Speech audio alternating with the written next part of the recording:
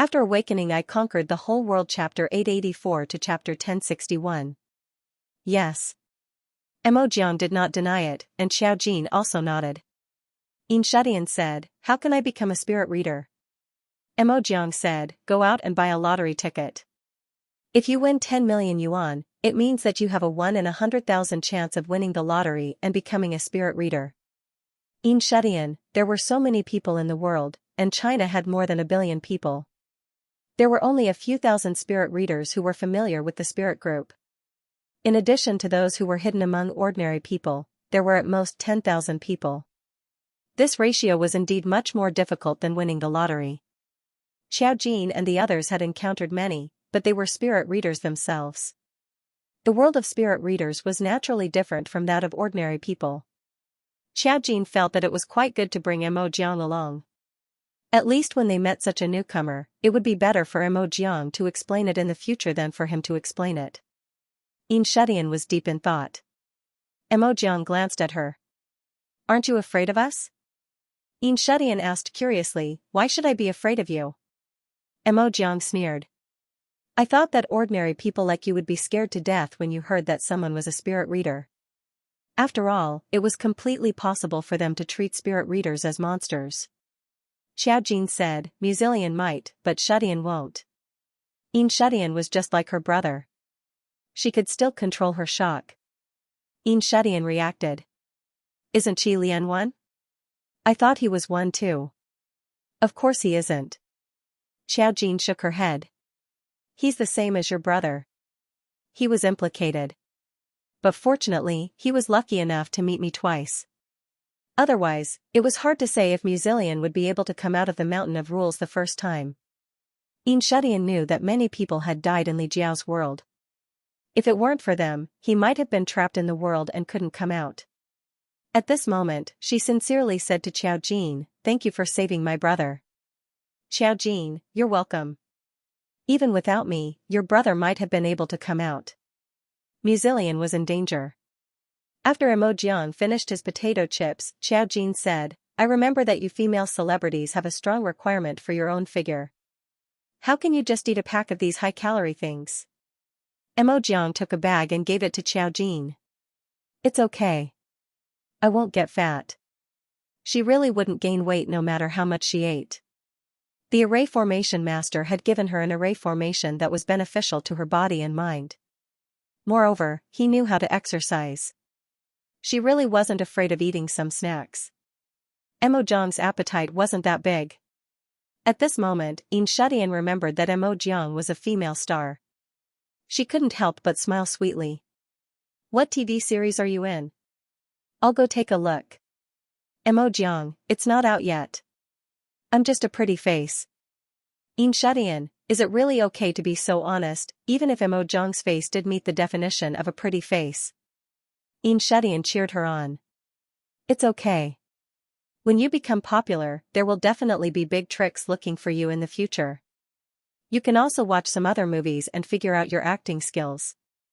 This way, the audience won't think that you're a pretty face with no acting skills. Because a pretty face was a bad word, Xianxia was giving Mo Jiang chicken soup for the soul. Mo Jiang gave her poisonous chicken soup with a backhand. She touched her face and couldn't help but click her tongue. Why do I have to figure out my acting skills? I don't need the audience to see my acting skills. They only need to see my face and know that I'm beautiful. Was everything else important? Xianxia, you really couldn't do anything to such an unconventional person. After resting in Nanjiang City for a day, they returned to the capital the next day. Mo Jiang went straight back to the set, while Zhongyu brought Xianxia home. Song. Yanqing sent Xiao Jin and Muzilian home before he went back with you. When the people in the Mu family saw Mu Qilian and Xiao Jin coming back together, they were a little surprised. Where the hell did you go? I haven't been able to get through to you for a few days. Didn't you lose your phone? Mu Qi held his phone that was still there. Should he throw it away or not? Xiao Fei looked at Xiao Jin and asked. Jin, how did you run into your third brother again? Xiao Jin did not say where he was going with his suitcase. Why did he come back with Muzilian? Xiao Fei was very imaginative and said in shock, did you go somewhere you shouldn't have gone and come back with Jin? Were you afraid that I would scold you if I found out? So you asked Jean to shield you, right? Musilian? Why was his mother always so imaginative? Xiaojin chuckled. We happened to run into each other on the way. There was no need to say too much about some things, in case Xiao Fei and the rest got worried. She carried her suitcase upstairs. Xiao Fei stared at Musilian when he saw her go up. How did you run into your sister? Where did she go? Musilian did not blush at all. We happened to run into each other at the airport. If he was not thick-skinned, how could he have become the most dazzling prince at the disco? Xiao Fei, do you think I don't know your character? I know what you are going to say the moment you raise your butt. Musilian. Mom, how can you be so vulgar? This is not befitting of your status as Mrs. Mu. Why do you care? I can't control your sister if she grows up, but can't I control you? Musilian? Why can't you control her when she's all grown up? Why do you control me? You bully the weak and fear the strong. Even persimmons have to be bullied by the weak. Before he could finish his sentence, he saw Xiao Fei pick up the familiar feather duster. Mom. Musilian was furious. I just came back and you want to hit me? Do you believe that I won't come back in the future? He was beaten up by Xiao Fei until he jumped up and down. After a while, Musichu returned from outside. Seeing Musichu, Musilian ran towards him. Brother, save me, save me. Musichu was used to seeing Musilian get beaten up. Out of sight, out of mind, he planned to pass by calmly. However, Musilian came over and suddenly looked at his face. Brother, why is your face so dark?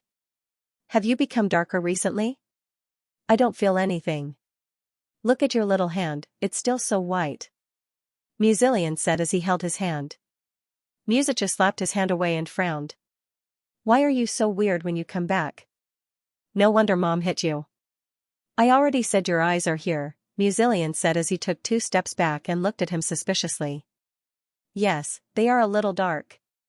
It was a little strange. It was like a shadow, not a shade on his skin. However, other parts of Musichu's body were normal. How is it dark? Xiao Fei rushed over to teach Musilian a lesson. How is your brother dark? Look at how white his little face is. Musilian blinked. He didn't know if he was hallucinating, but he felt that there was a dark cloud on his brother's face. Then, the dark cloud disappeared. When he looked at Musilian again, his face returned to normal. Xiaojin, who was upstairs, paused for a moment. A wisp of black gas seeped into the array set up by Xiaojin. Then, it was silently devoured. The black gas came from outside, which meant that someone in the Mu family had been set up with an array, but it didn't work. The people of the Mu family had been nurtured in her array for a long time. Even if they didn't have any abilities, they had a certain resistance. If an ordinary array master or spiritual master tried to use some abilities on them, they would usually be intercepted and rendered ineffective. Then, they were devoured by Xiaojin's array at home. She was the one who set up the array, so she could naturally feel it. She immediately turned around and went downstairs. Then, she saw Musichu coming back. The black gas was brought back by Musichu. Musilian was still shouting beside him, I just saw that his little face was a little dark. Xiao Fei said, You're the one with a dark face. Musichu saw Xiaojin. He nodded and called out, Xiaojin, you're back? Xiaojin nodded and said to Musichu with a smile, Musichu, did you just come back from studying? Yes. Musichu was a good student who worked hard. Usually, he was either studying or on the road to study. Generally, he didn't do anything unnecessary. Occasionally, he would have fun. It was a high-quality activity that cultivated his body and mind. His consciousness and self-discipline were not on the same level as Musilian and Xiaojin. He was the perfect successor of the Mu family after Mu Qiji. You can't study every day. Xiao Fei still felt sorry for her second son, your grades are already excellent. You don't have to work too hard. I know you want to help your eldest brother, but look at your third brother. He's always fooling around. You have to relax yourself. She was really afraid that her second son would become stupid. Musichu nodded, Mom, I know. I usually relax. You don't have to worry. Of course, he knew what he was doing. He had inherited the good genes of the Mu family, so he would not tire himself out with his studies. Musilian felt offended and accused her righteously. Mom, what right do you have to say that to me? I'm not the only one in our family who's crippled. Look at Xiaojin. She was usually more willing to take leave than he was. Although he knew what Xiaojin usually did, he wanted his mother to know that they were all useless together. I can't just give him moral advice, otherwise, wouldn't he be at the bottom of this family? No, Xiaofei wanted to scold him again. Jean is a girl, and you are a guy. Aren't you ashamed to compare yourself with her? Musilian pointed at her and said, Okay, Mom, what era are you still discriminating against men and women? Don't you know that men and women are equal? Your thoughts are still stuck in the last century, how sad. Xiaofei picked up the feather duster and was about to hit him again. Xiaojin was amused by the two of them. She glanced at Musichu. Musichu was particularly noticed by her gaze. He keenly sensed something and asked, What's wrong? Xiaojin smiled faintly and said, Who were you with when you were studying? It was quite a low-level maze. No wonder it didn't work. Musichu suddenly understood something. He frowned and said, A few classmates in the same classroom. We were tutoring with the same teacher. They were not tutoring. They were studying courses that the school was not ready to teach at the moment. He was about to graduate and was preparing for the postgraduate entrance exam. After a pause, he added, It only started recently. What he meant was that Hui Yao had only started studying recently, which meant that he had only met these people recently. Someone in the group had bad intentions towards Musichu. The bewitching array was just a small array. To a certain extent, it was used to confuse the target and make them change their minds. Most of the time, it was used on people who liked them but did not like them. Xiaojin did not find it strange when he saw Musichu's reaction. He guessed that someone had bad intentions towards Hui Yao. Xiaojin pondered for a moment. Shall I go with you to the tutoring class tomorrow? Musichu raised his brow. You want to go too? Xiaojin nodded. He could guess what was going on, so he did not stop Hui Yao. Xiaofei was a little surprised when he heard this. You want to go for tutoring? Can you keep up with your second older brother's progress? Xiaojin was speechless. Mothers were very straightforward, so Xiaofei did not think there was anything wrong with what he said. Musilian looked at Xiaojin and then at Musichu before he suddenly said, I want to go too. Xiaofei said, You want to go everywhere? You are everywhere. Can't you just stay at home for one day? Musilian said, I don't see you playing mahjong or shopping with your friends when I'm at home. Xiaofei was speechless. What kind of disaster had she given birth to? Couldn't he be as mature and sensible as his two older brothers? Xiaofei's heart ached. Musichu did not mind. Since they want to go, we usually follow the teacher's progress in class. They can try one class.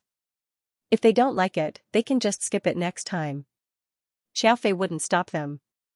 Instead, he said to Musilian, Sure, but don't disturb your brother's study progress. Be more serious in class. Don't be so careless all the time. Musilian, I just told you not to discriminate between men and women, and now you're telling me that Xiaojin's studies aren't that good, so why don't you scold her? Xiaofei, her boyfriend is Lord Song, are you? Musilian, using a romantic partner to discriminate against others is too much. Xiaojin chuckled. This matter was decided. Musilian still felt that something was off. He went into Musichu's room and whispered to Musichu, Brother, I really saw something wrong with your face just now. Could it be that my eyes were playing tricks on me? Xiaojin heard this and glanced at Musilian. There was indeed a black aura on Musichu's body just now. Did Musilian see it? Musilian didn't show any signs of awakening, so he shouldn't be able to see these things. However, after all, he came out of the mountain of rules and experienced Li Jiao's incident. He was more or less affected and could see something different. Xiaojin was about to return to his room thoughtfully when Xiaofei suddenly grabbed Xiaojin. Jin, Mom wants to ask you something. Xiaojin turned to face Xiaofei. Yes, go ahead. Xiaofei's expression was a little gossipy. You and Lord Song are quite happy now, right? Of course. Xiaojin raised his eyebrows slightly. why did you suddenly ask this? You don't know. The main thing is that everyone now knows that you and Lord Song are dating. I heard that your relative, Chai Yueli, went to the Song family. Hearing this, Xiao Jin's smile faded. Chai Yueli went to the Song family? Xiao Fei nodded vigorously. Yes, she went to the Song family. I heard it from my friend. When the news came, Xiao Fei was furious. However, she was in no position to ask the Song family now, so she didn't know the details. She only knew that such a piece of news had spread. Xiao Jin lowered her eyes and thought for a moment. Fei Fei, when did this happen? Yesterday. Xiao Fei said, I was thinking that you and Lord Song just came back, so I don't know what Chai Yueli said to Lord Song's mother. Now, only Song Yanqing's mother was in the Song family. Xiao Fei had never met her. Now that she knew that Chai Yueli went to Song Yanqing's house, she despised Chai Yueli for being so thick-skinned. On the other hand, she was afraid that Song Yanqing's mother didn't know the truth. What if she sympathized with Chai Yueli? What would Song Yanqing's biological mother and adoptive mother think? You don't have to worry. Xiao Jin knew Song Yanqing's mother's character. She just felt that she had underestimated Chai Yueli's thick skin. She couldn't get anything good from the Ji family. Now that Xiao Jin and Song Yanqing were dating, her eyes moved quickly. Xiao Fei was a little hesitant. I just thought that she's your biological mother after all. There are many things that are difficult for her to do.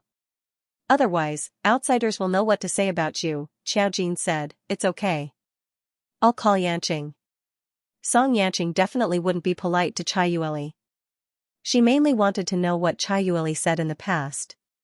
Not long after she went upstairs, Song Yanqing called. There was a hint of a smile in his voice. Guess who came to my house yesterday? Xiao Jin's tone was very straightforward. Chai Yueli. Song Yanqing said, it seems that you've received the news.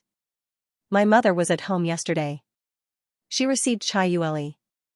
Xiao Jin asked directly, what did they say? My mom said that she's here to get close to you. Because he was facing Xiao Jin, Song Yanqing's words were much more direct.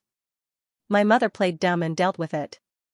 She knows about the matter between you and the Ji family, so she won't do anything unnecessary. You can rest assured. I'm not worried about your mother.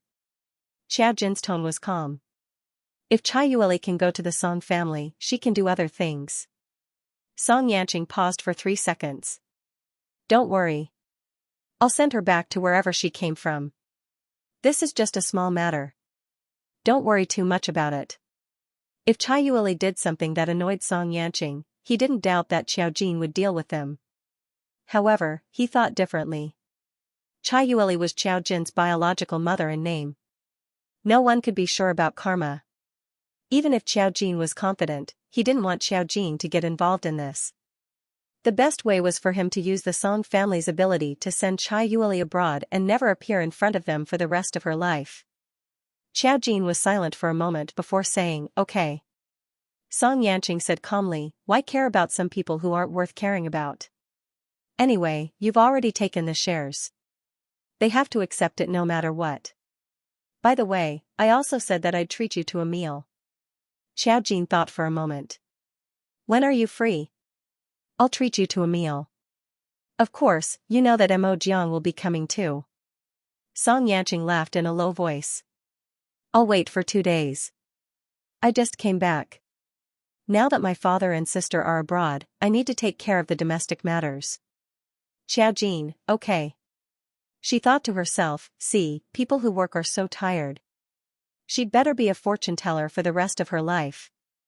The next day, Xiao Jin went to study with Muzichu and Muzilian. It wasn't early in the morning, but Mu Xiangshan saw them when they were leaving. He saw the 3 of them going out together, and he even heard Xiao Fei say that they were going to study. He was surprised. Oh, did the sun rise from the west, or did the 9th miracle appear in the world? The 2 of you are actually going to study with your second brother? Listen to what he said. Muzilian was not convinced. Grandpa, what's wrong with you? Don't Xiao Jin and I look like people who like to study? Mu Xiangshan said, don't you know whether you like to study or not? Muzilian said, of course. Mu Xiangshan, it seemed that not only did they not know, but they were also shameless. He rolled his eyes and ignored these people. He picked up his fishing rod and went out again. He was not fishing at home. Recently, he had made an appointment with a group of old comrades to go to a specialized fishing center. They chatted and gossiped about the younger generation in the family. Among them was Ji Pingon. There were many topics to talk about, and every day was very enjoyable. However, he had only taken 2 steps when he heard Xiao Jin casually ask, "Xianxia, are you not planning to go back to the United States?" "Mu Xianxia? Believe it or not, I'll pin the fishing rod on your unfilial granddaughter's head today." Xiao Fei could not help but snicker. "Xiao Jin, what are you talking about? It's Grandpa's business whether he wants to go back or not. As a junior, don't interfere." Xiao Jin, oh. Mu Xianxia snorted and left. Mu Zilian laughed behind him. "Xiao Jin, you've learned bad things. How dare you talk about Grandpa?" Although Mu Xianxia and Mu Zhenming had conflicts in the past, now that he was back, it meant that they were almost reconciled. However, both of them were the kind of people who did not want to lose face. Neither of them said anything, and this matter passed quietly. Xiao Jin was Mu Xianxia's heart. Musichu couldn't help but chuckle. "Impudent." Mu Zilian shouted, "She's still so impudent. She's always been impudent. Even now, she doesn't call me third brother." "Xiao Jin, call me big brother." "Xiao Jin." Mu Zilian, I knew you would be like this. Forget it, forget it. I won't stoop to your level." The 3 of them chatted as they walked away. Xiao Fei sighed with emotion when he saw how friendly they were. Who would have thought that half a year ago, his 2 sons still didn't like Xiao Jin? Weren't they getting along quite well now? What happened in the past was in the past. Xiao Fei naturally wanted his family to be happy. Then, she happily made an appointment with her friends to go to the spa. She had the self-awareness of a rich lady. Xiao Jin also went to the cram school with Musichu and Mu Zilian. This cram school was quite famous. The teacher was a famous foreign professor. A class was very expensive. Xiao Jin and Mu Zilian came to join the class because Musichu called the professor and the professor agreed. The 2 students were taught the same class. Neither of them would complain about the lack of money. When they arrived at the classroom, Xiao Jin heard Musichu say, "At present, there are a total of 8 students. With the 2 of you, there will be 10. The point was that the professor was extraordinarily expensive. To attend his class, one had to have good grades. Fortunately, Musichu had the best grades here. The professor reluctantly agreed when he spoke. Otherwise, Xiao Jin and Mu Zilian wouldn't have been able to get in. Grades were quite fatal. Xiao Jin wasn't bad, but he wasn't the best either. Mu Zilian didn't know anything after 2 months of absence. But overall, he was a little better than Xiao Jin. However, Xiao Jin didn't come to study. The classroom wasn't big. There were more than a dozen desks, some of which were empty. Everyone had a computer in their seat, and there was a projector in the middle. They came in the middle, and there were still a few people who hadn't come. 2 of the other students were mixed-race twin sisters, and some were foreign, but they were all rich and respectable. But when they saw a Mu Zilian who looked similar to Musichu beside him, everyone was a little surprised. If it weren't for the obvious difference in temperament, they wouldn't be able to tell Mu Zilian apart if he entered the classroom first. A few straight-A students also surrounded Musichu and expressed their full attention to the fact that he had a twin brother. Mu Zilian used his ability and winked at the other mixed-race twin sister. Xiao Jin. At this moment, a girl walked into the classroom. In terms of appearance, she was relatively ordinary, at least compared to the good-looking straight-A students in the classroom. The moment she came in, she subconsciously looked at Musichu. When she saw that Musichu was surrounded by people, she was a little surprised. When she took a closer look, she saw Musichu sitting with Mu Zilian. This time, she couldn't hide her surprise. She probably didn't expect Musichu to have a twin brother. She even leaned closer to Musichu and asked with a smile and a little surprise, "Are you twins too?" "You are." She pointed at Musichu. "You are Chi-Chu." Her tone was very sure. Musichu looked at her and nodded. Mu Zilian next to him greeted her generously. "Hello, classmate. I am Musichu's younger brother, Musilian. As you can see, we look the same. We're real twins. He smiled, revealing a standard eight-toothed smile with a hint of evilness. At least on the surface. Why was Musilian able to deceive so many young ladies? It was all because of his face. When he smiled, he was quite attractive. Before seeing his true colors, it was easy for one's heart to beat faster when looking at his smile. Of course, that was for other girls. Xiaojin propped up his chin and sized up the girl. She was an ordinary array master who had awakened normally. If it wasn't for the fact that she had thrown the array formation at Musichu, she wouldn't have bothered with this kind of array formation master. Only then did the girl notice Xiaojin. Actually, she had already seen it long ago. However, the moment she entered the classroom, her gaze subconsciously followed Musichu because she liked him. Now that she saw Xiaojin, there was obvious shock in her eyes. What followed was amazement, followed by a very, very faint trace of envy. This was normal. When faced with a beautiful girl, many people would have such emotions. This student, are you new here too? She smiled at Xiaojin again. Her smile was hearty and generous, especially when she smiled, it gave people a good impression. Musichu took the opportunity to introduce her. This is my sister, Xiaojin. She's also here to listen to the class. Sister? The girl was even more surprised when she heard that he had a sister. Musilian and Musichu looked exactly the same, but Xiaojin didn't look like them. When she still had something to say, the professor arrived.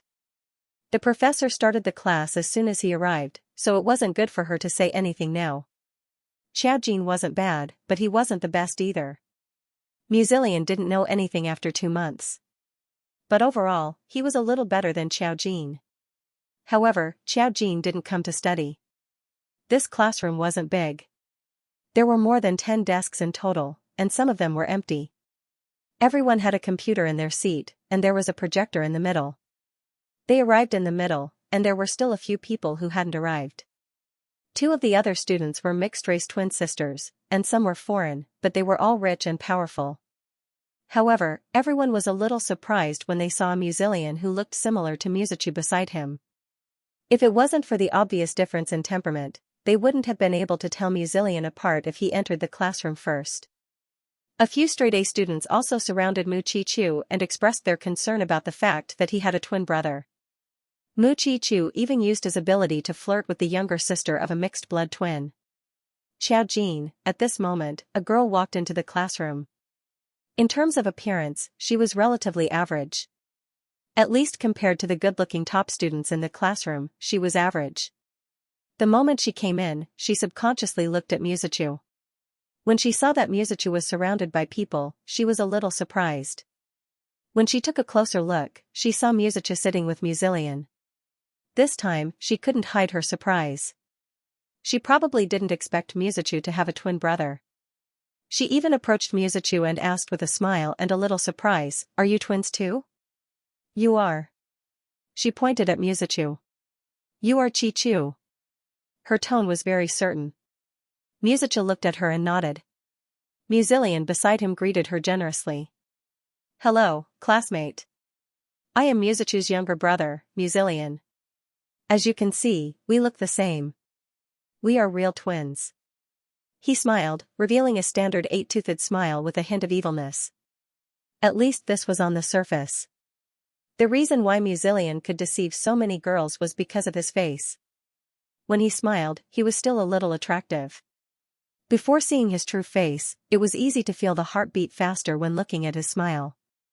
Of course, that was for other girls. Xiaojin held his chin and looked at the girl. She was an ordinary array master who awakened normally. If it wasn't for the fact that she threw the array at Musichu, she usually wouldn't care about this kind of array master. The girl also saw Xiaojin. In fact, she had seen him a long time ago. It was just that the moment she entered the classroom, her eyes subconsciously followed Musichu first because she liked him. At this moment, when she saw Xiaojin, there was obvious shock in her eyes. Then, there was a hint of amazement and a hint of envy. This was normal. When facing a beautiful girl, many people would have such emotions. "Classmate, are you new here too?" She smiled at Xiao Jin again. Her smile was bright and generous, especially when she smiled, it gave people a good impression.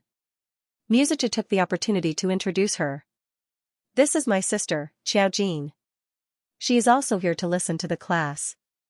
Sister? The girl was even more surprised when she heard that he had a sister. Musilian and Musicha looked exactly the same, but Xiao Jin didn't look like them.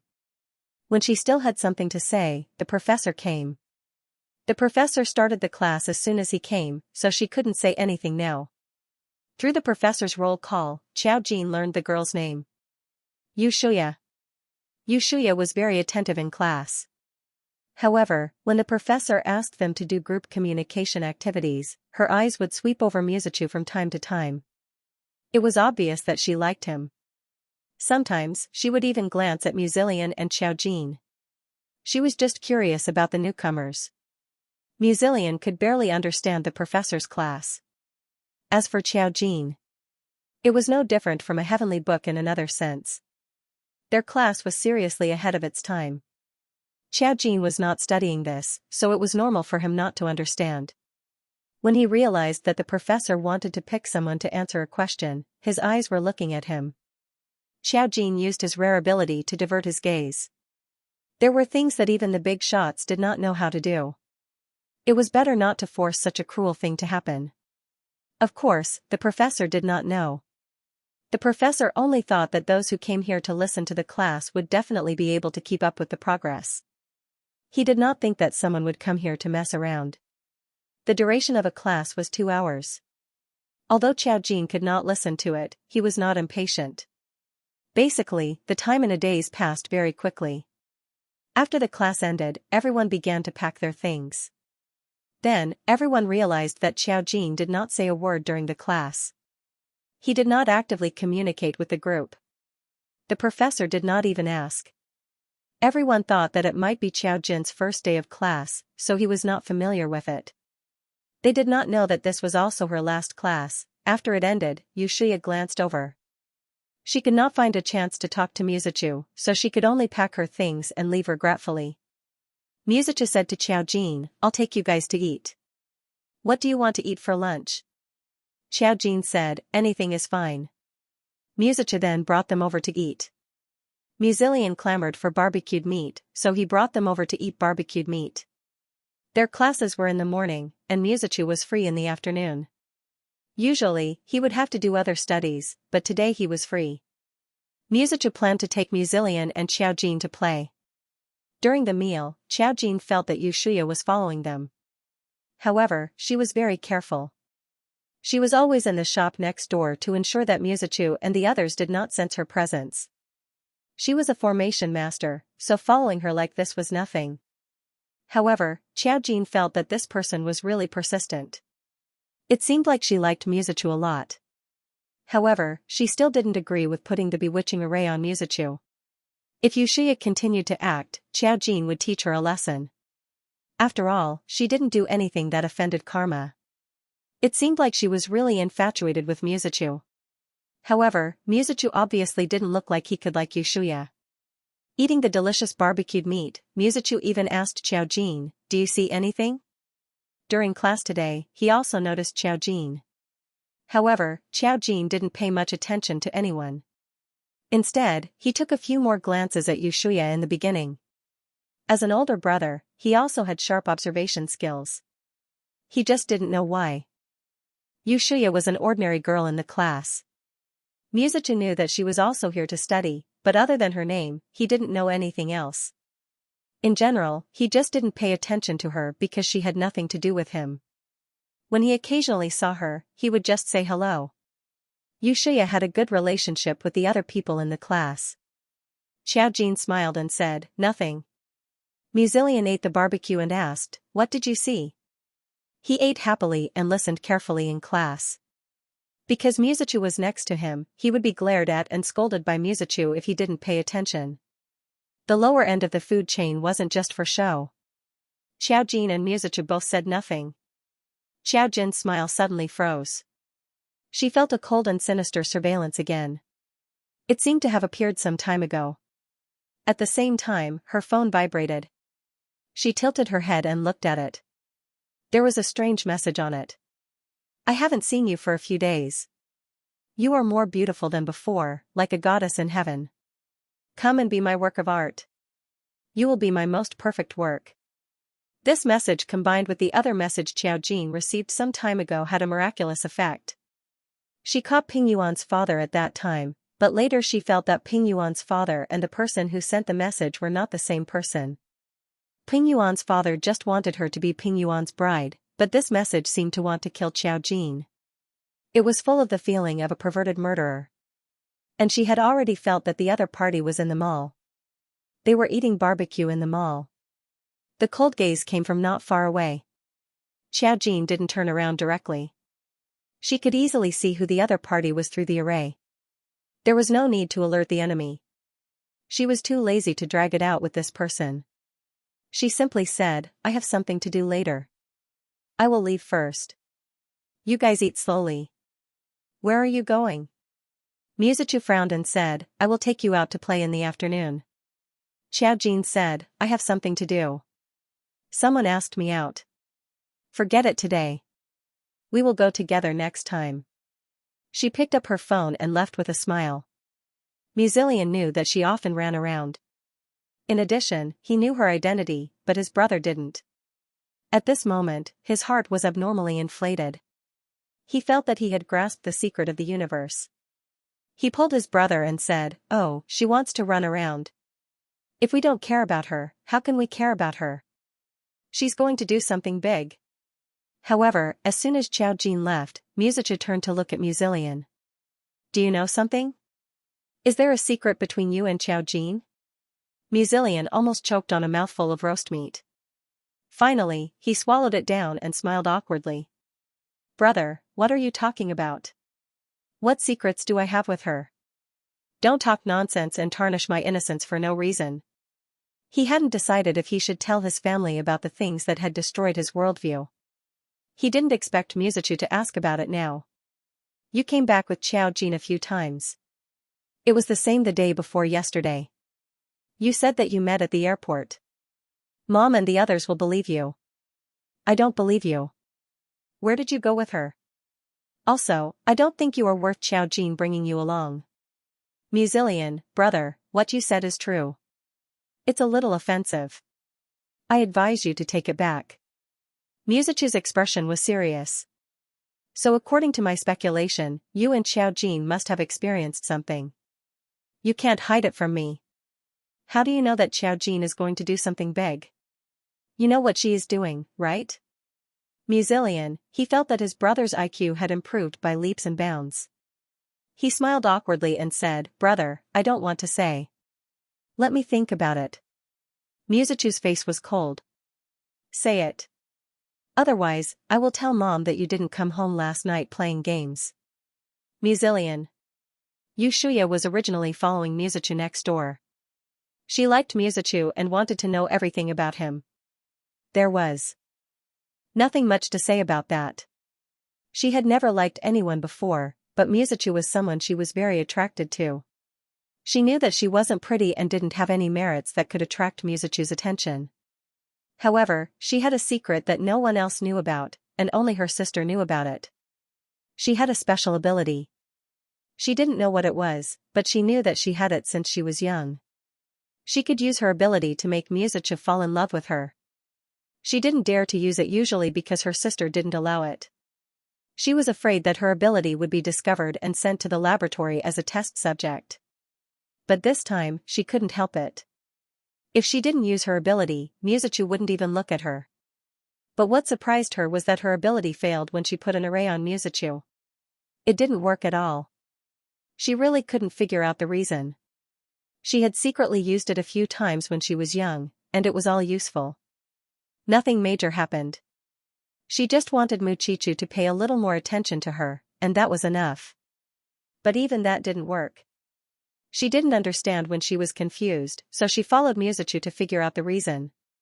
However, she saw something unexpected. She was sitting diagonally across the mall. On the seat outside the washroom, there was a man wearing a baseball cap. The brim of his cap was pressed very low. He pretended to look at his phone, but his eyes inadvertently looked next door. As an array master, she had sharper senses. Her intuition told her that the man was spying on someone. It wasn't until Xiao Jin got up and walked out that she saw the man look at Xiao Jin and then get up to follow her. Xiao Jin didn't seem to know anything. Yushuya's face paled. Xiao Jin was Mizuchu's sister. She had a bad premonition. Because of her innate ability, she felt a very uncomfortable aura from that man. She couldn't describe it. It was like a thick smell of blood. The reason why he described it this way was because his sister was a special police officer. She once had to kill a murderer during a mission, and because of the nature of her work, she often brought it with her. She had the smell of blood on her, but ordinary people couldn't smell it. She had relied on her intuition. How could an ordinary person have such a strong smell of blood? Her intuition told her that something was wrong. She wanted to inform Mizuchu, but she couldn't find a reason. Was she going to say that she suspected that someone was following Xiao Jin? That person was so far away. What if he alerted the enemy? What if he ran away and was in danger again? Yushuya looked at Mizuchu, who was next door, and then looked at Xiao Jin, who had already walked out of the elevator. She paused for a moment, then stood up and hurriedly called the waiter. "Bill, please." After paying the bill, she chased after him. She wasn't afraid because of the influence of her sister, who was a police officer. Also, she was an array master, so she was confident if she encountered danger. Moreover, she was such a cold girl. She didn't dare to imagine what she would look like if she encountered danger, nor could she imagine what she would look like if something happened to her. She kept a distance. She didn't need to follow Xiao Jin. She only needed to follow that man. Seeing that he was following Xiao Jin all the way, her intuition was even more accurate. With her ability as an array master, she could stay very far away until she followed him onto the subway. Xiao Jin seemed to be walking aimlessly. She took the subway to another square. There was a developed area nearby, so there were quite a few people. After Xiao Jin entered, Yushuya saw the man she was following take something out of his bag. He tapped it a few times. After that, Xiao Jin stayed in the square. Yushuya hid far away and saw the man sitting there. After a while, he drove a car over. The driver got out of the car and he sat in the car. Yushuya didn't know what he wanted to do, so she could only wait. This wait lasted for 3 hours. Xiao Jin actually went in to watch a movie. When she walked to the side of the road, she saw the car. Her target was obvious. When she came to the side of the road, she didn't walk in the direction of the subway. The driver stuck his head out and showed an ordinary face, even a little friendly. "Miss, do you want a ride?" Xiao Jin looked at him and smiled lightly. "How much to Qingqing District?" As if to make her believe him, the driver said, "I drive a sports car. You can call me directly using the taxi app. It'll cost you as much as it says." "Okay." When Yushuya saw Xiao Jin get in the car, her eyes widened. She knew him? That was impossible. She had been following Xiao Jin on the way out. She didn't think that Xiao Jin knew him. However, Xiao Jin got in the car. She hesitated for a moment and sent a message to her sister. She saw the license plate number of the car and sent it to her sister for investigation. Her sister was probably busy now. They were recently investigating a serial murder case and didn't even have time to eat. She didn't dare to call her sister casually. She could only hope that her sister would see the news as soon as possible. She should be fine, right? With that thought, she called a taxi and said to the driver, "Follow the car in front." Because she was especially careful and vigilant, the driver understood immediately. "Miss, catching cheating boyfriends?" Yushuya, yes, drivers these days all had the heart to be secret agents. Hearing this, he made an okay gesture to Yushuya. "Miss, I'm a professional. Don't worry. I won't let the other party find out." Yushuya, she always felt that the driver was more dramatic than her. The car slowly followed. The car kept running and ran very far. Soon, it began to appear on a remote road. Yushuya threw an array over and was shocked to find that Xiao Jin was lying in the back seat. She had fainted. There was knockout powder in the car. At this time, the car had already reached a remote road. She was afraid that if she followed too closely, she would be discovered by the other party. She took out her phone and pretended to have a GPS. She used a formation to monitor the driver so that he would be far behind. She ensured that he would not leave the formation range and would not be discovered by the other party. However, using the array formation in such a manner was not something she could handle, and her face quickly turned pale. The driver thought that she was upset because she had caught a mistress, so he started to chatter. "Miss, you don't have to be sad.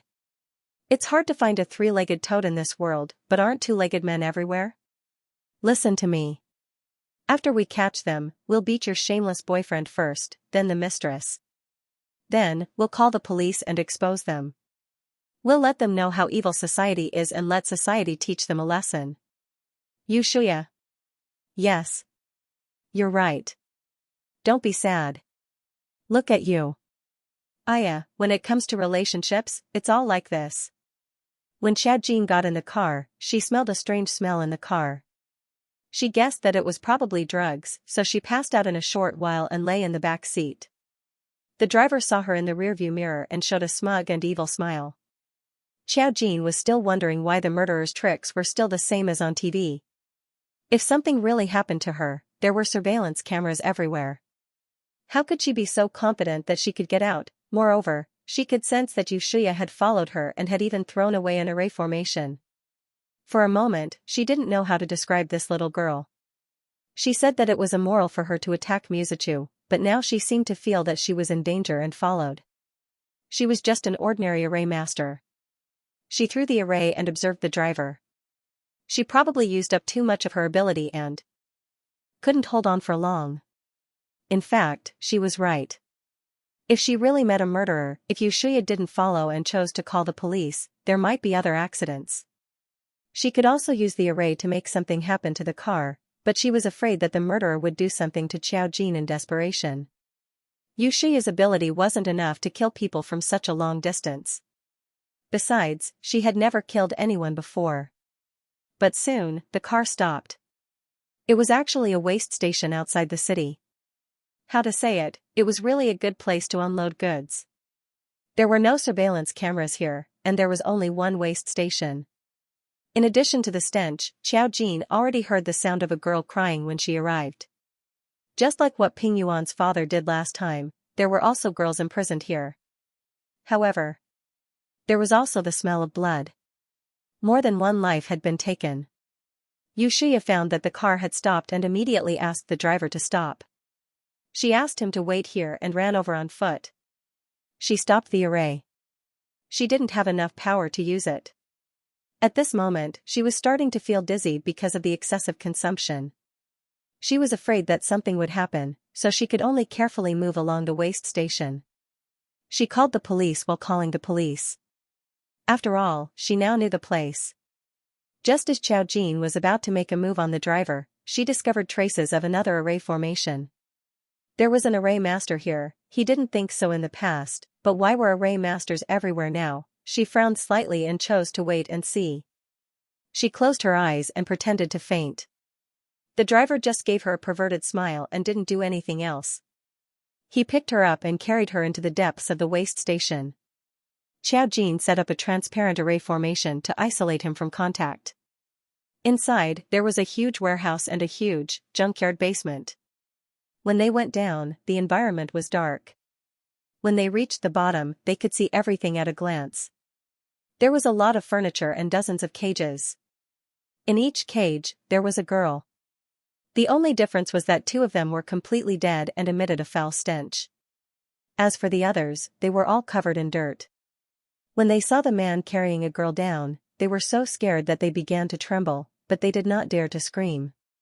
Outside the cage, there seemed to be a huge circle drawn. Inside, there was a complicated pattern. In the center of the pattern, sat a woman that was difficult to describe with words. She only had a woman's face. Her lower body was a mass of rotten meat.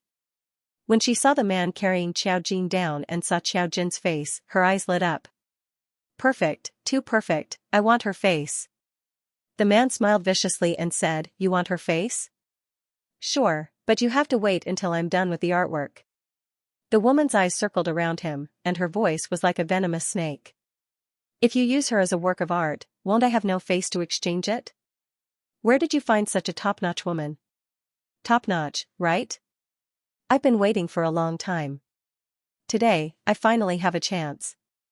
As he spoke, he had already carried Xiaojin.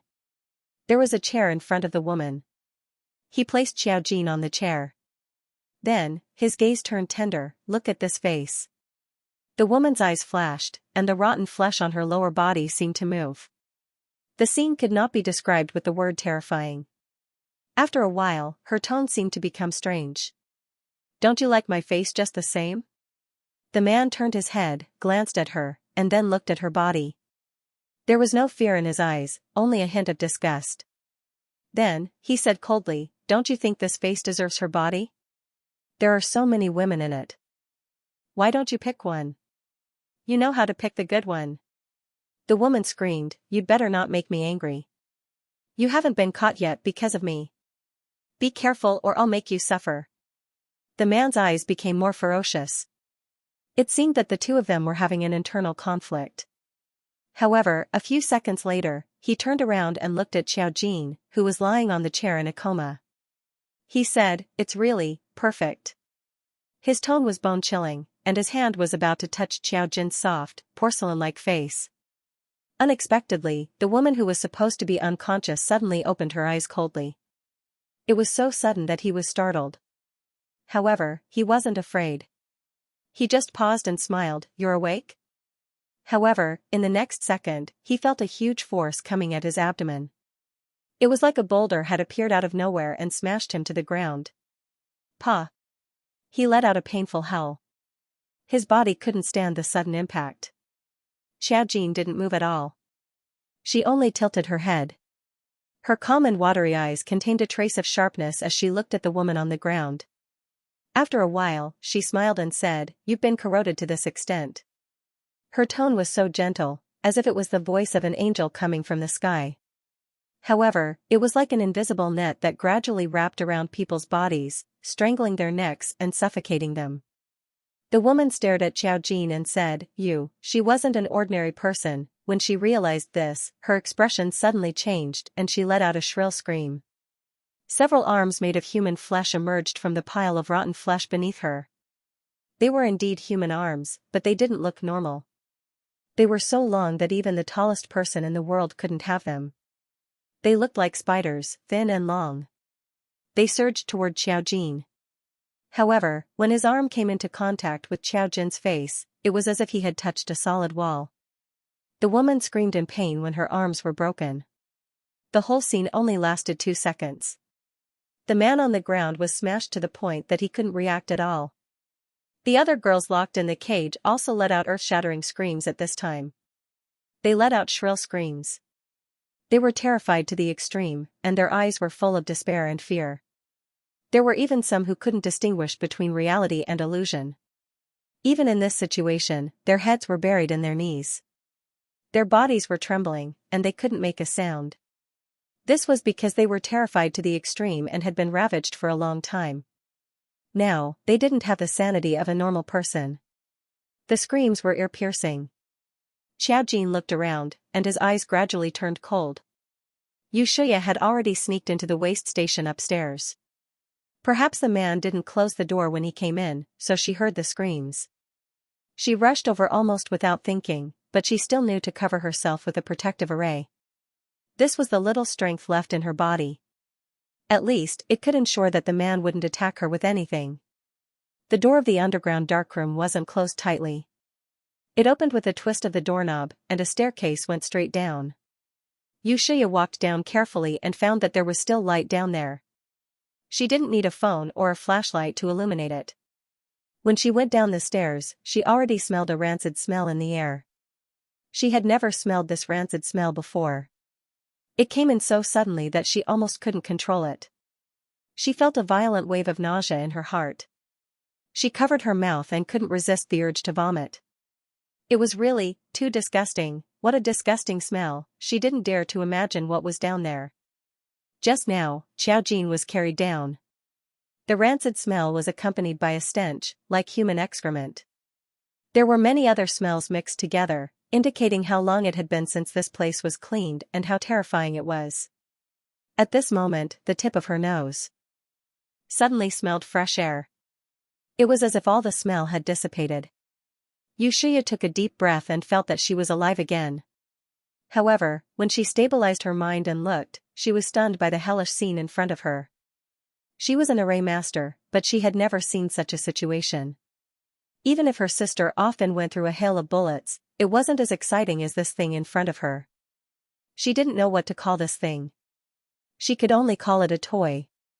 She had a woman's face, but the lower half of her body was a lump of rotten flesh. There were even a few oddly shaped thin and long arms growing out of this lump of flesh, like the arms of a spider. At this moment, the woman was still howling. Her arms and rotten flesh were rolling. If this scene was filmed live, it would definitely be the #1 horror movie. She had never seen such a thing before, and the visual impact was too great. The nausea she felt from the smell just now was completely overshadowed by the thing in front of her. Unable to hold it in any longer, Xianxia leaned against the wall and vomited. Xiaojin, forget it, she dared to rush down, her courage was commendable. Looking at the woman in front of him, Xiaojin waved his hand and destroyed her. The woman's body began to tremble, and her rotten flesh began to melt. Gradually, her entire body turned into a pile of thick, unknown liquid.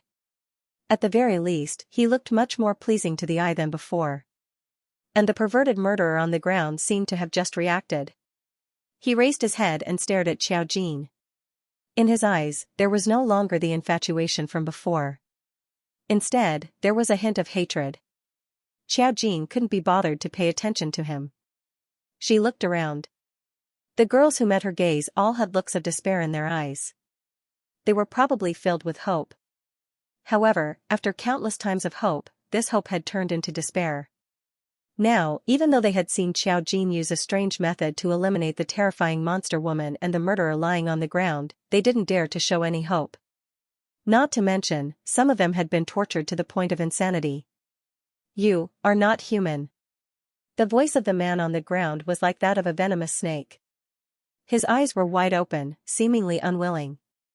Xiaojin glanced at him indifferently. That glance was like sweeping through a mass of useless things, like air that could be seen at any time. She walked around and waved her hand gently. All the cages were opened. The sound of the cages being opened frightened the girls in the cages. A few of them screamed almost immediately. Xiaojin faced 2 of them. She gently put her index finger between her lips and said, "Shoo." This soft hiss seemed to have a soothing effect. The few people who had been screaming slowly quieted down. However, tears flowed out of their eyes. Because they were too emotional, they kept hiccuping. However, their cries gradually stopped. Xianxia almost vomited the bile in her stomach. Finally, she had the courage to look down. When she saw the woman who had disappeared, she was shocked. Then, she saw the man on the ground slowly get up. He pulled out a small knife from his pocket and directly attacked Xiaojin. "Be careful!" Xianxia screamed. She immediately stretched out her hand to use her ability to stop him. The man's knife didn't stab down. It was as though there was an air wall behind Xiaojin. He stabbed the air above Xiaojin's head and couldn't stab down anymore. So much so that his hands were trembling, which made him look somewhat comical. He opened his eyes and looked at the girl whose back was facing him. Then, he turned around with an indifferent expression. "Do you know why I didn't kill you?" Her voice was like the most beautiful sound of nature. It was a little cool, but it also made people feel mesmerized. Xiaojin smiled. "The police are here. We have to give them an explanation." Xianxia looked at this scene in shock. She also saw the man who couldn't stab her knife down. She said in shock, You're actually not an ordinary person." With such an ability, it was obvious that Xiaojin was not an ordinary person. Xianxia had never thought that Mizuchu's sister was actually a girl with abnormal abilities. Xiaojin turned to look at her. "Why did you follow me?" Xianxia was speechless. Why did she follow them? Of course, it was because she was afraid that something would happen to Xiaojin. In the end, when she saw how effortlessly Xiaojin dealt with it, she instantly knew that she had been overthinking things. Before she could say anything, Xiao Jin continued, "You're kind-hearted, so why did you use the bewitching formation on Mizuchu?" Yushiya's face instantly turned red. She didn't know what the bewitching formation was. She just used her ability based on her instincts. However, Xiao Jin's words were clearly telling her that she knew what she did to Mizuchu. This was a rather embarrassing question. This kind of embarrassment was for Yushiya. Using her ability on Mizuchu was not something to be proud of. She knew that she looked ordinary and everything was ordinary. She just wanted to attract Mizuchu's attention, so she secretly used a little of her ability. She was surprised to find that the ability she used had no effect at all. Mizuchu still ignored her and did not even show the slightest bit of attention to her. She thought that it was because her ability could not be used on others. However, she secretly used it when she was young and there was no problem. Now that Xiao Jin had exposed her in front of everyone, she felt ashamed. She stuttered and could not say a word. Xiao Jin said lightly, "You did not do anything wrong, so let's forget about it. Since you have the ability, do what you should do. If you attract other people's attention and are targeted, not everyone will let you go like I did." "I'm sorry." Yushiya subconsciously apologized. Xiao Jin said, "The one you should apologize to is not me, but Chi-Chu. It's just that Chi-Chu does not know what kind of existence you are, so let's just pretend this never happened." "Okay." Yushiya could not ask for more. She was really afraid that this kind of thing would be known by Mizuchu. What would Mizuchu think of her? Yushiya did a little wrong, but she fell into a superstitious belief in her ability. He could still see that the bottom line in her heart was pure and kind. There were always times when people were confused. Xiao Jin let her go this time. When Yushiya saw that the terrifying woman was gone, she carefully walked down and looked at Xiao Jin. Then, she looked at the man who couldn't move at all and was holding a knife like a clown. She could roughly guess what had happened here. Then she saw the surrounding cages and the girls in the cages. With the dim light in the basement, Yushiya saw the miserable situation and was stunned. She had never seen such a cruel scene in her life. A girl was curled up in the cage, eating, drinking, and defecating inside. Her clothes were so dirty that they could not be looked at. In the stinky environment, most of them hugged their knees and buried their necks in their knees. It was a gesture of self-protection. They looked at her and Xiao Jin with frightened eyes, as if the slightest movement was enough to make them panic. There were also 2 girls in the cages, lying on their backs without any movement. 2, terrifying. Yushiya trembled, and her eyes turned red. It was because of the unfortunate girls in front of him, and also because of the shock of the scene.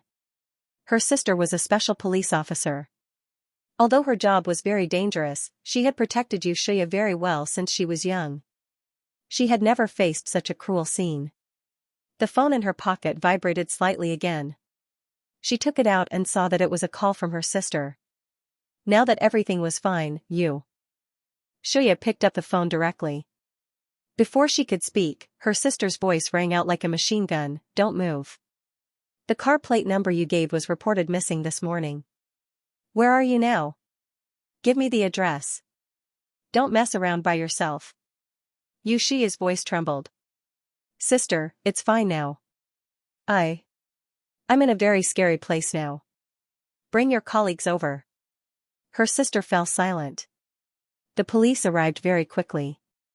In less than 10 minutes, the police cars arrived in a vast array. Yushiya must have called the police early. Her sister had already driven over when she saw that the license plate was strange. When Xiao Jin saw the police, she also called Hiyao to inform her.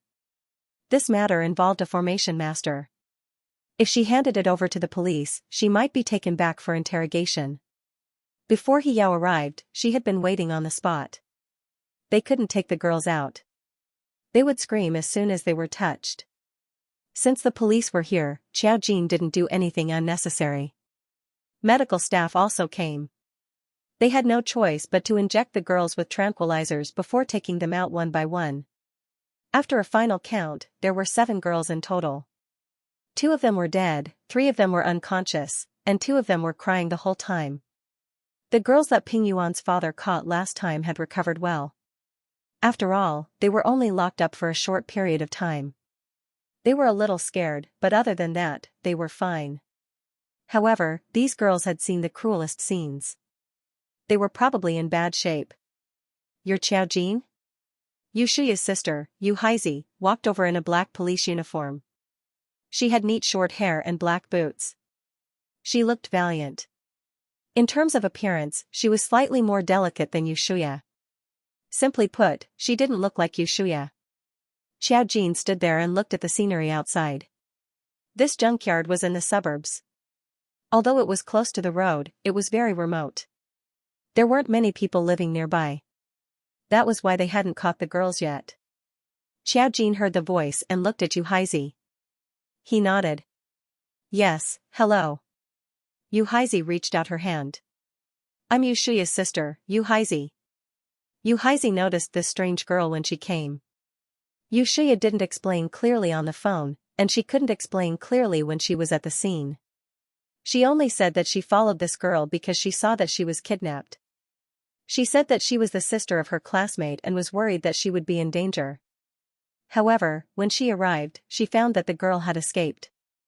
Yu Haizi had already guessed how Yushuya managed to escape. Yushuya didn't dare to say it out loud.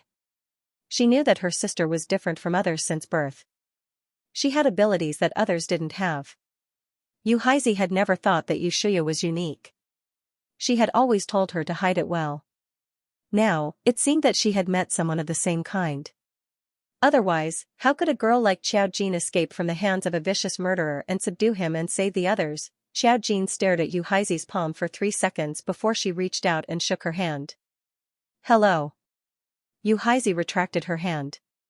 Looking at the girl's exquisite temperament and calm expression, she had already expected this. She smiled and said, "You're not afraid at all. Do you know who this man is?" Xiaojin looked at her. Her eyes were clear. Yu Haizi said slowly, "He is a serial killer we are tracking. He committed crimes in other places and fled here. He has more than 10 lives on his back. Are you really not afraid at all?" "If I was afraid, do you think you can still see me here?" Xiaojin smiled. He Yao's voice came from the other side. "Xiaojin." Now that He Yao was involved, this matter became much more convenient. Xiaojin was suspicious, but after the order was given, the matter was diverted by the higher-ups. Yu Haizi couldn't interrogate Xiaojin anymore. When Yu Haizi saw He Yao and the others come to deal with the scene, she didn't know who they were, but she had a vague idea. In the end, she saw Xiaojin get into their car and leave. Yu Haizi went back to find her sister. What method did she use to break free? Yushuya was still immersed in the trauma of seeing those girls. She felt a little uncomfortable. Plus, she saw a particularly disgusting woman, so she looked a little depressed. "I'm not sure. Maybe it's someone like me." Yushuya looked at her sister. "Did she leave?" Yu Haizi nodded. She looked around and said in a low voice, "The higher-ups gave the order. I can't interrogate her.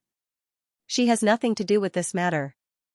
Yushuya explained for her sister, "When she came here, she already subdued those 2 people, too?" Yu Haizi narrowed her eyes. "Who's the other one?" "I can't describe it. It's a terrifying monster woman. Only her face is good. The lower half of her body is a mass of rotten meat. There are a few thin and long human arms in the rotten meat." Thinking of what she saw, Yushuya couldn't help but want to vomit when she described it. She couldn't help but vomit. Yu Haizi immediately said, "Take your time."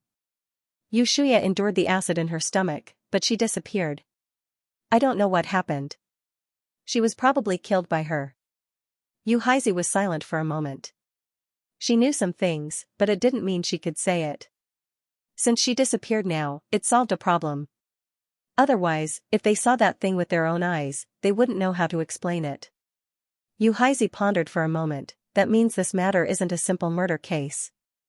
That monster is obviously not human. She pondered and helped Yushuya up, reminding her, "Don't tell anyone about this. Remember?" Yushuya nodded, still a little uncomfortable. "I know." "What did you see?" Xiaojin said that there was an array master there, but when they arrived, the array master had already disappeared. Due to the special nature of the case, this case could only be closed as a serial murder case. As for whether there were more things involved, it was not easy to investigate. That woman is using someone else as a substitute. Xiaojin was in the car. He leaned against the back of the car and looked at the scenery outside the window. He was deep in thought. It's an old monster who has lived for more than 100 years. I'm doing justice for the heavens. He Yao, she couldn't help but ask, is there any other information? Xiaojin shook his head. The murderer cooperated with her, and the two of them ran into each other. Then, did that person see you use your ability?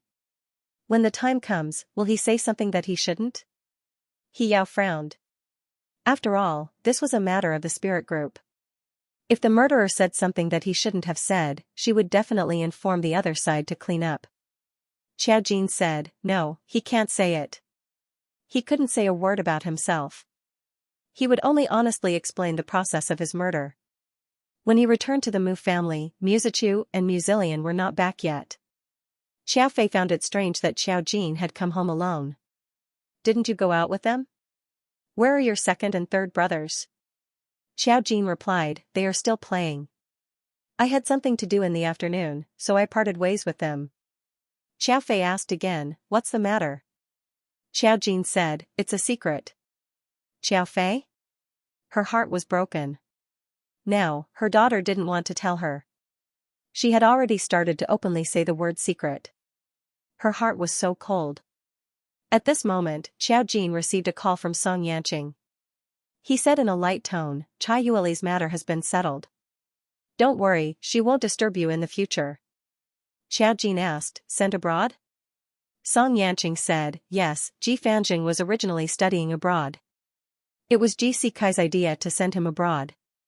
On the surface, the Ji family was a family. Seeing how fierce the first and second families were, they should know some problems. Ji Sikai had just taken power. Although Chai Yueli did not get Ji Pingan's shares, Ji Fanjing listened to her. She originally wanted Ji Fanjing to enter the company while Ji Sikai's foundation was unstable. However, because of her meddling, she was dealt with first. Even Ji Fanjing could only go overseas. Of course, the Ji family had branches overseas. Ji Sikai was using the excuse of nurturing him. However, it was hard to say whether Ji Fanjing would be able to enter the core of the Ji family's power. However, no matter how daring Chai Yueli was, she would do it abroad first. If there were any signs, Ji Sikai would probably kill her first. She was thankful that she was Qiao Jin's biological mother, so she would not be blamed. He just did not want her to wander around the capital. After Qiao Jin heard this, she nodded. Song Yanqing smiled. What are you doing? In the afternoon, I met the murderer, the person who sent me the message. Qiao Jin told him about what happened in the afternoon. I got rid of him, but things went beyond my expectations. He cooperated with the array master and captured a lot of girls. I killed the array master, but it's hard to say if those girls can recover. In addition, I also met an array master, a somewhat strange girl. Isn't it said that there aren't many array masters in the imperial capital? Why do I feel like you're always meeting one? Song Yanqing heard her understatement and knew that nothing had happened to her, so he didn't ask anything unnecessary. There is still a connection between spiritual readers, Yi Zichen said. Although the number of spiritual readers was small, they would know once they met them. They were naturally attractive, which was why Qiao Jin had met a spiritual reader. Just like in the same circle, they would see each other frequently. There would always be some news. Song Yanqing paused for a moment. It seems that spiritualists are indeed rare. Up until now, Song Yanqing had only met you, and it was Qiao Jin who discovered her. One could imagine how rare spiritualists were. Qiao Jin said, the greater the ability, the less favored you will be. Naturally, it is difficult for you to appear. Spiritualists were born with extraordinary abilities. They could even see the past and know the future. Of course, such powerful existences were not common. In this world, it was impossible for there to be only two spiritualists, Song Yanqing and you. It was only when the time came that others would appear. Qiao Jin continued to ask him, after returning, did you continue to talk about Li Jiao? You said that she had seen the woman in Li Jiao's world. Qiao Jin naturally remembered this matter.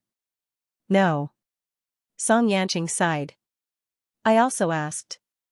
According to you, he would dream of some things from time to time, but they were all fragments.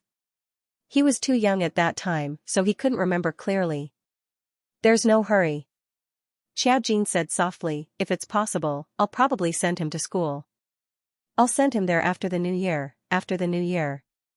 Xiaojin and Song Yanqing would sometimes chat about some topics. Today, Mu Zhenming came back early. When he saw Xiaojin standing in the living room and talking on the phone, Xiaofei propped her chin up and pricked up her ears. She wanted to listen but didn't dare to get closer. Mu Zhenming asked Xiaofei in a low voice, who is she talking to? Xiaofei snorted.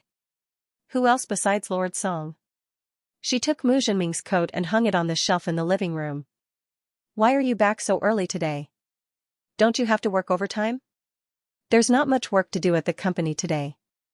I came back as soon as I finished. Didn't you always say that I only care about the company? He laughed and leaned over to kiss Xiaofei. Are you unhappy that I'm back now? Xiaofei glanced at Xiaojin. Seeing that he didn't reply, she pushed Mu Zhenming. What are you doing? The child is still here. Don't be shameless. The older you get, the more indecent you are. Mu Zhenming, she's on the phone. She won't notice us. Xiaojin turned around. But I can hear her. Mu Zhenming and Xiaofei, the two coughed. Mu Zhenming greeted Xiaojin. Are you on the phone with Yanqing? Xiaojin nodded. Song Yanqing also heard the conversation on the phone. He chuckled. I'll call you when I have time. I'll hang up first. Xiaojin, okay, bye. After hanging up, Xiaojin also looked at Mu Zhenming. You're back early today, Zhenming. Mu Zhenming. The matter has been settled in advance. What do you want to eat tonight? Do you want the kitchen to make it for you? Xiaojin, anything is fine. I'm not picky. Xiaofei, nonsense, you don't eat fatty meat. Xiaojin. She paused for a moment before continuing, fatty meat doesn't taste good. It's too greasy. Xiaofei snorted, that's still being picky. How can a good child be picky about food? Xiaojin, then treat me as a bad kid. Xiaofei, when Mu Zhenming heard the conversation between Xiaofei and Xiaojin, he couldn't help but laugh. At this moment, Mu Xiangshan, who was carrying fishing tools outside, also snorted as he came back. When he saw Mu Zhenming, he even rolled his eyes. This was a little strange. Mu Xiangshan usually wouldn't treat Mu Zhenming like this. Mu Zhenming was puzzled and asked, Dad, weren't you fishing outside? You're back early today. Why do you look unhappy? Mu Xiangshan said angrily, don't call me Dad. I'm not your dad. He threw the fishing tools on the ground and sat on the sofa. He asked the servant to make him a cup of tea. He looked quite angry. Mu Zhenming and Xiaofei looked at each other. Did the old man eat explosives today? Xiaojin also looked at Mu Xiangshan.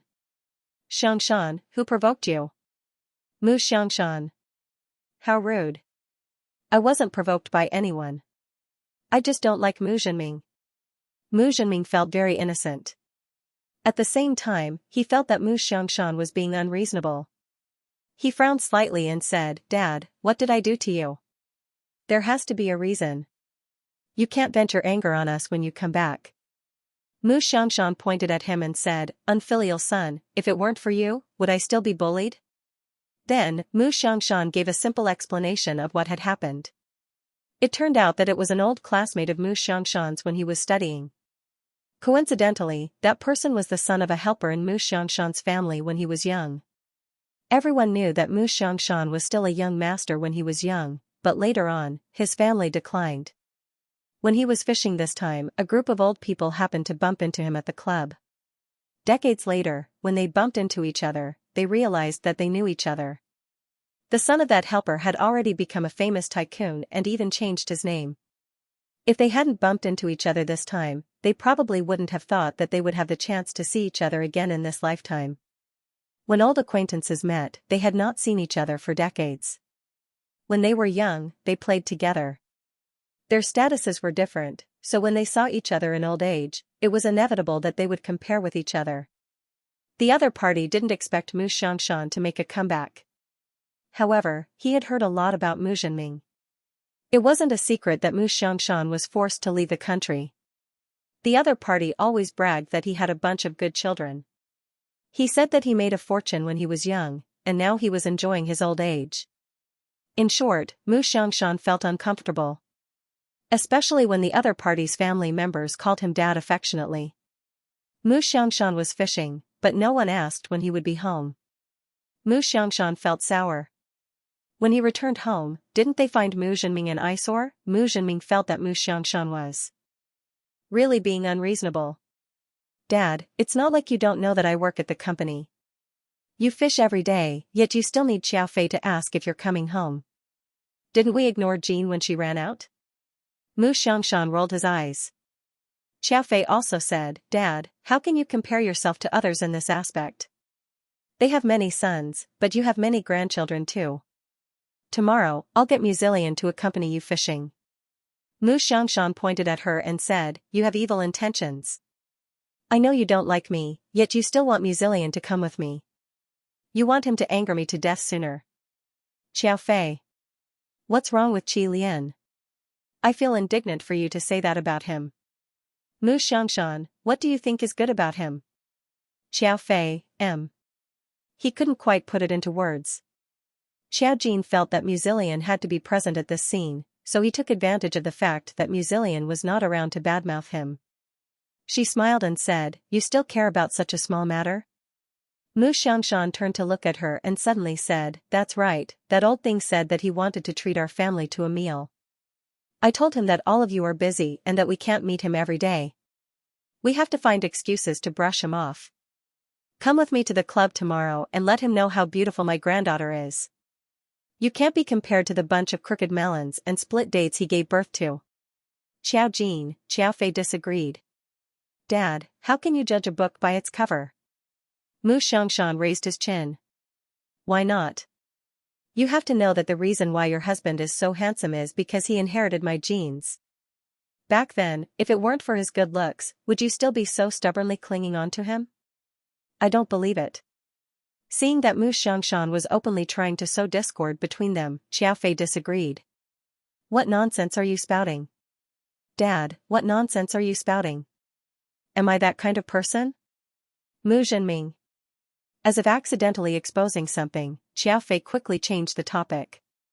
However, Xiaojin glanced at Mu Xiangshan meaningfully and said, Okay, I'll go with you tomorrow. Anyway, the school was going to be on holiday soon, so it didn't matter if she took leave. It was fine as long as she could maintain her grades and graduate safely. She didn't have much ambition. Later, Muzilian and Musicha called and said that they were eating outside and wouldn't be coming back, so Xiaofei didn't wait for them. When Xiaojin went back to the bathroom after dinner, he received a call from Hiyao. We've investigated that matter. It's a serial killer. As for the array master you mentioned, the traces have disappeared too cleanly. He didn't say anything either. Do you want to continue tracking him? Xiaojin, no, there's nothing important on that array master, but what? Xiaojin, generally speaking, no one would target me for no reason. Since he's a serial killer, help me check if there's any special information on the victims he killed. She had already confirmed that there was no special information on that array master, otherwise she wouldn't have killed him so cleanly. That kind of person didn't deserve to live. Victims? Hiyao paused for a moment. This is a bit troublesome. According to the police investigation, he's responsible for more than a dozen lives, spanning from more than a decade to now. It might be a bit difficult to clean them all up, but of course, it's only a matter of time. Once I'm done, I'll send you all the information. Xiaojin, okay, thank you. Hiyao was flattered. Don't say thank you. You've solved so many problems for the spirit group. No matter what, we should be thanking you. Back then, she had also monitored Xiaojin, but when something big happened to the spirit group, Xiaojin had to step in to solve it. Otherwise, who knew how many people would have died in the Xianxia incident? Since there was no problem with Xiaojin, and she wanted to remain mysterious, the higher-ups turned a blind eye to it. In short, as long as he didn't want to harm the world, the higher-ups wouldn't care much about Xiaojin.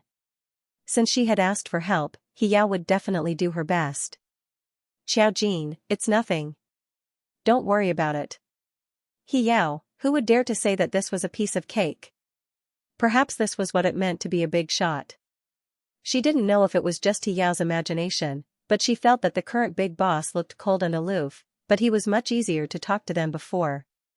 Maybe it's just a little more human, she couldn't figure it out, so of course, she investigated according to what Xiaojin said.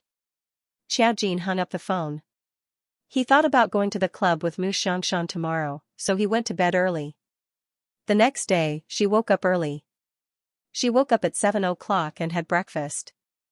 Mu Xiangshan was naturally already up. He put on his gray vest and carried his fishing tools. After breakfast, he set off with Xiaojin. The reason why he went so early was because this group of old people had some gathering activities. Now that he was old, he was very patient. He could talk about the news and gossip for the entire day. Every day, Mu Xiangshan would leave early and return late. He was very happy. Even if he brought Xiaojin with him today, he didn't feel that there was anything wrong with it. On the way there, the Mu family chauffeur drove them.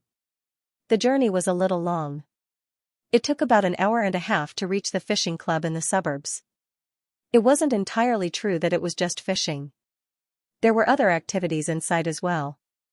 There were golf, billiards, and so on, but most of them were for the elderly.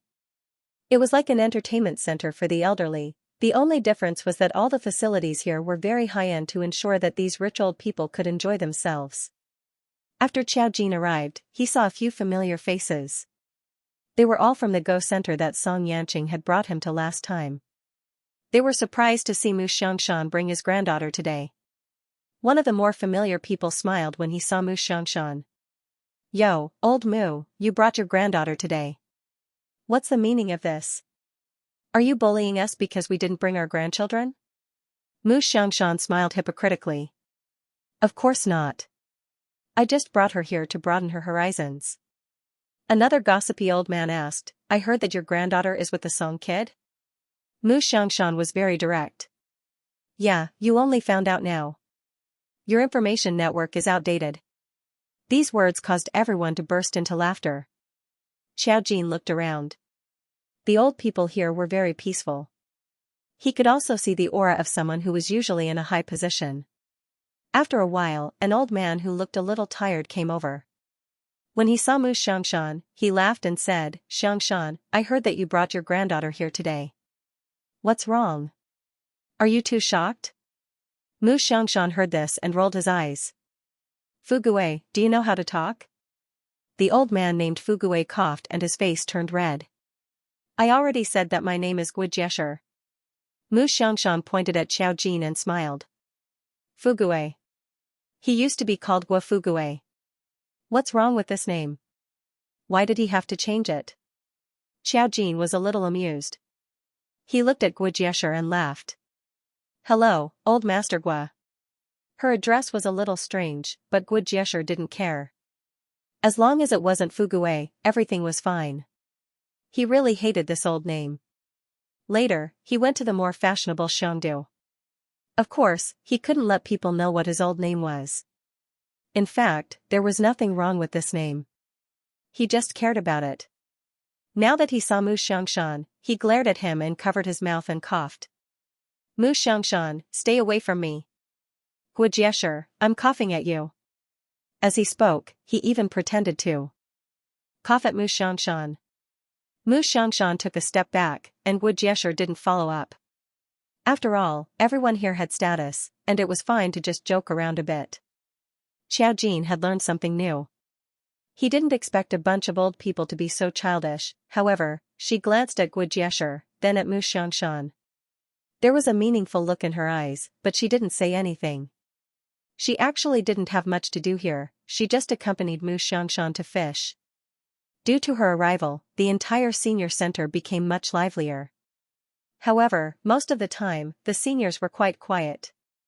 They only sat there drinking tea and chatting. They would talk about their own family matters. Some families were not peaceful, while others were living happily. After all, they were all rich and had their own troubles. Xiaojin knew that Mu Xiangshan was sulking for a reason. That was because Gu Jiesher had been showing off how successful his children were. They had inherited his family business and managed it well. He was also mocking Mu Xiangshan. The world of the elderly was quite complicated. Scheming against each other, Xiaojin was playing with her phone. Occasionally, other elderly people would talk to her, and she would stand up to answer. However, Gu Jiesher was really in poor health, so he left in the afternoon. Seeing him leave, Mu Xiangshan lazily packed up his things and took Xiaojin home. It was not until they left the elderly club that Xiaojin smiled faintly and said, "What do you want me to see?" "What?" Mu Xiangshan glanced at her. "What are you looking at?" "I just brought you here to broaden your horizons." Xiaojin said to herself, "There's something wrong with his body. From his complexion, it doesn't look like a normal lesion of old age. It looks like he's been poisoned." "How did you know?" Mu Xiangshan looked at her again. Perhaps he did not expect this, but his eyes were a little complicated. He opened his mouth but did not say anything. After a while, he said, "I don't know what you're talking about." "Xiaojin, it's pointless for you to say this. If you didn't know, you wouldn't have asked me to see him to confirm that there's something wrong with him." "What's wrong with his family?" Mu Xiangshan knew that there was no need to hide it anymore. He just asked her, "Is he really poisoned?" "Are you sure?" Xiaojin nodded. "The lesion is not normal." A thick green aura on his body represented a lesion. However, the lesion could be poisoning or a serious illness. It was hard to tell from a simple look. Mu Xiangshan sneered. "You're still showing off? Everyone in your family is dying." Xiaojin was a little confused. "Why did you ask me to see him?" Mu Xiangshan looked up at the surrounding scenery with a complicated expression. "I used to have a good relationship with him when I was young. When something happened to my family, his father helped me for a period of time. Later, we separated not long after. I didn't expect him to go to Shangdu and make a fortune. His life is good, but his family is not peaceful. In his old age, they did not let him have a good life. I received some information here. I didn't want to alert him, so I asked you to come see him." Xiaojin smiled. It seemed that Mu Xiangshan had already guessed something. Now, he had complete faith in her. "Do you think he's been bewitched or something?" Xiaojin had only said that he knew fortune-telling. Mu Xiangshan must have received some strange information, most likely related to spiritual readers. Otherwise, if he knew that Gu Jiesher was poisoned, he wouldn't have asked Xiaojin to take a look. Is there really such a thing? Mu Xiangshan was a little surprised and a little surprised. "Xiaojin, there's no tame head." Mu Xiangshan immediately let out a sigh of relief. "I knew it. How could it be that ridiculous?" "Xiaojin, but there are some things that aren't that different from tame head." Mu Xiangshan, he took a deep breath and looked at Xiaojin. "Alright, you've already guessed it. Tell me, what's wrong with him? Is it just poisoning?" "We can basically confirm that he was poisoned. If you want to know more, just take me to his house." Gu Jiesher seemed to be living a comfortable life, but his health was not good. Since he was poisoned, there must be a lot of trouble in his family. He didn't tell outsiders, probably because he didn't know. Looking at his flaunting appearance, he felt that everyone in his family treated him sincerely. Mu Xiangshan thought for a moment. "I'll take you there tomorrow. If not for the fact that his father helped me in the past, I would treat it as returning a favor. That old thing only knows how to provoke me every day." Xiaojin. When Xiaojin returned home, she was chased around by her family members and questioned. What did he learn from fishing with Mu Xiangshan? What could he learn from fishing? This was a question that confused the human world. Xiaojin didn't say anything about Gu Jiesher. He only briefly heard about it from Mu Xiangshan on the way back. When Gu Jiesher was young, he and Gu Jiesher were playmates because his father helped him.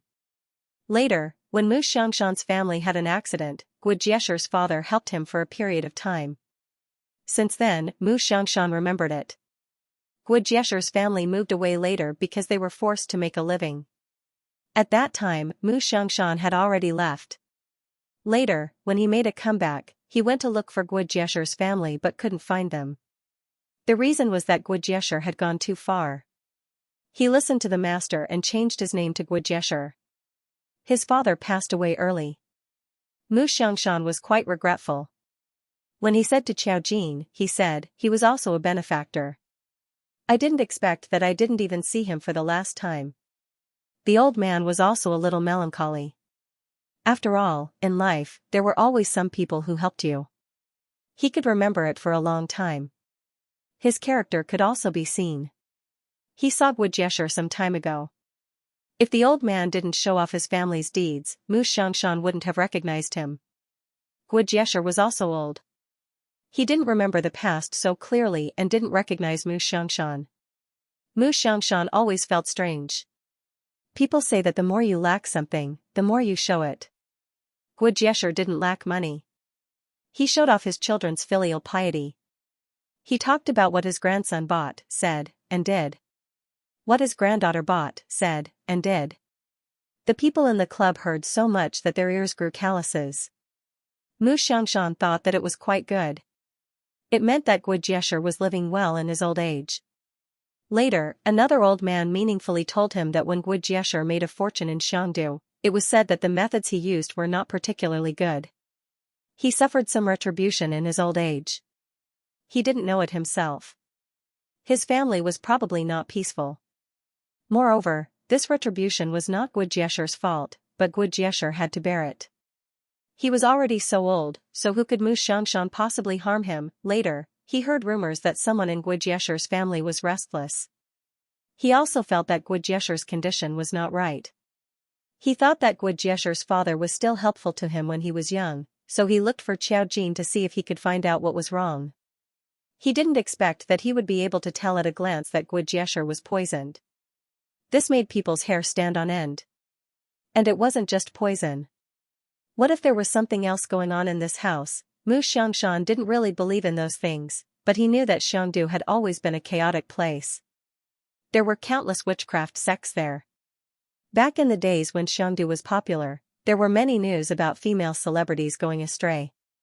It was almost on par with the witchcraft rumors in Southeast Asia. Even a few famous tycoons would look for experts in this field to look at feng shui. Mu Xianxia didn't understand these things. He just thought that if Guijesher had made a fortune in Xiangdu, these rumors would prove that some things weren't groundless.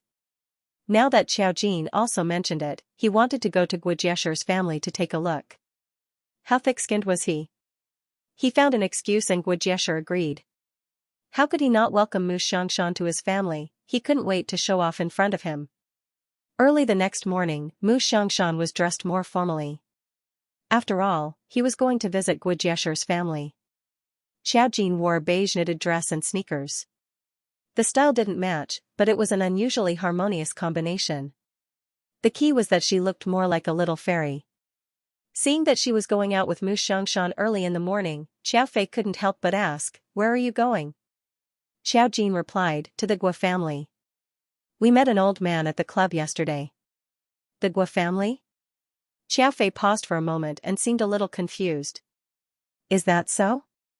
Then you have to go and come back early." Xiaojin nodded and followed Mu Xianxia. The Gua family had returned to the capital a few years ago. In recent years, according to the trend, the Gua family's assets had begun to move back to the country.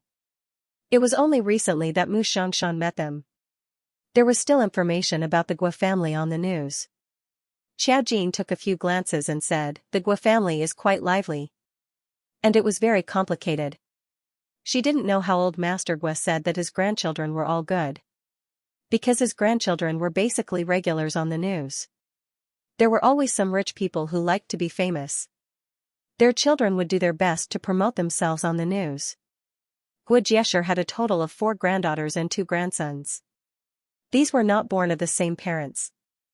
Guijesher only had one son, who married a young lady from a rich family. The original wife gave birth to a boy and a girl for his son. The strange thing was that the original wife had long divorced Guijesher's son and lived abroad with the children. Now, the children at home were all the sons of Guijesher's lovers. Although they were the children of his lovers, they didn't seem to care. The news on the internet was all about Miss Gua and young Master Gua. They looked very rich, but their identity was really untenable. It was just as if money could solve some problems. Guo Jiesher didn't live peacefully in his early years. However, all his children had accidents, and only this one was left. He doted on her like a treasure. The Guo family lived in a villa area in the suburbs. It was a standalone villa. Guo Jiesher was alone in the house when he arrived. The caretaker, Mu Xianxia, came in with a smile. "Yo, old Mu, you still know to come and see me." Mu Xianxia smiled and said, "I saw that one of your feet was about to enter the ground, so I came to take a look. If you were to die one day, wouldn't I be able to see you for the last time?" Mu Xianxia's words were quite vicious, but Guo Jiesher didn't care. It was mainly because they were all old, and it was a fact that they had one foot in the ground. He even laughed and hit Mu Xianxia. "You old thing, you can't say anything good." When she saw Xiaojin again, she sincerely praised him. "You are really lucky to have such a granddaughter. Mu Xianxia, you don't have to be envious. After all, this can't be forced. It's fate." Looking at Guo Jiesher's grandchildren, Mu Xianxia couldn't say this out loud. Just as they were talking, a person gradually walked down the spiral stairs in the villa's hall. When she saw someone in the living room, she was a little surprised. "Grandpa?" She spoke Mandarin with a kind of accent. It was obvious that she had stayed in Xiangdu for a long time and often spoke Xiangdu dialect. When she spoke Mandarin, it was a little awkward. She was dressed fashionably in a champagne-colored custom-made dress. Her figure was hot, and her hair was hot and wavy. She was Guo Jiesher's third granddaughter, Guo Shuayu. Naturally, she was the daughter of his lover. When it came to hairstyles, it was always awkward. Guo Shuayu was indeed beautiful with her heavy makeup. However, when she met someone like Xiaojin, if Xiaojin was like a lotus in clear water, she was already at the peak. She had a celestial aura that could not be ignored. In front of her, Guo Shuayu was simply competing with the bright moon, so much so that Guo Shuayu himself felt embarrassed. She stroked her hair and looked at Xiaojin. She asked curiously, "Grandpa, who is this?" Guo Jiesher looked at her and smiled. "Shuayu, come down. Let me introduce you. This is Grandpa's old friend, Grandpa Mu. This is his granddaughter, Xiaojin. She's a few years younger than you." Guo Shuayu's lips twitched. She walked over, her posture swaying like the wind. As a young lady, her dress was actually a little bold. It was not too much to wear a low-collared backless dress. She had a good figure, so she could flaunt it. Mu Xianxia was old-fashioned. Although he had lived abroad, he did not like this. Moreover, he felt that Guo Shuayu was a little embarrassing for the Guo family. Guo Shuayu walked over and looked at Mu Xianxia and Xiaojin. She smiled faintly and said, "Hello." Her gaze could not help but size up Xiaojin with a hint of jealousy. She seemed to be trying her best to maintain her arrogance, causing her chin to be slightly raised. She seemed to be overexerting herself. Xiaojin's gaze swept over her body for a moment, then lowered down without interest. Seeing Xiaojin's cold look, Guo Shuayu was a little embarrassed. After greeting them, she found an excuse and left. "Grandpa, I have something to do. I have an appointment with a friend today. I'll leave first." Guo Jiesher was still smiling. "Go ahead." Guo Shuayu hurried off. Not long after, the roar of a sports car came from outside. Guo Jiesher smiled and said, "Shuayu and the others grew up with me. They live in Xiangdu. They are a little different from here. They are actually quite obedient." After saying this, he gestured for them to sit down. Xiaojin sat down and scanned the Guo clan. Mu Xianxia and Guo Jiesher chatted about some trivial matters. Most of the time, it was Guo Jiesher reminiscing about the past. In fact, both Xiaojin and Mu Xianxia could tell that Guo Jiesher was a little concerned about his past identity. He used to be the son of the Mu family's helper and called Mu Xianxia young master. Now that he saw Mu Xianxia and realized that he was richer than him, he couldn't help but show off a little. Mu Xianxia didn't say anything when he heard that. He thought to himself, "My son was just a little unfilial. Your house was poisoned. Who's more miserable?" "Riches and honor," Mu Xianxia spoke softly. Guo Jiesher could not help but exclaim, "Jiesher." Mu Xianxia nodded repeatedly, yes, yes, yes, Jiesher, Jiesher, the past is the past, why do you have to care so much? Look at you now, you have a bunch of children and a big family business, isn't that enough? As long as you don't have any regrets when you leave. Jiesher snorted. I'm afraid you don't know. When I went to Shangdu to start my business, those people looked down on people from the mainland. I suffered a lot in order to stand out. Back then, Grandpa, at this moment, another weak female voice was heard. Her tone was very weak. It sounded like she was too weak to stand up to a gust of wind. When she walked down the stairs and revealed her true self, she was also like this. She wore a long white dress that almost reached the floor, and her hair was slightly loose. Her face was exquisite and beautiful, and it was obvious at a glance that she was not Guoshuayu's daughter. This woman was obviously much prettier. Guozhui, Guojiesher's fifth granddaughter. When Xiao Jin saw Guozhui, the corners of his lips curled up slightly. Guozhui, of course, noticed her as well. The moment she came downstairs, she met Xiao Jin's eyes. Guozhui blinked, as if she was curious about Xiao Jin's appearance. When Guojiesher saw Guozhui, his smile widened. Zhui, why did you come down? If you're not feeling well, you should stay in the room and rest more. Guozhui smiled. It's okay. I heard that there were guests in the house, so I came down to take a look. Although she grew up in Shangdu, her accent was much more normal than Guoshuayu's, and her Mandarin was very standard. It was obvious that she had put in a lot of effort. Of course, Guojiesher introduced her to Xiao Jin and Mu Xianxia as usual. Guozhui looked more like the daughter of a prestigious family. She was dignified, beautiful, and elegant. She was so much better than Guoshuayu. It was not necessary to compare her with Guoshuayu. After all, Guoshuayu and Guozhui were sisters. It was easy to compare them. Guozhui walked over and greeted them with a polite smile. She then elegantly introduced herself. Other than her pale complexion and sickly complexion, everything else about her was perfect. Compared to the other daughters of the Guo family who were high-profile in the news, Guozhui had never appeared in the news. Zhui has been in poor health since she was young. We have thought of many ways to treat her illness. She has been recuperating overseas. In recent years, I have not been in good health, so she came back to accompany me. She is very thoughtful. Zhui is as smart as you. Even if she is not in good health, it did not affect her studies. She graduated from MIT a long time ago, and now she is helping her father with his business. She is smart and capable. Guojiesher smiled. He was showing off his granddaughter with sincerity. Xiao Jin blinked and suddenly smiled. Your granddaughter seems to be in good health. She can help you with so many things. The way she spoke was a little strange, but after listening carefully, there was nothing strange about it. However, Guozhui's body still stiffened for a moment before returning to normal. Guojiesher did not understand what she meant, but nodded and replied, Zhuyi's body is much better now, and she has found a way to control it. Besides, we all love her dearly, why would we let her do something so tiring? I plan to wait until I'm old enough to leave some shares for Zhui, and let her live a life of luxury. Guojiesher patted Guozhui's shoulder. Zhui, you should just enjoy the rest of your life. You're about to get married. I'm sure the 9 sects will treat you well. Guozhui smiled gently. Thank you, Grandpa. 9 sects? Mu Xianxia seemed to have thought of something as he asked incredulously, the Hao family's 9th sect. Guojiesher seemed very pleased with himself as he replied, yes. Mu Xianxia was genuinely in disbelief, but he quickly regained his composure and did not ask again. Xiao Jin lowered her body and rubbed her chin. She looked at Guozhui curiously. Is Zhui sick?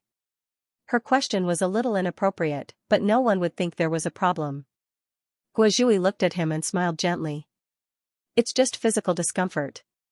My immune system is weaker than others since I was young, so I often get sick. I'm much better now. A weak immune system wouldn't be such a big problem. Xiao Jin chuckled. I see. Mu Xianxia guessed that Xiao Jin had seen through something, so he spent the rest of the time playing dumb with Guojiesher and asking some questions. Guojiesher was old now, and he was in the same position as Mu Xianxia. He didn't say much, but he did reveal some problems. Mu Xiangshan and Xiao Jin stayed for lunch, and they didn't refuse. Guo Jieshi's son was in charge of the Guo family now, so there was no doubt about the distribution. Some of the shares were in the hands of his son's ex-wife. Even after the divorce, his son did not remarry. However, Guo Zhui's mother was still living in the Guo family as the legitimate wife. Guo Shuoyu's mother was nowhere to be found. Guo Zhui's mother gave birth to the most important Guo sisters in the Guo family, as well as a son. Guo Zhui also had a sister, who was only 1 year older than Xiao Jin. However, it was said that her health was worse than Guo Zhui's. It wasn't suitable for her to even show her face, so she had been recuperating in the Guo family's villa. During lunch, Guo Jieshi and Mu Xiangshan chatted. Xiao Jin came over with the excuse of going to the bathroom. He turned a corner and saw the side hall of the villa. The side hall was a transparent glass compartment with a sofa and some basic furniture inside. The sunlight shone in directly, and it was very bright. A girl was lying on the sofa. She was wearing a white lace princess nightgown and holding an English book in her hand. She was very beautiful and looked a little like Guo Zhui. However, she looked more lively than Guo Zhui. She was probably Guo Zhui's sister, Guo Julian. She didn't notice Xiao Jin when he came in until Xiao Jin suddenly said, "What are you looking at?" The girl seemed to be shocked and quickly straightened up. When she looked up and saw Xiao Jin, she was a little confused and surprised. "You are?" Xiao Jin smiled and said, "I'm here as a guest. My name is Xiao Jin." Her smile looked pure and harmless, especially with a sense of comfort, which could give people a good impression. When Guo Julian saw her coming, she was not afraid. She was just curious. "Xiao Jin?" She read the name and smiled. "Good name." Her smile was a little innocent. However, there was always a kind of melancholy that could not be dispersed between her eyebrows, which made people feel depressed. Xiao Jin asked, "Are you Guo Julian?" Guo Julian was a little surprised. She straightened up and looked at Xiao Jin. "How did you know it was me?" Xiao Jin said, "You and your sister Guo Zhui look very similar, no one would not recognize you." Is that so?" When talking about her sister, Guo Julian's expression did not look that happy. Instead, it was a little gloomy. "I thought they wouldn't mention my existence. Many people don't know that I'm her sister when they see me." "Why?" Xiao Jin's words were light, but there was a kind of comforting feeling, and a desire to confide in her. Guo Julian wanted to say something, but she thought of something and forcibly suppressed it. "I don't usually appear outside, so they rarely know that the Guo family has a granddaughter." This was the truth, because outsiders did not know about Guo Julian's situation. The media knew that the Guo family had a few granddaughters, but they had never seen Guo Zhui and Guo Julian. At least Guo Zhui still showed up in the Guo family, but Guo Julian rarely appeared in the Guo family.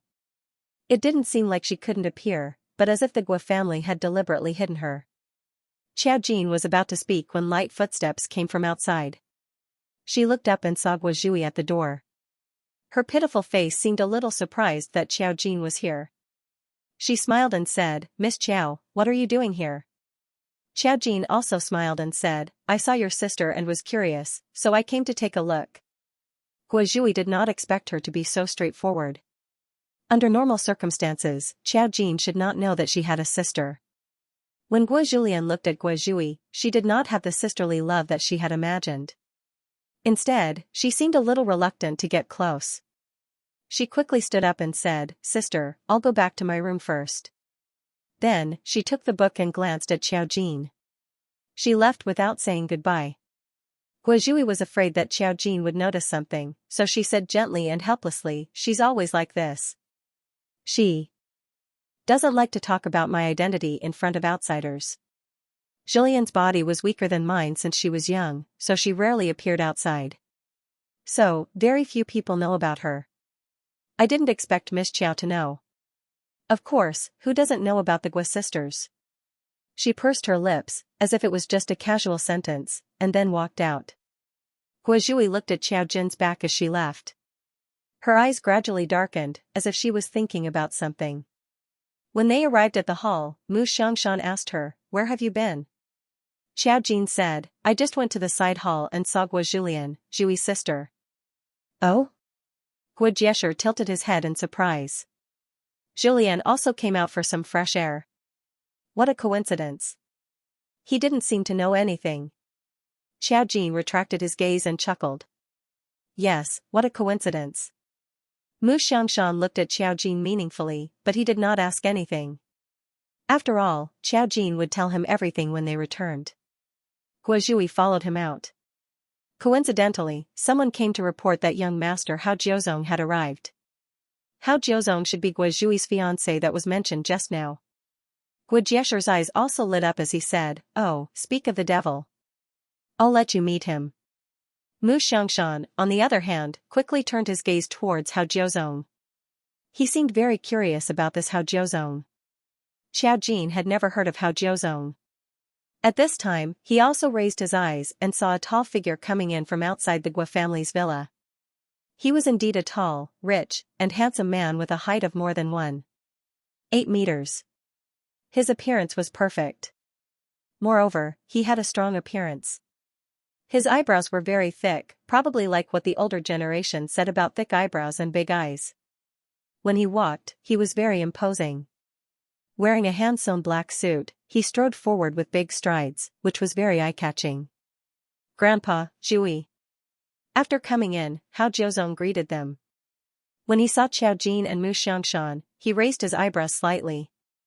Gua Jiesher smiled and said, Jiuzong, come.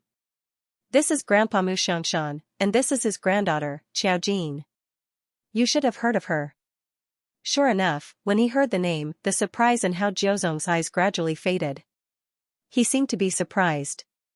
So it's Grandpa Mu and Miss Xiao. Hello. Mu Xiangshan nodded. Xiao Jin glanced at Hao Jiuzong and nodded as well. Hao Jiuzong's eyes were on Gua Zhui.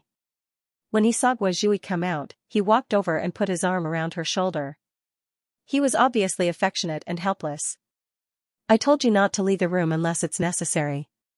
You're not in good health. What if you fall? I'm not that weak. Gua Zhui seemed to find it a little funny. She grabbed his hand and intertwined their fingers. I can't stay in the room all the time. I have to get some air. The two of them were a match made in heaven. They were practically a match made in heaven. Xiao Jin only glanced at him, the corners of her lips curled up slightly, and she turned her gaze away without much interest. Mu Xiangshan also glanced at them. He didn't think that they were particularly compatible. Instead, he was thinking about something. Her fiancé was here, and they looked like they were in love. Mu Xiangshan didn't want to stay any longer. He said goodbye to Gua Jiesher for a while. On the way home, Mu Xiangshan clicked his tongue. Hao Jiuzong actually likes Gua Zhui. Xiao Jin. You don't have to say that, right? Gua Zhui is also Gua Jiesher's granddaughter. So what? No matter what, she's still a lover. It's not that I look down on her, but a place like the Hao family values status and bloodline the most. I'm afraid you don't know that the Hao family is a big family in Shanghai. They value status the most. Gua Zhui is an illegitimate daughter. No matter what, she can't be worthy of Hao Jiuzong. So I think it's unbelievable that the Hao family actually agreed. Xiao Jin was very calm. I'm also the daughter of a mistress. Guanqing still likes me. Her biological mother was a mistress. Mu Xiangshan had double standards. How can you be the same as her? You were raised by Qiao Fei. What does that have to do with your biological mother? Besides, how can Gua Zhui compare to you? It wasn't that he was partial to Xiao Jin. Anyone with eyes could see that Xiao Jin was much better than Gua Zhui. And, Mu Xiangshan clicked his tongue. I keep feeling that Gua Zhui exudes evil. It wasn't easy to say whether it was evil or not. Anyway, he didn't like his daughter. It wasn't that he was pretentious. He had seen many people like her. Gua Zhui had some tricks up her sleeve, but it wasn't enough to make Mu look down on her. But she was evil, she herself was evil. But Mu didn't know what was evil. Was evil. Xiao Jin looked at Mu Xiangshan. You can even tell? Mu Xiangshan paused for a moment, then looked at Xiao Jin. I asked you to go to the Gua family so that you could take a look. Xiaojin said, there is indeed a huge problem. I've already told you that your worldview is at stake. Mu Xiangshan, he thought for a moment, then sighed and said calmly, I'm old. I've seen all kinds of things. What do you want to tell me? Tell me. How bizarre is it? I can handle it. Xiaojin thought for a moment. Since the old master had already predicted it, and Mu Zilian knew about it, there was nothing inappropriate about it. He told Mu Xiangshan about the world of spiritual psychics. But she only briefly talked about it. The main point was still the Gua family. She only said the main point shouldn't be old Master Gua. It's true that he was poisoned. The main point is Gua Zhui. I saw something on her. Traces of a formation. Gua Zhui had taken someone's life. That someone was Gua Julian. And Xiaojin had a reason to care about Gua Julian, because she saw an array point in Gua Julian's heart. Out of the 9 array points, the 5th one had appeared. Gua Julian's birth should have been a tragedy. She was bound by a very ordinary life-binding array. This array wasn't very dangerous, but it would cause a lot of pain. It was true that Gua Zhui was weak when she was young, but the pain was transferred to Gua Julian. That was why Gua Julian was rumored to be in poor health. That was probably the reason why the Gua family didn't let Gua Julian appear in front of others when she was young. If Xiaojin hadn't sensed something and went to the side hall, she probably wouldn't have found Gua Julian today. But she saw that there was something wrong with Gua Zhui. And old Master Gua wasn't just poisoned. He didn't have an array on him, but there were signs that he was being watched. It was a bit like the skill of a spiritual psychic, probably a wizard. Xiaojin didn't mention the array points.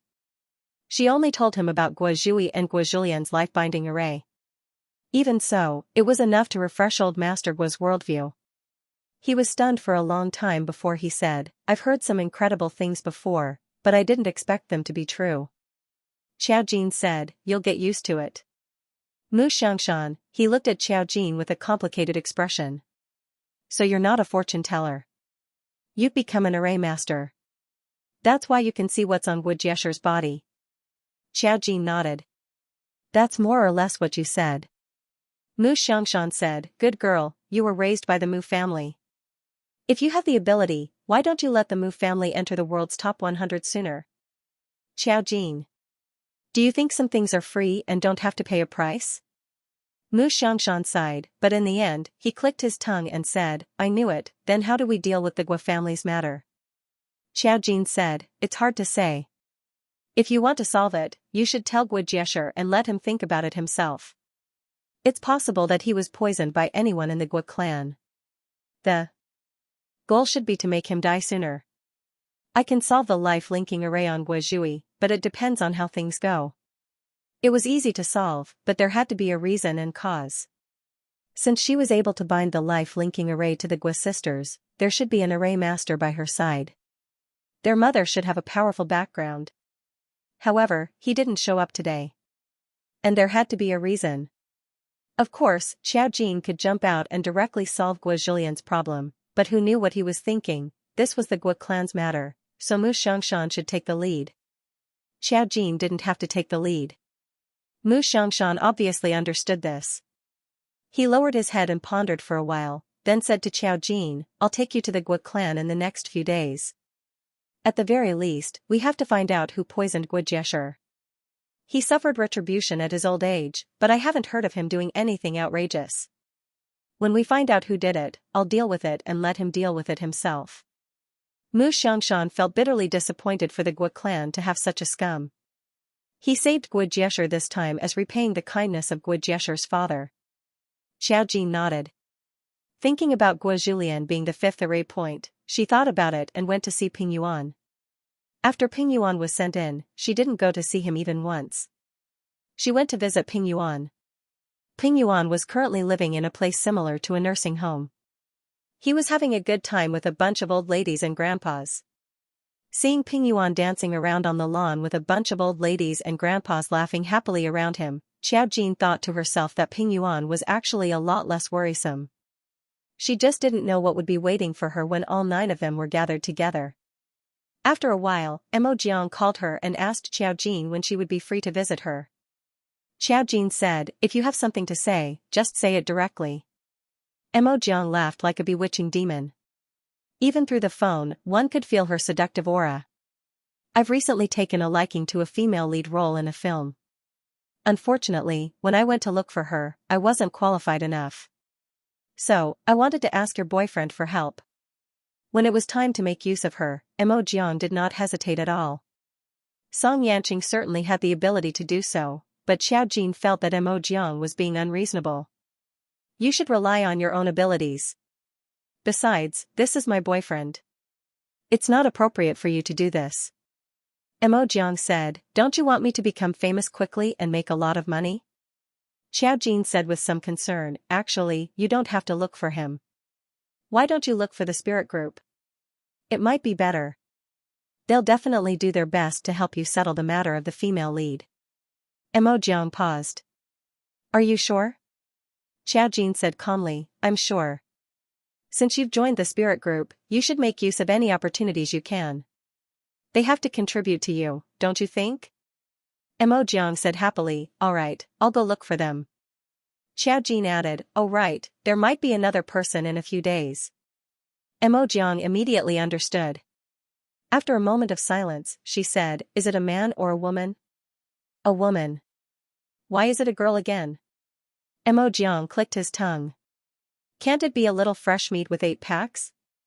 It seemed that she had been like a fish in water in the circle recently. Now, she could speak like a tiger and wolf." Xiao Jin said calmly, "I don't mind if you attack an insider. If they became enemies in the future, it would be troublesome if there were problems between the array points." Mo Jiang, haha. After hanging up the phone, He Yao called Xiao Jin as well. It was about the information that Xiao Jin had asked her to investigate the murderer's murder. "It took me a lot of effort to pry open that person's mouth. Fortunately, it worked very well. One of the victims was quite surprising. She was the first wife of a rich family in Xiangdu, and she died in his hands. She was killed when he was running around Xiangdu.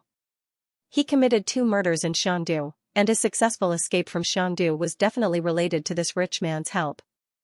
The most important thing is that the rich man is still alive."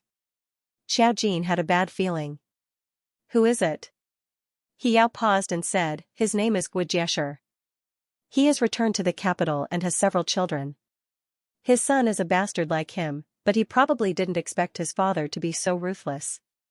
TSK, men really turn bad when they are rich." Xiao Jin, she narrowed her eyes slightly. In this world, some things were indeed so coincidental. Her initial premonition was indeed correct. She didn't expect to connect the dots now. She didn't expect that a person who seemed to be smiling could be so ruthless. Xiao Jin's fortune-telling was based on the basics. As long as a person's fate was strong, she couldn't see the past or the future. She could only use the array to check. However, she wouldn't use the array for no reason. Naturally, he would never have thought that the person whom Mu Xiangshan was talking about was actually such a vicious and merciless person. The media gossiped about Guijiesher's early years. His first wife was said to have gone abroad, just like his son's first wife. She didn't expect that he killed her. Xiao Jin looked at the information carefully. The murderer's name was Qian Lu. In his early years, he wasn't as perverted as he was now, but he was born with a sociopathic personality. He was in his 40s. When he was young, he committed murder in China. Later, in order to escape the police, he fled to Xiangdu. At that time, the management of Xiangdu was not integrated with that of the mainland. Later, he accidentally sneaked into the local gang in Xiangdu. In that era, many people's family history was not very clean. People like Qian Lu didn't have any skills, so he quickly attracted some people's attention. He fought fiercely and had a bloody smell. He taught himself some anti-tracking skills and was later hired by Guijiesher. Guijiesher asked him to kill his first wife at that time, pretending to be an accident or missing. Naturally, Guijiesher would finish the rest. Qian Lu agreed. Why did Guijiesher kill his first wife? Of course, it was because he relied on his wife to make a fortune after he went to Xiangdu. He didn't have a good life at home. He obeyed his first wife's words and had always held a grudge in his heart.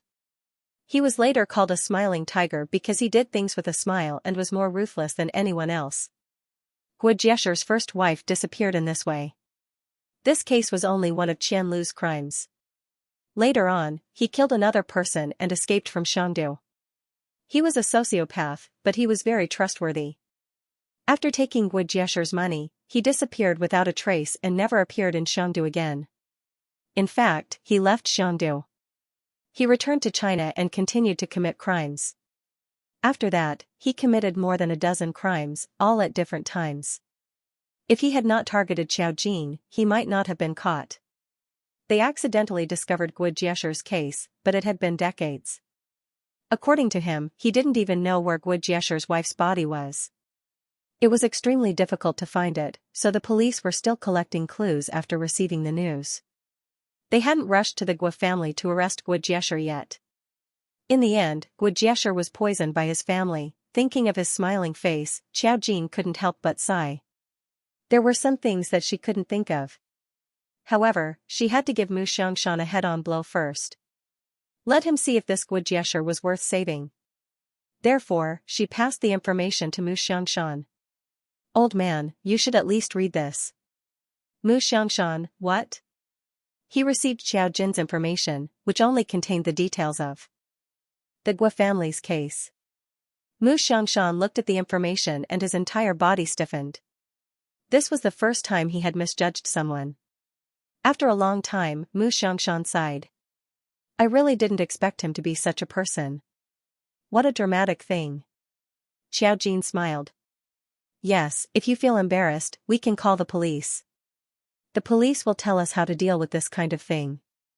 Mu Xianxia. It was rare for Xianxia to help others, but he never expected to be hit in the head. No one would have thought that Guo Jieshi, who seemed to be smiling, would actually do something to his first wife behind her back. Now that he thought about it, the fact that his son had so many lovers was not much different from him. However, it was surprising that Guo Jieshi only had one son after so many years. On a certain level, he did not know if this was retribution. Xiaojin left the decision to the old master. Guo Jieshi had committed a crime against his first wife, so there was no conflict between him having to pay the price and finding out who poisoned him. Poisoning was not like setting up an array. Poisoning was something that anyone could do. Xiaojin could tell at a glance that Guo Zhui had a life-linking array on her, but it was difficult to tell who had poisoned Guo Jieshi. The harder a person's life providence was, the harder it was to tell. The person who could poison someone had a strong life providence. It was not only the Guo family.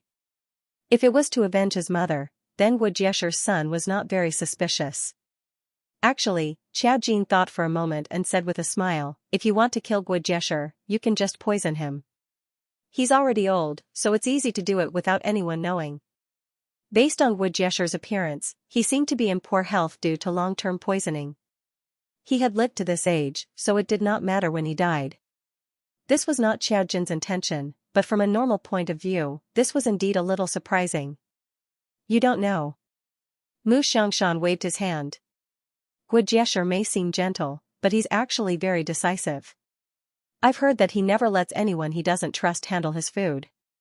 His steward is in charge of everything. His steward is a brother who has been with him for decades. They're like family now, so he trusts him very much. He doesn't even trust his own son and granddaughter. During dinner today, I saw his brother eat first. The reason he didn't poison him in one go might be because there's no way to poison him in one go. After all, Mu Xianxia used to be in the business world, so he knew some things better. He thought for a moment. The reason he was poisoned might be because of other factors. After all, in today's society, the poison wasn't limited to just food. If it had been at Guo Jieshi's place for a long time, the symptoms that could cause him to be poisoned would most likely be similar to a certain illness. That was why Guo Jieshi didn't know that he had been poisoned. He had his own family doctor.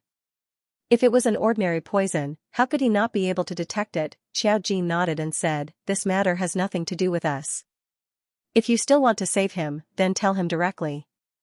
If the place where Guo Jieshi's first wife was killed was found, and now that Qian Lu's mouth had been pried open, It was only a matter of time before Guo Jiesher was caught. Even if he was detoxified, he wouldn't be able to live for long. Hearing this, Mu Xiangxian's expression was still a little complicated. When he was young and played with me, he was a very loyal and honest person. I didn't expect that after a few decades, he would still change. The personality of a child is a child. Who can say for sure what will happen when they grow up? Xiaojin said calmly, I'll find time to visit the Guo family in the next few days. I'm not interested in him, but I'm quite interested in his granddaughter.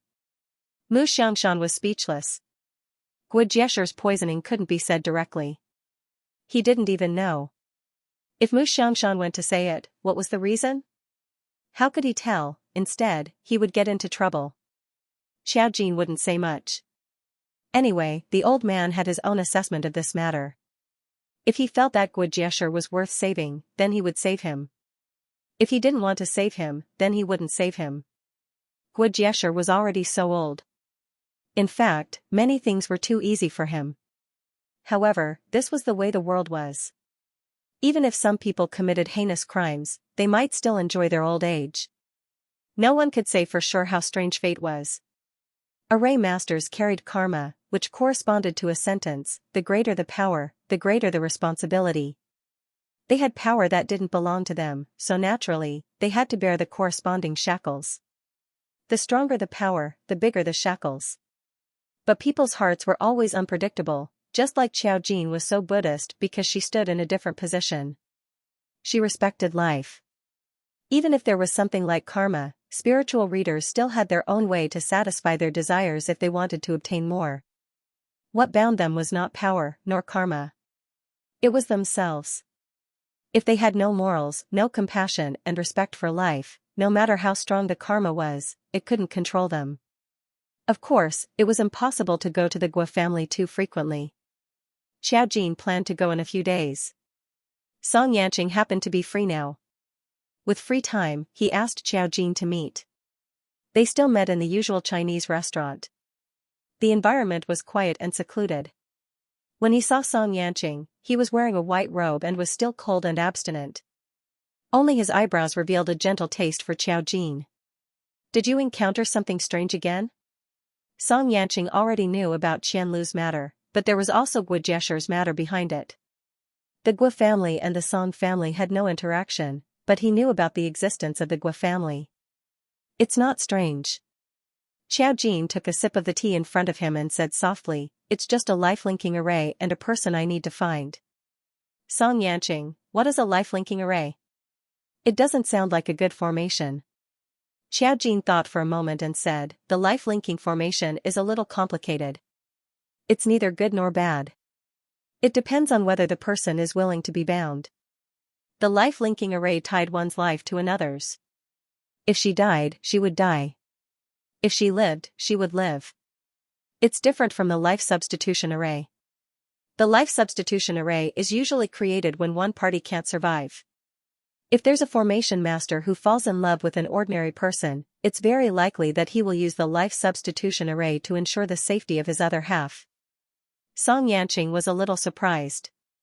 The one who was kidnapped is the daughter of the Guo family? Xiaojin nodded. Yes, Guo Zhui. The one who was kidnapped is her sister, Guo Julian. The Guo family must have found a formation master to help. Guo Zhui's body is weak, and her fate is also weak. She originally had a short life, but it was forcibly extended. The pain is borne by Guo Julian. She glanced at Song Yanqing and explained, Guo Zhui and Guo Julian are both Guo Jiesher's granddaughters. Guo Zhui is also engaged to Hao Jiuzong, but I don't know this Hao Jiuzong. The old man said that he's from a big family in Shanghai. I know Hao Jiuzong. Song Yanqing's eyes flashed with excitement. It's a century-old family in Shanghai that has existed since the war. This Hao Jiuzong and I have met in business. He's a very decisive and powerful person. Song Yanqing didn't say this to praise Hao Jiuzong. Instead, he said something similar to what Mu Xiangxian said. The strange thing is that the Hao family actually agreed to the marriage between Hao Jiuzong and Guo Zhui. Song Yanqing pursed his lips and smiled faintly. Hao Jiuzong is the first heir of the Hao family, which is very different from Guo Zhui's identity. The Hao family values status the most. Guozhui is an illegitimate daughter, so she shouldn't be qualified to marry into the Hao family. How did Hao Jiuzong convince the Hao family to agree? Is the concept of family so important? Xiao Jin shook her head. Maybe it's true love. Song Yanqing closed his eyes slightly and smiled. Maybe, but I don't think it's likely. Hao Jiuzong had a younger sister who was not an important person in the Hao family. She fell in love with her bodyguard. In order to prevent them from being together, the Hao family broke the bodyguard's leg and forced the bodyguard's whole family to leave the country, a small country in Africa. They couldn't see the young lady of the Hao family for the rest of their lives. Not long after, Hao Jiuzong's sister hanged herself. Xiao Jin, she stopped drinking water. I thought this was a plot that only exists in the melodramatic TV dramas that Feifei watches. Song Yanqing shook his head and smiled slowly. In this world, there are always some people who value status very much. If they are with someone who doesn't have the same status, the family will think that they have tarnished their bloodline. The Hao family is such an existence. They value bloodline very much, so I'm very curious about how Hao Jiuzong convinced the Hao family to successfully get engaged with Guozhui. Xiao Jin said, now that you mention it, I'm a little curious too. She paused. Just pure curiosity. On the surface, Guozhui was the young lady of the Guo family, but in private, she was an illegitimate daughter who was looked down upon by others. If Song Yanqing and Mu Xiangshan said that about the Hao family, then the Hao family would never agree to let Guozhui marry the legitimate heir of the Hao family. How did he get the Hao clan to agree? It was indeed quite curious. Song Yanqing said, maybe there's a chance to find out. Hao Jiuzong and Guozhui are about to get married. I'll take you there then. Xiao Jin thought for a moment and suddenly said, maybe it has something to do with array masters. Speaking of array masters, Song Yanqing said, the spirit group in Shanghai and the imperial capital are on par with each other. If the news is correct, the Hao family does have some influence in the spirit group in Shanghai. If Guozhui has a life-linking array, then her engagement with Hao Jiuzong may not be a condition on the surface. Instead, it was an array master. It would be much easier for array masters to do these things. I'm not curious about that. Xiao Jin said, now I want to know what kind of existence Guozhulian is. There was even less news about her than Guozhui.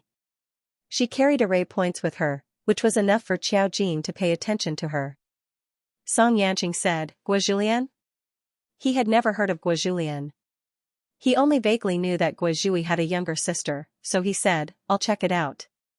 If there's any news, I'll inform you. Xiao Jin softly said, N. At this time, the waiter began to serve the dishes, and the two began to eat.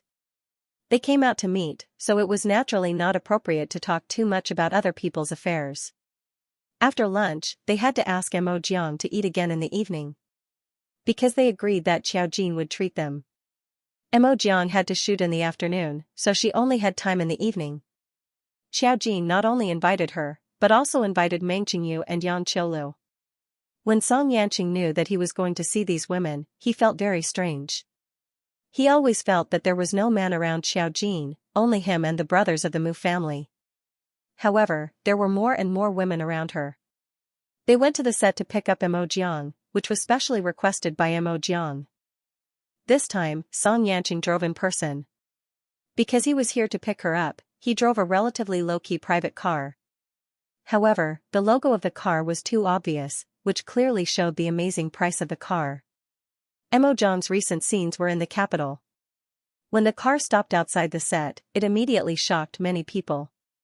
It was not uncommon for stars to drive luxury cars. Many stars had Lamborghinis, Ferrari convertible sports cars, but obviously, some of the brands of cars could not be bought with money alone. One also had to have a membership and get the limited edition. This was not something that stars could dream of with their little money. When Song Yanqing and the others appeared in the set, the whole crew was wondering which big shot had come to visit them. Unfortunately, the car window was closed, so they could not see who was inside. After knowing that Mo Jiang had finished shooting, Xiaxi followed her and asked her with a flattering smile, Mo Jiang, I know a new cake shop opened today.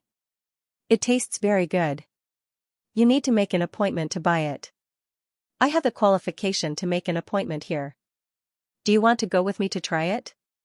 Mo Jiang had changed into casual clothes and removed her heavy makeup, but it could not hide her amazing beauty. She was playing with her mobile phone. She waved her hand absent-mindedly at Xiaxi's flattery. I have something to do today. Let's talk about it another day. Xiaxi's eyes flashed with a trace of disappointment. Didn't you finish shooting? Where are you going? Can't I have an appointment with someone? Mo Jiang rolled her eyes. However, a good-looking person was still good-looking even if she rolled her eyes. She did it as if it was natural. You care about everything. What's my relationship with you? After saying this, Mo Jiang turned around and left. Xiaxi stood rooted to the ground, feeling wronged and at a loss. The crew looked at each other. Some people clicked their tongues, and some sighed. A beauty was a beauty. Even such a handsome young man could become a bootlicker. In any case, Xiaxi had fans outside. In front of Mo Jiang, he was nothing. Xiaxi's manager was about to vomit blood. He walked over and said to him, Ancestor, you're still a popular idol. She hasn't officially debuted yet, aren't you spoiling her too much? No, do you know what your behavior is called? According to the words on the internet, you're a bootlicker. Look at her attitude. She's obviously treating you as a spare tire, yet you're still licking your face and following her. When the fans see this, they'll turn against you again. You have to at least pay attention to your image, right? Xiaxi only looked at Mo Jiang's back view. He was a little disappointed. I don't care. As long as she says something to me, I'll be very happy. The manager, he was really a bootlicker to the extreme. What was so good about that woman surnamed Mo? It was just that, she was indeed a rare beauty in the entertainment industry. Anyone who stood in front of her would be overshadowed. There was nothing to say. The manager was suddenly worried. At this moment, there was a sudden exclamation. It turned out that Mo Jiang had gotten into the luxury car parked outside the set and opened the door. Her impatient expression instantly melted like a 1,000-year-old iceberg, as if she was smiling happily at someone in the car. That attitude, that expression, and the way she acted in front of Xiaxi just now, were simply worlds apart. What was this behavior called, bitch and bitch? Xiaxi was stunned. Whose car is that? Her manager was even more stunned. Did you see that? She treated you as a spare tire and didn't even tell you. Who else could it be? It must be her sugar daddy. The manager wasn't making a random guess. After all, this kind of thing wasn't uncommon in the industry. Especially someone like Mo Jiang.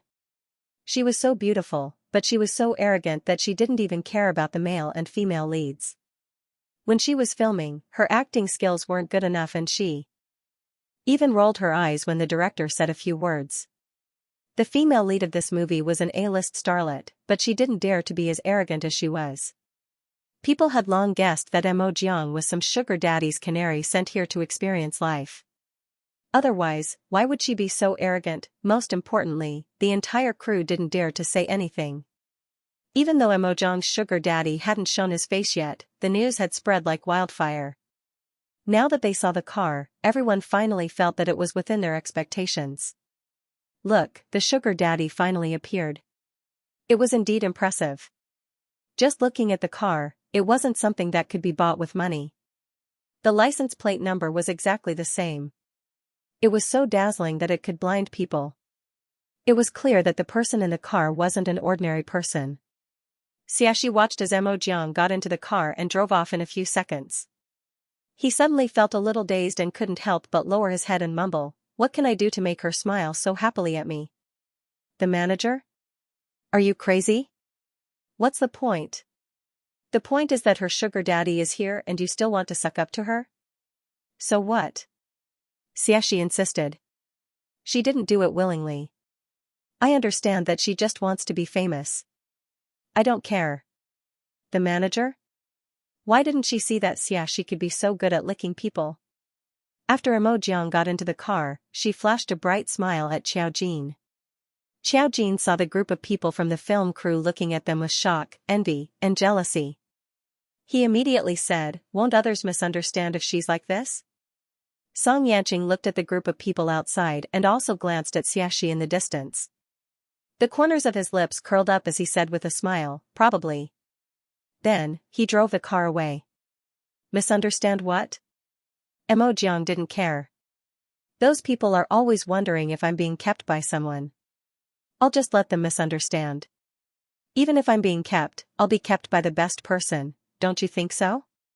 Xiaojin, you're tarnishing my boyfriend's reputation. When he heard the word boyfriend, Song Yanqing's smile became even gentler. Mo Jiang, I'm not talking about him. I'm talking about you. Xiaojin, Song Yanqing, Xiaojin decisively refused. I can't afford to raise you. He really couldn't afford to raise a woman who cost 3 million yuan to buy a car. Even if the spirit group was willing to pay, they couldn't afford to let Mo Jiang cause trouble a few more times. Mo Jiang raised his eyebrows and sneered. Meng Qingyu was studying in school when Yang Qiulu called to say that she had a baby with her. If he didn't mind, she would bring Lan Xiaoni along. Of course, Xiaojin didn't mind. Yang Qiulu was an honest girl. After coming to the capital, she had been diligent. Xiaojin was serious about taking care of them, but she couldn't really let Xiaojin take care of him. Meng Qingyu gave her the money that Mo Jiang gave her, but she didn't dare to use it. She also had a job in the spirit group. Other than taking care of Lan Xiaoni, she also went outside to find a simple job. She didn't have a high education, so it was difficult to find a job in the capital. She didn't rely on the spirit group's connections, so she found a job in an internet cafe and worked the night shift.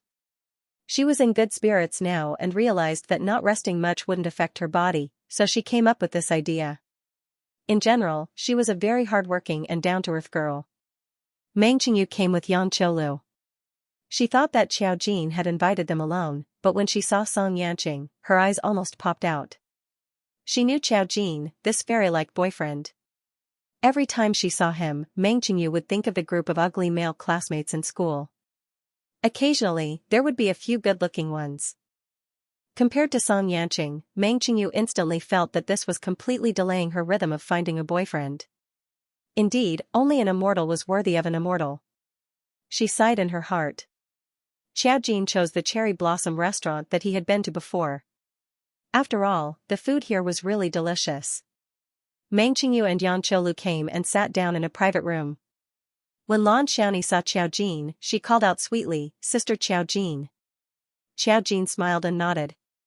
When Yang Qiulu put her down, he touched her head. Yang Qiulu was a little nervous when she saw Mo Jiang, Song Yanqing, and the others.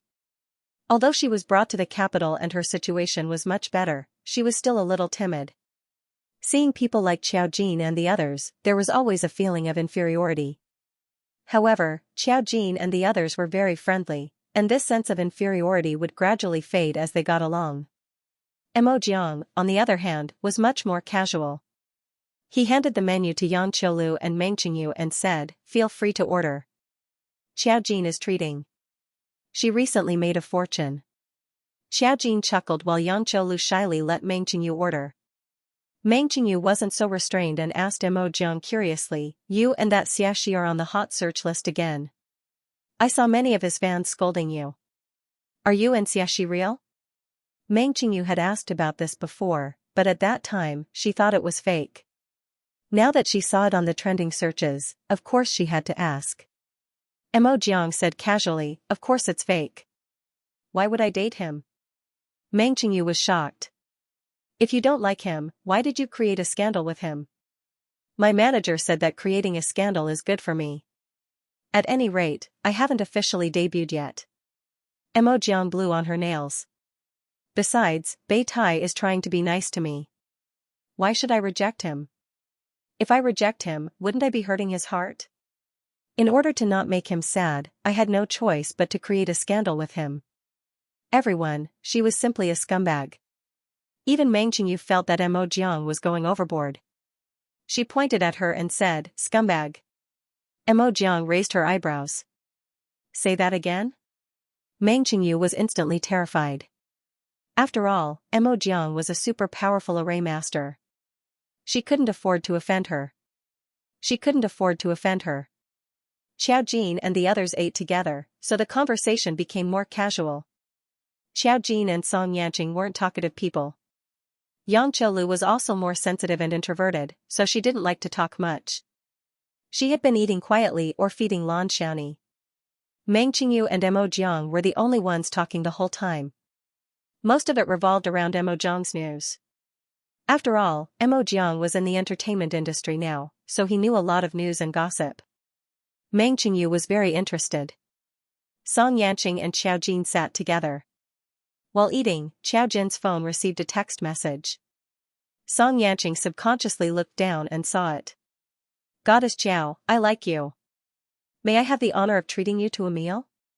Song Yanqing, his eyes immediately looked down, and his gaze was a little deep.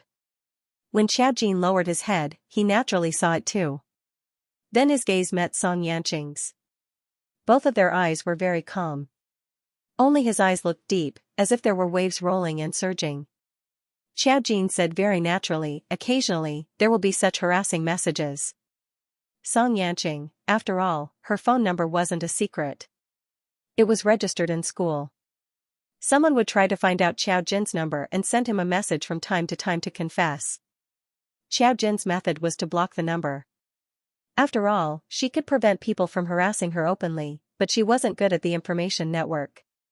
He just wanted to confess that he liked her. It wasn't a violation of karma, so she couldn't do anything. This kind of thing would happen once in a while. If she blocked it, she wouldn't be bothered by it. Those who knew would naturally understand if she didn't respond to the message. So far, she hadn't met anyone who would pester her. Of course, Xiao Jin wouldn't give them the chance. You're very popular. Song Yanqing's tone was light, as if he was stating a fact. Xiao Jin nodded. Sort of. Being good-looking was indeed a little popular. Song Yanqing, he wasn't jealous, he just found it a little funny. In the past, he had been too confident in Xiao Jin. Now that Xiao Jin was enlightened and knew that he liked him, he believed that Xiao Jin would not do anything inappropriate to him. However, when he thought about how there were still people who would tirelessly confess to Xiao Jin, he felt a little uncomfortable. This was how she felt about her boyfriend. The subtle changes in the two naturally attracted the attention of Mo Jiang and the others. As Mo Jiang spoke, he looked over and asked, "What are you doing? Is someone harassing you?" It seemed that the two of them had changed after reading a text message. Xiao Jin said, "There's a harassing message, but it's okay." She picked up the phone and deleted the message in front of Song Yanqing and blocked the number. Mo Jiang glanced at Song Yanqing and then at Xiao Jin. He opened his mouth and wanted to say that it was no big deal to have a few spare tires because he was good-looking. However, Song Yanqing seemed to have sensed something and looked over. His gentle expression made him look like a noble young master. Even the smile on his lips made people feel gentle and coquettish. It was just that, there was an inexplicable sense of danger. It was so dangerous that Mo Jiang wisely swallowed the words he wanted to say. Forget it, Big Boss was different from her. Big Boss's boyfriend didn't look like someone who could be a spare tire. To be honest, if Mo Jiang had a boyfriend of this standard, she wouldn't have kept a spare tire either. Who could she blame? She could only blame Xiaxia for not being good-looking enough.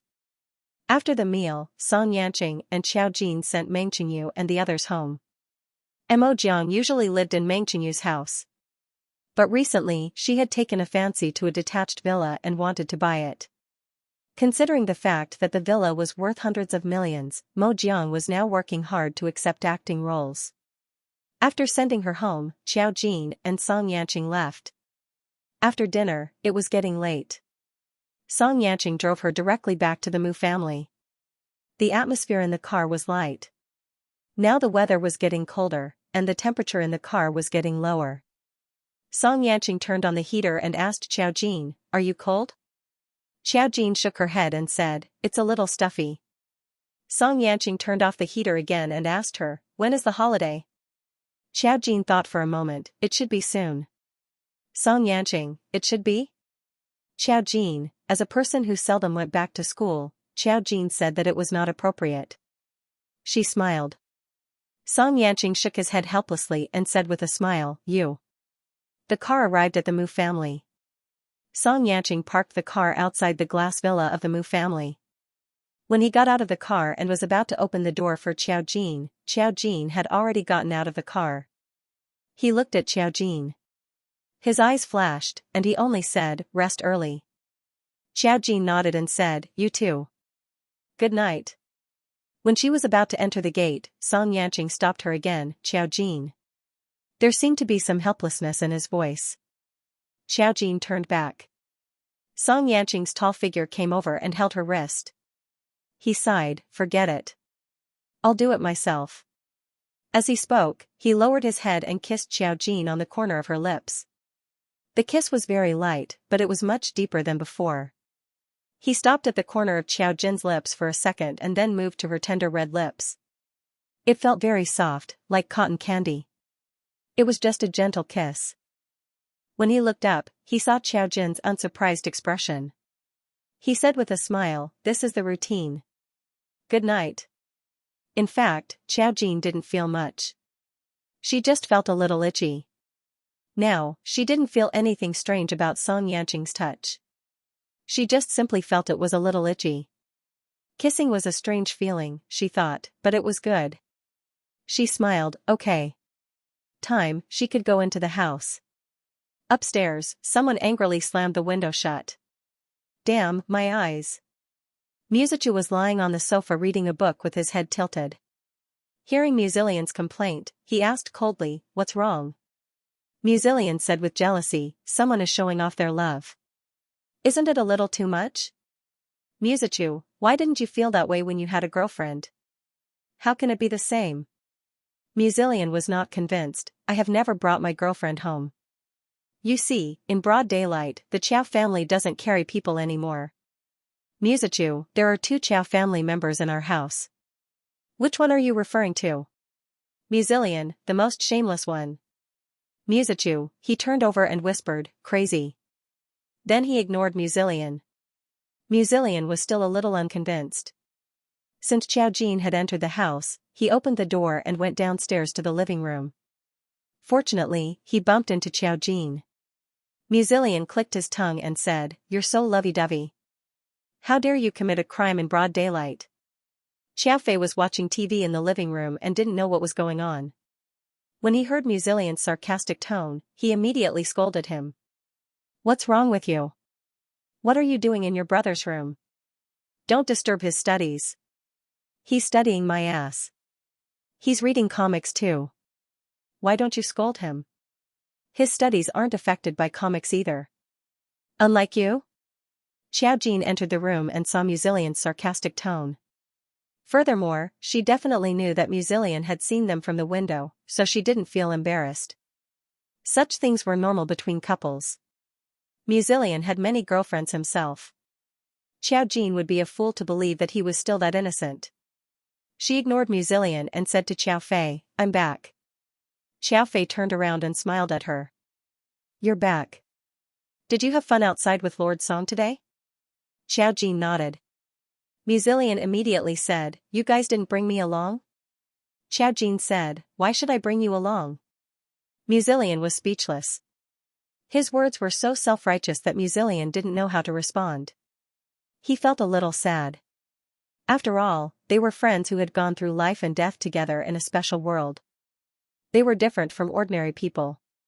He was different from second brother, however, second brother was really patient. He had told him everything, but he actually resisted the urge to ask Xiao Jin. How impressive, of course, Xiao Jin said that these things couldn't be revealed. Now that Musilian said it, although it was an accident that second brother tricked him, he felt a little guilty. He rolled his eyes and didn't say anything to Xiao Jin. He returned to Musichu's room. Xiao Fei said, "Your brother is coming back tomorrow. This time, the matters abroad are almost settled. Your uncle Zhenming said that Qiji will be in China for the rest of the time. Our family can finally eat together again. It's great to see you guys every day." Xiao Jin nodded. "Qiji is coming back? That's good." Mu Qiji's experience with Ho Wan's incident probably refreshed his horizons. He often stayed abroad, and calmed himself down. "Oh, right," Xiao Fei suddenly whispered, "your brother has a girlfriend again." Xiao Jin was a little surprised. "He has a girlfriend?" Xiao Fei nodded. Yes, your brother told me. He didn't say who it is. He only said that it might surprise us. Xiao Jin thought for a moment and suddenly said, Song Suyu? Xiao Fei, the woman's eyes widened, and her fingers trembled again. She said with a trembling voice, who are you talking about? Xiao Jin. I just said it casually. The last time she watched it, she saw that Song Suyu's love scene would be very late, but it was only based on her age.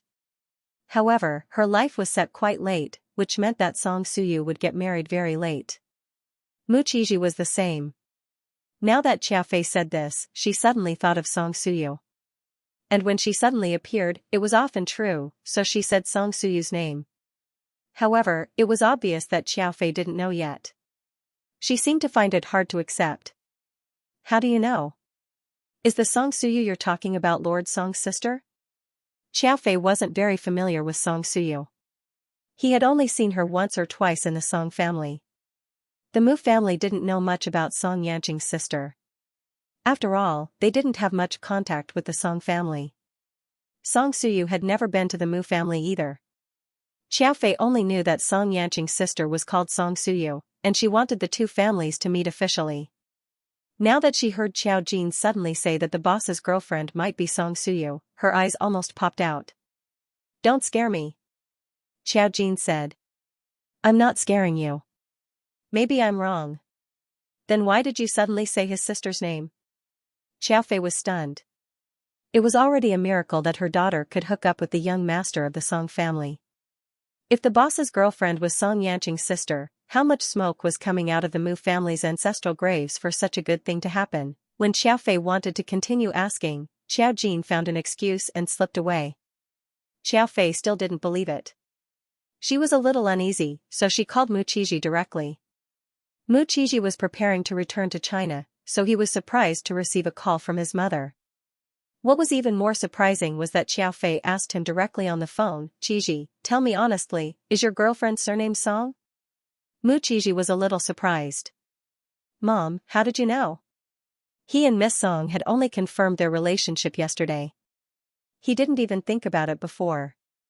He didn't reveal that Miss Song was also abroad. How could Xiao Fei know so quickly, even if he had reminded his mother that it might be someone unexpected? Xiao Fei had to be very smart to guess that it was Miss Song.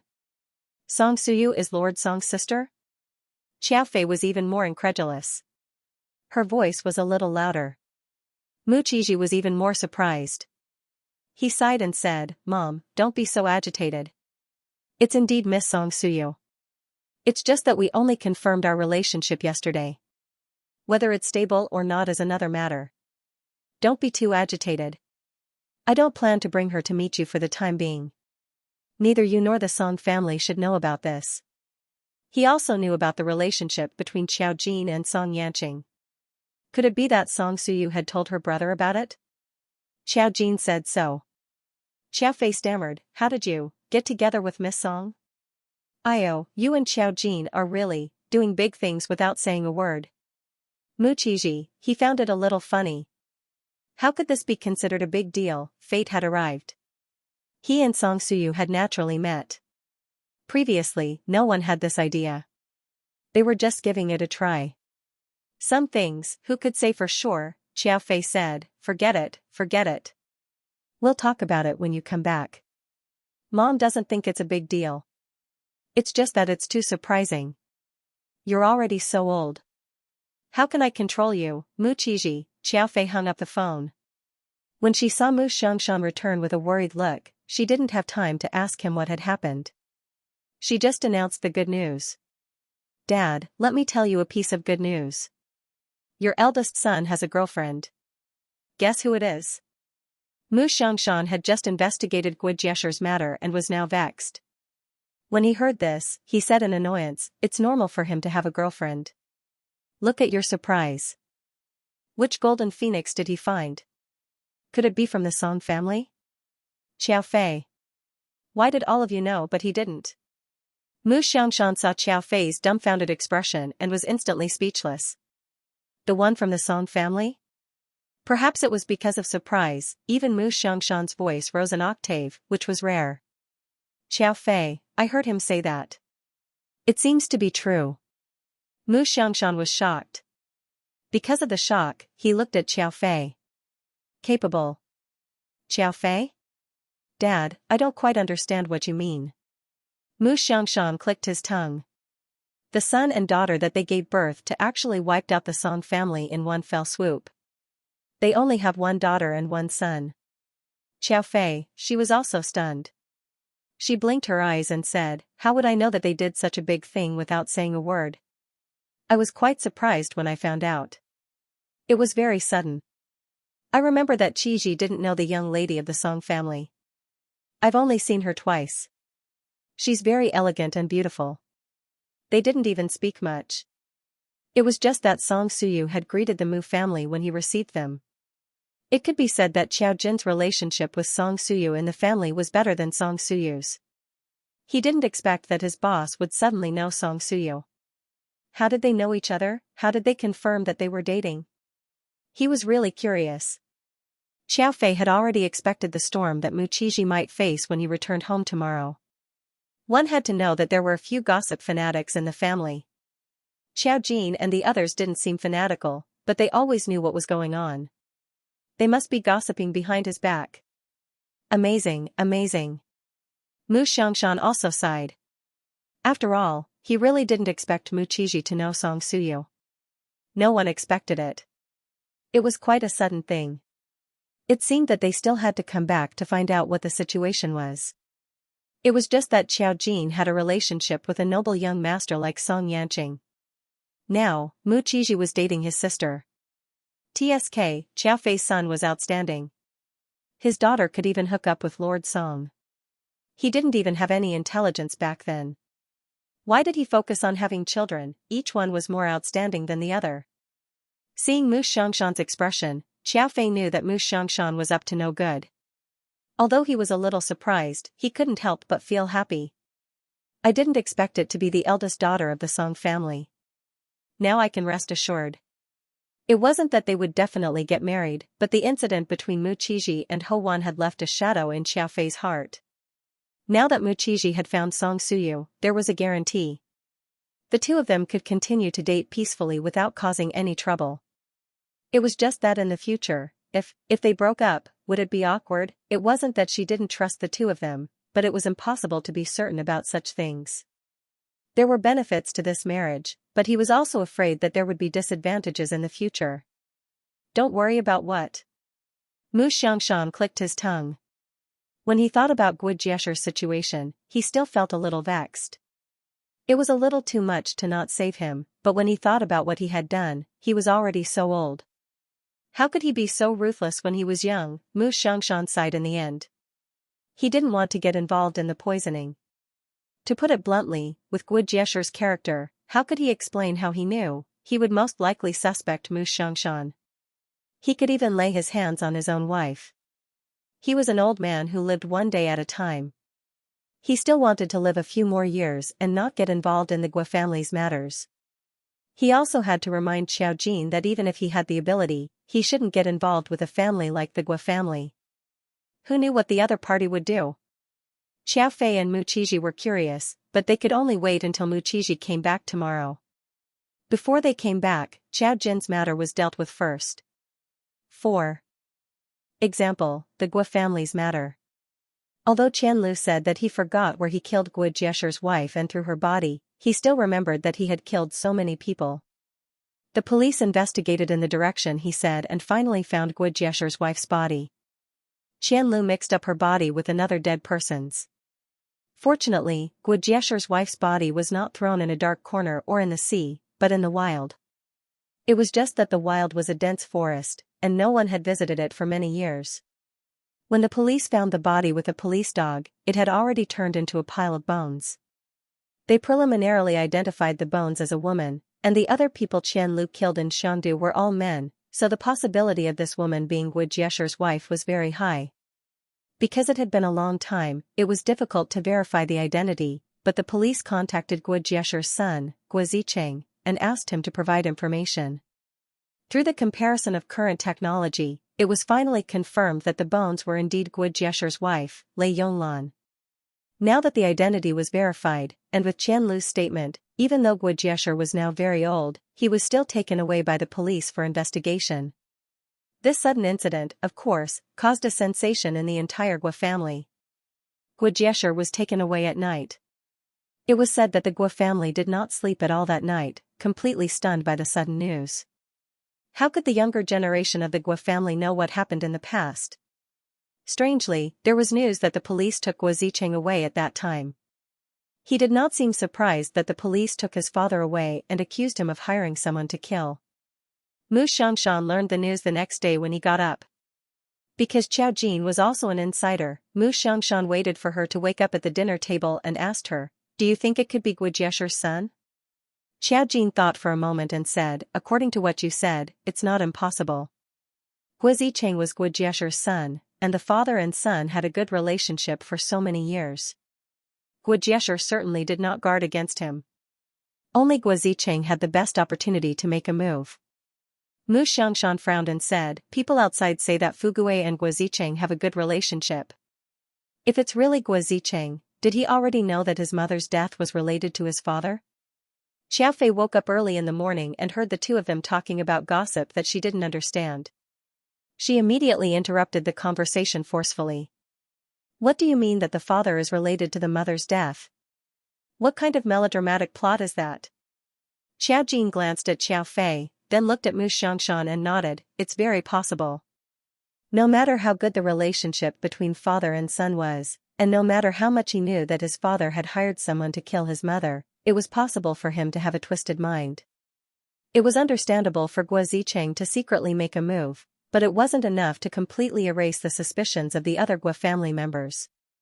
After all, once Guo Jiesher died, it would be time to divide the assets. However, Guo Zicheng was still alive. No matter how one looked at it, it could only be that he had inherited the most wealth. Whether it was in terms of vested interests or logic, Guo Zicheng was the biggest suspect. Of course, the police did not know that Guo Jiesher had been poisoned. They were investigating the case of Guo Jiesher hiring a killer. Xiaofei wasn't too happy. "You can't keep talking about things I don't know." Xiao Jin briefly told him about the Guo family. Xiaofei was dumbfounded. "What's going on?" Xiao Jin said, "You've watched so many TV dramas. Do you still find these things strange?" Xiaofei said, "Girl, TV dramas and reality are two completely different concepts. In reality, this Guo Jiesher is too much, right?" Xiao Jin said, "Calm down. You'll get used to it." "Xiaofei? How can anyone get used to this kind of thing?"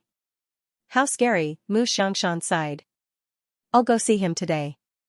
After all, Guo Jiesher was already in the police station. They couldn't pretend that they didn't know anything. At the same time, he said, "There's a high chance that he'll be released.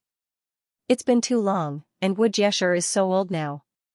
Even if they find evidence that he killed his father, there's nothing they can do." Guo Zicheng probably thought of this, and that's why he attacked his father himself. They just didn't expect that the scourge would live for 1,000 years. He was already poisoned, and it looked like he was going to die soon. Xiao Jin said, "We can't be sure that it's Guo Zicheng yet." Mu Xianxia said, "Most likely." He still had speculations about some things, but Mu Xianxia didn't care about the other aspects of the Guo family. For example, the array formation. After breakfast, he set off to the police station to find out more about Guo Jiesher. Xiaofei said to Xiao Jin, "Since you have nothing to do at home, why don't you come with me to the airport to pick up your big brother?" Xiao Jin was a little confused. Isn't he going to come back by himself? The people from the company should be there to pick him up. Aren't you going to pick him up because you want to know about him and Song Suyu? Xiaofei didn't mind being exposed. He said confidently, "Jin, aren't you curious?" Xiao Jin, not curious. Xiaofei, there was nothing to talk about. Since her daughter wasn't going with her, Xiaofei could only give up on this plan resentfully. At the same time, she asked her to ask Song Yanqing if the Song family knew about this news. However, Xiao Jin felt that if Song Yanqing knew, he would tell him. If he didn't say anything now, it meant that the Song family didn't know. After all, Song Suyu and Mu Qizhi had only confirmed their relationship 2 days ago. Out of consideration, Song Suyu wouldn't tell the Song family so quickly. It could only be said that the Mu clan had guessed it too quickly. Mu Qiji would only be home in the afternoon. Xiaojin was not important for now. She had to go to school. She couldn't always skip classes. Even if the professional classes weren't stressful for her, she still had to pay attention to the other classes. It was almost the holidays, and the weather was getting colder and colder. She was now used to wearing more clothes. She wore a knitted jacket over a sweater, and her whole person showed a kind of peaceful feeling. Walking on the campus, she was still the most eye-catching light in the crowd. In fact, compared with other things, Xiaojin was simply too low-key in school. She didn't participate in any club or school activities, so she wasn't very outstanding in school.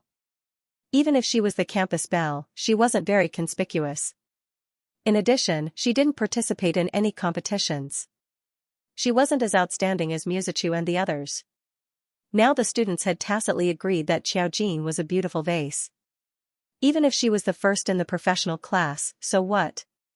She didn't seem to think about her future. So far, she hadn't done anything else. Xiaojin naturally didn't care about these speculations.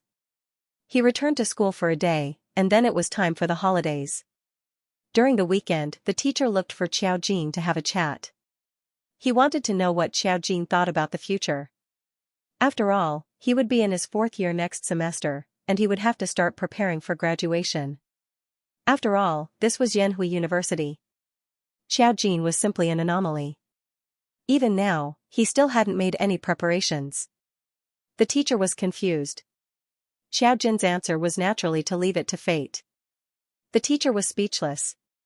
How could his graduation plan be left to fate? As expected, with money, there was no need to worry about such things. The teacher could only sigh.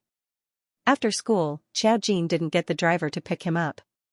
The main reason was that Duan Nianru, who he hadn't seen for a long time, had called to ask him out. Xiaojin nodded. She had seen many people, but everyone had their own lives. Unless it was necessary, there was no need to disturb them. Duan Nianru also wasn't suitable to be involved in such matters. When she saw Xiaojin again, she was very excited. Xiaojin, long time no see. Xiaojin nodded. It hasn't been too long. How have your studies been? Duan Nianru's face fell. Why are you bringing up studies? She thought for a moment and suddenly asked, is your second brother doing well?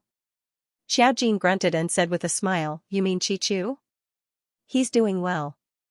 Previously, Duan Nianru had saved Musichu. Later on, she had gotten to know Musichu. However, they didn't meet every day. At the start, Musichu had treated her to a meal to repay her for saving his life. Later on, nothing happened, and the two of them rarely met. A girl's first love was always there. Thinking of Musichu's appearance, Duan Nianru's heart couldn't help pounding. However, she knew that Musichu only treated her as a little sister. She wasn't Musichu's type. Saving someone once wasn't enough to make the other party devote themselves to him. Duan Nianru had only saved him, and she wouldn't do such a thing. Moreover, he was the second brother of a big shot. Oh, Duan Nianru was stunned for a moment before she explained her purpose. I came to tell you that I'm going abroad as an exchange student. Xiaojin was a little surprised. Don't exchange students have to have good grades to go? Duan Nianru was well aware of her results. Duan Nianru's face reddened. It's not because of my grades. It's just a coincidence. I got to know a professor from a foreign school who does special biological experiments. I'm interested in this field, and I have some talent for it. Although it doesn't have anything to do with my major, it's still not too late for me to change my major. Their school just happens to have an exchange quota with our school, and he wanted me to go over. Professor? Xiaojin looked at Duan Nianru. When he didn't see any fluctuations coming from her, he paused for a moment before nodding. Since it's your own choice, I'll naturally support you. Study well overseas. If you're not used to it, I can introduce you to a unit. It's easy and has a lot of money. In any case, he was a formation master. If Duan Nianru needed help in the future, he wouldn't mind pushing her to the spirit group. Duan Nianra thought for a moment before smiling. I know. Thank you. That's why I asked you out this time. I want to treat you to a meal before I go abroad. Mu Qiji was coming back, but since Duan Nianra was leaving, Xiao Jin naturally had to accompany her for a meal. She nodded and went with Duan Nianru to the place she had booked. When Mu Qiji returned home, Xiao Fei called Xiao Jin to ask why she wasn't coming home. Xiao Jin said she would be back later. Xiao Fei could only say that it was a pity that Mu Qiji was back, and she couldn't face the scene of the gossip. Xiao Jin, she went to eat dinner with Duan Nianru. But for some reason, the dinner wasn't too peaceful. She knew something was about to happen, but there were too many people involved. It was hard for her to guess what it was. When the dinner was about to end, Xianxia called her. I received a special message that you will definitely want to know about. Xiao Jin knew that it definitely wasn't related to Mu Qiji. What's wrong? My subordinates received a special message. Gua Julian appeared at the high-speed train station with a fake identity. She should be trying to escape. Right now, the Gua family is looking for her everywhere. They've already found her location, so there's a high chance she won't be able to escape. Gua Julian? Xiao Jin frowned. Could it be that the restlessness came from her? She wanted to run? No wonder. Why would she run? What had happened for Gua Julian to use a fake identity to escape? Then she must have been planning this for a long time. It's related to her sister. But I'll tell you now. You might not know about the secular world. It's related to her sister, Gua Zhui. Why don't you let her tell you personally? Right now, even Hao Jiuzong's people are chasing after her. Why don't you take this opportunity to bring her back? Do you need my help? Xiao Jin said, it's fine. I'll go. The high-speed train station was too crowded. It would be easy for her to bring someone away. Song Yanqing was right. Since Gua Julian wanted to escape, something must have happened. She might as well bring Gua Julian back. Song Yanqing, okay, I'll send you a message. When Xiao Jin received the news, he naturally went to pick up Gua Julian. Since she was running away, then something terrible must have happened to the Gua family. Now that Gua Jiesher had been taken away, the Gua clan was in a mess. It was indeed a good opportunity to escape. After sending Duan Nianra back, Xiao Jin used a formation to appear near the high-speed railway station. In Song Yanqing's message, Gua Julian had disguised herself and was now alone in the high-speed train station. There were many people following her, and she was probably very scared. She was too easy to hide, but she was also very easy to catch. Gua Julian was wearing a gray coat, a hat, sunglasses, and a mask. She coughed from time to time, so she could perfectly disguise herself as a patient. At the very least, it wouldn't make others feel strange. But in truth, she didn't need to disguise herself. She was a patient. She was curled up in a chair. The ticket in her hand showed that she still needed to wait for 20 minutes before the high-speed train would depart. She was a bit anxious, and she looked at the ticket gate. It hadn't even opened yet. She grew more and more flustered. The more crucial the moment was, the more urgent she became. She wanted to escape. She wanted to leave this city. No, she wanted to leave the Gua family. She didn't want to stay in the Gua family and become Gua Zhui's painful substitute, bearing all the pain for her. Why? Why, every time she thought of this, her tears would fall. She couldn't make any strange appearances, or it would alert others. She was already very eye-catching, and some people would even wonder if she was a star. But just as Gua Julian looked around uneasily, she saw a few people coming in from the other side of the high-speed railway station through the sunglasses. They were wearing black suits, and they were obviously looking for someone. It was not safe after passing the security check. They could come in as they wanted. Gua Julian recognized that one of them was Hao Jiuzong's bodyguard, and her face suddenly changed. Why didn't he let her go? Why did he help Gua Zhui to torture her? Gua Julian couldn't help crying. She trembled and turned her head hurriedly, not daring to move at all. She was afraid that the more she moved, the more she would attract the attention of the people around her. But they were coming. She looked up at the notice board. It didn't show green, which meant that she couldn't enter the station yet. At this moment, she felt a light pat on her shoulder. Guozhu Lian trembled and almost screamed in fright. Shoo, a low voice sounded in her ear. Guozhu Lian heard a familiar female voice and turned her head in horror. The girl was wearing a white long coat with long hair. She also wore a simple pair of sunglasses like her. But even so, it couldn't hide her fairy aura. It was just that people couldn't see her specific appearance. But Guozhu Lian recognized her instantly. It was Xiao Jin, the Xiao Jin who appeared at her house that day. Her appearance here made Guozhu Lian tremble, because she didn't know if Xiao Jin was also here to catch her. Xiao Jin put his index finger between his lips, grabbed her arm, and whispered, "Follow me, or they will find you." Guozhu Lian's eyes widened. She hesitated for only a second, and then followed Xiao Jin without hesitation. Xiao Jin kept grabbing her wrist. Guozhu Lian found that she was going straight in the direction of the bodyguard. She was a little frightened and said in a crying voice, we'll be caught." "No, trust me, they won't find out." Xiao Jin's tone was very light, faintly carrying the power to pacify her, making Guozhu Lian gradually feel more at ease. Xiao Jin led her through the crowd and directly past the bodyguards. Logically speaking, it was indeed strange that the two of them were wearing sunglasses and one of them was wearing a mask. However, the bodyguard turned a blind eye and walked past them. Guozhu Lian was so surprised that she couldn't help but look back.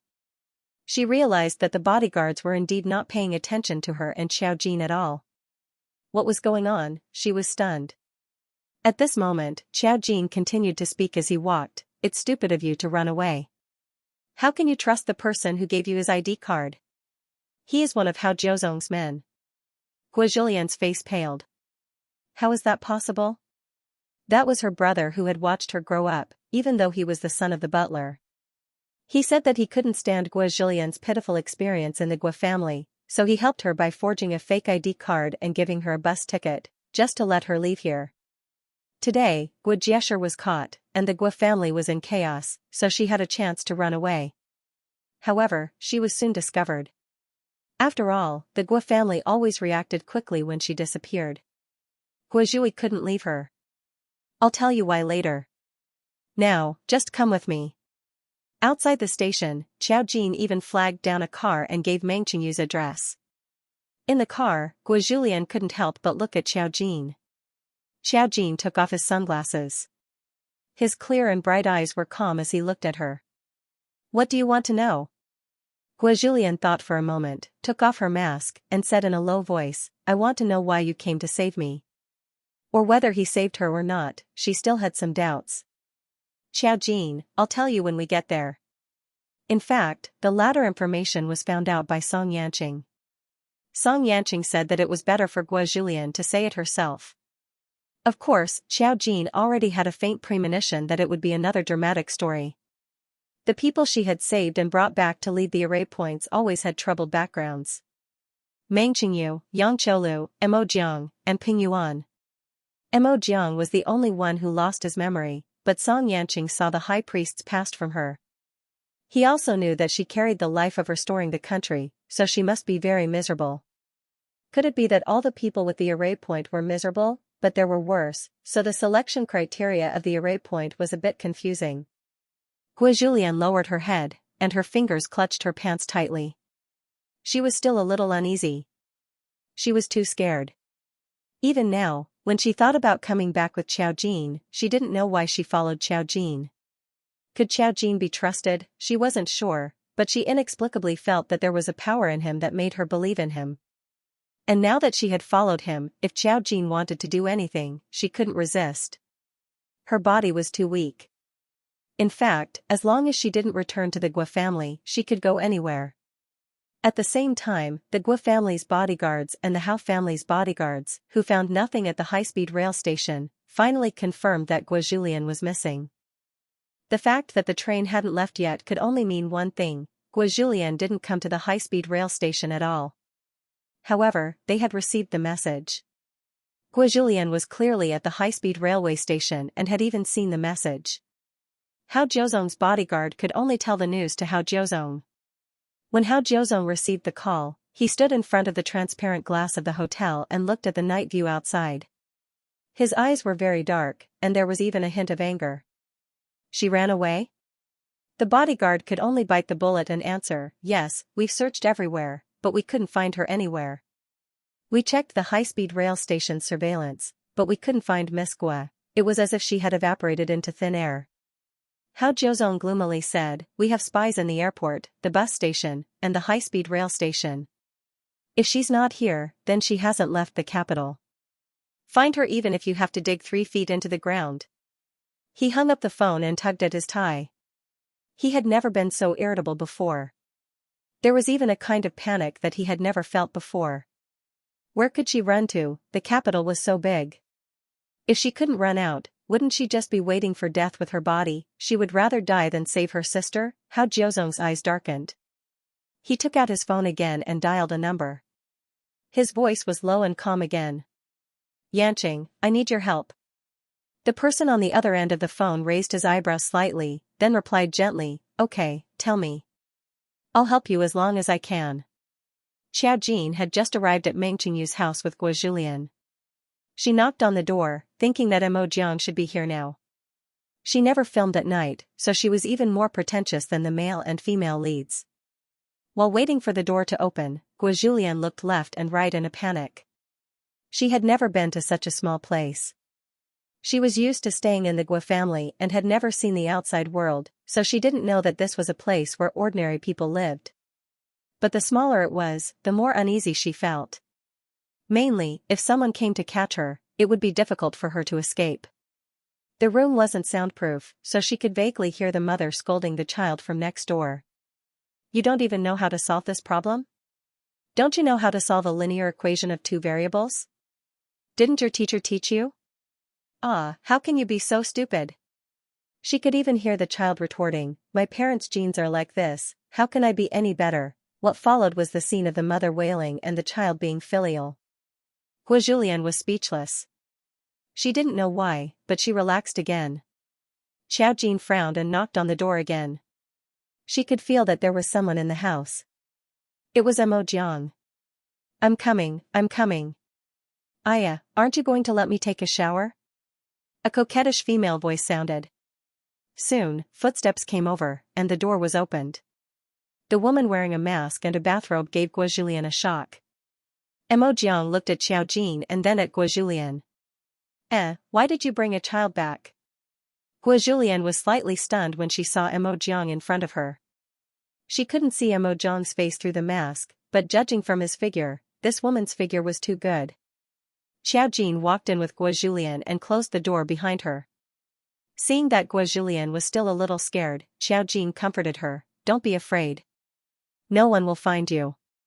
The Hao family and the Guo family will never find this place. I can promise you that. Only then did Guo Julian feel relieved. She took off her sunglasses, revealing a pale face that was simple yet elegant. She actually looked very lively, unlike her sister's temperament. It was just that his lips were a little pale and his whole body was trembling because of nervousness. His face was too pale to look at. She was an exquisite and lively pretty girl.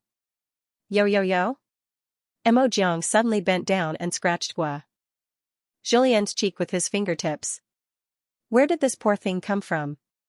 Why are you so scared? What's wrong? Are you being mistreated by your family, or do your parents favor boys over girls? Wasn't this the tragic fate of Meng Qingyu and Yang Qiulu? Mo Jiang naturally expected the person Xiao Jin brought back. Guo Julian was touched by his red fingernails and trembled. Seeing her trembling like a small animal, Mo Jiang became more interested. What's wrong? Do you think I'm scary? Don't tease her. Xiao Jin sat on the other side and poured a glass of water for Guo Julian. She just ran out of the house. It's normal for her to be scared. She's now afraid of being caught. Mo Jiang curled his lips and put his elbow on the sofa. Did her parents hit her? Xiao Jin shook his head. It's not like that. Let her say it herself. Guo Julian's eyelashes trembled. She took the water that Xiao Jin poured for her and held the glass. She looked a little pitiful. Can you help me? Xiao Jin nodded. Of course. Otherwise, why would I bring you back? In fact, he didn't care what happened to Guo but Mo Jiang obviously wanted to know. Hearing this, Guo nose twitched and tears came out. I really don't want to go back. I don't want to be caught. Seeing her cry, Mo Jiang sighed. Don't cry. Just tell me. If you cry like this, people who don't know will think that we're bullying you. Xiaojin said. There is no one else. Let her cry. Mo Jiang, tisk, how pitiful. Guo said in tears, I was told by my mother since I was young that I was born because of my sister. My sister's health isn't good. Other than bearing her pain, I also have to donate bone marrow to her. But it's too painful. I don't want to donate anymore. I heard my mother say. Speaking of this, she became more agitated and her tears fell faster. She said that there is no need for me to exist. Guo did not understand some things, such as the array. She only heard her mother talking to someone on the phone. Her mother's words indicated that her time was up and she would not live for long. She did not know how it would end, but she was very scared. That was why she chose to escape today. Fortunately, Guo incident happened. Otherwise, she would not have been able to escape from the Guo family's bodyguards. Guo had a melodramatic story. The original version could be found in the TV series that Xiaofei watched. Guo was born for her sister. She was born as a tool because she had the right bone marrow. She needed to donate her bone marrow to Guo. Therefore, her mother did not allow her to leave the Guo family. She had to be prepared to sacrifice her life for Guo at any time. She was tied to Guo with a life-linking array. As a healthy person, she would feel pain every once in a while. Moreover, after donating her bone marrow, Guo body was getting weaker and weaker. However, she could still hold on. She thought that since Guo's health improved and she did not need to donate her bone marrow, she would be free. She did not expect to hear her mother say that there was no need for her to live. She had never thought that her mother would throw away her own life. She was shocked and desperate. That was why she tried her best to escape from the Guo family. When Xiaojin went that day, this had not happened yet, so she was very calm at that time. Because of Guo incident, some things were messed up. That was why she had an opportunity to take advantage of and her mother had accidentally revealed her intentions. After listening to Guo melodramatic story, Mo Jiang commented, I don't think the drama I acted in was very exciting. The degree of ups and downs in this plot was completely incomparable to Guo and Meng Qingyu. Xiaojin glanced at her, then looked at Guo and said, It's fine now, I can guarantee that you won't return to the Guo clan. But I also want you to know that you are bound to your sister by the life-binding formation. Your mother didn't want you to live because she wanted to give your life to Guo, so that Guo wouldn't have any worries. Although Guo's body had almost recovered, she was still far from a normal person. Not to mention how ruthless her mother was, sacrificing one to protect the other. Now that Xiaojin knew about it, he would not let it happen. Guo was stunned. What is the life-binding formation? She could understand that her life was tied to her sister's, but she had never heard of such a formation. Mo Jiang grabbed a handful of melon seeds and gave 2 to Guo, saying, This is a world you can't imagine.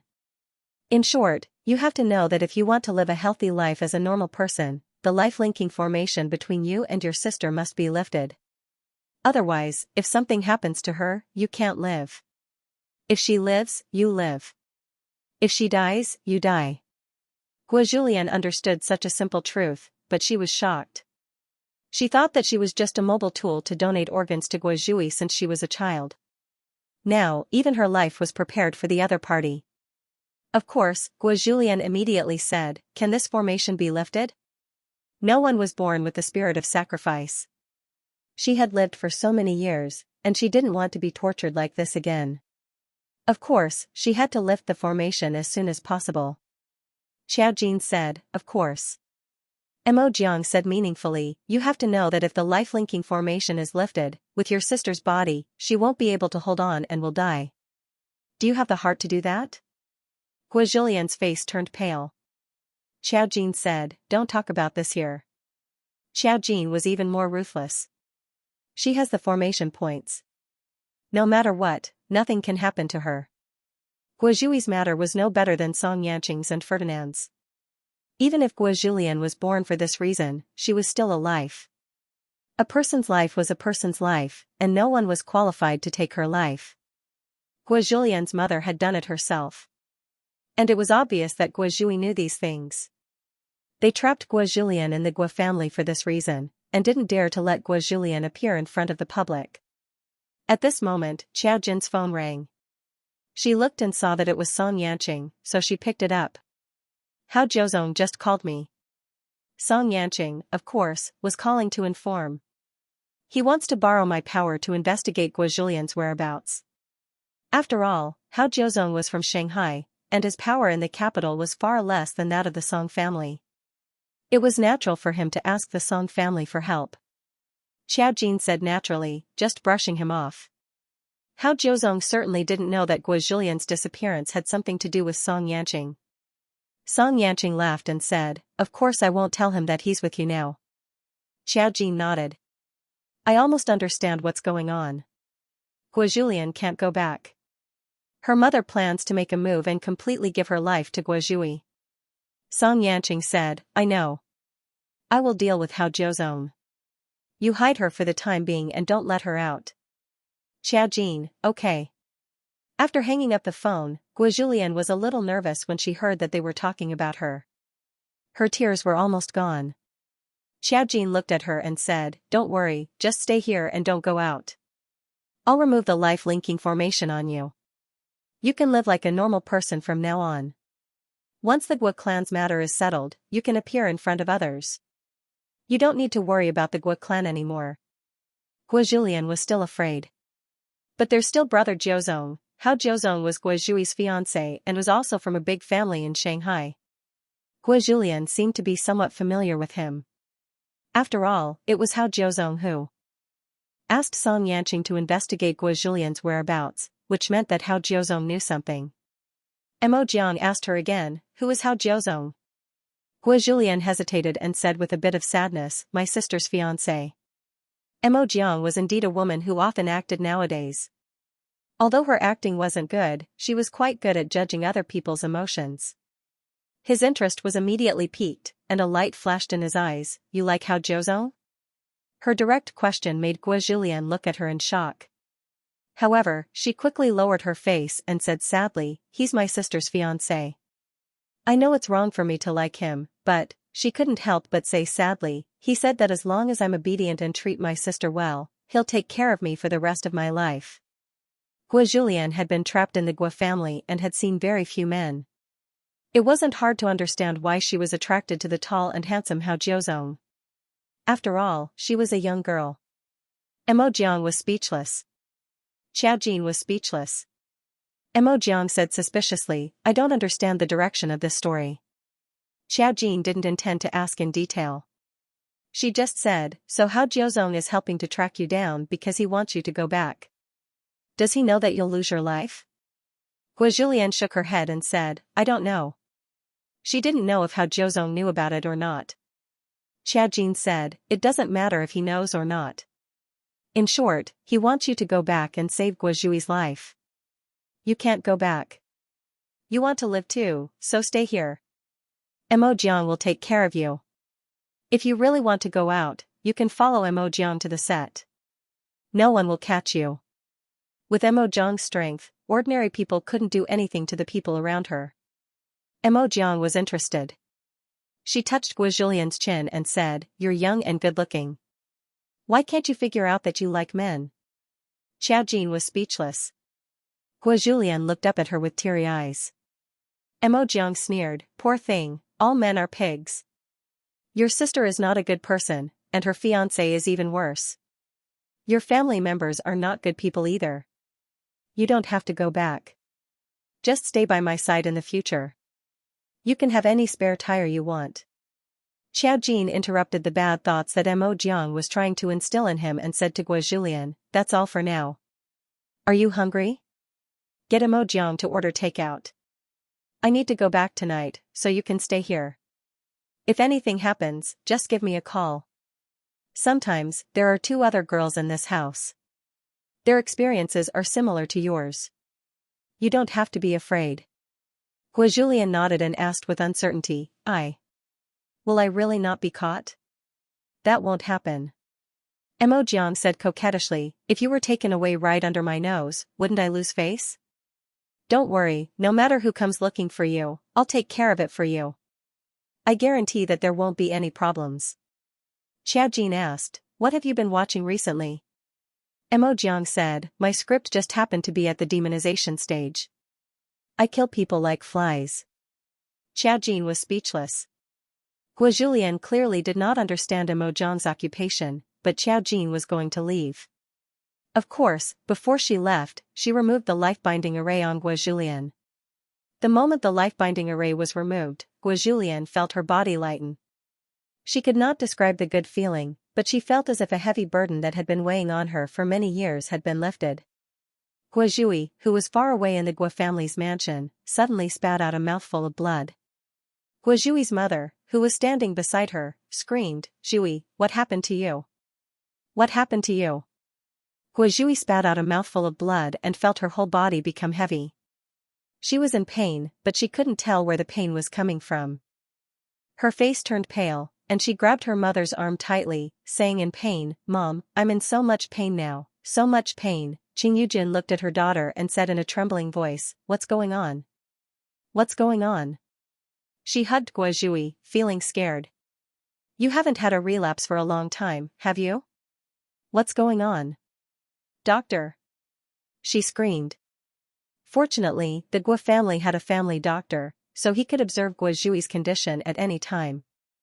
Guo Zicheng and his father, Guo Jiesher, had been taken to the police station and hadn't returned yet.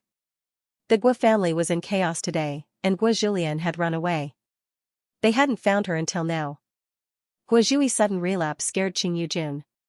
She treated Guo as her life, so she didn't want to see anything happen to her. The family doctor came to check Guo condition. He frowned and said directly, we don't have the conditions to do the test. Send her to the hospital immediately. Hurry up. Qing Yujin was dumbfounded when she heard that she would be sent to the hospital. Her daughter's immune system had been very weak since birth, and she was easily infected. When she was young, she had a particularly serious illness. Fortunately, everything changed with Guo birth. The older Guo got, the better her body recovered. It had been 2 years since her last relapse. Because of this, Qing Yujin was completely unprepared. Hearing the doctor's words, she could only ask the doctor what was going on, but the doctor just shook his head. The Guo family didn't have the conditions to do the test. Guo condition had to wait for the hospital to finish the examination. Qing Yujin suddenly thought of Guo, who had run away. Where did she go? When she rushed to the hospital with Guo and saw her daughter in pain, Qing Yujin's heart was about to break. Guo had been her life since she was a child. She valued her daughter more than anything else, so she didn't want anything to happen to her. Looking at Guo pale face and how she was in so much pain that she looked like she was about to faint, she thought of the missing Guo and suddenly had an ominous feeling in her heart. Left with no choice, Qing Yujin immediately made a call. After the call was connected, Qing Yujin's voice trembled. Jiayin, something happened. Can you come to the capital? I think something is wrong with Zhui. Her sister went missing today. The person on the other end of the line didn't say anything and quickly hung up. Qing Yujin hugged Guo. Seeing her painful expression, she kept hugging her. Zhui, don't be afraid, mother will save you, mother will definitely find someone to save you. Guo pinched the corner of her clothes and said with some pain, I want to see Brother Zhou. She wanted to see the person she liked. I'll call them right away. Mom will call them right away. Hearing this, Qing Yujin immediately took out her mobile phone and called Hao Jiuzong. Guo suddenly had an accident, and as her fiancé, he was also in the capital, so it was reasonable for him to come and see Guo. He would definitely find Guo. This was his promise to himself. Thinking of Guo, a trace of hatred flashed across Qing Yujin's eyes. She was born to sacrifice everything for her sister. How dare she run away? Xiaojin went straight home after settling Guo's matter. Something would happen to Guo, but she wouldn't die. After all, she was mostly focused on her physical condition. Julian had donated her bone marrow, and her illness was now getting better. He just didn't know how Julian's mother could be so ruthless as to want to kill Julian. Now that Julian was with Mo Jiang, Xiao Jin was very relieved. Mu Qiji also came home. They must be wondering what Xiao Jin was doing. They had made several calls, and Xiao Jin should go back. When he returned to the Mu family, it was rare for the Mu family to gather together. Everyone was there. Muzilian sat next to Musachu, slumped on the sofa and played mobile games. Musachu sat next to him, and Mu Qiji sat on the other sofa with his legs elegantly crossed. Xiao Fei and Mu Zhenming sat together, and Mu Xiangshan was fiddling with something on the table in the living room. Seeing that Xiao Jin was back, the Mu family turned to look at him. Xiao Fei complained as usual. "Jin, I told you that Big Brother is coming back today. Why are you still coming home so late?" "I was busy with something." After Xiao Jin said this, he greeted Mu Qiji. "Qiji." "Mu Qiji." "Yes." No matter how long it had been, she was still not used to Xiao Jin calling her by her name. But she couldn't help it. She was too willful. Mu Xiangshan looked up from a pile of things and asked her, "What did you do?" "There were many things in the Gua family today." Mu Xiangshan received news that someone seemed to be missing in the Mu family. Thinking of what Xiao Jin said, Mu Xiangshan now seriously suspected that the missing person was with Xiao Jin. Xiao Jin smiled at him. His expression meant that as long as he understood, there was no need to ask. How could Mu Xiangshan not understand? He sighed. He felt that he could not control Xiao Jin. When the rest of the Mu family saw that Mu Xiangshan still had a secret with Xiao Jin, they were a little surprised. Mu Zhenming asked, "What are you busy with?" Xiao Jin walked over and sat down on the single-seater sofa. He said in a casual tone, "I was just busy with something. My friend needs my help with something." "What's wrong?" She looked at Mu Qiji and changed the topic with a smile. "Big Brother, why are you dating Song Yanqing's sister?" "Xiao Fei, we've already discussed this topic. It's your fault for not coming back. Let's not talk about it now." Xiao Jin, Mu Qiji saw Xiao Jin's stagnant appearance and chuckled. "Naturally, we met by chance abroad. We met and chatted and had a meal together. We felt that the chat was quite pleasant. After getting along for a few days, we decided to try dating." A few days later. This speed was really fast. Xiao Jin nodded. He was no longer curious. Just then, Mu Xiangshan called again. He picked up the phone and went upstairs. Xiao Jin glanced at Mu Xiangshan. Mu Zhenming's face suddenly turned serious. "Xiao Jin, there are some things that we should talk about while the whole family is here." Xiao Jin, another big criticism session. When Muzilian heard his father's words, he glanced at Xiao Jin and slowly sat up straight. He did not want to be affected by the storm later. After all, this kind of thing had happened before. Xiao Fei agreed with Mu Zhenming. "Since your big brother is here, we should talk to you properly. Do you know that your form teacher called?" Yes, as a student, Xiao Jin had to face the same problems that every student would face. Even if she was already in university. "Your homeroom teacher said that you often apply for leave. How many times did you go this semester? What's more ridiculous is that we didn't know you applied for leave." Some of the fake Xiao Fei didn't know what was going on. She didn't even know who applied for Xiao Jin.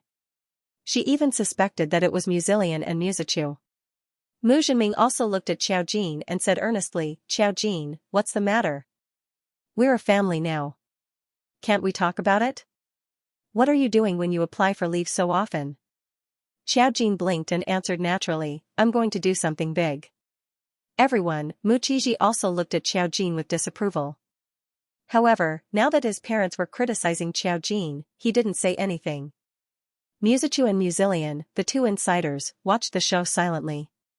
"What big things are you doing?" Xiao Fei snorted. "What big things can a girl like you do?" Xiao Jin said seriously, Fei, this is my secret. It's not suitable to tell you now. Look at Xiangshan. He never talks much." Xiao Fei. Your grandfather doesn't care about you at all. We care about you. Mu Zhenming didn't quite agree with Xiao Jin. You apply for leave so often. Should we not ask about it? Is that showing respect to you? Xiao Jin nodded. I know what you mean. I also know that you care about me, but there are some things that I can't tell you now. I've already said that I read fortune-telling shops online. Sometimes, not only do I need to read fortunes online, but I also need to help people deal with misfortune in real life. This involves feudal superstition. No matter how I explain, you won't believe me. Mu Qizhi, Mu Zhenming, and Xiao Fei, Mu Zilian couldn't help but laugh out loud. His laughter immediately attracted the attention of his family members. Mu Zilian coughed. Don't look at me, don't look at me. I couldn't help it. Muzichu pinched Mu Zilian's waist, signaling him to be quiet.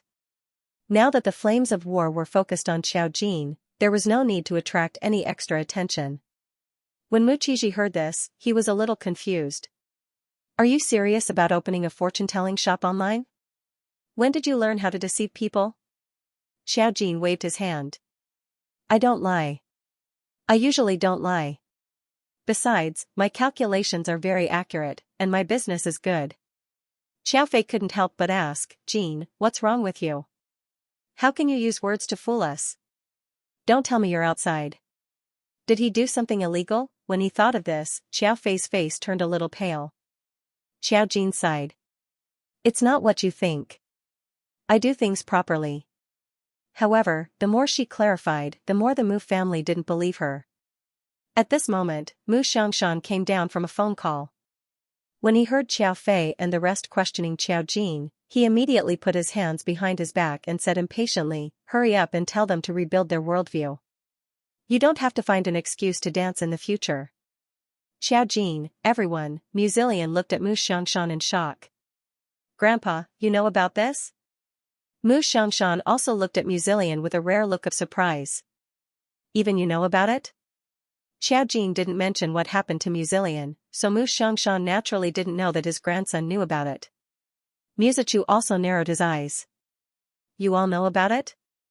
Very good, only he didn't know. Mu Qizhi? As the eldest brother, Mu Qizhi felt that he hadn't been home for so long that he was excluded from the family's secrets. Mu Zhenming couldn't take it anymore. You know everything? What are you trying to say?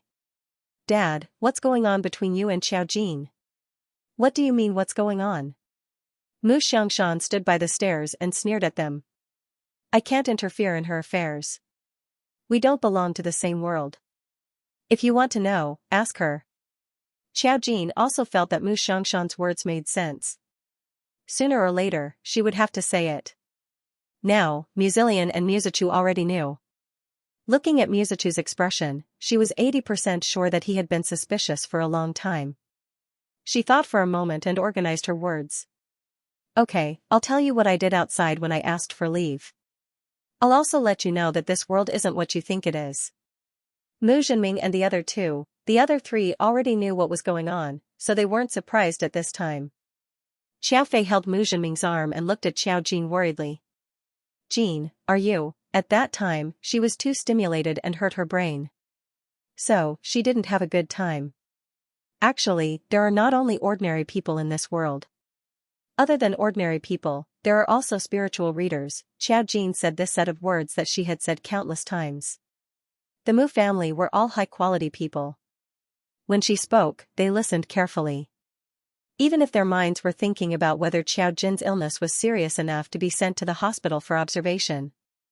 Xiao Jin only briefly talked about how she dealt with spiritual readers outside. About her awakening, she said that she was stimulated, so she awakened. Then, she knew these things. In fact, it wasn't a very long story. She finished telling it in a few minutes. By the time she finished speaking, Xiao Fei's mouth was so wide open that it could fit a goose egg. Mu Zhenming looked at Xiao Jin and said in a low voice, why don't you make an appointment with a doctor tomorrow? Xiao Jin, Mu Qizhi was immersed in the shock of what she said. For a moment, he didn't know whether to believe it or not. At this time, Mu Zilian stood up. Dad, Mom, I can prove that Xiao Jin is telling the truth. Because I met As soon as he said this, Xiao Fei screamed, "Your sister is crazy, too?" Muzillion, he was a little indignant. He looked at Xiao Jin and said, "Quick, show her what you're capable of.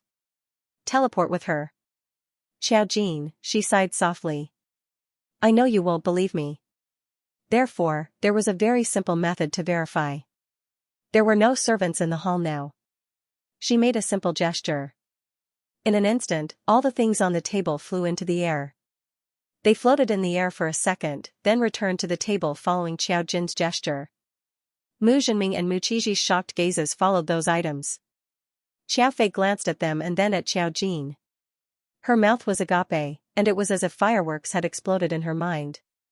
She was so stunned that she was caught off guard and had no idea what had happened. Now, her mind was completely blank. Mu Xiangshan saw this with his own eyes and sighed. Muzillion shed tears of envy beside Muzichu. "Coach, I want to learn too." He wanted to learn too. "Ah, I'm so jealous." Muzillion had never envied anyone since he was young. He was only envious of Xiao Jin's ability. Unfortunately, Xiao Jin said that this thing depended on fate. If it didn't awaken, there was no chance. No matter how envious he was, it was useless. Even though Muzichu knew the truth, now that he saw that Xiao Jin really had such incredible power, his eyes darkened. He sighed softly in his heart. At that time, he should have noticed that she was different. She was completely different from ordinary people. The things she came into contact with were not what ordinary people could imagine. The Mu family fell into a dead silence. Even the experienced and knowledgeable Mu Zhenming and Mu Qiji were completely shocked, speechless. After all, anyone's worldview was refreshed at this moment. Xiao Jin stood up and said softly, "You probably need some time to digest. I'll go up first. Call me if you need anything." Everyone was still silent, so no one replied to her. When she was about to go upstairs, Mu Xiangshan asked again, "Will you be in trouble if you interfere in the Gua family's affairs?" Xiao Jin shook her head. "No." Hearing her affirmation, Mu Xiangshan felt a lot more at ease. He sighed again. "I went to the detention center today and saw Gua Jiesher. He should be released soon. He's too old and has problems. Even if he's convicted, he can still be released for medical treatment. I saw that he didn't look good. He shouldn't be able to hold on." Perhaps Gua Jiesher was still affected by the fact that he had been caught. So when Mu Xiangshan went to see him, Gua Jiesher's condition wasn't very good. He even looked a little dispirited. He heard that there were some conflicts with Gua Zicheng in there, which indirectly proved that Gua Zicheng might be the one who poisoned him. The reason was simple: revenge for his mother. Now that this matter was analyzed, Gua Zicheng and Gua Jiesher were about to fall out. "Xiao Jin, whether he can hold on or not, his life is good enough." Her words were a little cold, but she was right. Gua Jiesher had worked hard all his life and even killed his own wife. In the end, he was still able to live peacefully until now. His life was too good. Even if he was convicted now, it wouldn't hurt him at all. He had already enjoyed most of what he should have. He could only blame the ending for coming too late. Mu Xiangshan nodded. "All right, you can go up first." At this time, there were a few more wooden figures in the living room. Only Muzillion looked left and right and comforted them. "Although there are things in this world that you can't understand, it's good that you know now. Besides, Xiao Jin said that we might not be able to come into contact with these things in our lifetime." Whether or not he knew the truth didn't make much of a difference. Of course, Muzillion was just spouting nonsense. If he had not directly entered the mountain of laws and witnessed the true abnormalities, then he would have already turned silly by now. Mu Zhenming and Mu Qiji were actually rational people. They were just shocked and found it hard to comprehend when they found out about such a ridiculous thing. Xiao Fei reacted and patted his face. "Oh my god, Jin has the legendary superpower?" "Mu Xiangshan, what superpower? You don't know anything. She's an array master." "Xiao Fei? What was the difference? What was the difference?" It didn't matter what the people downstairs were thinking. Xiao Jin said what needed to be said and left them some time to digest it. He went back to his room to wash up. He had to visit Gua Julian tomorrow morning. The array was solved. She was fine now. However, she had been trapped for so long. She was not in a good state of mind now. Mo Jiang had to go to the set during the day. Gua Julian couldn't go outside before the Gua family's matter was completely solved. In less than half an hour, Xiao Fei, who seemed to have finished digesting, came knocking on her door. Mu Qizhi and Mu Zhenming were not here. It was not suitable for them to intervene in such a ridiculous matter. Of course, Xiao Fei was the most suitable person to ask. Xiao Fei looked at Xiao Jin. Seeing that the person in front of her was still well behaved, she felt relieved. However, she felt a little sad. Her tone was a little awkward. You are an array master. You were awakened at that time. Was it a big shock? She thought that Xiao Jin didn't care about it after such a long time. Now she knew that Xiao Jin was awakened. It proved that what happened at that time was a big shock to her. She didn't care because she had come into contact with another world. Kind of. The shock of committing suicide was big enough. In fact, it was not a shock. It was mainly because she committed suicide that her soul was reawakened. The fusion of the memory fragments turned her into the present her. Xiao Fei heard and felt sad. In the end, I am sorry. If it weren't for me, I would rather you not be like this now. Xiao Jin paused. Why? It's good now. I don't mean to blame you. It's good for me to be awakened. At least I can see a different world. I was too weak before. But I hope that you will always be under my protection. If I took good care of you, you wouldn't be who you are today, right? Xiao Fei's tone was very sad. Those things would be forgotten even if they were not mentioned. It's really okay. Xiao Jin looked at Xiao Fei and said indifferently, you don't have to think too much about it. Look at me, am I not fine now? I've really forgotten about the past. Today, I'm telling you all these things because I can't hide it from you forever. Otherwise, he would have to find excuses to take leave in the future. But Xiao Fei burst into tears. She had always been a soft-hearted person. At this moment, when she thought of the pain that Xiao Jin had experienced in the past, her heart ached. If she had really protected Xiao Jin well, how could Xiao Jin have awakened? This awakening was bought with a painful price. She would rather not know anything. That way, their family could still live happily. You have to think positively. Xiao Jin sighed. He had to persuade her, if I don't awaken, maybe I'll still be the same as before. Muzilian and Muzichu still won't accept me. I won't come to the Mu family, and we won't be living together like now. Isn't that good? Xiao Fei froze for a moment. Xiao Jin was telling the truth. If it weren't for the awakening by suicide, she might still be living alone outside. Occasionally, Xiao Fei would go to see her. She was still the dull and weak Xiao Jin. There were some things that could not be predicted accurately. However, Xiao Fei cried even harder, it's all my fault. It's all my fault. I should have brought you back with me. It's all your brother's fault. Xiao Jin. Xiao Fei felt that she hadn't done enough. She also felt that if Muzilian and the others hadn't targeted Xiao Jin back then, they wouldn't have been like this. Both were her own flesh and blood. Her sons didn't like her, so she cared about their opinions. As a result, she forgot that Xiao Jin was only a 20-year-old girl at that time. Her mind was very fragile. Xiao Fei thought that after taking care of Xiao Jin for 20 years, she had her own motherly love, which was enough. Of course, she would subconsciously make up for the other three. She completely forgot that Xiao Jin had always been alone. The three of them grew up in the Mu family and lived a luxurious life. Xiao Jin was now immersed in the past and everything faded away. She didn't reveal her own feelings, so it wasn't too obvious. Now, she was just comforting her. Everything was over. She was fine now. Xiao Fei cried for a while and gradually stopped crying. Then she asked, how did you do that just now? Can you do it again for me to see? Xiao Jin, she didn't follow Xiao Fei's meaning. She just smiled and said, this is a formation. You can also see it as the kind of superpower that you understand. However, superpowers can't be used casually. At least, it's best not to use it on people. Xiao Fei was still a little confused. Formation? Xiao Jin, you're not a psychic. In fact, it's useless to know so much.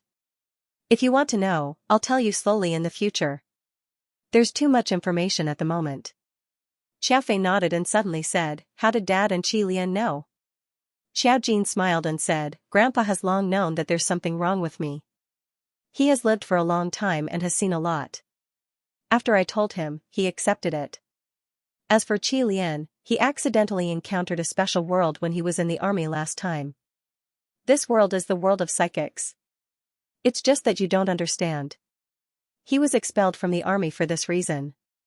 However, some things can't be said. Fei Fei, you should understand, right? Xiaofei suddenly understood. No wonder Muzilian couldn't tell the reason why he was expelled from the army. It seemed like this was how he was expelled.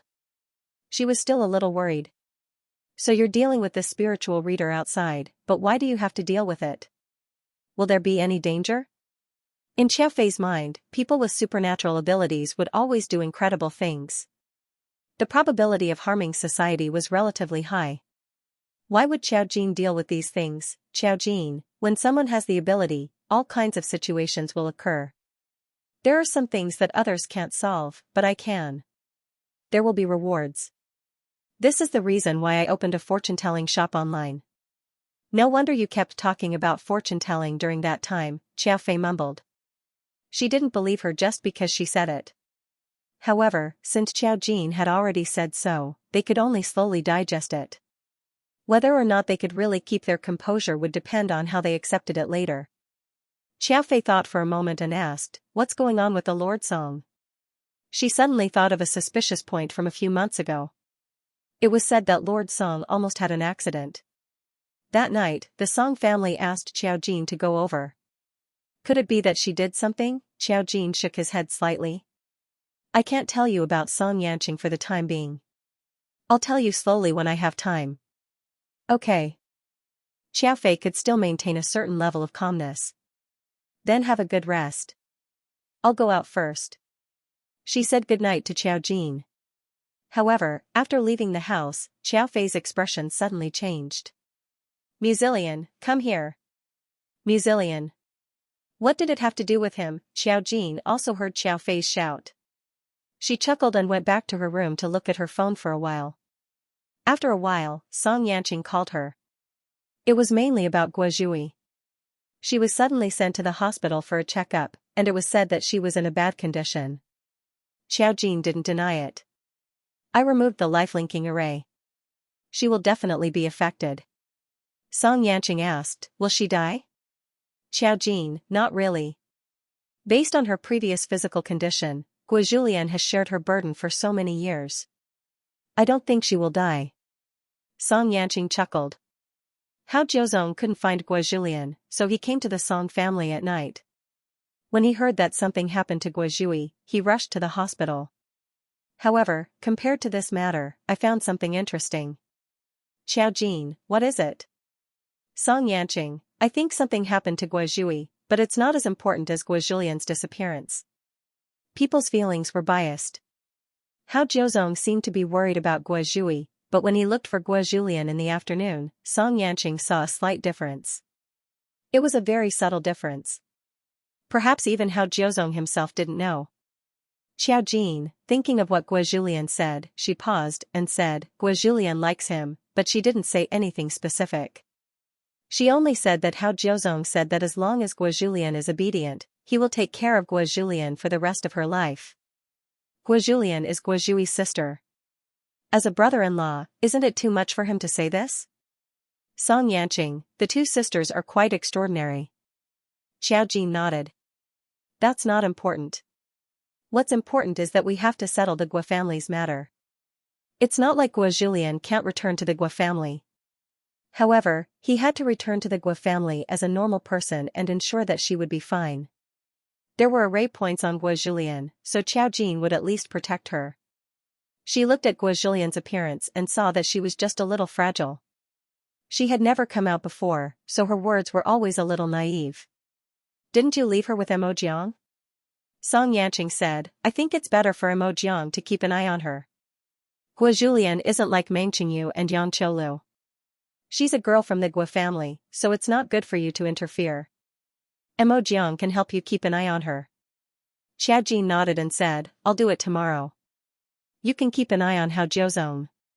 As long as he can't find Gua Julian, we don't need to worry about anything else. She wanted to help Gua Julian out of trouble, but she didn't want to completely solve everything. The Gua family's mess, of course, should be cleaned up by the Gua family. She chatted with Song Yanqing for a while. Song Yanqing said that Hao Jiuzong would probably be with him for the next few days. He needed Song Yanqing's help to solve the Gua sisters' matter, so it wouldn't be convenient for him to meet with Xiao Jin for the next few days. Xiao Jin didn't think it was a big deal. Okay. She said goodnight to Song Yanqing and hung up the phone. Although she told the Mu family about the spiritualist, Xiao Jin knew that the Mu family had a strong ability to accept things, so she didn't need to worry about any accidents. Muzillion was now being scolded by Qiao Fei downstairs. She smiled, lay on the bed, and began to sleep. She had a good night's sleep until she woke up in the morning. There was a call to Xiao Jin. It was Gua Julian. Gua Julian's tone was full of fear. Miss Jiao, can you come over and keep me company? She was really scared. She had finally escaped from the Gua family and was brought here by Xiao Jin. Mo Jiang was there last night, but Mo Jiang had to film. She couldn't go out for the time being. Mo Jiang didn't take her with him. He was taken away by his agent early in the morning. Gua Julian stayed here alone. Without Mo Jiang, she felt very uneasy in a strange environment. Gua Julian was scared when she heard the noise from next door. She was afraid that the door would be kicked open and the Gua family and Hao Jiuzhong's people would break in and take her back. She came out in a hurry and didn't have her phone with her, only a fake ID.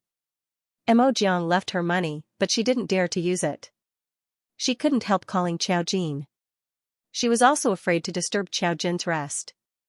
Xiao Jin didn't have a bad temper when he woke up. He said coldly, Okay, I'll be right there. What do you want to eat? I'll bring it to you when I come. I'm fine with anything. I'm not picky. Gua Julian said in a low voice. Hearing Xiao Jin's promise, she relaxed a little. After hanging up the phone, Xiao Jin got up and washed quickly. When he came downstairs, Mu Qizhi and Mu Zhenming were already having breakfast. Both of them were busy. Now, Mu Qizhi was staying at home to help Mu Zhenming with the company's matters. Both of them seemed to have accepted last night's incident very well. When they saw Xiao Jin early in the morning, they naturally greeted her, morning.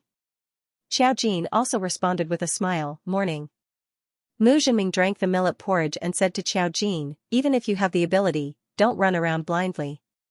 You're a student now. Don't get involved in dangerous things that you shouldn't. Xiao Jin said, no, I only accept ordinary business. Mu Zhenming, Xiao Jin sat down and finished her meal. She ate almost as fast as the Mu father and son duo. She was going out early in the morning, not to go to school. Although they wanted to ask, Mu Qizhi and Mu Zhenming remained silent in the end. Xiao Jin did not take the Mu family's car. Instead, he took a taxi to Meng Qingyu's house. He bought fresh and delicious steamed buns and soy milk for Gua Julian downstairs. When she reached upstairs, she gently knocked on the door. There was no response from the other side of the door. Gua Julian trembled when she heard the knock on the door until Xiao Jin said softly, It's me. Hearing this, Gua Julian immediately breathed a sigh of relief and quickly opened the door for Xiao Jin. Xiao Jin walked into the room and saw Gua Julian wearing Meng Qingyu's pajamas. Her complexion was obviously much better than when he found her yesterday, but she still looked a little pale. Miss Jiao. Seeing Xiao Jin, Gua Julian could finally force a smile. Xiao Jin handed her the steamed buns and soy milk. Have breakfast first. In order to prevent his agent from discovering that there was someone in the room, Mo Jiang left directly. He did not buy breakfast for Gua Julian either. When Gua Julian woke up, she was alone in the room. She was so scared that her scalp went numb. Xiao Jin thought about what Gua Julian lacked and said, Did you only have a fake ID when you came out? You need to get a new one. I'll buy you a cell phone and a SIM card. She used Mo Jiang's old cell phone to contact Xiao Jin. This woman changed her cell phone as fast as she changed her clothes. Gua Julian trembled. If I get a new one, will it be discovered? Xiaojin smiled. No, I have connections. I can do it for you directly and no one will find out. But you can't use Guojulian's name now. I can erase the traces of your existence, but I can't stop you from using your previous information. How Jiuzong may find out. Think about it. Guojulian's eyes dimmed when she heard Hao Jiuzong's name. She didn't like Guojulian's name, but she had been using it for many years and was used to it. But she also knew that if she continued to use this name, she would still be found out. She thought for a while and nodded. Xiaojin continued, if the Guo family is fine, you can continue to use your original name. Now I'm just giving you a new identity and a fake name. Guojulian, thank you. She looked at Xiaojin and couldn't help but ask, Miss Qiao, I don't understand why you helped me. Last night, she knew that Xiaojin wasn't an ordinary person. But even if he wasn't an ordinary person, she didn't know why Xiaojin helped her. Xiaojin wouldn't tell them about the array point, because even she didn't know what it was for now. She said naturally, I'm very kind. Guojulian, she was just naive and inexperienced, but she wasn't stupid. She felt that Xiaojin had some ulterior motive, but there was nothing on her that was worth Xiaojin's scheme.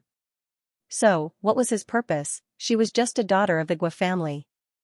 Many people didn't even know about her existence. She had dedicated herself to her sister for many years. She didn't know what could be on her that Xiaojin wanted. Since Xiaojin could be a guest of the Guo family, it meant that she was also a daughter of a rich family. She was so noble and elegant, and she had a sense of security that convinced him. So, what was her purpose? As long as she didn't hand her back to the Guo family, it would be fine. Xiaojin patted Guojulian's head and was about to call He Yao when He Yao called. She raised her eyebrows, knowing that He Yao probably had something to say. After answering the phone, He Yao said, Xiaojin, let me tell you something. Didn't you meet a woman named Zhongjian when you went to Shandu last time? She's from the spirit group in Shandu. Last night, she suddenly came to the capital in the middle of the night. We asked her if she was here to pass on something, but she didn't reply. She only said that it was a private trip here. Our people found that she went to the Guo family. He Yao paused. We found out that you and your grandfather have been to the Guo family. What's the matter with the Guo family? Xiaojin grunted. Zhongjian? Xiaojin had a vague impression of the woman who was looking for trouble in Shandu. She was a member of the Shandu Ling group. Last time, when Xiaojin went to take away you, Zhongjian jumped out to stop her. Xiaojin chuckled and said, I know what's going on. The Guo family is fine. I just happen to need your help. There's someone on my side who needs to create a new identity card. It's a little girl. Is this troublesome? Of course not. He Yao agreed. Just give me a photo of her. Xiaojin, okay. She hung up the phone and was about to take a photo of Guojulian when she suddenly felt that someone was coming from downstairs. She just felt that something was wrong. She activated the array and saw that it was Hao Jiuzong. She looked again and saw that the person they were talking about on the phone was beside him. Zhongjian. It seemed that she had used some special means to find her. Xiaojin had expected this, but he didn't expect that the person who activated the life-linking array was Zhongjian from the spirit group. It was only Zhongjian and Hao Jiuzong. As for why the two of them were in cahoots, Xiaojin did not know for the time being. She saw someone come and said, Hao Jiuzong is here. Guojulian's face turned pale and her scalp went numb. She was probably too nervous, so she wasn't thinking about her feelings for Hao Jiuzong. Instead, she was thinking that if Hao Jiuzong found out, he would definitely bring her back to the Guo family. Guojulian immediately cried, I don't want to go back, I don't want to go back. Xiaojin put her finger between her lips again. Shoo, I said I won't let you be brought back. You don't have to be afraid. Just don't make a sound now. Guojulian heard her words and immediately shut her mouth. She trembled and didn't dare to make a sound. Gradually, the sound of footsteps could be heard coming from the corridor. There were quite a number of people who could be heard. They didn't make any other sound. The footsteps gradually came to Meng Qingyu's room. Knock, knock. Knock. There was a soft knock on the door. It was neither fast nor slow, as if it was extremely patient. For Gua Julian, who was now like a bird startled by the twang of a bow, any movement was enough to scare her. She was too scared. This extreme fear actually made her hair stand on end. She stared at the door and didn't dare to make a sound. Knock, knock, knock. There was no movement, so the other party knocked again. She heard a familiar voice. It was the man's low and slightly impatient voice. Just open it. It was too easy for them to open the security door of an ordinary house. The door was quickly unlocked. Gua Julian's eyes widened and she almost fainted. Xiao Jin covered her mouth. He didn't want to teleport Gua Julian anywhere else. Now that the door was opened, she could even turn around and leisurely look at Hao Jiuzong. She had already seen Hao Jiuzong last time. This time, he came in with a look of impatience. Looking around the room, Xiao Jin and Gua Julian were clearly in the middle of the room, but they didn't seem to see them. Zhong Jian sensed that the location was here. Her face was solemn and she frowned slightly. Strange, I clearly feel that it's here. Gua Julian was stunned when she heard this. She was scared at first, and now she was even more scared. However, she found that after they came in, it was as if they didn't see them. This was impossible. Was he acting? But they didn't look like writers. Hao Jiuzong also came over. There was no one in the living room. He stood there, and a storm was brewing in his dark eyes. Gua Julian looked straight at his face. Her heart was flustered and at the same time, it kept falling. He was afraid that something would happen to her sister. Now that he had personally come to look for her, she could almost imagine what would happen to her if she went back. After all, he was the person she liked. Looking at Hao Jiuzong's face, she burst into tears. Warm tears fell onto Xiao Jin's palm. Xiao Jin, to be honest, she felt terrible. She had always been a clean freak, but it wasn't as serious as Song Yanqing's. Now that she saw Gua Julian crying so pitifully, she endured it. Hao Jiuzong stood in the living room, just a step away from Gua Julian. His subordinates went into the bedroom one by one and even checked the wardrobe. They came out and reported, "Young master, we didn't find anything." She wasn't in the room. There was no one in the room. But judging from the traces on the table, Zhong Jian frowned. Someone lives here. Someone was here just now. They must have found out. Someone must be helping her, and he is very alert. They came suddenly, and the other party reacted too quickly. However, she didn't expect that Xiao Jin and Gua Julian were right in front of him. Watching all this, they didn't make a sound. No one could see them. Hao Jiuzong stared at the glass of water on the table. Gua Julian drank it in the morning, and there was still half of it left. This trace meant that someone was here. Maybe she ran away. Zhong Jian said to him, "I need to check her whereabouts again." Hao Jiuzong smelled a familiar scent in the air. He took a deep breath and said slowly, "She didn't go far. She should be nearby. Her scent is in this room." Gua Julian, she stared. She didn't expect Hao Jiuzong to remember her scent. Xiao Jin, Xiao Fei's cliché TV dramas were not without reason. Life came from reality. The key was that Zhong Jian was probably a gossip. Hearing this, she glanced at Hao Jiuzong and sneered. "Young Master Jiuzong, you can even remember her scent?" Hao Jiuzong turned around and glanced at Zhong Jian with a gloomy look. Zhong Jian's expression changed gradually. She restrained herself. "Sorry, I talked too much." She was an array master, and Hao Jiuzong was an ordinary person. But she seemed to be afraid of Hao Jiuzong. Hao Jiuzong didn't say anything else. He looked around and asked someone to put something in the corner of the living room in front of Gua Julian and Xiao Jin. It was a bug and a surveillance device. It seemed that he didn't believe that Gua Julian could run far. All this was done under Xiao Jin's nose. After they left, the door was closed again. Xiao Jin let go of Gua Julian. Gua Julian looked dazed and pitiful. Her tears were still flowing. Xiao Jin said, "It's okay." Gua Julian reacted and trembled again. She nervously pointed at the place where Hao Jiuzong had put the things. "I can't hear or see anything. The array has blocked it." If Xiao Jin couldn't even do this, he wouldn't have refused to leave. But this place isn't safe anymore. You really need to move. I'll get Mo Jiang to buy a new house. Based on the current situation, only she and Mo Jiang could afford to buy a house. And they were all paid for by the spirit group. Gua Julian nodded, a little scared. I didn't expect them to find this place so quickly. Zhong Jiayin can still use the array formation. You left a lot of things in the Gua family. It's easy for her to use these things to find you, but this is the only time. Looking around the small house, she said, I've caused a lot of trouble for Meng Qingyu and the others. It's better to buy a new house. It was specifically used to hide people, and it had to have enough space to live in. Gua Julian was so scared now. Of course, she would listen to whatever Xiao Jin said. She didn't have any money on her, so she was a little embarrassed. She gradually stopped crying and said, Did I implicate you? If I thought you implicated me, would I save you? The girl seemed a little amused. She lowered her head and looked at her. It's over soon. But I want to ask you, do you want to appear openly or hide for the rest of your life? Gua Julian opened her eyes. Do I have a choice? Of course, she wanted to appear in public.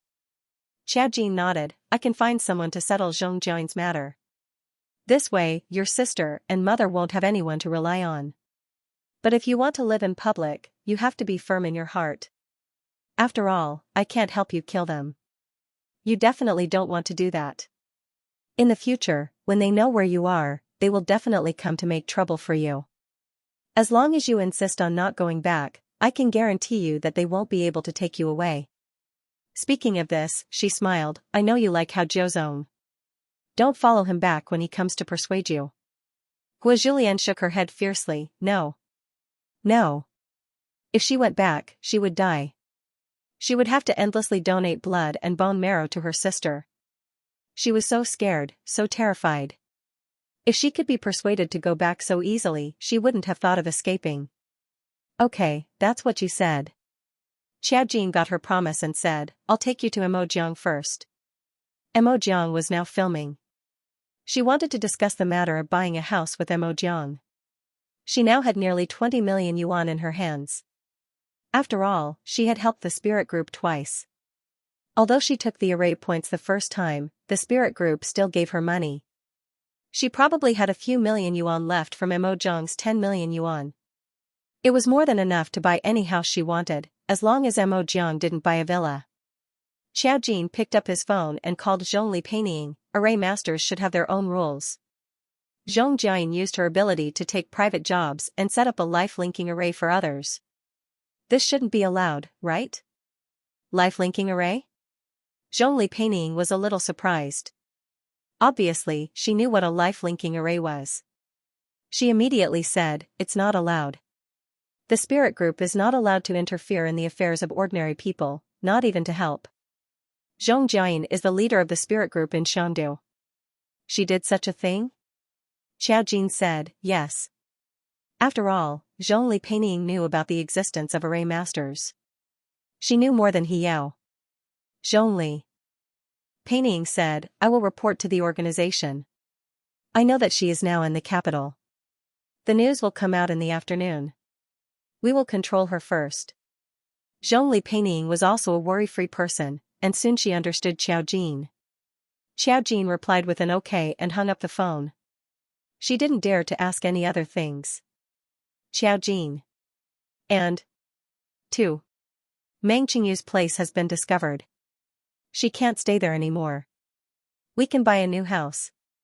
Xiao Jin said straightforwardly, I don't know much about the housing prices in the capital, and I don't live there. I will take your advice. Where do you want to buy? I have 20 million here. If it is not enough, you can make up for it. Mo Jiang, when it came to the house, she became excited. 20 million is not enough. I want a suburban villa. The minimum price is 300 million, and that is not including the additional decoration. Xiao Jin, be realistic. Are you famous now? Xiao Jin only had 20 million. It was impossible for her to borrow money from the Mu family or Song Yanqing. Mo Jiang clicked his tongue. Let me ask my agent. 20 million is a lot. You can buy a high-rise apartment in a good location, but I think it is still too small. Ever since this woman came to this world, she had always wanted the best in everything. Now that the conditions didn't allow it, Xiaojin didn't doubt her ability to squander money. Xiaojin said, "When you become famous, I won't care if you want to buy a house as big as a football field." Mo Jiang said, "Okay." She found her manager and asked him to check it out. Buy a house? The manager was a little surprised. He thought for a while and said, 25 million yuan is not a small budget, but if you're in a hurry, you can forget about buying a new building. But I remember that Olive Garden sells second-hand houses. The budget for 200 square meters is only 20 million yuan, and it will cost more than that. Only 200 square meters? Mo Jiang frowned. It's too small. Xiaojin, the manager, sighed. Ancestor, you have to know that although 20 million yuan is a lot, it's still not enough for a house in a good area. If you want to buy a big house, you'll need at least 40 to 50 million yuan. Including the renovation, a 300 square meter house in a good area will cost at least 50 million yuan. Xiaojin, she remembered that she earned 10,000 yuan a day from fortune telling. 300,000 yuan a month. More than 3 million a year. This house, fortunately, she didn't need to buy a house. Mo Jiang looked at Xiaojin. Xiaojin shook his head in silence. She only had 20 million yuan, and she didn't have any more. Mo Jiang clicked his tongue. It seems that we can only borrow from the gods team. Xiaojin, if Mo Jiang could ask for it, she wouldn't care. She didn't want to live in a small house, so she had to think of something herself. Guojulian was a little surprised that they were still in the mood to talk about houses. She was very afraid now. There were many people in the crew.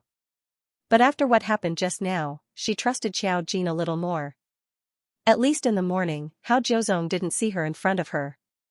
She knew that Xiaojin wasn't normal and didn't belong to the category of normal people. But it didn't matter.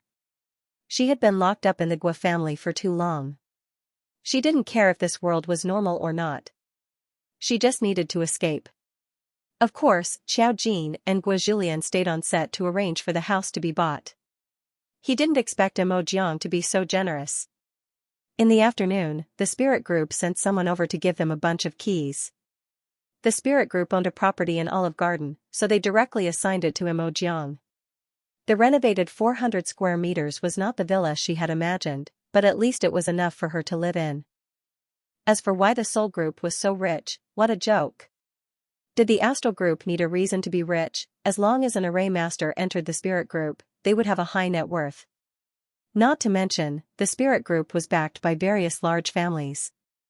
Money was just a small number to them. Knowing that Mo Jiang wanted a house, he gave it to him without hesitation. When Mo Jiang received the key in the afternoon, he nodded. It seems that the treatment for entering the spirit group is pretty good. Xiaojin, if other people didn't want to appease Mo Jiang, who was a ticking time bomb, they wouldn't have been able to get a property worth hundreds of millions for no reason. Of course, she didn't care about this. In the afternoon, Mo Jiang didn't have any scenes to shoot, so he took them directly to the new house. Someone even asked Mo Jiang if he needed anything. Meng Qingyu's house was obviously unlivable. Xiaojin sent a message to Meng Qingyu, asking her to sell the house and move directly to Mo Jiang's place. After all, that place was already considered exposed and it was too remote. It was safer to live here. Meng Qingyu also said to Xiaojin, someone came to see me in the afternoon. The ones looking for her were naturally Hao Jiuzong's group. Of course, they would find out who owned the house that Xiaojin and Guojulian lived in. It was natural for them to ask Meng Qingyu. Meng Qingyu knew that it was probably Xiaojin who brought her here. Of course, she said that she didn't know anything. She had been in school for the past few days, and she was a member of the spirit group. She had someone to take care of the follow-up matters. Of course, she wasn't afraid of Hao Jiuzong's people. She left Guojulian here. Of course, she hired a nanny to take care of them in such a big house. After making the arrangements, Xiaojin went home. After arriving home, Yao's side moved quickly. Guojulian's fake information was also arranged, and she temporarily gave her the name Julian. Because Yao didn't know what to change the fake information to, she just changed it according to her surname. On Qing Yujun's side, Zhong Jiayin was suddenly taken away by the spirit group for investigation. Hao Jiuzong didn't come up empty-handed. He could find out where Guo Julian was through Zhong Jiayin, so he naturally found some information. It was a surveillance video that showed Xiao Jin and Guo Julian. Xiao Jin could hide all the information, but there was no need to. Guo Julian would eventually appear, and even if they found out that Xiao Jin was involved, it would be useless. As long as Guo Julian wasn't with her, the Guo family had no reason to ask Xiao Jin to hand her over. When they returned home, Song Yanqing sent a message to Xiao Jin to inform him. Hao Jiuzong found out that Xiao Jin and Guo Julian were together. He went directly to the Mu family to ask for her. Of course, the Mu family didn't know. Song Yanqing found an excuse to calm Hao Jiuzong down and went to the Mu family with him. As soon as Xiao Jin arrived home, he saw Hao Jiuzong and Song Yanqing sitting in the living room. The two of them sat side by side on the sofa.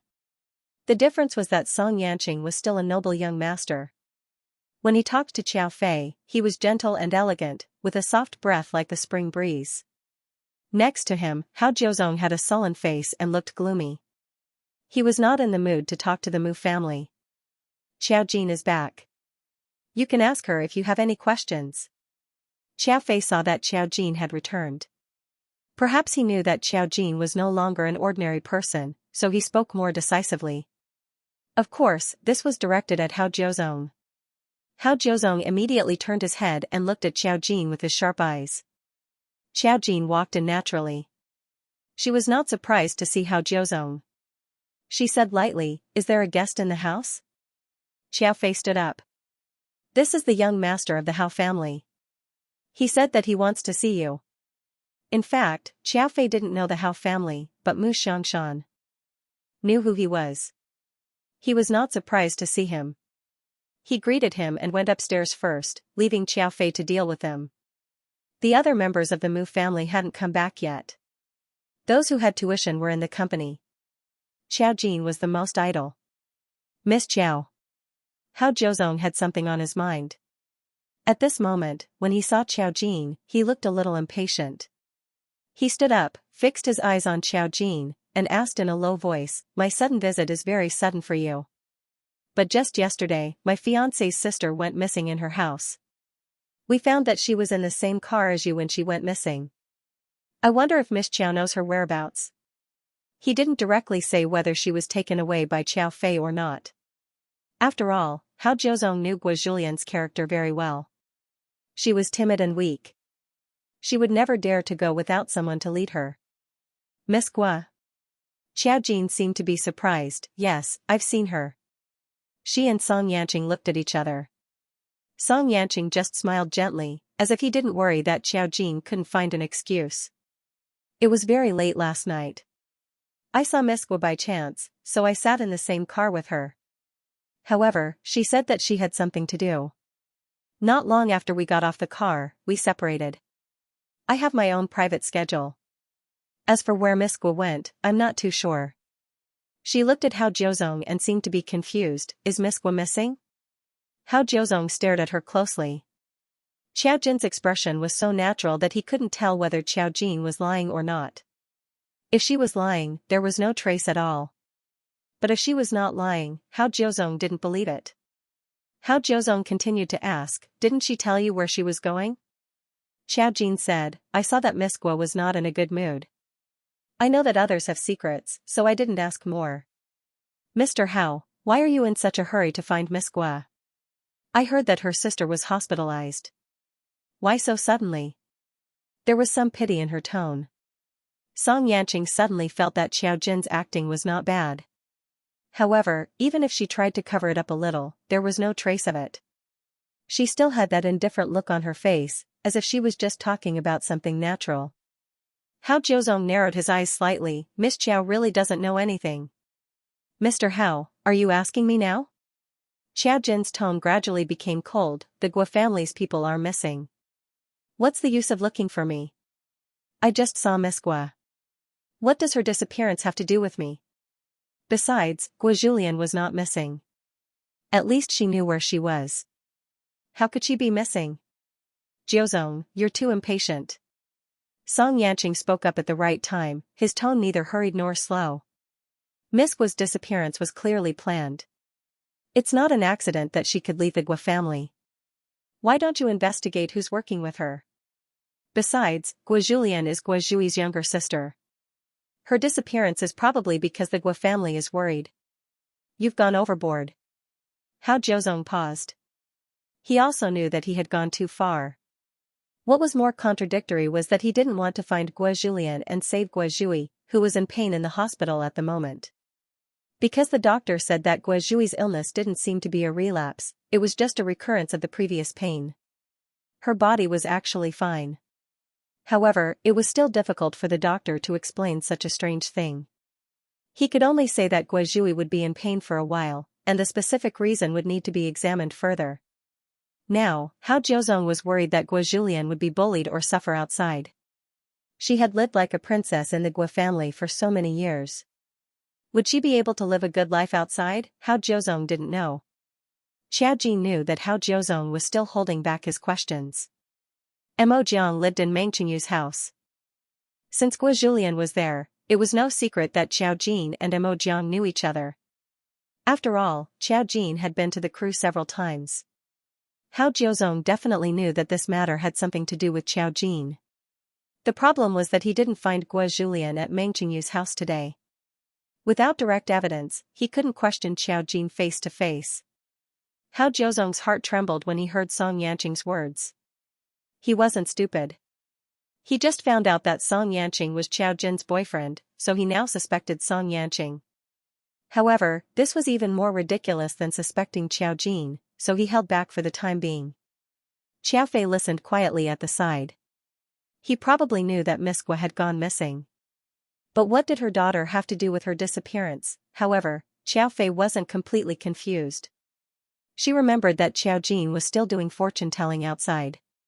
She also knew that Mu Xiangshan and Xiao Jin had visited the Guo family 2 days ago. It wasn't appropriate for her to say anything now. Everything that was involved in this felt like a TV series. In that case, I misunderstood Miss Qiao. Hao Jiuzong was a straightforward person. He didn't ask since he didn't have any evidence. He explained to Xiao Jin that he was just worried about Guo Julian and left. Song Yanqing wanted to send him back, so he left with him. When he left, he squeezed Xiao Jin's palm. His thin lips moved slightly. When Hao Jiuzong couldn't see him, he said, "He has no evidence." Hao Jiuzong wouldn't act rashly without evidence. Besides, Xiao Jin didn't hide the video on purpose. Xiao Jin waved at him and smiled, "Bye-bye." Song Yanqing nodded. He turned to say goodbye to Xiao Fei and left with Hao Jiuzong. After they left, Xiao Fei couldn't help but ask, "Why did Hao Jiuzong say that you had something to do with Miss Guo's disappearance? How did he find you?" Xiao Jin looked at Xiao Fei. He didn't hide it and said with a smile, "Because I did have her." He found some evidence, but he couldn't verify it. Naturally, he suspected me. Xiao Fei was confused. "Didn't you say that you were doing fortune-telling outside? Why did you kidnap her? How is this kidnapping?" Xiao Jin laughed and shook his head. "Guo Julian wanted to go with me. She might die if she returned to the Guo family. You probably don't know the reason, but she is one of Guo Zicheng's illegitimate daughters. Her older sister Guo Zhui is also one of them. It's just that her older sister Guo Zhui has been unwell since she was young. Guo Julian is her bone marrow donor. This time, Guo Julian took advantage of the chaos caused by her grandfather's accident to escape. You probably haven't heard of Guo Julian in the Guo family before, right? She has been locked up in the Guo family since she was young and rarely appears in front of others, so many people don't know about her."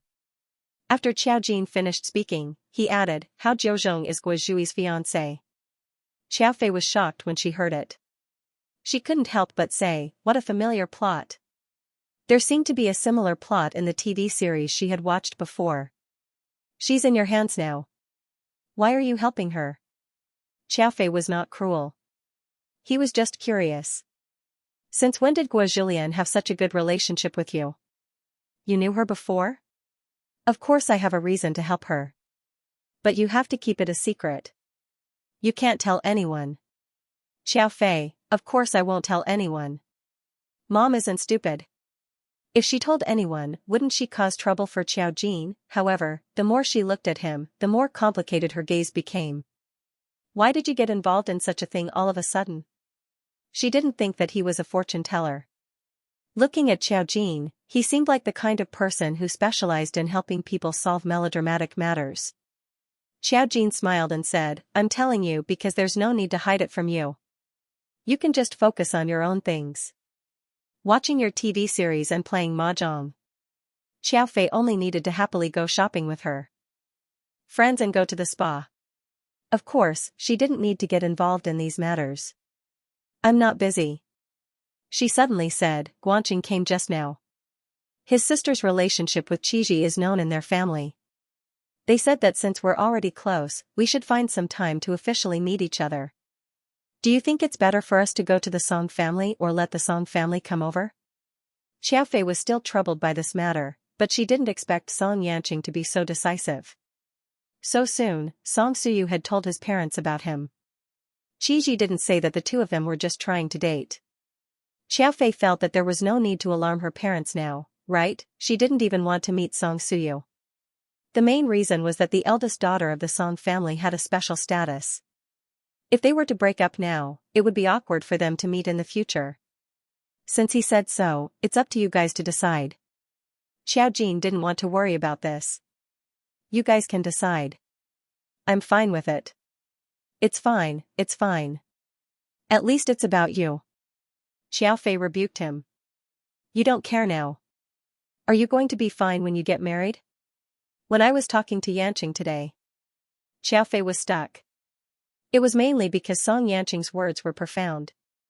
As a mother, the topic of conversation with her future son-in-law definitely couldn't be separated from Xiao Jin, so she indirectly asked Song Yanqing about his thoughts on marriage.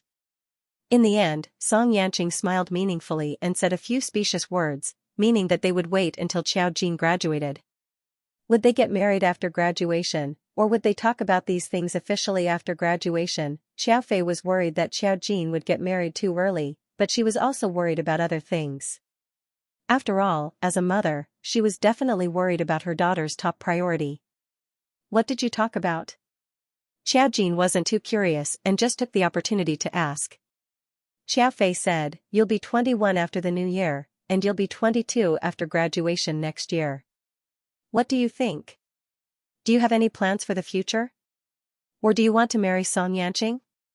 Xiao Jin looked at her strangely. It's too early to talk about these things. She and Song Yanqing were still in the dating stage. She hadn't even fully recovered her memories, so it was too early for her to get married. Xiao Fei was also a little puzzled. Don't you all want to get married when you're dating? In the past, when she dated Mu Zhenming, her heart was filled with pink bubbles. The sweetness of love was that she couldn't wait to marry Mu Zhenming immediately. In the end, he was hit in the head and remained calm for 20 years. Get married? Xiao Jin said bluntly, I've never thought about it. Xiao Fei gasped in shock. Jin, you can't be a scumbag. We can't afford to offend Lord Song. Xiao Jin, she was a little amused. I just said that I've never thought about getting married. Am I a scumbag?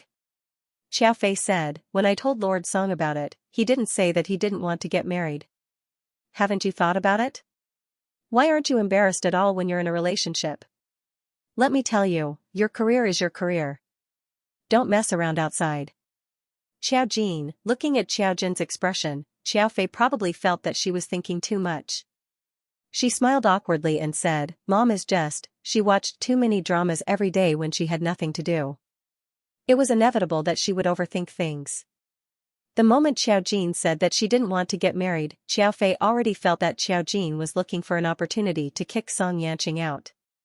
If Xiao Jin were to really do that, her daughter would be too crazy. While they were talking, Mu Qiji came back first. When he saw Xiao Jin, he nodded and said to them, I heard that an unexpected guest came to the house today? It was probably strange for Hao Jiuzong to come to the Mu family. After all, they had nothing to do with the Hao family. The Hao family's base was in Shanghai. If they came to the capital, they would only interact with the Song family. Of course, it was strange for them to come to the Mu family. Yes, the young master of the Hao family is here. Xiao Fei answered the question. He's here to ask Xiao Jin something. Looking for Xiao Jin?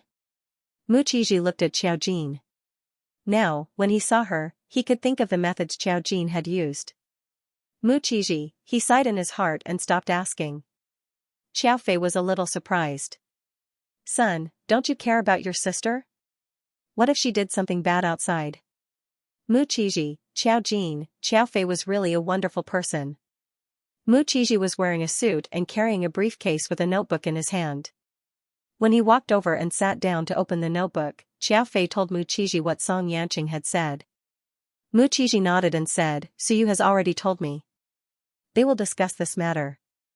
Suyu said that Xiao Jin went to their house last time. This time, they will come over. It's just that the time has to be arranged. It will take some time. After all, the Song family was very busy. They wanted to gather Song Yanqing, Song Suyu, and their father together. They didn't have much free time. The Mu family had also arranged for a common time. It could be seen that Mu Zhenming was often not at home. The business world was still very busy. The Mu family was fine. At least now there was Mu Qizhi to share the burden. Xiao Jin and Mu Zilian, the two unreliable people, couldn't be saved at all. One had no ambition, while the other was simply useless. Xiao Fei nodded. That's good. I also have some time to prepare. Your father is also very busy during this period of time. If you really can't do it, we can do it during the last few days of the new year. No matter what, everyone has time. Xiao Fei's suggestion made Mu Qizhi ponder. Alright, I'll let Suyu know when the time comes. Xiao Fei nodded with satisfaction. So, when are you getting married? Mu Qizhi, he sighed helplessly. Mom, what are you thinking about? Xiao Fei pointed at Xiao Jin and said, forget about your sister.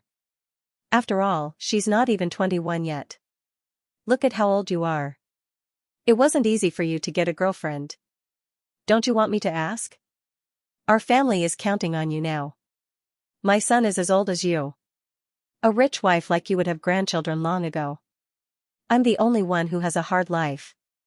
I'm already so old, but I still chase your younger brother with a feather duster every day. Xiao Jin, I think your body is still okay. Why don't you and Zhenming have another child? Xiao Fei, Mu Qizhi couldn't help but let out a pft. It was rare for him to break his eldest brother's calmness. Go back to your room. Xiao Fei rarely showed her mother's authority. She spat at Xiao Jin. Girls talk nonsense all day long. Study hard. If you can't get first place in the next exam, then, Xiao Fei seemed to be stuck for a long time. Xiao Jin didn't need pocket money and could earn it himself. If the tactic of deducting his pocket money didn't work, then nothing else would work. Xiao Jin smiled and said, then what? Deduct my pocket money like you did to Qi Lian? Xiao Fei, I'll unilaterally cut off our mother-daughter relationship for one day. You have to call me big sister. Xiao Jin, Mu Qizhi, Xiao Fei was really a wonderful person. When Xiao Jin returned to the room, Song Yanqing sent a message to Xiao Jin. The content of his message was, how Jiuzong should have noticed that I was patronizing him.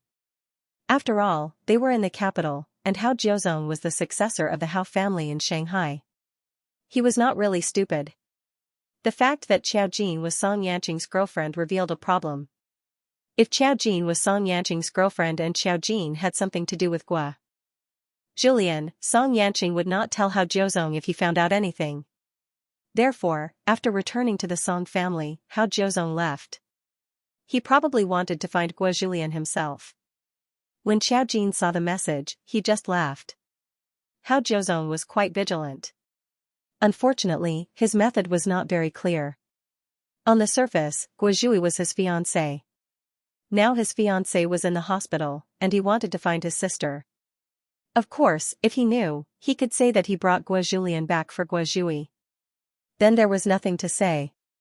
But Xiao Jin felt that it was not that simple. Just like what Xiao Fei had said, there was a melodramatic rhythm involved. Xiao Jin certainly did not care. Since Gua Julian said that she did not want to go back, and she was responsible for the array point, Xiao Jin would not let anything happen to her casually.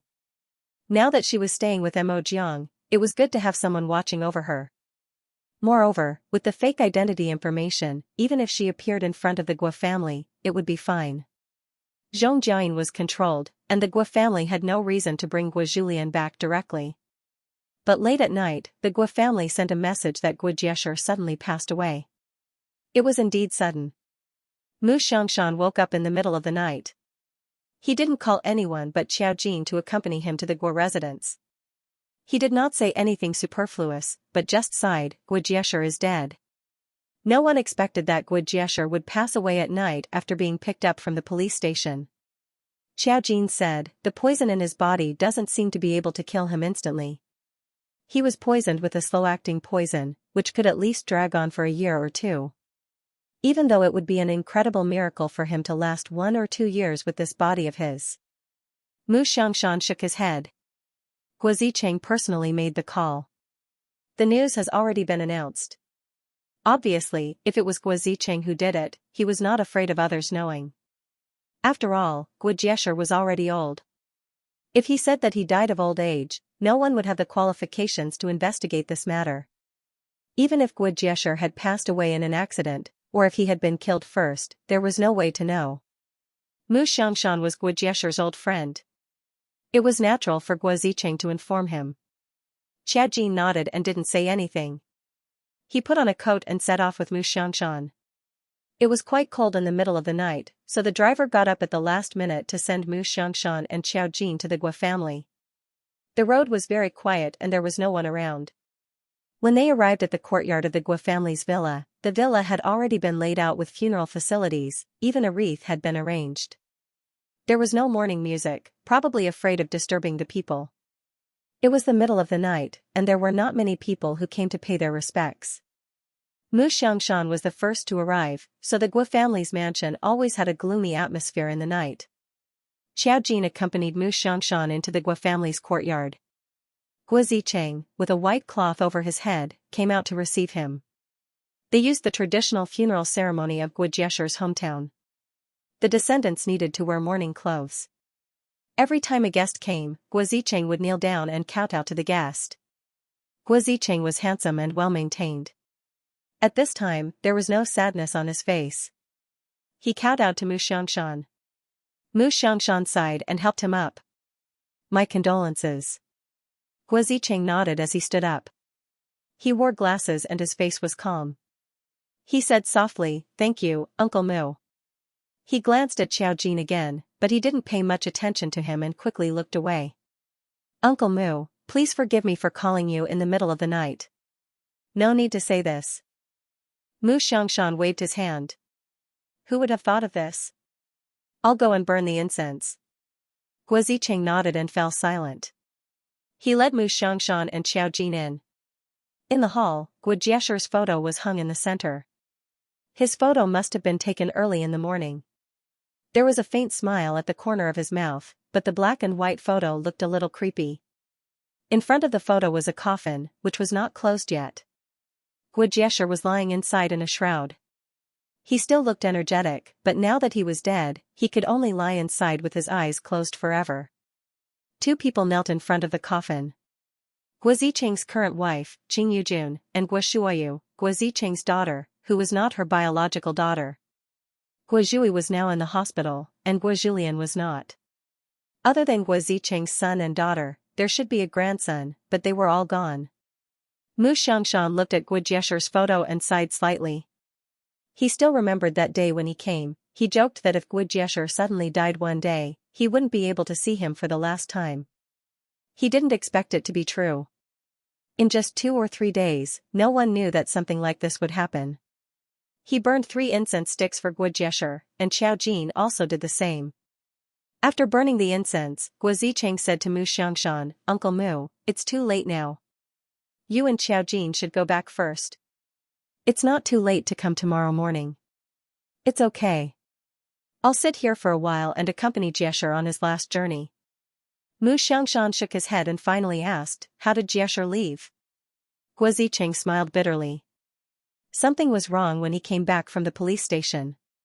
He had a big fight with me. I guess he was too ashamed to see me. He was so angry that when the servant called him for dinner, he couldn't wake up. When I looked, he was gone. Mu Xiangshan only nodded. Guo Jiesher was already dead. Of course, Guo Zicheng could say whatever he wanted. Even if someone had doubts, they wouldn't have the qualifications to investigate. Moreover, Mu Xiangshan didn't really care how Guo Jiesher died. Sooner or later, he would have had such a day if he hadn't found out that he had hired someone to kill his first wife. Guo Zicheng didn't stop Mu Xiangshan after he finished speaking and let him sit at home. It was the middle of the night, and he had informed many people. Naturally, there would be others who would come to offer their condolences. Mu Xiangshan found a place to sit down. He didn't mind being creepy. It was late at night. Although the villa was brightly lit, it was exceptionally quiet. Xiao Jin stood at the side. Guo Shuoyu, who was kneeling on the other side, secretly looked up at Xiao Jin. Actually, she had a creepy feeling in her heart. It was mainly because she saw her grandfather's body after he died. Her grandfather clearly died with his eyes open. He lay on the bed with his eyes wide open. Later, she didn't know what her father did, but he closed his eyes. But Guo Shuoyu couldn't forget how he looked before he died. She shouldn't be afraid in front of so many people. But now, kneeling in front of the mourning hall with the coffin lid open, she had an indescribable creepy feeling. When she looked up at Xiao Jin, she found that Xiao Jin was very calm at this moment. She had come with her grandfather. Standing at the side, wrapped in a black coat, she looked like she was attending a funeral. Her face was calm and her eyes were clear and bright. When she met Guo Shuoyu's eyes, she lowered her eyes slightly and glanced over. Her face, which always had a fairy-like aura, didn't seem to show much emotion. She wasn't afraid at all. Guo Shuoyu immediately retracted her gaze. It was also at this moment that she suddenly heard a sound. It was a very soft sound, as if it came from the coffin. Guo Shuoyu's face turned pale for a moment. She was very close. She didn't know if she was hallucinating, but the hall was very quiet. That was why she heard it. She subconsciously looked at her stepmother next. To her. "Mom, did you hear that?" Although she wasn't her biological mother, Guo Shuoyu was raised by Qing Yujun, so it was understandable that she called her mom. Qing Yujun pretended to be sad, but in fact, she was thinking about her daughter lying in the hospital. At this moment, she was a little absent-minded. When she heard Guo Shuoyu's words, she subconsciously looked up. "What?" Guo Shuoyu froze. "Didn't you hear it?" "I just heard a little sound, like, from the coffin." Qing Yujin glanced at her and said, "You're hallucinating." "How is that possible?" The point was that Guo Shuoyu was kneeling in front of the mourning hall in the middle of the night. Wasn't it creepy? Guo Shuoyu also suspected that she was hallucinating. At this moment, there were only a few of them in the hall. She subconsciously looked at Xiao Jin. Xiao Jin and Mu Xiangshan still didn't move. In fact, Xiao Jin also heard it just now. She was standing, so she had a better view. She had clearly seen the old man in the coffin move. It was a very soft movement. If she wasn't sharp, she wouldn't have noticed it. At that time, she narrowed her eyes for a moment. She wasn't afraid, but she moved closer to Mu Xiangshan. Guo Jiesher's body was strange. Bang! There was another sound. This time, not only Guo Shuoyu but also Qing Yujin heard it. Their faces turned pale at the same time. Mu Xiangshan also noticed it. He subconsciously looked inside the coffin with a grave expression. Now that Guo Zicheng was receiving guests outside, there were only a few of them in the hall. Qing Yujin was so frightened that she instinctively crawled back and turned to look at Mu Xiangshan. "You. Did you hear anything?" Mu Xiangshan, "No." Qing Yujin, Guo Shuoyu hurriedly stepped forward and grabbed Qing Yujin. I heard it." She stared at the inside of the coffin. She was sure that the sound came from inside the coffin. The two of them felt their blood run cold. They stood up with their scalps tingling. They didn't expect that the person lying in the coffin would open his eyes again. That pair of turbid and lifeless eyes had already opened once more, and they were staring intently at the ceiling above his head. Just like what Guo Shuoyu had seen before, he had died with his eyes wide open. This time, Guo Shuoyu couldn't hold back and screamed, "Ah!" This scene alone was enough to make one's scalp tingle. her scream frightened everyone. Qing Yujun took a look and screamed as well. All of a sudden, the people outside heard it. Their screams were enough to make one's scalp tingle. Xiaojin and Mu Xiangshan also saw it. Compared to their fear, one of them was shocked, while the other raised her chin and looked inside curiously. Of course, the scream also attracted Guo Zicheng's attention. His expression was a little ugly. There were no other guests at the moment, so he came in with a sullen face. "Why are you shouting?" Qing Yujun rushed to him, tears coming out of her eyes. "Honey, Dad. Dad, she was so frightened that she couldn't say anything for a while." Guo Shuoyu was much more decisive. She cried to Guo Zicheng, "Dad." Grandpa opened his eyes again. Guo Zicheng was a little shocked. His shock didn't seem fake, and he didn't seem to be afraid. She immediately ran to the coffin and saw Guo Jiesher with his eyes open. The pair of eyes stared blankly at the ceiling. There was no movement. It looked like a corpse that was already dead, but its eyes were still open. Seeing Guo Jiesher open his eyes again, Guo Zicheng's expression was quite ugly. Of course, Mu Xiangshan couldn't keep silent. He immediately asked, "Zicheng, what's going on?" Guo Zicheng turned his head and looked at Mu Xiangshan. He smiled and said, "It's nothing. It's probably just a conditioned reflex. Uncle Mu, don't worry. There's nothing strange in this world." As he spoke, he walked to the coffin and reached out to wipe Guo Jiesher's eyes. Guo Shuoyu and Qing Yujun were scared out of their wits. They never expected Guo Zicheng to be so bold as to touch Guo Jiesher after encountering such a strange thing. Xiaojin pondered for a moment. "Mr. Guo, I advise you to think twice." Before he could finish his sentence, Guo Zicheng, who was about to wipe Guo Jiesher's eyes, suddenly raised his hand and grabbed Guo Zicheng's wrist the moment his hand touched Guo Jiesher's eyes. This sudden turn of events had clearly frightened Guo Zicheng. His face was a little shocked. Guo Shuoyu and Qing Yujun became a pair of screaming chickens. Their screams seemed to break through the roof. In the end, it was the final destination of human beings. They were so scared that they fainted. Xiaojin, as for the Guo Jiesher in the coffin, the strength that he used to grab Guo Zicheng seemed to be incomparably great. It was clearly not the strength that an old man should have. Guo Zicheng was also frightened and subconsciously wanted to shake off Guo Jiesher's hand. That pair of hands was like the bark of an old tree. At this moment, there were greenish-gray marks all over them. They held on to Guo Zicheng tightly. No matter how Guo Zicheng tried to shake them off, he couldn't. Even the servants in the villa saw this scene. The timid ones immediately fainted from fright. Some of the more courageous ones gathered around and called out anxiously, "Sir." Mu Xiangshan was also shocked. "What's going on?" Xiaojin whispered, "He's being controlled."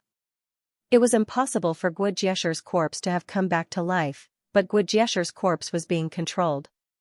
This kind of control was not controlled by a spell formation, but by a sorcerer. However, this sorcerer was hiding in the dark and had yet to show himself.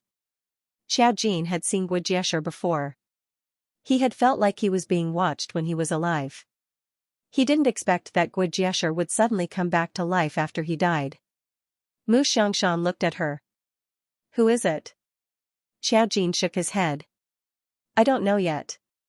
At this moment, Guo Zicheng was still struggling.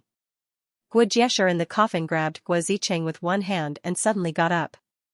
His body looked stiff, and when he got up, he grabbed Guo Zicheng by the wrist.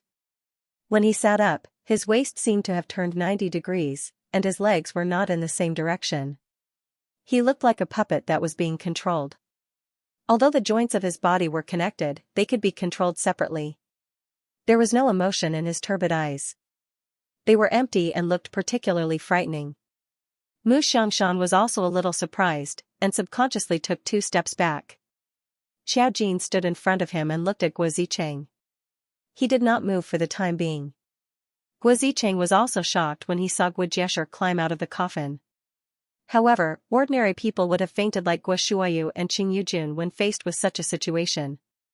Guo Zicheng could see that he was panicking, but he still called out, "Dad?"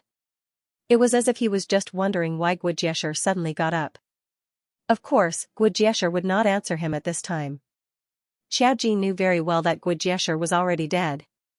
When he came, he did not have any aura. Now, Guo Jiesher was not a living person. He was being controlled, and the strength of his grip on Guo Zicheng increased. Guo Zicheng felt a sharp pain on his wrist. Just then, Guo Jiesher, who got up, suddenly opened his mouth and let out a howl.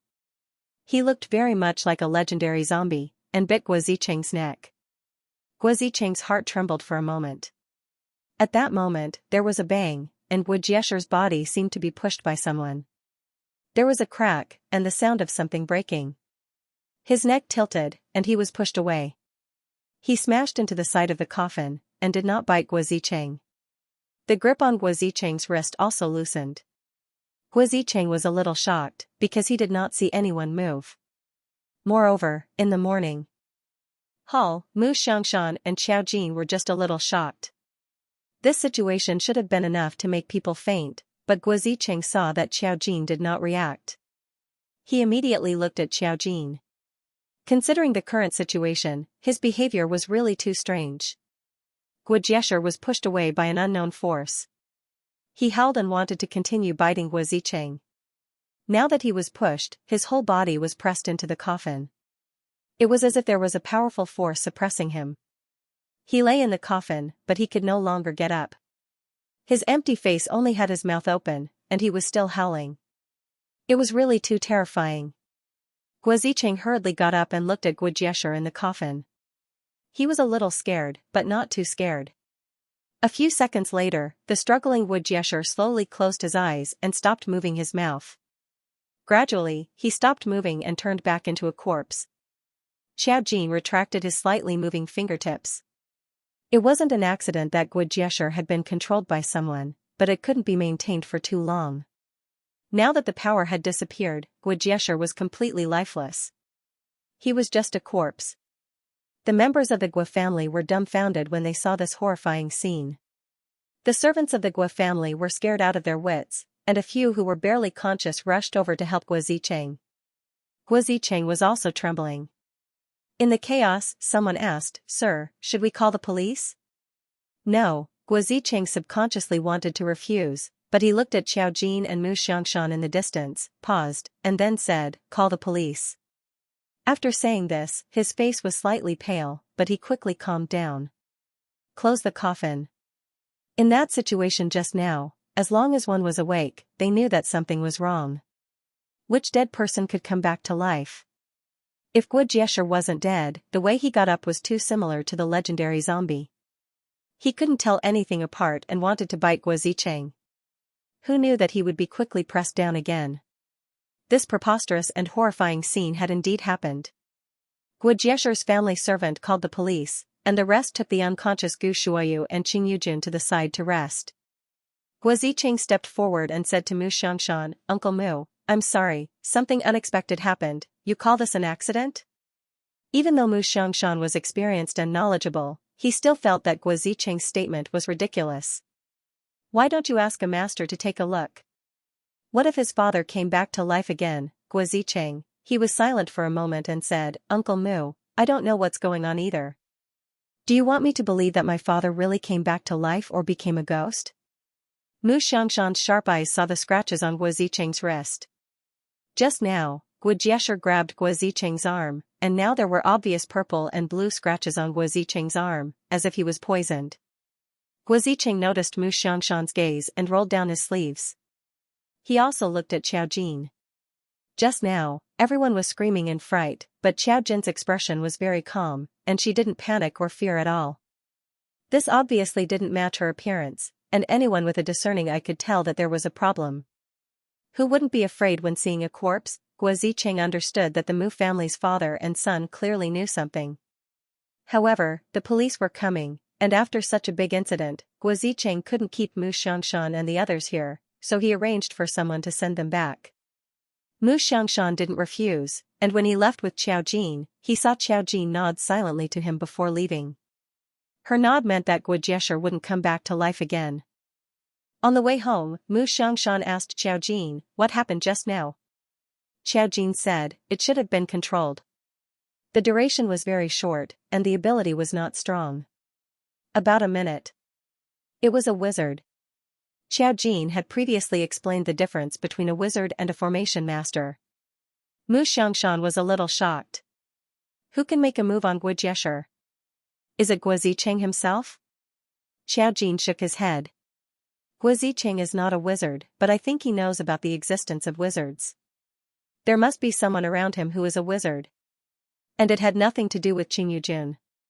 It was Guo Zicheng's own problem.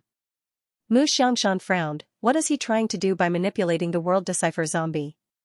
Sigh, he's already dead. I didn't expect him to be so restless even after death. I'm not sure. Xiao Jin thought for a moment, then said softly, I think he wants to borrow Guo Jiesher's hand to kill Guo Zicheng. Because Guo Jiesher was dead, he came back to life and killed Guo Zicheng. If Guo Jiesher was really killed by Guo Zicheng, there might be rumors that Guo Jiesher was killed because of him and turned into a vengeful ghost to take revenge. When Mu Xiangshan heard this, his eyes narrowed slightly. Who wants to kill Guo Zicheng? Xiao Jin. Not the current Guo family. If it was Qing Yujun and the others, then their acting skills were too good. At that time, they really fainted from fright. It wasn't an act. If Qing Yujun or Guo Shuoyu knew that they were the ones who hired someone to do this, they wouldn't be so scared. In any case, the news of Guo Jiesher's corpse coming back to life spread that night. After Xiao Jin and Mu Xiangshan returned to the Mu family, Xiao Jin went to sleep. When she woke up in the morning and went downstairs, she heard Xiao Fei's shocked voice. Old Master Guo's corpse came back to life? Oh my god, how could something so ridiculous happen? She was scared out of her wits. The men of the Mu family were all there. Mu Xiangshan sat in the main seat, but unexpectedly, he wasn't the one who said this. Muzillian described it vividly. It's true. I couldn't believe it when I heard it this morning. Now, the news has spread.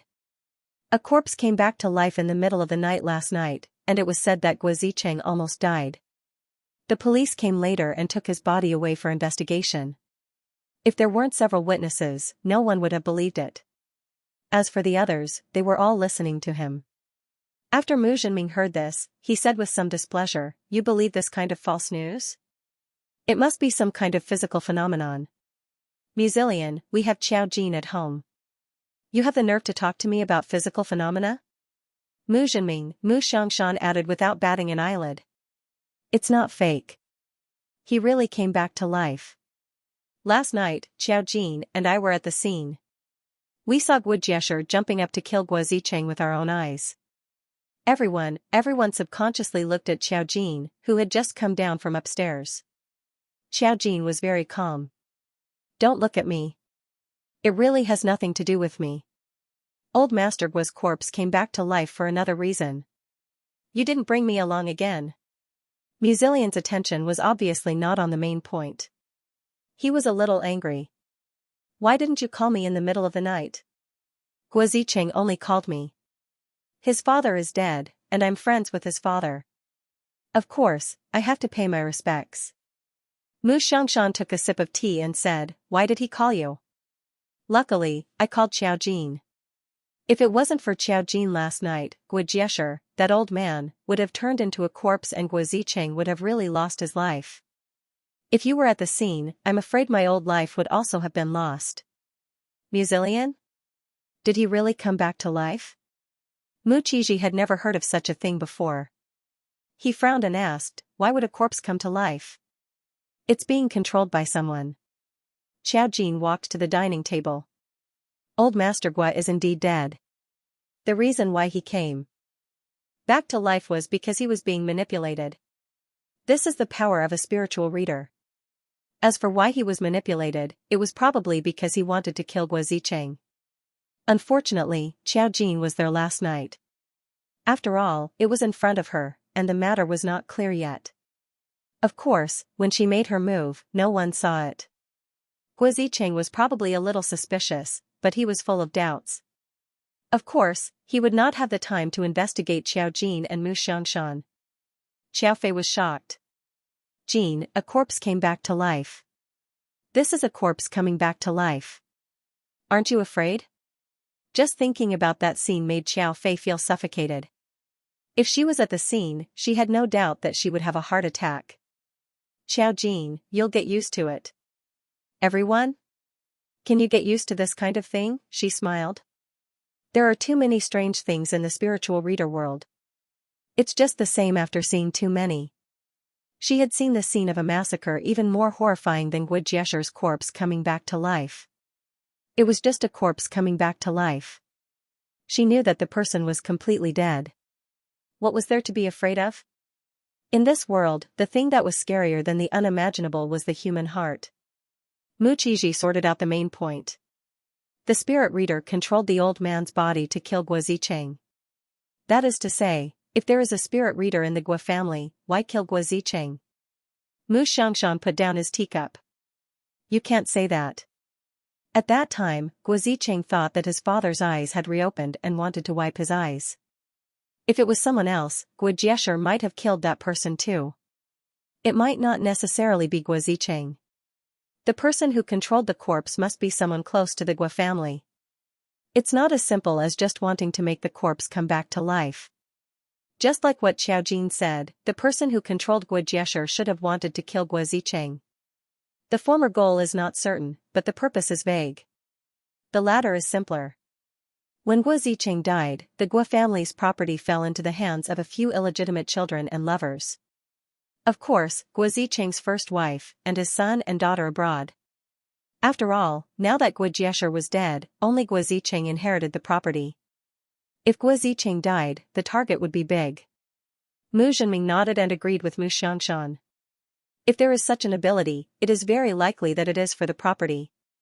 The second is simply to kill Guo Zicheng. Xiaojin, what did you feel at that time? The power of control appeared long ago. Xiaojin tilted his head and pondered for a moment. At present, only Qing Yujun and Guo Shuoyu have appeared. Guo Zicheng still has 2 sons and a daughter. I can't be sure if there is a spirit reader among them. Moreover, the Guo family had nothing to do with her, so she wouldn't worry so much. Xiaofei had a headache. What do you mean by want to kill? The Guo family is really chaotic. The old man killed his first wife, and now the corpse suddenly came back to life. The outside world will definitely be lively because of the Guo family's matter for a while. It was to the point of calling the police, and now it was spread everywhere. It would probably be a storm on the internet soon. Mu Zhenming looked at Mu Xiangshan. Dad, when Guo Zicheng called last night, what did he say? Mu Xiangshan snorted. What else can he say? Although we have our suspicions, we have no evidence. Since he dared to call the police, he obviously isn't afraid. Moreover, this is the Guo family's matter, and now it involves a spiritual reader. I think we should just watch from the side. Mu Xiangshan looked at Xiaojin and said, don't worry about it. Just watch the show. This was the Guo family's matter to begin with, and if it weren't for that matter, Mu Xiangshan might have taken care of it. Guo Jiesher had killed his first wife, and now he might be killed by his son. This involved the complicated internal struggle of the Guo family, and Mu Xiangshan certainly wouldn't get involved in this muddy water. Xiaojin nodded. I won't go either. After all, she had no reason to attack the Guo family. If the person controlling Guo Jiesher was a demonized spirit reader, she would have to wait until the other party appeared to confirm. However, what the Mu family did not expect was that there would be a dramatic turn of events that afternoon. The news of Guo Jiesher's corpse coming back to life spread. The corpse was temporarily brought back to the police station for investigation, but in reality, they couldn't find anything. After all, he was dead. However, that afternoon, a lawyer suddenly came to the door and said that he was Guo Jiesher's private lawyer.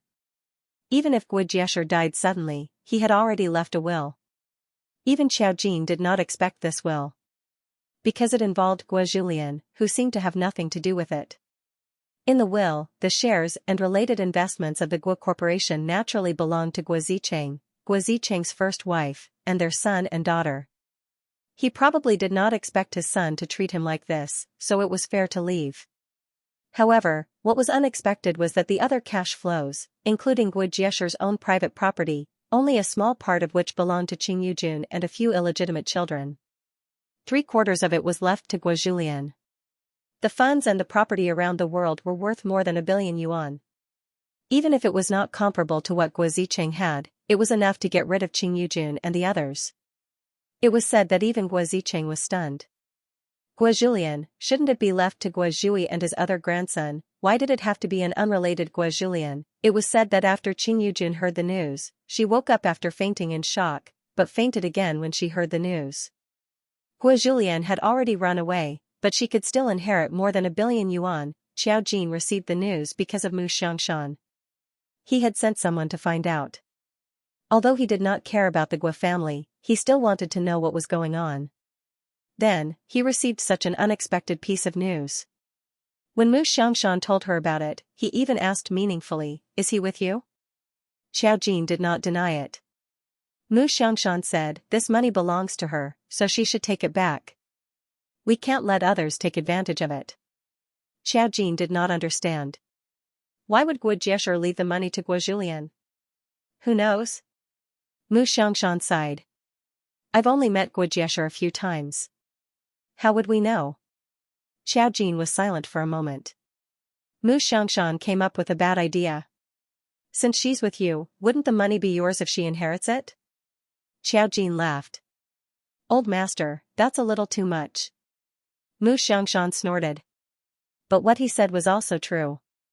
Since Guo Jiesher was left for Guo Julian, and Guo Julian was still living with Mo Jiang, she naturally had to take the money. Of course, it was Guo Julian's own business.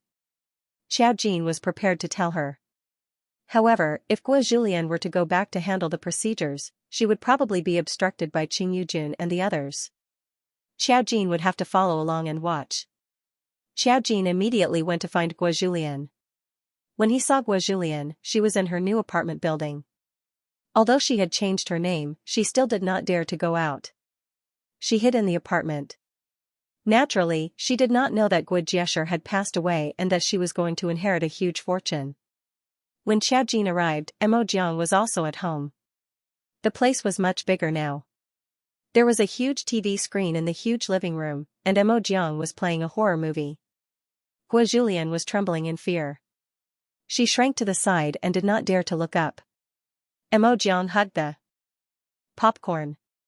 Even when the face of the ghost suddenly turned around, the eerie music and the scary scene, her expression did not change at all. Xiao Jin said, Guo Julian is afraid of watching horror movies. Can't you take care of her a little? Mo Jiang glanced at her and said indifferently, she's too timid. She needs to watch more horror movies to train. Xiao Jin sighed and looked at Guo Julian. Let me tell you something. Guo Julian looked up blankly.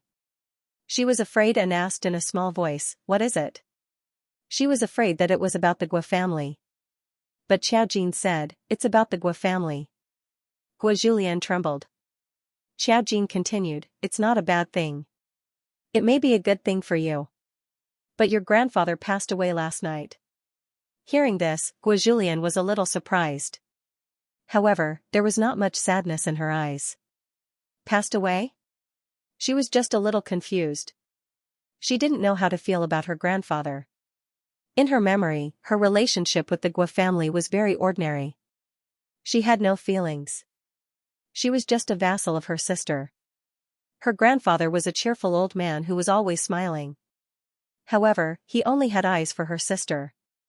Even her father, Guo Zicheng, did the same. She was just an invisible person in this family. So for Guo Jiesher, even if he passed away, in Guo Julian's heart, it probably had the same effect as Guo Zicheng's sudden death. Because she had no feelings. It was normal that she wasn't too sad at the moment. But after your grandfather passed away, a lawyer came to us and said that he had left a will. Your father inherited the majority of the assets, as well as your mother and sister. But, you inherited the most after your father. He left you several expensive properties around the world and some funds, which added up to more than 1 billion yuan. Guo Julian's eyes widened. The potato chips in Mo Jiang's hand also fell. She suddenly felt that the potato chips were not delicious and the horror movies were not good. Then she turned her head and said in disbelief, more than 1 billion yuan? What did 1 billion yuan mean? Mo Jiang still had it now. At least if she had 1 billion yuan, wouldn't it be more than enough to get the villa she wanted? At that time, her eyes lit up. She got up and trotted over in her slippers to urge Guo Julian, hurry up and go back to inherit your inheritance. Gua Julian, she was completely dumbfounded. How could my grandfather leave me so much money? This was impossible. She was not prepared at all. She knew best what she was like in the Gua family. Basically, the number of sentences she talked to her grandfather in a year could be counted with one hand. It could be seen that she didn't feel too sad about her grandfather's death. There was no grandfather-granddaughter relationship between them at all. How could he leave such a huge sum of money for her? Xiao Jin saw that her expression did not seem to be fake. Her emotional fluctuations showed that Gua Julian was very surprised, which meant that she did not know either. That was very puzzling. Xiao Jin just shook his head slightly. I don't know. I just came to tell you that whether you want to go back and inherit that money is your business. Of course. Mo Jiang reached out his hand to clamp Gua Julian's chin and looked down at her. Little poor thing, you have to remember that you are now raised by me and Xiao Jin. Since the money is yours, you have to get it back. Then you don't have to feel like living under someone else's roof. If you are afraid, I can go back with you. I guarantee that the Gua family won't be able to touch you. Gua Julian hesitated. But, Mo Jiang had watched a lot of TV series recently and had some experience. Don't be a saint. Since your grandfather is gone, you should keep the money he left you. Even if there is a trap in it, it's fine as long as the will is not fake. You have to take the money. Gua Julian was hesitant. She was timid because she was afraid that she would meet the Gua family and Hao Jiuzong when she went back. Of course, Xiao Jin didn't care about her. But with Mo Jiang here, he wouldn't give in to her. It would be stupid not to take money. She could handle the formalities as long as she showed up. The lawyer had a law firm. Mu Xiangshan told Xiao Jin about it when they came. She could take Gua Julian there directly. Even if the Gua family knew about it. So what if they knew? Of course, she just gave Hao Jiuzong a perfunctory answer. She gave some face to Song Yanqing, so she still had to pretend. Xiao Jin did not show her face in the open. Instead, she followed them in secret. Mo Jiang took Gua Julian to the law firm to inquire about the will. Gua Jiesher's private lawyer was surnamed Gao, who had his own law firm. He was an elite middle-aged man. When Mo Jiang came with Gua Julian, the Gua family happened to be here. Qing Yujin was still here because of the will. Now Gua Zhui was lying in the hospital and they hadn't found her. But Gua Julian came to the law firm in the blink of an eye.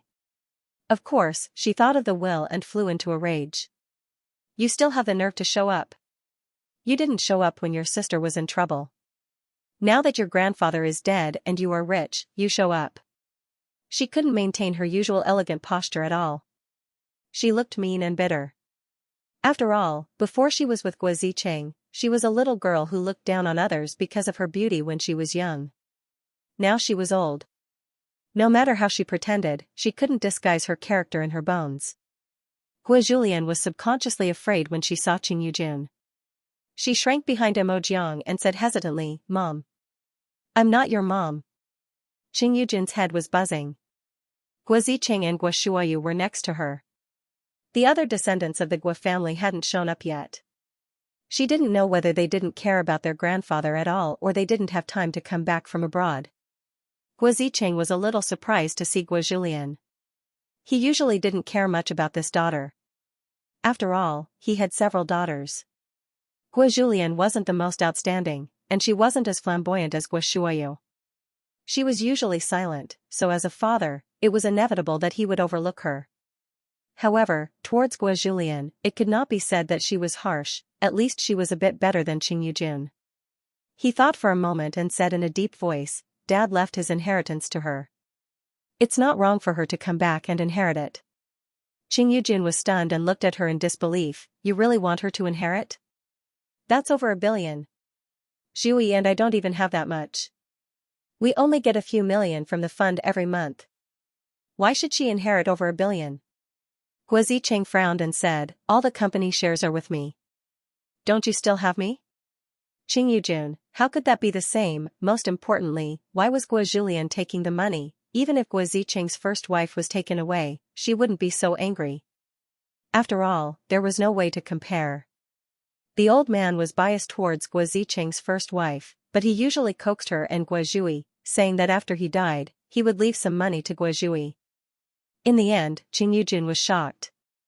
Seeing her unconvinced look, Guo Zicheng said, "What's the use of objecting?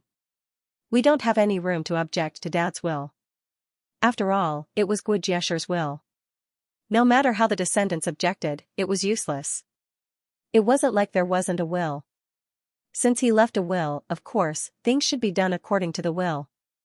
Guo Julian was very scared. Guo Zicheng also saw Mo Jiang, who brought her here. They didn't know Mo Jiang. They only thought that this woman was amazingly beautiful. Seeing them quarreling here, she only had a faint smile on her lips and looked at her delicate vermilion nail polish. However, Qing Yujun was so angry about Guo Julian that she didn't care about Mo Jiang at all. Guo Zicheng went in to deal with the will with the lawyer. Qing Yujun saw Guo Julian's cautious look outside and was irritable. She was so angry that she wanted to grab Guo Julian. Mo Jiang directly stood in front of Guo Julian and looked at Qing Yujun. "What do you want to do?" Qing Yujun was stopped by her and was confused. "Who are you?" "I'm calling my daughter." "What does it have to do with you?" Mo Jiang poked Qing Yujun's shoulder with her fingertips. It seemed that she didn't use any force, but she staggered back. "Your daughter?" "She is Guo Zicheng's daughter, Guo Jieshi's granddaughter. Now she is back to inherit the inheritance." "Who are you?" Qing Yujun's face turned green. Qing Yujun screamed at her. "What do you mean, you lunatic?" Mo Jiang clicked her tongue. "Boring. Can't you change your lines to be more intimidating?" Guo Julian grabbed Mo Jiang's sleeve and looked at Qing Yujun silently. Xiao Jin watched the scene from behind and also noticed that Hao Jiuzong had come. He received the news quickly. When Mo Jiang and Qing Yujun were confronting each other, a low male voice came from behind. "Julian?" Guo Julian trembled and turned her head subconsciously. Hao Jiuzong's tall body was standing in the lobby office outside the law firm. He saw Guo Julian and quickly walked over. Guo Julian panicked and hid behind Mo Jiang even more. Mo Jiang was just about to scold Qing Yujun when he saw another fly behind him. He looked up and down and immediately understood that this was probably the male leading Guo Julian's melodramatic 8 o'clock. Hao Jiu was born tall and handsome. Now that he was here, he was simply the most handsome child. When he saw Guo Julian, his jawline tightened. He was obviously unhappy. "Why did you run?" Guo Julian, she lowered her head and didn't say anything. She didn't even look at Hao Jiuzong. Mo Jiang said, "I don't want to see you guys acting out a melodramatic drama. I'm only concerned about when the inheritance procedures will be completed." Mo Jiang was an arrogant woman who only cared about money. Xiao Jin watched from the dark and the corners of his lips curled up slightly. Song Yanqing sent her a message. "Did you guys meet Hao Jiuzong?" Xiao Jin also told Song Yanqing about Guo Julian's inheritance. Xiao Jin replied, "Yes, it was very exciting." Hao Jiuzong looked at Mo Jiang with a hint of surprise in his eyes. Qing Yujun immediately said, "Jiuzong, get someone to take her to the hospital. Her sister is still waiting." Hao Jiuzong frowned slightly. He seemed a little dissatisfied with Qing Yujun's impatience. "Zhui is fine now. There's no hurry." Qing Yujun was stunned. "But we still have to be careful." Hao Jiuzong looked at Guo Julian and stretched out his hand. "Lianer, come here." Guo Julian hid behind Mo Jiang and didn't say a word. Mo Jiang almost laughed to death. "Lianer? Why are you acting out an 8 o'clock show? You're her brother-in-law. What does it have to do with you where she goes?" Hao Jiuzong's eyes were cold. "Who are you?" Mo Jiang, her sugar daddy. He provided food and accommodation. If he wasn't her sugar daddy, then what was? Meng Qingyu and the others were all raised by her. Big Boss was only responsible for taking care of them and didn't care about them at all. Hao Jiuzong, Xiao Jin, what had she been acting out recently? It didn't matter what she was playing. What mattered was that Mo Jiang's thoughts were obviously a little crooked. As soon as she said the word sugar daddy, Hao Jiuzong's face changed. Guo Julian really didn't know what sugar daddy meant. She stayed in the Guo family all year round, so she didn't take everything seriously. Hao Jiuzong was in this circle. How could he not know what sugar daddy meant? Qing Yujun also exploded when she heard it. She screamed and scolded, "Shame on you. How can a woman speak so harshly?" Mo Jiang glanced at Qing Yujun from head to toe and said sarcastically, "It's none of your business." After saying that, he rolled his eyes. Mo Jiang was originally beautiful. Almost all the women in front of her would be overshadowed. Qing Yujun felt even more suffocated when she acted like this. When she was young, she hooked up with Guo Zicheng because of her beauty. Now when she saw the young and beautiful Mo Jiang, she couldn't help but feel sour in her heart. When she couldn't help but scold her, considering that Hao Jiuzong was here, she couldn't lose face in front of her future son-in-law. "Miss, please don't talk nonsense." Hao Jiuzong couldn't hear such words being used on Guo Julian. Julian is a member of the Guo family. What's your relationship with her? Of course I'm going to take her back. I'm already so old. If I want to go back, I don't know how to go back by myself. Do I need you to worry about me? Mo Jiang smiled sweetly and turned to look at Guo Julian. Lian tell him, do you want to go back? Hao Jiuzong just called her like this. Guo Julian glanced at Mo Jiang and then at Hao Jiuzong. But because of the pressure, she just glanced at Hao Jiuzong quickly. Besides, Mo Jiang was here, so she still shook her head. Of course, she didn't want to go back. Why? Hao Jiuzong's pupils shrank. Obviously, he didn't understand why Guo Julian didn't go back. Just like why he didn't know Guo Julian was going to run away. You're my daughter.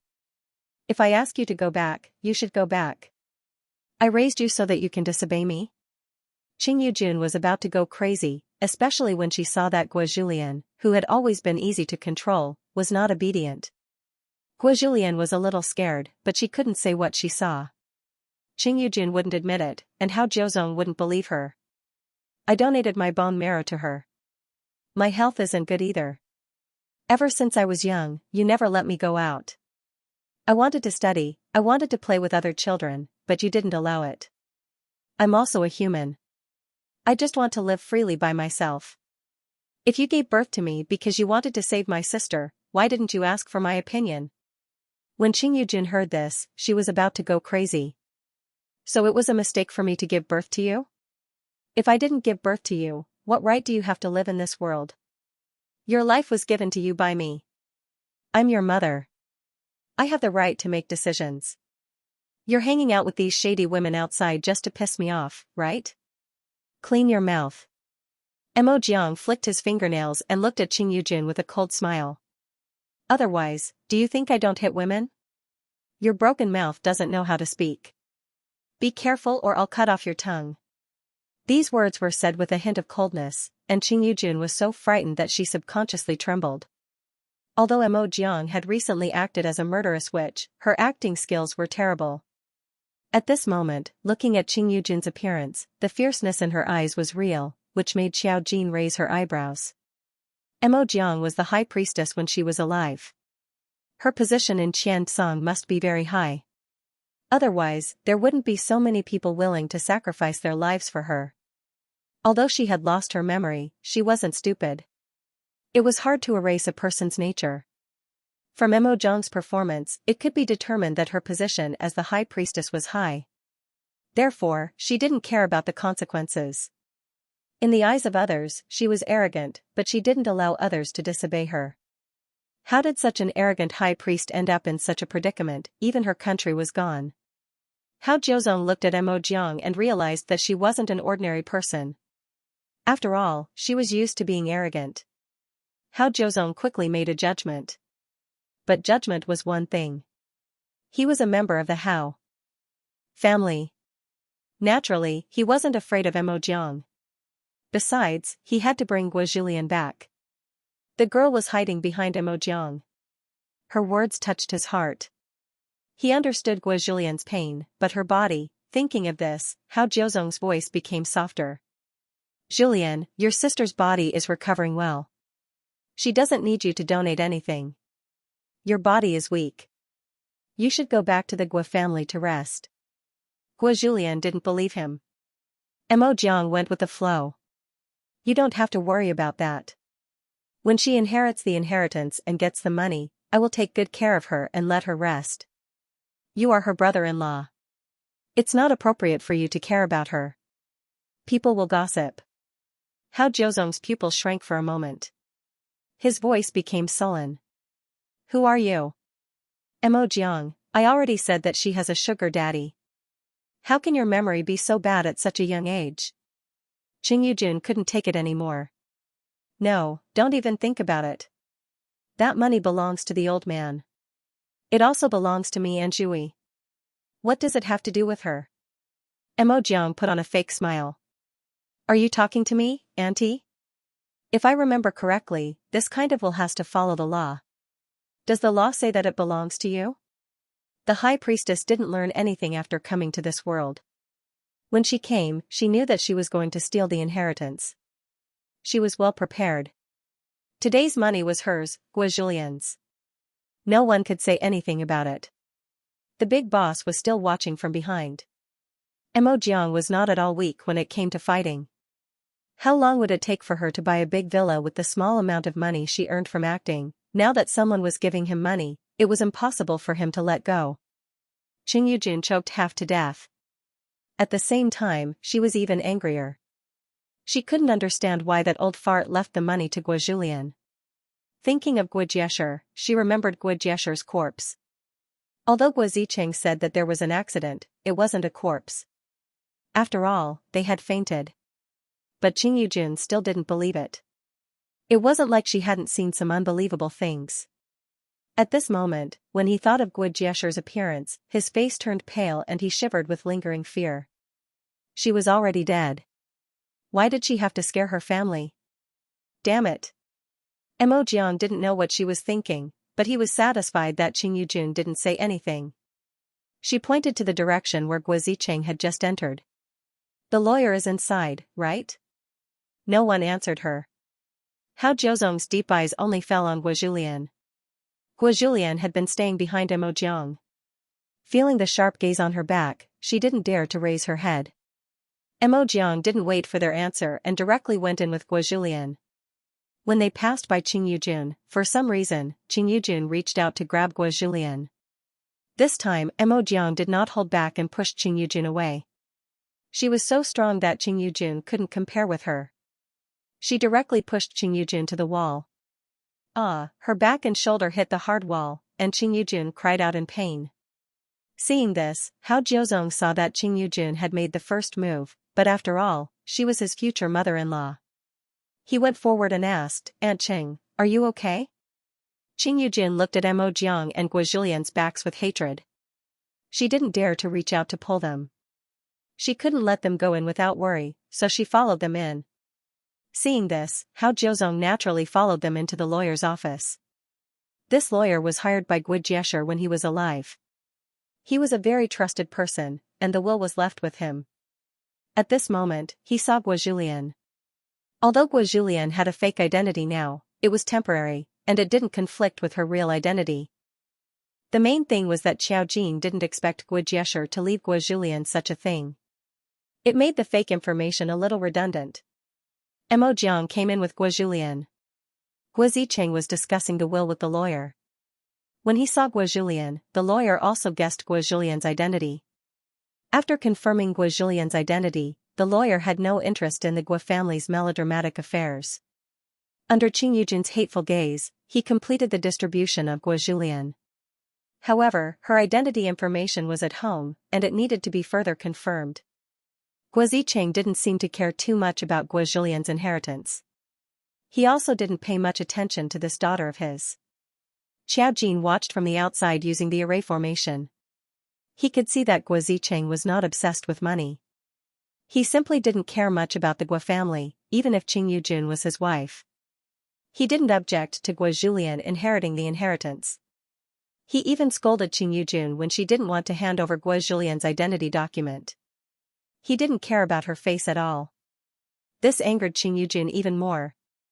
Guojulian had inherited more than 1 billion yuan, and the transfer of the inheritance would take some time. However, Guojulian was still unwilling to return to the Guo family. Guo Zicheng did not force her and said that if there was anything, the lawyer would inform her. Seeing that Guo Zicheng didn't mind Mo Jiang taking Guo Julian away, Qing Yujun couldn't help but ask Guo Zicheng, "Do you have a conscience? Don't you think about her pearling skills in the hospital? What if something happened to her pearling skills and she needed to donate her bone marrow? Didn't pearling recover from her illness 2 years ago?" Guo Zicheng frowned. "I've already asked around at the hospital. Pearling was only in some pain. After the painkiller injection, her condition improved a lot. The doctor didn't say anything else." "What are you worried about? Or are you afraid that if something doesn't happen to her, you won't be at peace?" Qing Yujun's face turned pale. Qing Yujun was insulted by Mo Jiang and others outside, and she was humiliated by her husband inside. How could Qing Yujun understand? Mo Jiang understood. He looked at Qing Yujun's clown face and couldn't help sneering. He took Guo Julian and was about to leave. Qing Yujun didn't stop him. She was immersed in the grief that her husband was ruthless to her. However, Hao Jiuzong, who hadn't said anything about the distribution of the will, had his eyes on Guo Julian. Of course, he was unwilling to let Mo Jiang and Guo Julian leave now. "Julian." He called Guo Julian. Guo Julian paused for a moment, but Mo Jiang didn't stop. He just took her wrist, forcing Guo Julian to continue to follow Mo Jiang's footsteps.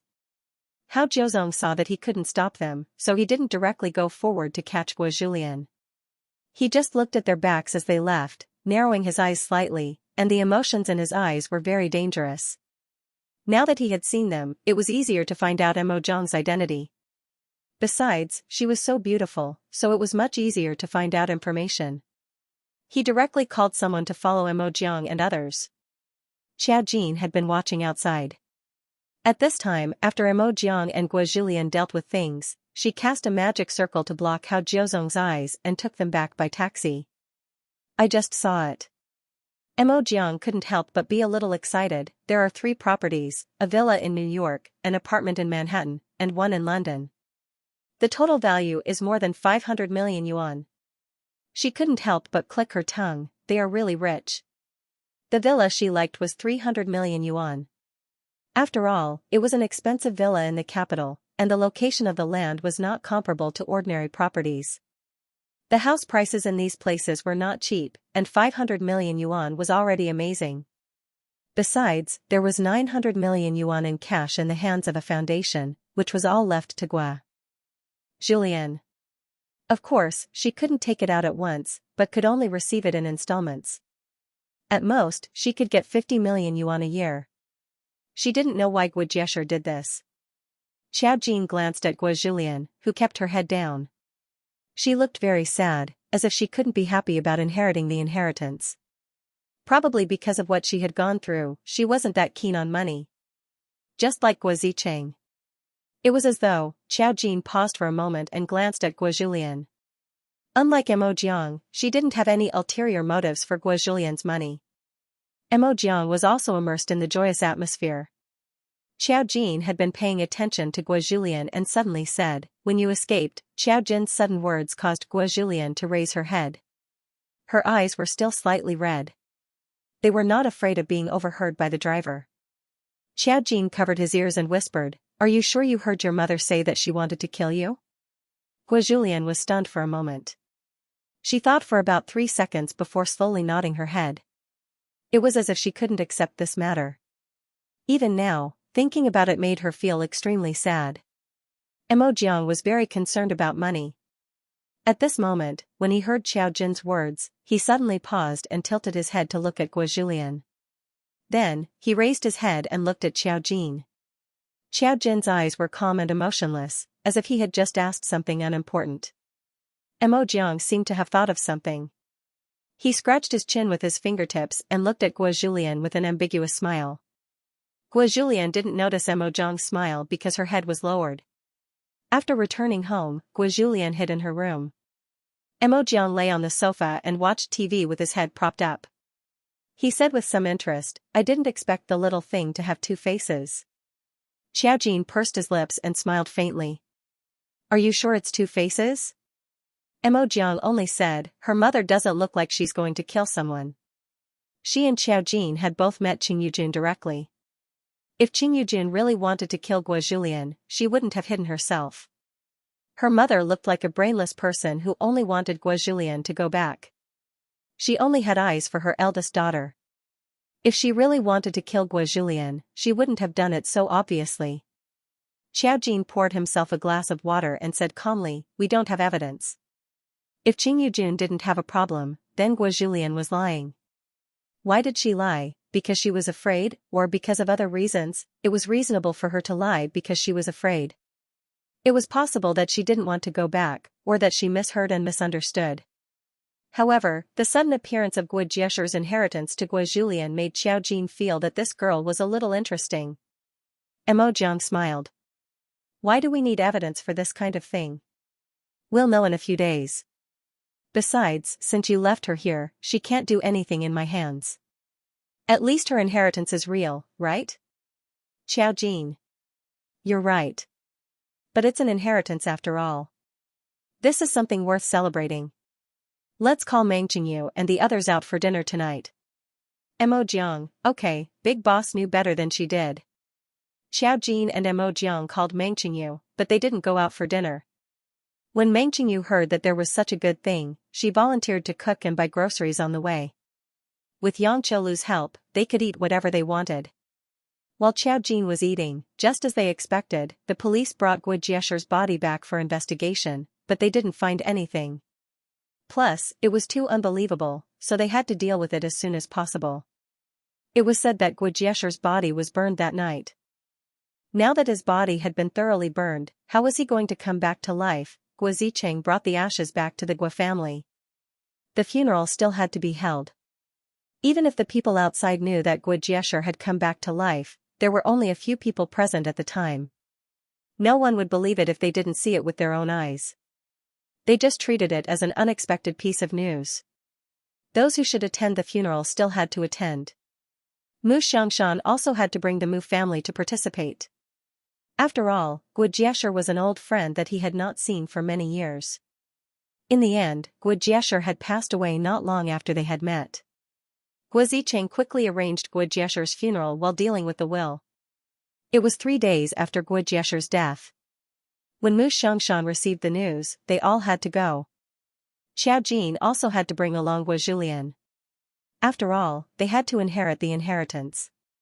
It wouldn't be right if they didn't attend their grandfather's funeral.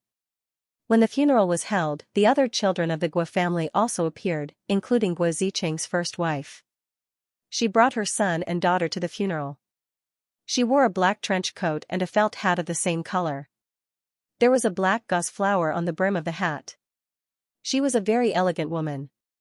The moment Xiaojin saw her, she was certain of one thing. Guo Zicheng's first wife was a spiritual reader. As a guest, she was only here to attend the funeral. Today, she wore a black dress. This was a sign of respect when attending a funeral. She stood behind Xiao Fei and stared quietly at Guo, who was with the Guo family. She looked a little scared, but she was still calm. After all, Xiaojin was here. She was Guo Jieshi's granddaughter, so she had to stand with her family. Moreover, if Hao Jiuzong saw Xiaojin and Guo together, he would completely understand that Song Yanqing had tricked him. How bad. The funeral scene was solemn and gloomy. Xiaojin looked at Guo Zicheng's first wife with a faint smile on his lips. Guo Zicheng's first wife was a spiritual psychic. He didn't know what her ability was for the time being, but there was a faint trace of black gas on her body. That was a sign that she would suffer a backlash after killing someone. If a normal spiritual reader were to attack an ordinary person, there would be no way to prevent the backlash from happening. It was just that the backlash would come sooner or later, and the spiritual psychics themselves wouldn't know. So, she killed Guo Jieshi, and Guo Zicheng knew about it. At such a long distance, she couldn't have killed Guo Jieshi from a distance, which meant that the person she killed might not be Guo Jieshi. Her face was quiet, and her appearance was even better than Guo Zicheng's and Guo Zicheng's children. She was a dignified and generous woman. She didn't seem to have any special emotions about the death of her ex-husband's father. Muzilian whispered to Xiaojin, "I heard something just now. It said that the reason why Uncle Guo's ex-wife divorced him has something to do with Grandpa Guo. It's not the reason why Uncle Guo cheated. Guo Zicheng was a playboy, but in their family, it didn't matter whether he cheated or not. Even if he cheated, he was still Mrs. Guo on the surface. Then what happened that caused the divorce, and Qing Yujun hadn't officially married Guo Ziqing yet? Xiao Jin whispered to Mu Zilian, "You haven't been here for long like me. Where did you hear about it?" Mu Zilian, "That's what it's like to have so many brothers." Mu Qizhi turned his head, frowned slightly, and scolded, "This is a special place. Don't whisper. It won't be good if others see." As Mu Zilian spoke, Mu Xiangshan and the others also turned around and gave Mu Zilian a warning look. Mu Zilian pursed his lips and added, "I'll tell you when it's over." At this moment, Xiao Jin noticed that Guo Ziqing's ex-wife seemed to have inadvertently brushed past Guo Julian. They shouldn't have anything to do with each other. The moment they brushed past each other, Guo Ziqing's ex-wife said something in a very low voice. It was so low that no one could hear it except for Guo Julian. Xiao Jin had activated the array formation because of Guo Julian, so his words had reached her ears through the array formation. She said, "I've already done what I promised you." Guo Julian did not respond. She lowered her head, and it was hard to tell whether she was sad or afraid. Guo Ziqing's ex-wife walked past her naturally. They did not say a word, and in the eyes of others, this was the situation. They did not know each other. Xiao Jin raised his eyebrows. At first, he thought that this was some kind of melodramatic plot. But now, it seemed that there was some suspense. Could Guo Julian have been involved in Guo Jieshi's death? She had escaped the night Guo Jieshi died. Her behavior was actually very strange, but the timing was perfect. It was just that she was too weak, and Guo Ziqing's behavior was even stranger. It was almost impossible to link it to Guo Julian. Xiao Jin was deep in thought. After the funeral, Guo Julian naturally wanted to go back with Xiao Jin quietly. But she was stopped by Hao Jiuzong on the way. "Julian." Hao Jiuzong came up and grabbed her wrist directly. Guo Julian's face turned pale. It seemed that she was in pain. Seeing her expression, Hao Jiuzong paused and took back his wrist. "I'm sorry." Guo Julian didn't say anything. Hao Jiuzong said, "Julian, don't go. You can stay in the Guo family. Now the inheritance is yours. Your sister is in good health. She won't ask you to donate anything. You can keep it." "Why?" Guo Julian raised her head and looked at him seriously. "To you, it doesn't matter where I am, right? Why do you insist on letting me stay in the Guo family?" "I don't want to stay in the Guo family. Do you know that?" Hao Jiuzong was stunned. "Why?" "Because they are not good to me. My sister is not good to me. My mother is not good to me. My grandfather is not good to me. Why should I stay in the Guo family? You can only see what you want to see. Why don't you ask me if I want to? You see me when I'm in pain. Do you see me when I'm unhappy? You are going to marry my sister. Why do you care about me, brother-in-law?" Guo Julian almost couldn't help saying these words. She looked at Hao Jiuzong. Especially the last word, it deeply pierced Hao Jiuzong's heart. He paused for a moment and said calmly, "Are they not good to you? Don't you know whether it's good or not? How many times have you been to the Guo family? How do you look at me? I don't know what you think in your heart. I don't want to. Now I have escaped from the Guo family. I don't want to go back. Don't stop me. Hao Jiuzong, if you still have a little conscience, don't see me again." Guo Julian admitted that she liked him. But other than that, she knew what she wanted. She was very clear about what she wanted. She ran away from the Guo family to get rid of this family forever, and not for anything else. Hao Jiuzong was a stumbling block on this road. Freedom and love, the love that she couldn't get. Of course, she chose freedom. She just didn't expect that Guo Jieshi would leave the inheritance to her. She didn't want to recall the past. Seeing Guo Julian's red eyes, Hao Jiuzong didn't know what he was feeling. He could only look at Guo Julian until Guo Julian pushed him away and walked outside. Now that Qing Yujun and the others were stopped by the guests, no one noticed her leaving. Hao Jiuzong looked at her back as she left. His eyes were deep. No one knew what he was thinking. Outside, Guo Julian bumped into Xiao Jin. When she saw Xiao Jin, she paused and smiled. "Thank you, Miss Qiao." From today onwards, she was truly free. The person in front of her had helped her a lot. I can help you get rid of Hao Jiuzong, and help you get rid of the Gua family. Xiaojin suddenly said softly, but I've never liked it when people lie to me. Gua Julian's face stiffened. Xiaojin went straight to the point. I heard Gua Zicheng's first wife talking to you just now. Gua Julian's face turned even paler. How could Xiaojin hear them from such a distance? Xiaojin said, I was worried about you, so I set up a formation. I didn't expect to hear something unexpected. Xiaojin was not a person who liked to beat around the bush, so she asked directly if there was a question. Gua Julian's body stiffened. We originally suspected that Gua Jiesher's death was related to Gua Zicheng, but we didn't expect his first wife to be involved. In the end, we didn't expect you to be involved as well. What role did you play? Is Gua Jiesher's death related to you? Gua Julian's lips trembled. She was still pale and looked particularly pitiful. Xiaojin said, even if I know, I won't send you to the police station. What are you afraid of? Tears flowed from Gua Julian's eyes. I don't want to say, is that okay? Xiaojin, I can roughly understand you, but I'm sorry, Miss Gua. If I want to help you, I have to at least know everything. Because once you hide something, any normal person will think that you have some ulterior motive. Plus, you also received Gua Jiesher's huge inheritance. Gua Julian began to tremble all over. She seemed to have recalled something terrible. Xiaojin said, if you don't want to, I will use a backtracking array to see what happened to you. You don't have to say it, but you may recall it. Hearing this, Gua Julian's pupils trembled. Her tone was very sad. She said, you see, I can't say it. Xiaojin nodded and then used the obscure Shua array on Gua Julian. Even if she didn't see it, Mo Jiang would find a way to force it out. The backtracking array didn't hurt, but it would make the person involved recall the past, including Gua Julian's short life. However, Xiaojin didn't expect that what she saw was really beyond her expectations. She saw that when Gua Julian and Gua Zhui were very young, they moved back to the Gua family's mansion. In their childhood memories, Gua Zicheng's first wife was still by his side. They often quarreled over this matter, and Gua Zicheng did things his way. The fact that he brought his illegitimate son back to the Gua family was proof of this. Until, the nightmare descended. The young Gua Julian wasn't liked.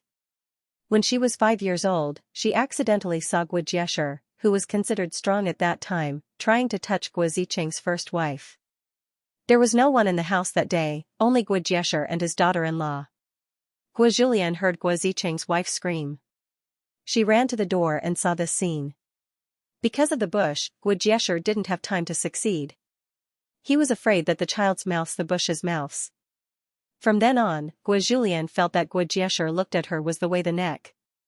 She didn't want to's the necks, she didn't want the bush's throats as the eye, she didn't want this a grandfather?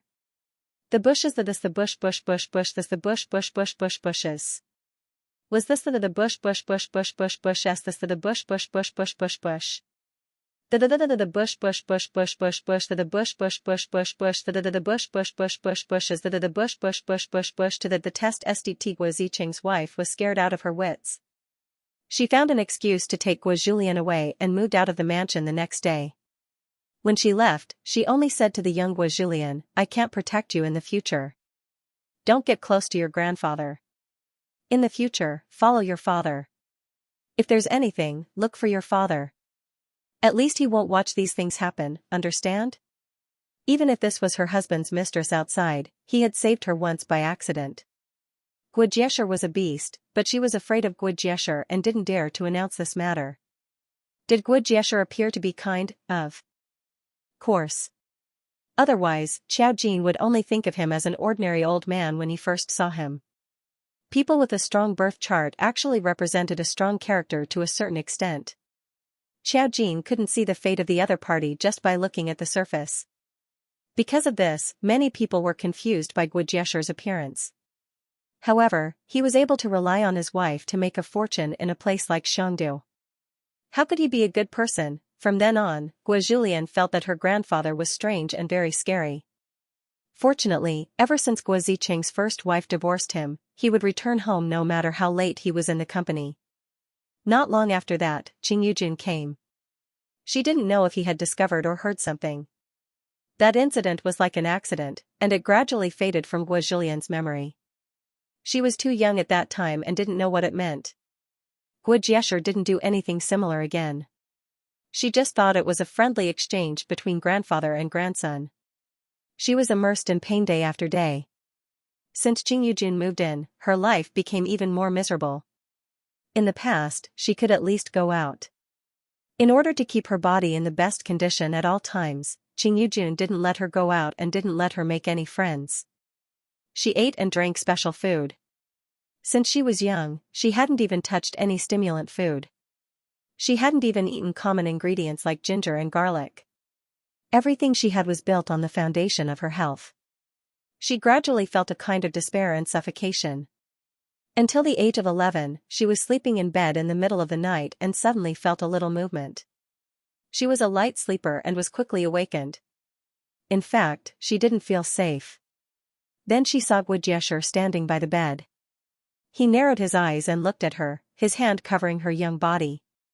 He didn't expect Guo Julian to suddenly wake up. He was a little surprised. At that time, Guo Julian was not ignorant. She was frightened by her grandfather's sudden behavior and almost screamed. Then she heard Guo Zicheng's voice, "What are you doing?" Guo Zicheng stood at the door.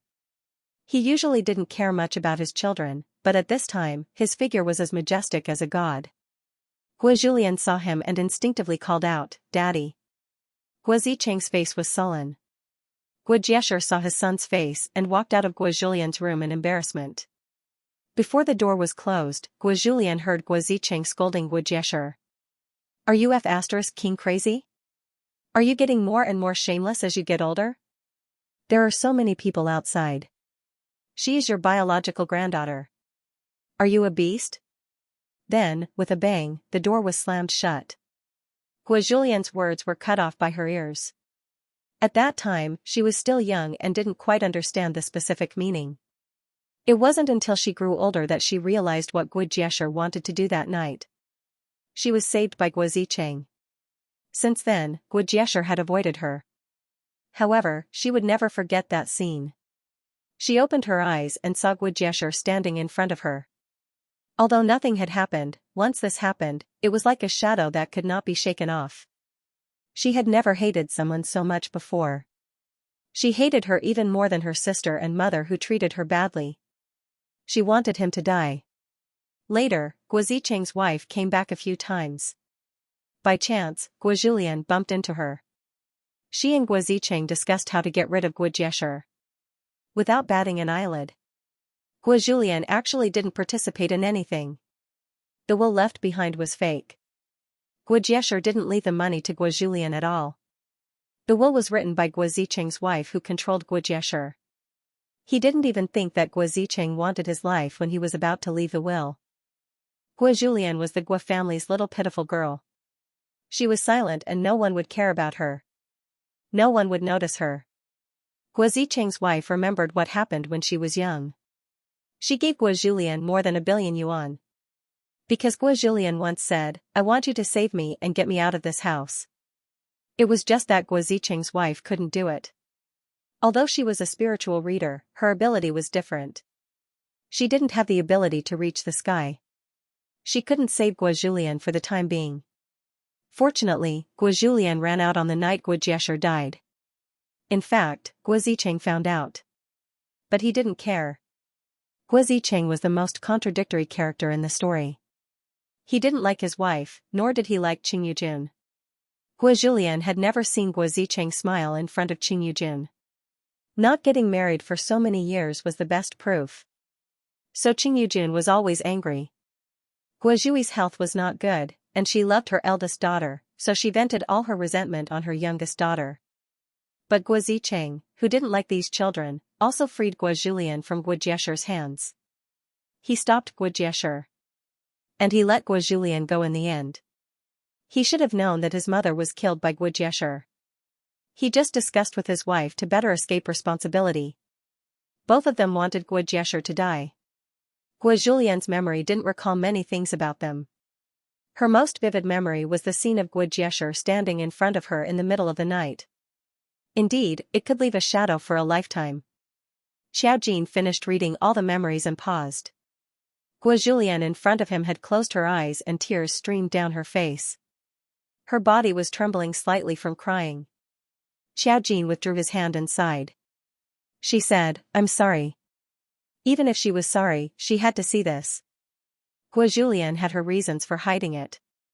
She couldn't bring herself to say such things out loud. This seemed to be a very small matter, but it was like a rope, strangling her neck from time to time. Whenever he thought about it, he would feel suffocated. Guo had never experienced much familial love since she was young. Her father's indifference, her mother's dislike, and her elder sister's covert suppression. She lived in a cage like the Guo family. Her life was airtight and she couldn't breathe. Meeting Hao Jiuzong was purely an accident. He was here to attend the Guo family's banquet. He met Guo and her sister.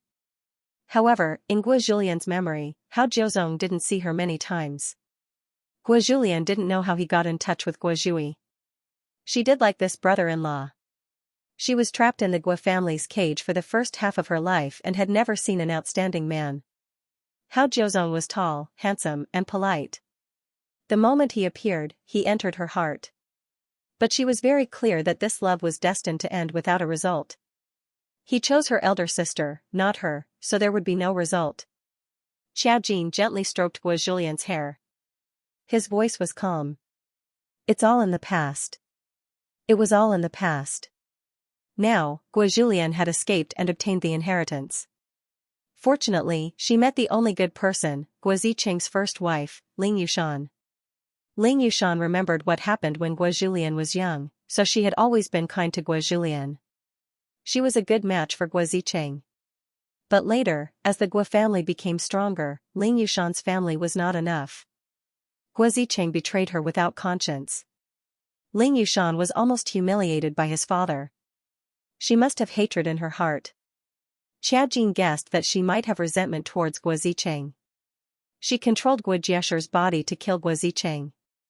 However, from the moment this matter came out, Xiaojin would no longer care about it. Guo cried uncontrollably. She almost jumped into Xiaojin's arms. Soon, someone seemed to come from behind. Qing Yujun noticed that Guo ran away again. Of course, she came out to catch her. Xiaojin left with Guo. From now on, you will follow Mo Jiang. The new identity card I got for you is just enough for you to disguise yourself. Xiaojin brought Guo back to Mo Jiang's apartment and said, she needs an assistant. You can be her assistant on the surface. Follow her. Mo Jiang has the ability to protect you. You don't have to worry about Hao Jiuzong sending people to catch you. Guo nodded. She had cried on the way back. She felt a lot better now. After all, she had really left the Guo family. Now that she had Xiaojin and Mo Jiang's protection, she was a lot safer. Naturally, she felt more at ease. When Mo Jiang came back, Xiaojin briefly told him about Guo. Mo Jiang was in disbelief. He suddenly clicked his tongue. I thought you were a little capable. I didn't expect you to be so pitiful. Guo Xiaojin said, she's already so miserable. Don't hurt her anymore. Furthermore, Guo was in a miserable state. Mo Jiang had such a huge debt of blood on his shoulders. She guessed that Mo Jiang was in an even worse state. Mo Jiang clicked his tongue and looked at Guo. Don't think about anything else. It's good that you've inherited the inheritance. You'll know now that nothing is good in this world except for money. The high priest had only been in this modern world for a short time, but he had already deeply understood the truth of the modern world. He also had his own twisted logic. Xiaojin sighed as she listened. She looked at Guo and said, I'll head back first. You stay here. Other than following Mo Jiang, don't go anywhere else. Guo nodded. Okay. She hadn't safely left the Guo family yet, so of course she wouldn't be so unwise. Xiaojin left the place and received a call from Zhong Li Peining on the way. It was about the outcome of Zhong Jiayin's case. They had investigated Zhong Jiayin and accidentally found out a big thing. The spirit group in Xiandu was really not peaceful. Zhong Jian herself was a formation master, so she wouldn't reveal her information. However, according to the investigation, there were many people in the spirit group who did such things in private. They colluded with the major families in order to gather wealth for them. Therefore, they had been working closely with the major families in Xiandu for so many years. In fact, everyone knew about this before. Moreover, there had always been disputes between the capital and Xiandu, so it wasn't easy to manage. However, it was different this time. Zhong Jian didn't hide her matter, but she brought bad news. Recently, people in Xiandu have been in trouble. Zhong Lipening said, the incidents are all related to the spirit group. This time, Zhong Jian came to the capital to tell us the news so quickly. Actually, she's here to ask for help. She couldn't help but sigh when she said this. In the past, they were so wary of us. Now that something has happened, they still have to ask us for help. We're all from the same country. Why bother? Xiao Jin smelled it. What happened in Xiandu? Zhong Lipening said, according to what Zhong Jian said, there are quite a few formation masters who have been invited by the clans in Xiandu to become formation masters. In Xiandu, formation masters like us are called formation masters. These formation masters originally cooperated with these clans to protect these clans and make money. In fact, they used some shady methods. Zhong Jian said that something has happened recently. Many of the families under the Array Master's banner have met with mishaps. Many of the descendants of the big families have met with mishaps and died. This has involved the Array Master and has caused a lot of trouble. According to their investigation, they suspect that they have offended another group of foreign formation masters. But now they can't catch them, and they can't find out who they are. So, Xiandu is a little chaotic. Zhong Jian came to ask for help, but Zhong Lipening was a little embarrassed. We can't send too many people. When it came to formation masters, there were only a few formation masters in the capital. Moreover, some of them were still on missions and didn't want to go to Xiandu. In Xiandu, the formation masters were a little unscrupulous. It was not as strict as the capital. The formation masters knew that some things would backfire, so they weren't willing to get involved in such troublesome things. Zhong Lipening's call was also very obvious. She was asking for help. She was asking for help from Xiao Jin. After all, this wasn't the first time. Xiao Jin could only sigh slightly. Is it urgent? Zhong Lipening was a little embarrassed. Of course, we'll do it as soon as possible. Of course, we'll still send someone to follow you. Ji Mengmeng? This time, Xiao Jin didn't refuse. Mo Jiang had to shoot a movie, so he couldn't accompany her to Xiandu. Xiao Jin did not plan to bring her along this time. She said softly, yes. After a pause, he said, transfer the money to my card. She didn't have any demands for money, but she couldn't work for free. Zhong Lipening. Of course.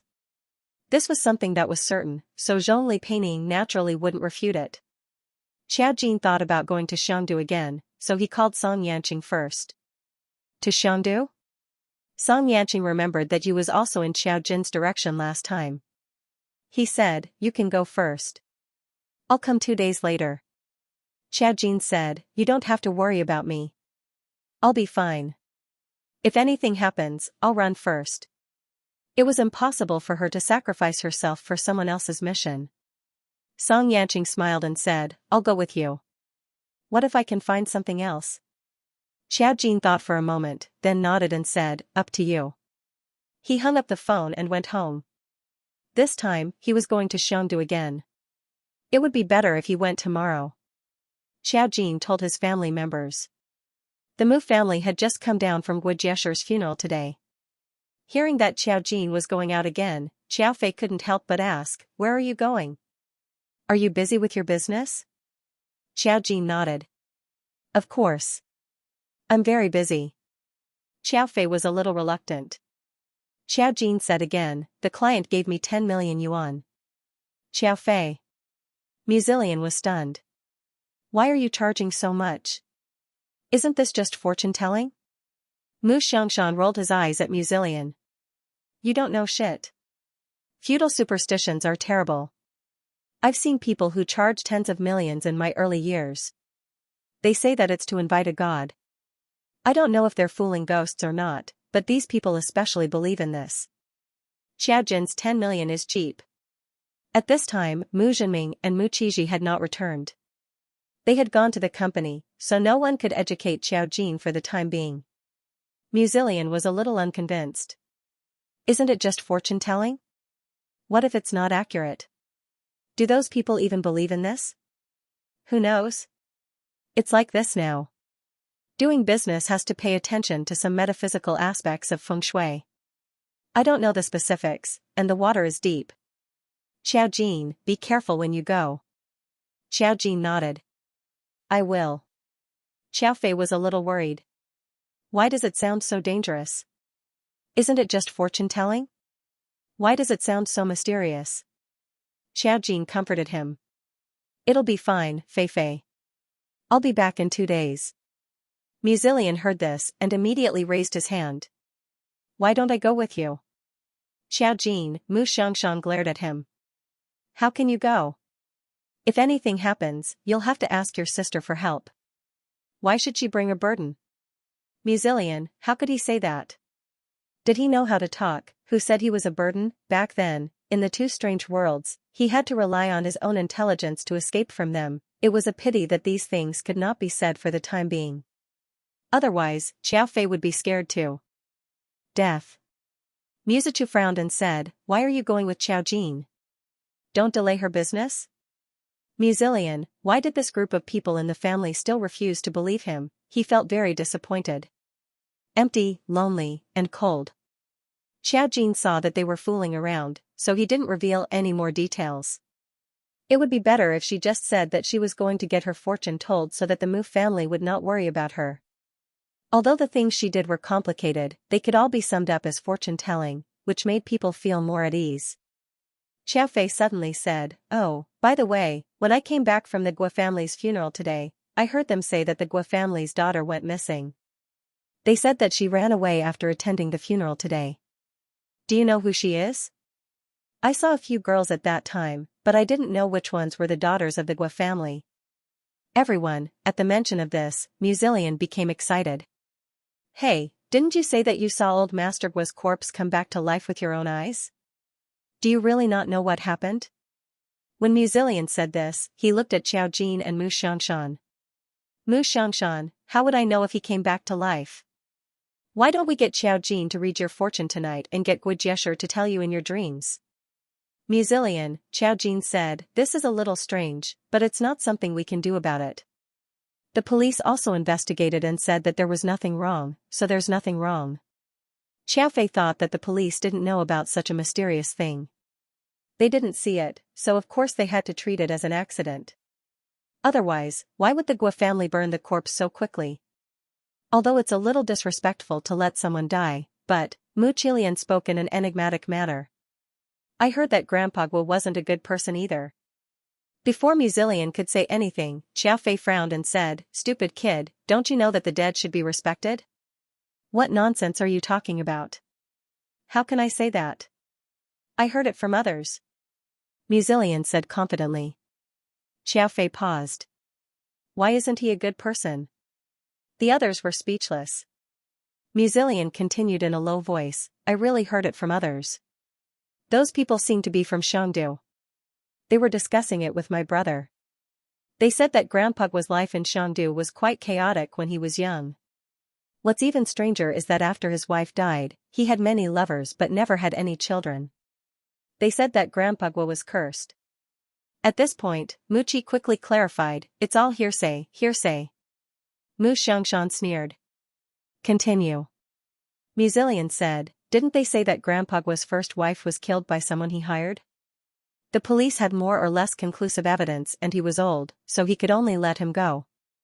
Who would have thought that he would die after coming back? Outsiders are still guessing that his death wasn't an accident. Maybe his death has something to do with Uncle Guo. Uncle Guo and his first wife divorced him because Grandpa Guo was involved. He seemed to have done something to his daughter-in-law that he shouldn't have done. Mu Xiangshan's expression changed. Some things can't be said carelessly. Musilian shrunk his neck. I really heard it from others. How could I have imagined such things? Xiaofei was stunned. No, no way? Why was the Guo family's plot so exciting? This was even more melodramatic than television dramas. Mu Qichu was also a little shocked. He was usually infatuated with his studies, but he didn't expect to hear his younger siblings talking about all sorts of nonsense at home to broaden his horizons. Xiao Jin was very calm. This is the truth. Guo Jiesher had that idea, but it didn't succeed. Later, Guo Zicheng's wife was afraid, so she insisted on divorcing Guo Zicheng. Guo Zicheng knew about this. As for anything else related to Guo Julian, Xiao Jin couldn't possibly say. Everyone, Mu Xiangshan's expression immediately turned subtle and complicated. He thought Guo Jiesher was already shameless enough, but he didn't expect him to be even more shameless than he imagined.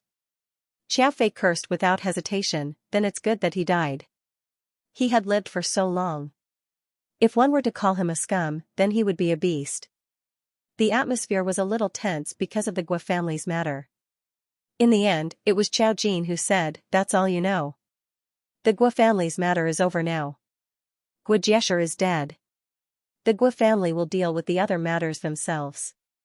When Xiao Jin went up, Xiaofei muttered, "I really don't watch enough television dramas. I can't imagine such a melodramatic thing." Mu Xiangshan didn't know what to think. In the end, he shook his head and sighed.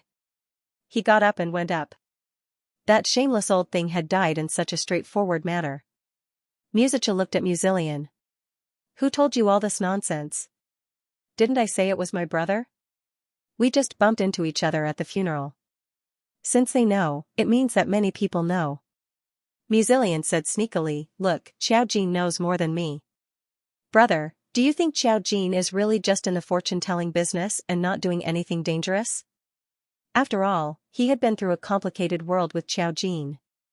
Why didn't he believe it? Could it be? Musilian suddenly trembled. Taking someone's money to kill them. Xiao Jin was ready to head to Shangdu. The spirit team bought her a plane ticket and booked a hotel for her.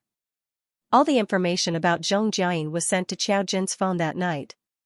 The next morning, she met up with Ji Mengmeng at the airport. Ji Mengmeng felt that she hadn't seen Big Boss in a long time, so she was quite excited to see her. Big Boss Qiao. Ever since she went on a mission with her, Ji Mengmeng learned about Big Boss's achievements. So many things were settled by Big Boss, so the spirit team was really embarrassed. After all, the spirit team had suffered too many losses recently. Also, if she didn't call her Big Boss, it wouldn't be in line with her status. Big Boss was still Big Boss. She was as calm as ever. When she saw Ji Mengmeng calling her, she just nodded slightly. The weather had turned cold recently, so Big Boss was wearing a white sweater and black pencil pants, with a camel-colored windbreaker over it. It was obvious that they were all big brands, but when Big Boss wore them, other than the simple and elegant aura, she was even more ethereal. Ji Mengmeng sighed in her heart. She had never seen someone like Big Boss. Big Boss Qiao actually didn't have that kind of stunning beauty just by looking at her facial features. However, beauty was reflected in many aspects. It wasn't just a standard face, but also temperament, figure, and other aspects. The first time she saw Xiao Jin, she felt that she was so beautiful that it was unreal. It was a kind of unreal, as if she had walked out of a comic. To be more specific, it was probably because she had a soft glow about her. When she sat down, there was a feeling of immortality, as if there was a faint layer of fog around her. This was mainly because Ji Mengmeng hadn't seen Big Boss for too long and missed her so much that she added countless soft filters in her heart. Xiao Jin boarded the plane with her. There weren't many people flying to Shangdu today, so they were the only ones in the first-class cabin. Ji Mengmeng and Xiao Jin sat at the back, while the first-class passengers in the front row looked back at Xiao Jin. Ji Mengmeng discussed this matter with Xiao Jin in a low voice. "Big Boss, you might not believe it, but according to Zhong Jiayin and the others, the things we came into contact with this time didn't seem like anything normal. Instead, they seemed like ghosts." "Ghost?" Xiao Jin raised his eyebrows slightly, and his eyes showed some excitement. "There are no ghosts in this world. Ghosts were another kind of existence. Xiao Jin had never seen one before. Even if he had seen one, it would have been created by psychic trainers using various abilities. For example, someone like Xianxia. The information given by Zhong Li Peining was also very vague. It was all about Zhong Jian's account. She said that there was an unsolvable problem in Shandu and the consequences of the formation's backlash. She didn't mention anything about ghosts. I'm just making an analogy.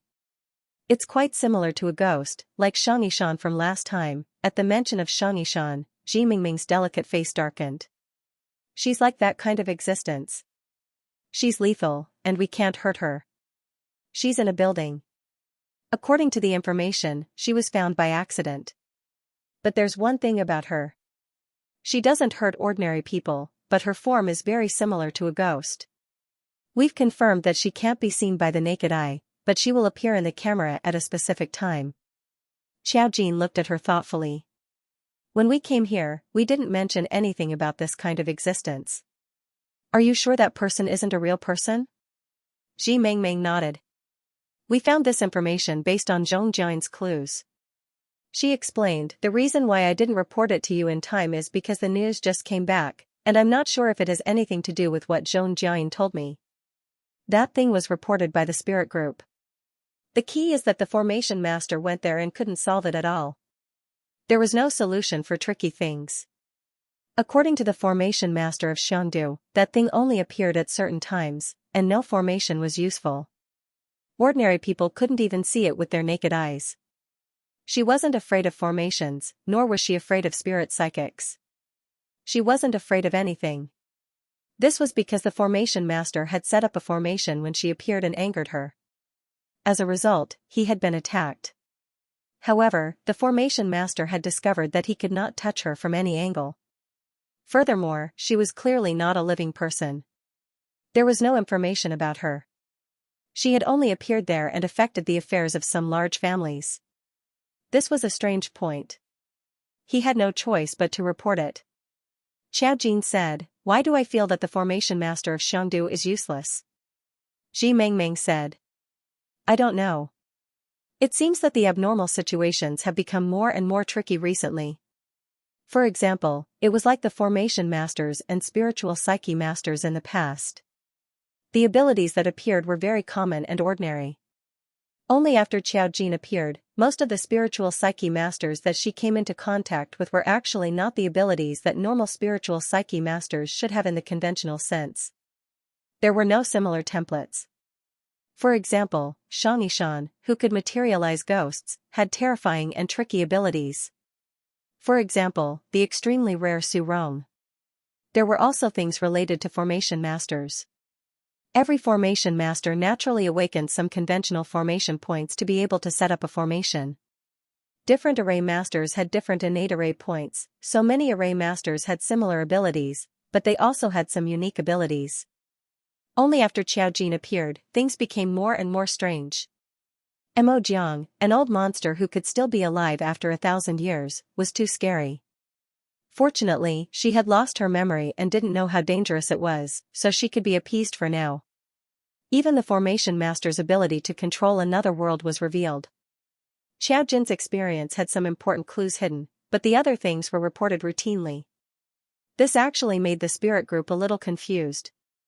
Logically speaking, these situations should have appeared long ago. They had existed for a long time, but they chose to erupt at the same time. Most of the time, the spirit group dealt with normal wizards. They rarely dealt with spell formation masters, especially after a series of events. It seemed that only Xiao Jin could solve this problem. In fact, the spirit group already had a problem, but the big boss was too awesome, so they didn't dare to ask. They were not stupid. What else could he do? He could only let the big shots deal with it. For example, the discovery of the special existence this time could not be handled by the people in Shandu, so they could only report it to the imperial capital. They were not willing to do so, but they had no choice. There were many people in the imperial capital. At the very least, there were all kinds of powerful people here. They had no choice but to ask for help. The people in Xiangdu had done a lot of bad things to begin with. Xiao Jin nodded. I can feel it. It was not without reason that some things kept happening. For example, she needed array points, so she would definitely keep looking for array points. She had a premonition that some things had happened because of her, but she didn't need to explain such a small matter. After a brief introduction with Ji Mengmeng, they arrived at Xiangdu after a 2-hour flight. This time, with Ji Mengmeng leading them, a person in charge of Xiangdu appeared to lead them. This person in charge was a man. His surname was He, but he did not have a name. He only told Xiaojin and the rest to address him as Mr. He. It was obvious that he did not have a name, but he did not want to tell Xiaojin and the rest their real names. This man was a typical person from Xiangdu. He was dressed in a suit and looked very stylish. However, he could not hide the arrogance in his bones. This was typical of some people from Xiangdu. They looked down on people from the mainland.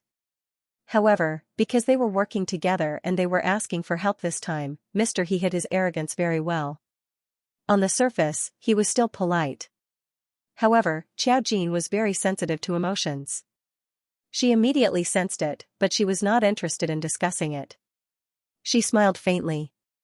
Mr. He also took a second look at Xiaojin. This girl, who seemed to exude an aura of a fairy, was brought here by the team leader. He did not know her identity. The team leader only said that she was here to support, but there were only 2 people. Mr. He was obviously not very satisfied. It was too difficult to solve this thorny problem with only 2 people. This matter is very urgent. Currently, we need to go to the Ding family. The Ding family is a famous family in building materials in Xiangdu. They are now in charge of real estate. Mr. Ding has been recuperating abroad. The Ding family only has 1 son and 1 daughter, but they have many grandchildren. This time, it's about the grandson, 3rd young Master Ding. Mr. He spoke vaguely. He probably said that the Ding family had been in contact with the spirit group before. In the early years, they started out with building materials. Since they had borrowed the power of the spirit group's formation master, it did not matter whether their methods were proper or not. It was not too bloody. After all, the spirit group did not dare to act recklessly. They must have just given them some luck. However, if it was proper, they would not have suffered a backlash. 3rd young Master Ding was young and strong, but he suddenly fell into a coma recently. If that was the case, it would not have alarmed the spirit group. However, this coma was like a source of infection. Even the spirit group's formation master who had helped the Ding family suffered a backlash. He also fell into a coma. This formation master had joined the spirit group in the early years and was now considered a high-level member. Every organization would have some stubborn members, and the spirit group was no exception. Since he had become one of the higher-ups, it was no longer easy for him to control his subordinates. He was still holding on to some of the authority in the Xiangdu spirit group, but this had happened. There weren't many array masters in Xiangdu to begin with. Once he fainted, it was equivalent to half of the array masters in the spirit group collapsing. His subordinates couldn't just stand by and watch something happen to him. The symptoms of this array master's coma were exactly the same as 3rd young Master Ding's. He could not wake up. Some of the things he had cooperated with in his early years had also shown signs. There were still 2 big families in Xiangdu that were somewhat involved with him. Now, there were also accidents in his family. It was not like the thunderous destruction of the Feng family, but the gradual accumulation of those small things, such as the death of a person at a construction site or a company, and problems with the product. Small problems were small, but when accumulated, they would lead to big problems. In addition, knowing that the array master had fainted, Xiangdu became anxious. After hearing that, Ji Mengmeng could not help but complain, "So now that something has happened, it's because you guys couldn't take responsibility for it. If this isn't retribution, then what is?" Everyone knew that formation masters would suffer a backlash. Since he dared to cooperate with others, wasn't it obvious that something bad would happen to him? The astral group had always prohibited such things. Xiangdu City couldn't do anything about it, so there was a situation of knowingly breaking the law. In other words, who wouldn't be jealous in the face of benefits? Even the inside of the capital wasn't much better, but except for the Feng family, who was completely heartless, there were still very few array masters who really did this kind of thing. Ji Mengmeng and the others were all honest. He was a little embarrassed. After all, they were asking for help now, and he couldn't put on the arrogant look he had in front of the mainland. He could only hold it in and said, no one knew this would happen. Xiaojin, who was very quiet throughout the whole process, finally spoke. Since they made a deal, they must have something to rely on and prepare. I have also checked the feng shui of several big families in Shangdu. It won't be too serious. Their own fate will combine with the backlash midway. Even if something happens, it won't be a big deal. After all, there were so many people. If everyone cooperated with array masters, could everyone become rich? Of course, it was different. Those who dared to choose would have good luck. Strong luck could make up for a lot of things. It wasn't like the Feng family who directly exchanged other people's lives. Array masters also depended on the people. He suddenly looked at Xiaojin and agreed, we all know. It was precisely because of this that they would be bold. As long as nothing happened, what was a little pain in their later years, how could it be more important than a lifetime of glory and wealth? Ji Mengmeng rolled her eyes. I think you guys are quite arrogant. Since you are so capable, why are you still asking for help from us? The little girl was young and impetuous. After all, she relied on her ability to become the team leader of the spirit group. She was not a professional management talent. She didn't have a good impression of Shangdu City, so her words were very harsh. He didn't say anything. Xiaojin continued, since something happened, there must be a problem with one of the links. It collided with the luck and destroyed the originally set array. This is something that can be fixed by the formation masters themselves. Since something has happened, it's obvious that they didn't have the time to do so. They must have offended something incredible.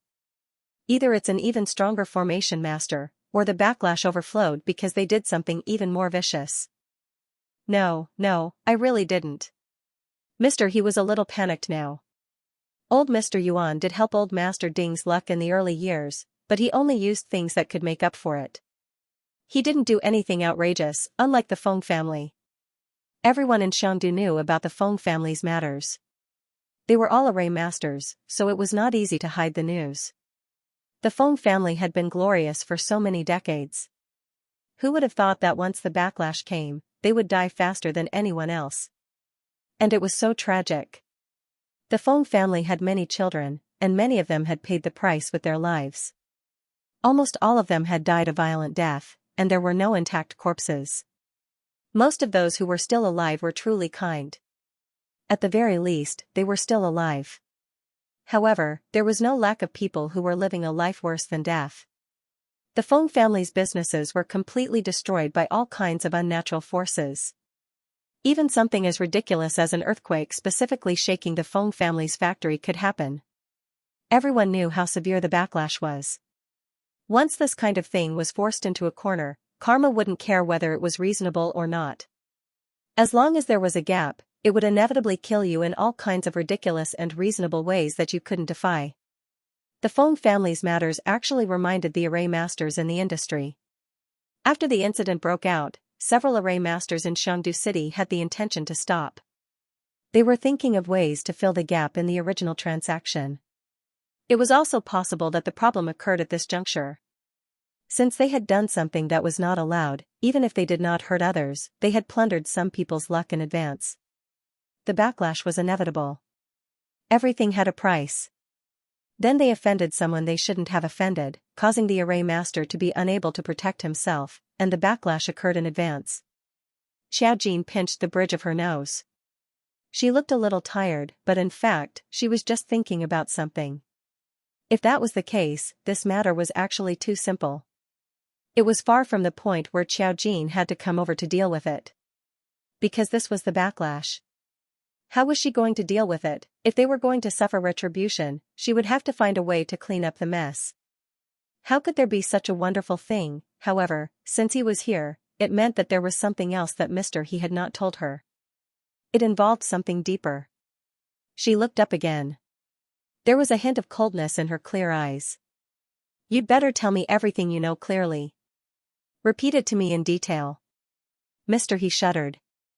For some reason, he felt that this unknown Miss Qiao was even scarier. She was from the mainland, but she was the first person who gave him such great pressure. In fact, he did not think highly of the people from the mainland. He thought that the people there were poor and pedantic. After all, they developed here for decades, while the mainland developed in the past decade or two. Although the development speed was astonishing and the scale was huge, the arrogant people in Xianxia were unwilling to admit this fact. In their hearts, they still thought that the mainland was a poor and broken place like before. However, with Xiao Jin's imposing manner, he did not dare to say a word about these thoughts. He quickly lowered his head and told her more details. Beside her, Ji Mingming looked at the big boss and felt that she was very awesome. The big boss was indeed the big boss. It was not that she could not tell that Mr. He looked down on them, but so what? She did not dare to show off in front of the big boss. They deserved it. In her heart, she did not want to get involved in the muddy water of the capital, but she still listened patiently. What Mr. He continued to tell her was no different from what Zhong Jiayin had said. The difference was that he said it more clearly. The first cause of the matter was the Ding family.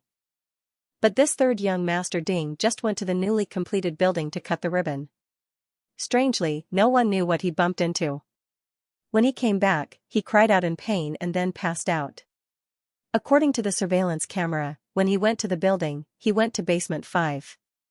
The 5th floor was an underground warehouse, where goods and maintenance equipment were stored. There was basically nothing out of the ordinary here. When the building was first built, it was quite normal. Moreover, because it was not important, there was no surveillance camera installed on the 5th floor of the basement before third young master Ding's accident. It was not until someone felt that something was wrong and installed the surveillance camera. Speaking of this, Meng Meng immediately said, "It's the matter I told you about." Xiao Jin paused. Did third young master Ding run into that ghost? You can see it that way. The person who said this was Mr. He. Seeing that Xiao Jin already knew, he didn't want to hide it anymore. He quickly said, after that, Mr. Yuan also fell into a coma. Although the other members of the Ding family didn't fall into a coma, they often complained that they had headaches and chest pains. They have professional doctors and nutritionists every year, so this kind of undetectable condition shouldn't happen. After that, the Ding family's enterprises started to get into trouble. Mr. He smiled bitterly. But it was too strange. We suspected that it had something to do with the ghost. We tried to catch her, but we couldn't get close to her. Ji Mengmeng said, "You call the suicide of an employee in the Ding family's company a small matter?" Mr. He's face was pale. That person had been dissatisfied with the Ding family's salary for a long time. He committed suicide because of his extreme personality. It really had nothing to do with the Ding family. Later, the Ding family even compensated him, but it only affected the Ding family's reputation. I said it was a small matter because things started to happen one after another. They all seemed small, but if they accumulated over a period of time, it would seriously affect the Ding family's reputation, which would have a great impact on them. We also tried to find this thing, let's call it a strange ghost. At first, we thought it was another array master, but we really couldn't catch her. She would only appear at 11 o'clock at night and disappear after 10 minutes. When she appeared, she couldn't be seen. She could only be seen through modern equipment, including surveillance cameras. She couldn't communicate with people, but she could attack array masters, and she wouldn't hurt ordinary people. That was the most amazing thing. What happened to third young master Ding was a bit strange. Third young master Ding was an ordinary person, but he was in a coma. They couldn't ask him what happened, so they could only investigate step by step. To be able to come to this conclusion, it was obvious that they had already tested it. They didn't tell Xiao Jin about it because they didn't think it was related to the ghost at first. They only confirmed it was related to the ghost in the early morning. Mr. Yuan had been in a coma for a while. When Zhong Jiayin went to see him, she hadn't heard about the ghost yet. She was caught by the spirit group in the capital for investigation, so the information didn't match. Because Xiangdu was unwilling to ask for help, the news was delayed for a few days. They thought of the capital when they had no other way. Ji Mengmeng saw that Xiao Jin didn't say anything. She glanced at him and then turned to Mr. He. "Are you sure that the ghost wasn't controlled by an array master or wizard?" "I'm sure." Mr. He nodded. "We also have high-level formation masters and sorcerers, and they've already confirmed that it wasn't a man-made trace. If it really was a man-made trace, he could have targeted the Ding family directly with his powerful strength. There was no need for him to throw out a bait. This female ghost is someone's controlled object, and if she attacked someone, there would still be a backlash. What he said made sense. If it was really controlled by someone, it wouldn't make any difference if they directly attacked the Ding clan. Ji Mengmeng continued, is it possible that the person is a high-grade wizard who can only control female ghosts? Apart from female ghosts, there is no other way to affect people, just like Xianxia. At the mention of Xianxia, her face turned pale again. Xianxia's matter was kept under wraps. They didn't dare to reveal such a bloody incident. Otherwise, Xiangdu would be in a frenzy. What qualifications did the people in the mainland have to manage Xiangdu? Qiao Jin said, no, Xianxia's special ability has been strengthened. If it's just as they described, then this female ghost is not an ordinary thing.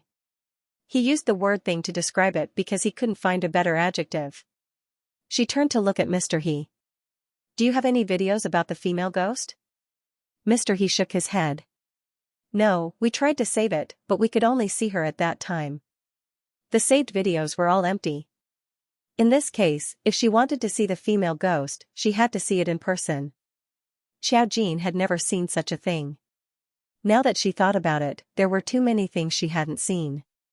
At that time, maybe it was because there were few psychic masters and formation masters, there were not many in her memory, and the types were very monotonous. However, there were powerful natural formation points everywhere, so the formation masters at that time took advantage of their early time. But maybe the formation masters in the past were more pure, so they knew more things. And they were natural formation masters. Now that she was in the modern world, she had seen many strange things. Some people and abilities always gave her a feeling of surprise. Mr. He didn't see any change in Miss Qiao's expression after he finished speaking. It was easy to go to the scene of the female ghost. Mr. He said, if you go to see her at night, it's better to do it through video. She can feel the presence of psychic masters. If you get too close, she will attack. She is so powerful that she can completely ignore the ability to attack your body. But to us, she's like a non-existent existence, just like a ghost. Qiao Jin tilted her head slightly. Is there anything else? What about the clothes the female ghost wore? When did she die? What did she look like? What did she say? Didn't you investigate? Because there is nothing. Mr. He's face twisted for a moment. We don't know if she spoke or not. We may not be able to hear her. It doesn't matter what she wore. Her whole body is completely covered in fog except for her face, but we can feel that it is a normal human body.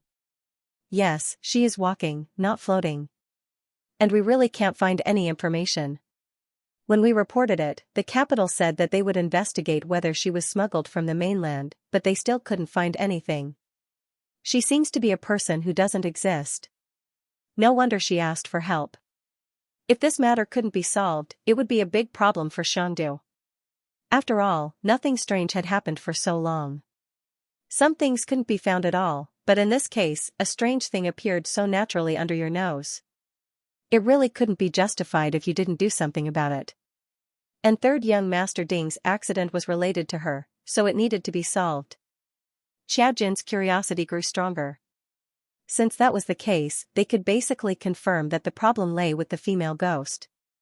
There was no need for them to go to the other families for the time being. After all, she had never seen something like this before. Mr. He also brought them to the Ding family's newly completed building. Surprisingly, since nothing major had happened, many people did not know that there was a female ghost on the 5th floor of the building, and business continued as usual. This building was an ordinary business building. The top 10 floors were rented by the company. The lower 4 floors were filled with shopping malls.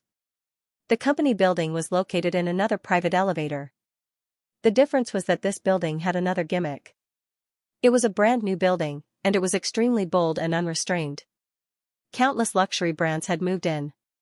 The shopping mall was very big, and in the middle, there was a spiral staircase that went up and down. The bright and resplendent architectural style always gave people the illusion that they were in a palace when they went down from the spiral. This was also the gimmick of the building. The Ding family had sacrificed a lot for this building. Before the new building was built, nothing had happened. Array masters and feng shui masters had come to check it out, and there was no problem. Who would have thought that something would happen to young Master Ding on the first day of the ribbon-cutting ceremony? Because of this, they didn't dare to expose this matter. Who would dare to come when it was just opened? It was noon now, and there were many people. Mr. He even suggested embarrassedly, "She will only appear at night. Why don't we have a meal first? I think you two must be hungry." Ji Mengmeng glanced at Xiao Jin first, and Xiao Jin didn't refuse. Mr. He completely saw that team leader Ji said that this was external help, the real backbone. When Ji Mengmeng spoke, she would always look at her before speaking, as if she was particularly concerned about Xiao Jin's attitude. How could Ji Mengmeng not care? This was a big boss. This female ghost was not someone she could deal with. If the big boss didn't say anything, it meant that the big boss was not weak. She just had to be quiet and wait for the big boss to lead her. However, when Mr. He took them to the luxurious restaurant in the mall, Ji Mengmeng still asked Xiao Jin curiously, "Big boss, what do you think will become that female ghost?" Xiao Jin's eyes looked around in the mall. Thanks to the spiral staircase, the buildings on both sides of the mall were almost visible. They were very big and very luxurious. However, Xiao Jin didn't notice this. The buildings were very normal. She didn't even feel anything strange. Her heart was also very calm, as if this was a normal mall, and there was no problem. However, Mr. He and the others wouldn't lie. The female ghost was on the 5th floor of the basement.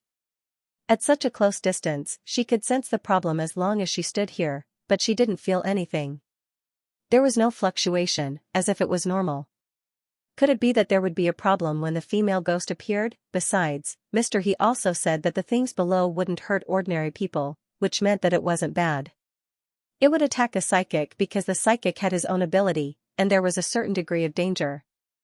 The other party probably felt threatened and didn't choose to kill, but only attacked to force them to retreat.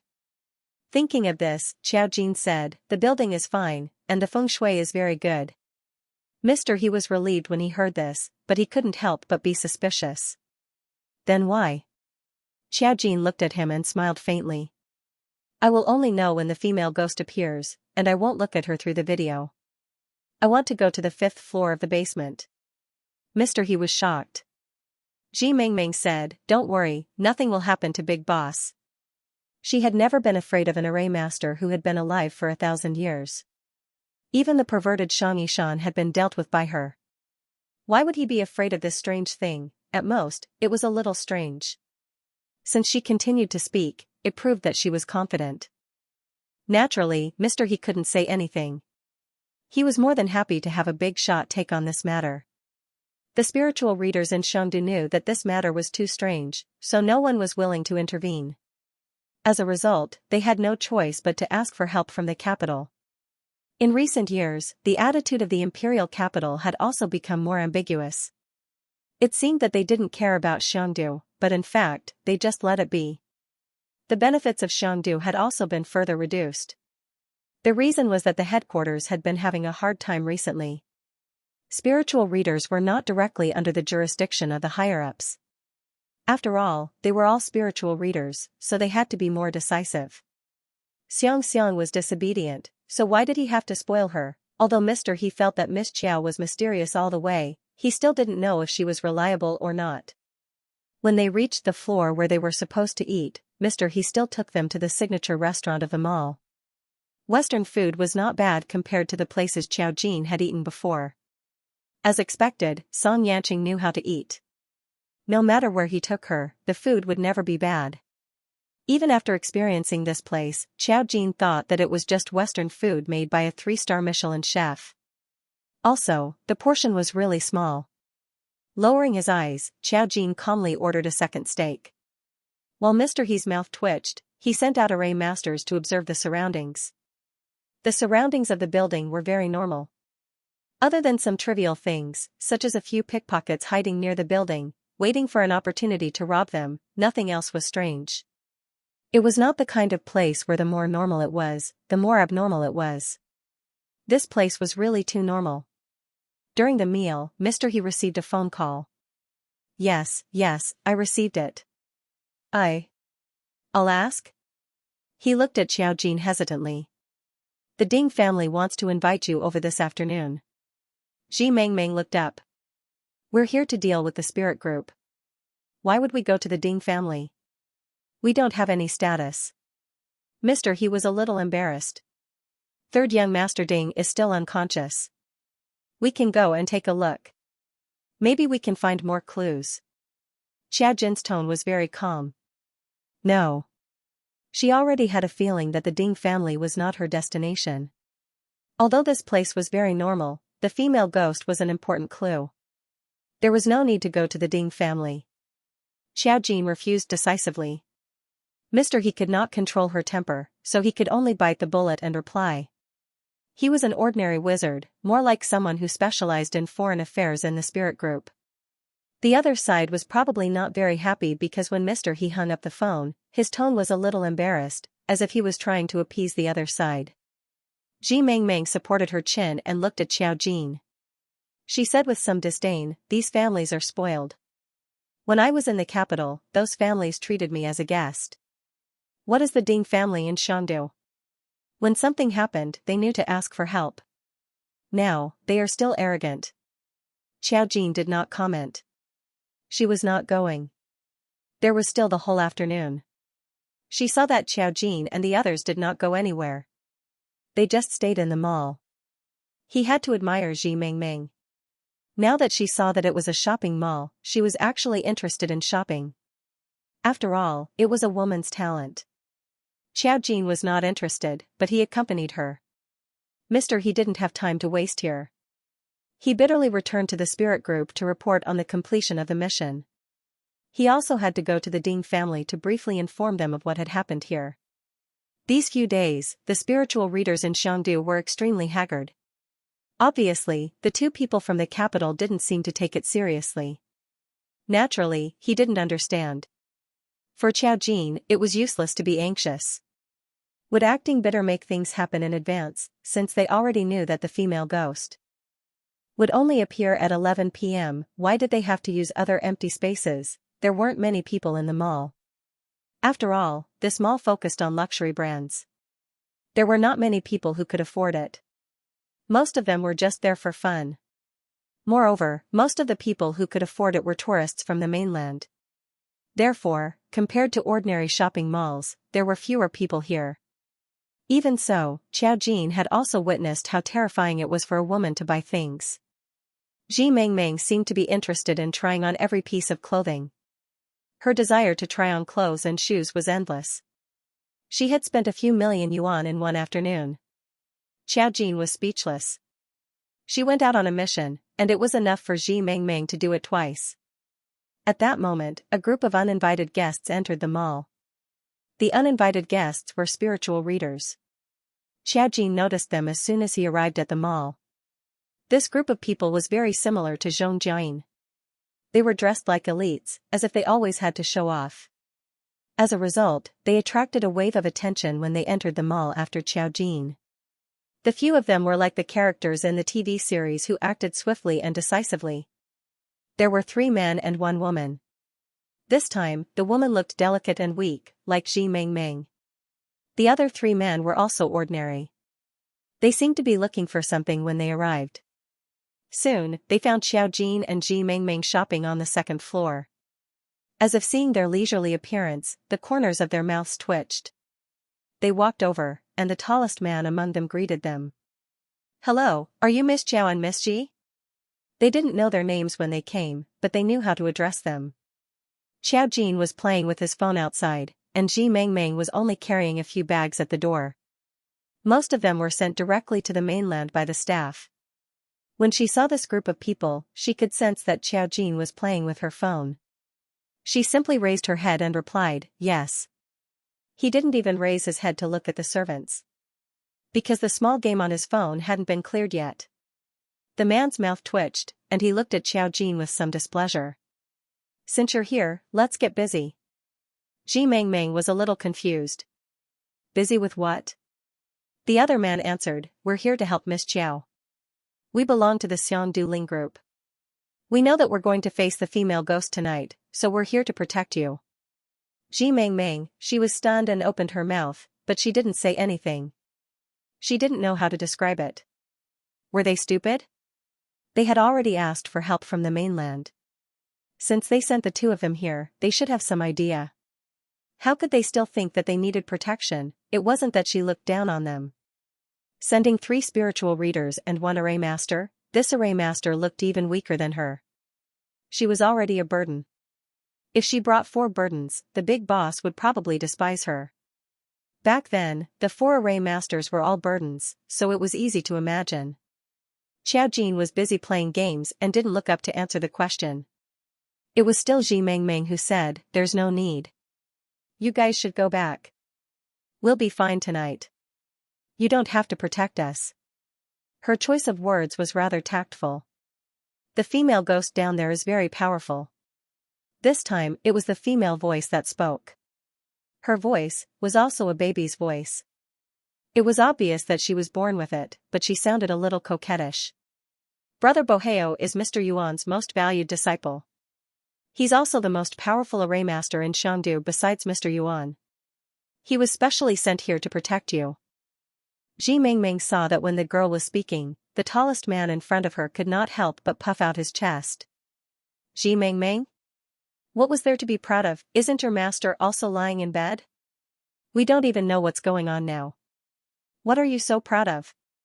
Ji Mengmeng complained in her heart, but with a strange expression, she asked, "Is the inheritance system still practiced in Xiangdu?" Other than telling them about the situation, what else could a array master teach? They were born with the array points. Moreover, some things seemed to be stored in their consciousness. As long as they were awakened, they would understand. Otherwise, how could someone like Duan Nianru know how to set up array points? Array masters didn't need anyone to teach them. Jian Boheo's eyelids twitched. No, that female ghost is too powerful.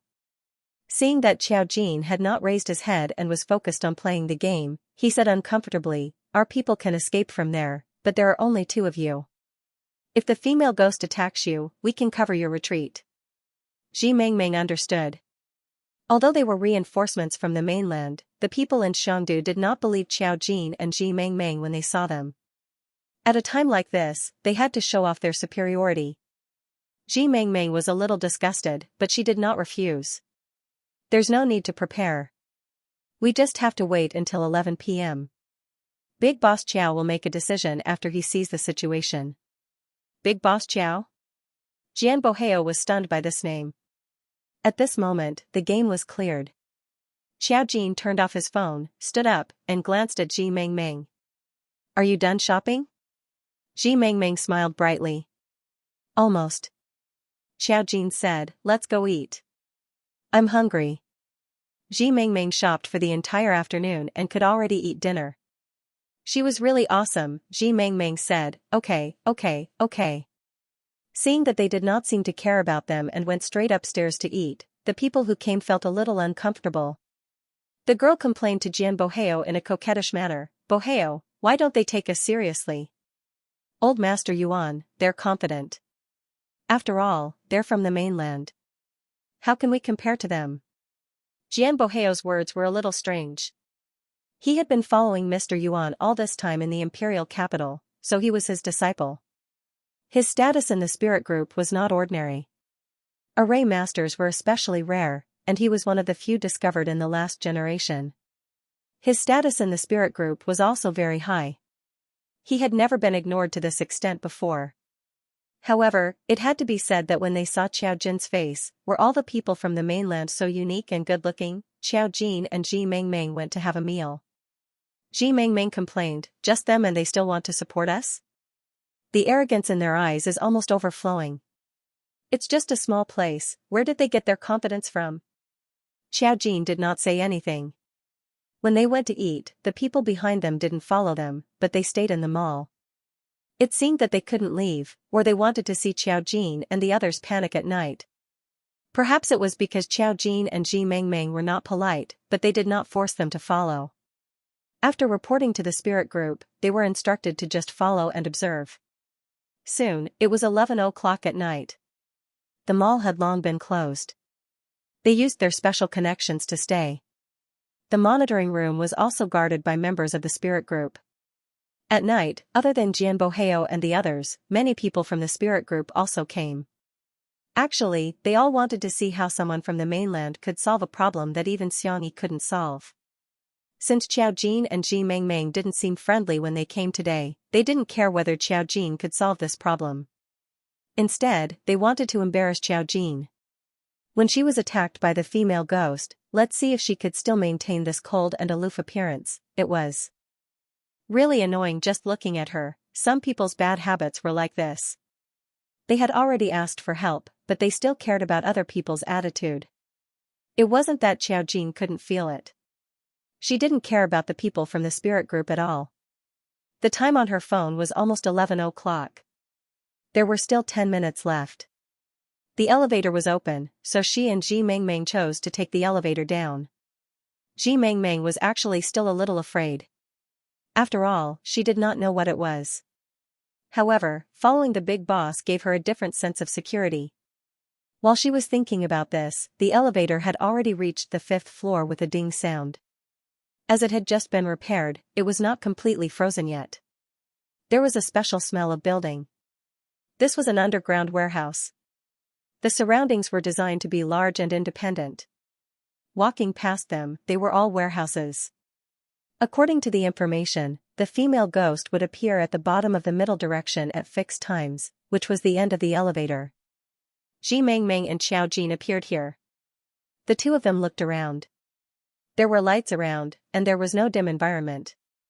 The lights were very bright. They said that the lights could not affect the existence of the female ghost. The time was 10:59. When Xiaojin and Ji Mengmeng reached the bottom, it was an empty environment. There were open warehouses on both sides, and they were piled with goods and maintenance equipment. Xiaojin vaguely felt something. She felt an aura. That aura gave her a very familiar feeling, and even a kind of nostalgia. Ji Mengmeng stood beside her, looking nervous and afraid. Obviously, she did not feel anything. Then, in this feeling, a figure filled with fog suddenly appeared in front of her. The figure in the fog seemed to be gradually formed. From the beginning, it was little by little and gradually expanded into the shape of a person. Her body was hidden in the fog, but her face was very delicate and clear. She was like an ordinary girl who could only be described as delicate and pretty. Her long hair was draped over her shoulders. When she appeared, she made some sounds when she stepped on the ground. She was humming a song. The moment Xiaojin saw her, she heard her humming. Looking at the girl's face, she felt that she was familiar. A broken image seemed to flash across her memory. She saw a girl kneeling in front of her and calling her respectfully, Xiaoshi. That was not her name. It was just an honorific. When the girl appeared, Ji Mengmeng's expression changed. It was as if she saw a person appear out of thin air without a sound. This scene was a little strange. She did not rashly use the formation. At this moment, the girl in front of her turned around and discovered their existence. Ji Mengmeng's heart tightened. In the next second, she saw the girl's eyes widen as she stared at Xiaojin in disbelief. Then, tears fell from her eyes. She rushed to Xiaojin in a few steps, but she seemed to be blocked by something and couldn't get close. The people in the surveillance video were a little nervous. Yes, she's coming. Is she going to attack her? She definitely won't be able to escape. Everyone was discussing. At this moment, Ji Mengmeng and Xiaojin saw the girl kneel in front of them. Her expression was clearly respectful to Xiaojin. Her tears were especially obvious under the light, and there was a sadness in her voice. Xiaoshi, I've waited for you for so long. You're finally here. When you appeared, I knew you would be alive. Xiaojin lowered her eyes. She called out a name in her memory. Furua? Xiaoshi, it's me.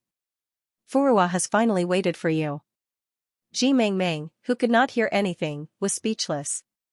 The people watching the surveillance video were speechless. What was going on? Why did she suddenly kneel down before they saw her clearly? Wasn't she quite arrogant yesterday? The people in the surveillance camera were stunned, and Ji Mengmeng was even more stunned.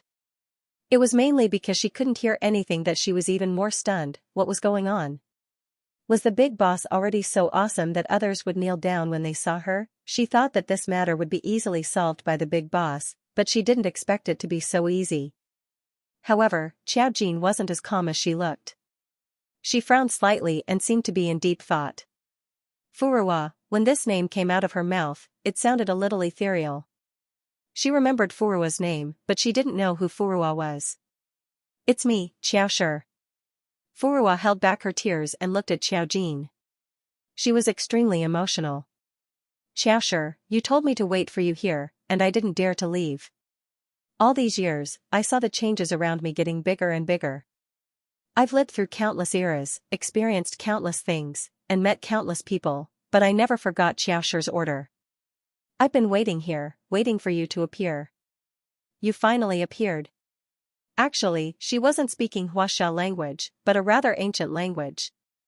This ancient language was extremely complicated and awkward, but there was a mysterious taste in it. Others couldn't learn it easily, but Xiaojin understood it immediately. However, understanding and knowing were two different things. She just looked at Furuwa silently. Unfortunately, I lost my memory. I don't remember anything about you. You don't remember? Furuwa was obviously a little stunned.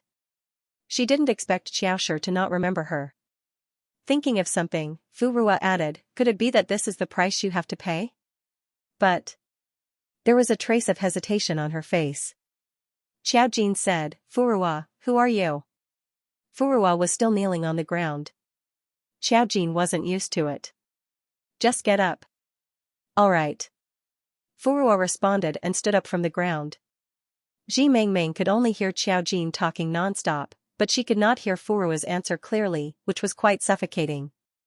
From beginning to end, he could only hear Big Boss Qiao talking to himself.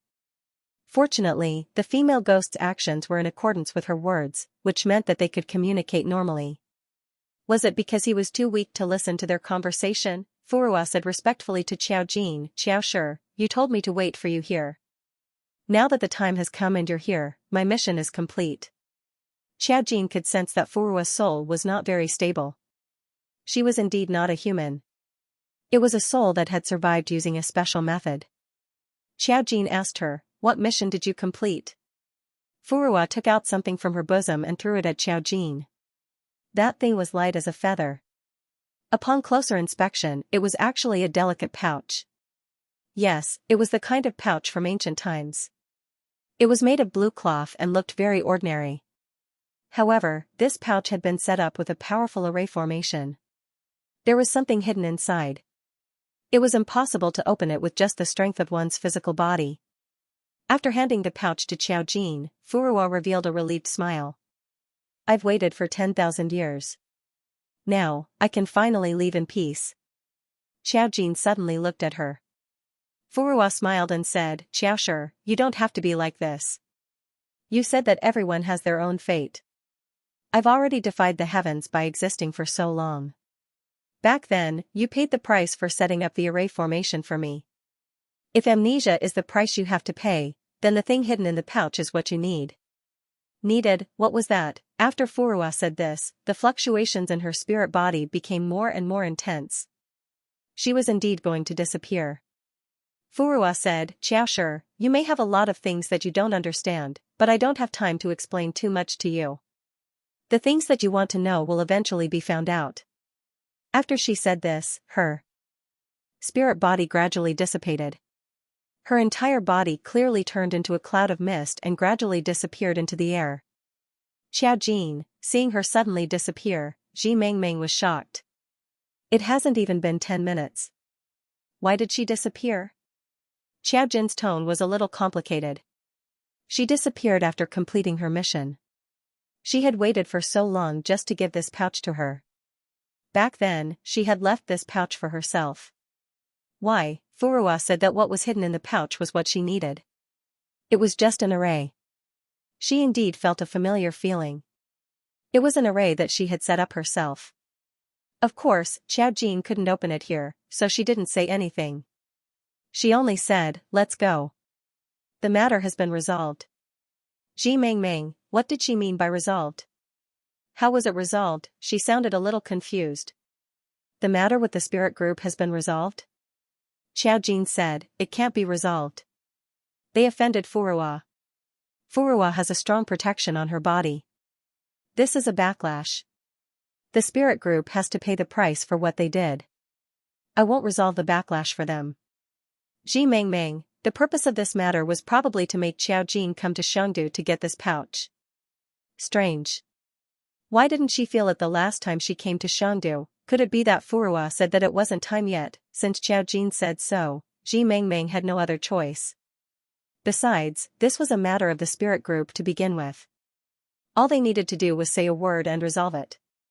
The people from the spirit group clearly saw the female ghost throw something to Xiao Jin and then disappear. This was something that had never happened before. Of course, they had a lot of questions in their hearts. After Xiao Jin and the others went up, the group of people rushed over. Ji Mengmeng directly said, the matter has been resolved. The female ghost will not appear again. We will return to the capital first. She wasn't going to tell him that the matter of the backlash had to continue.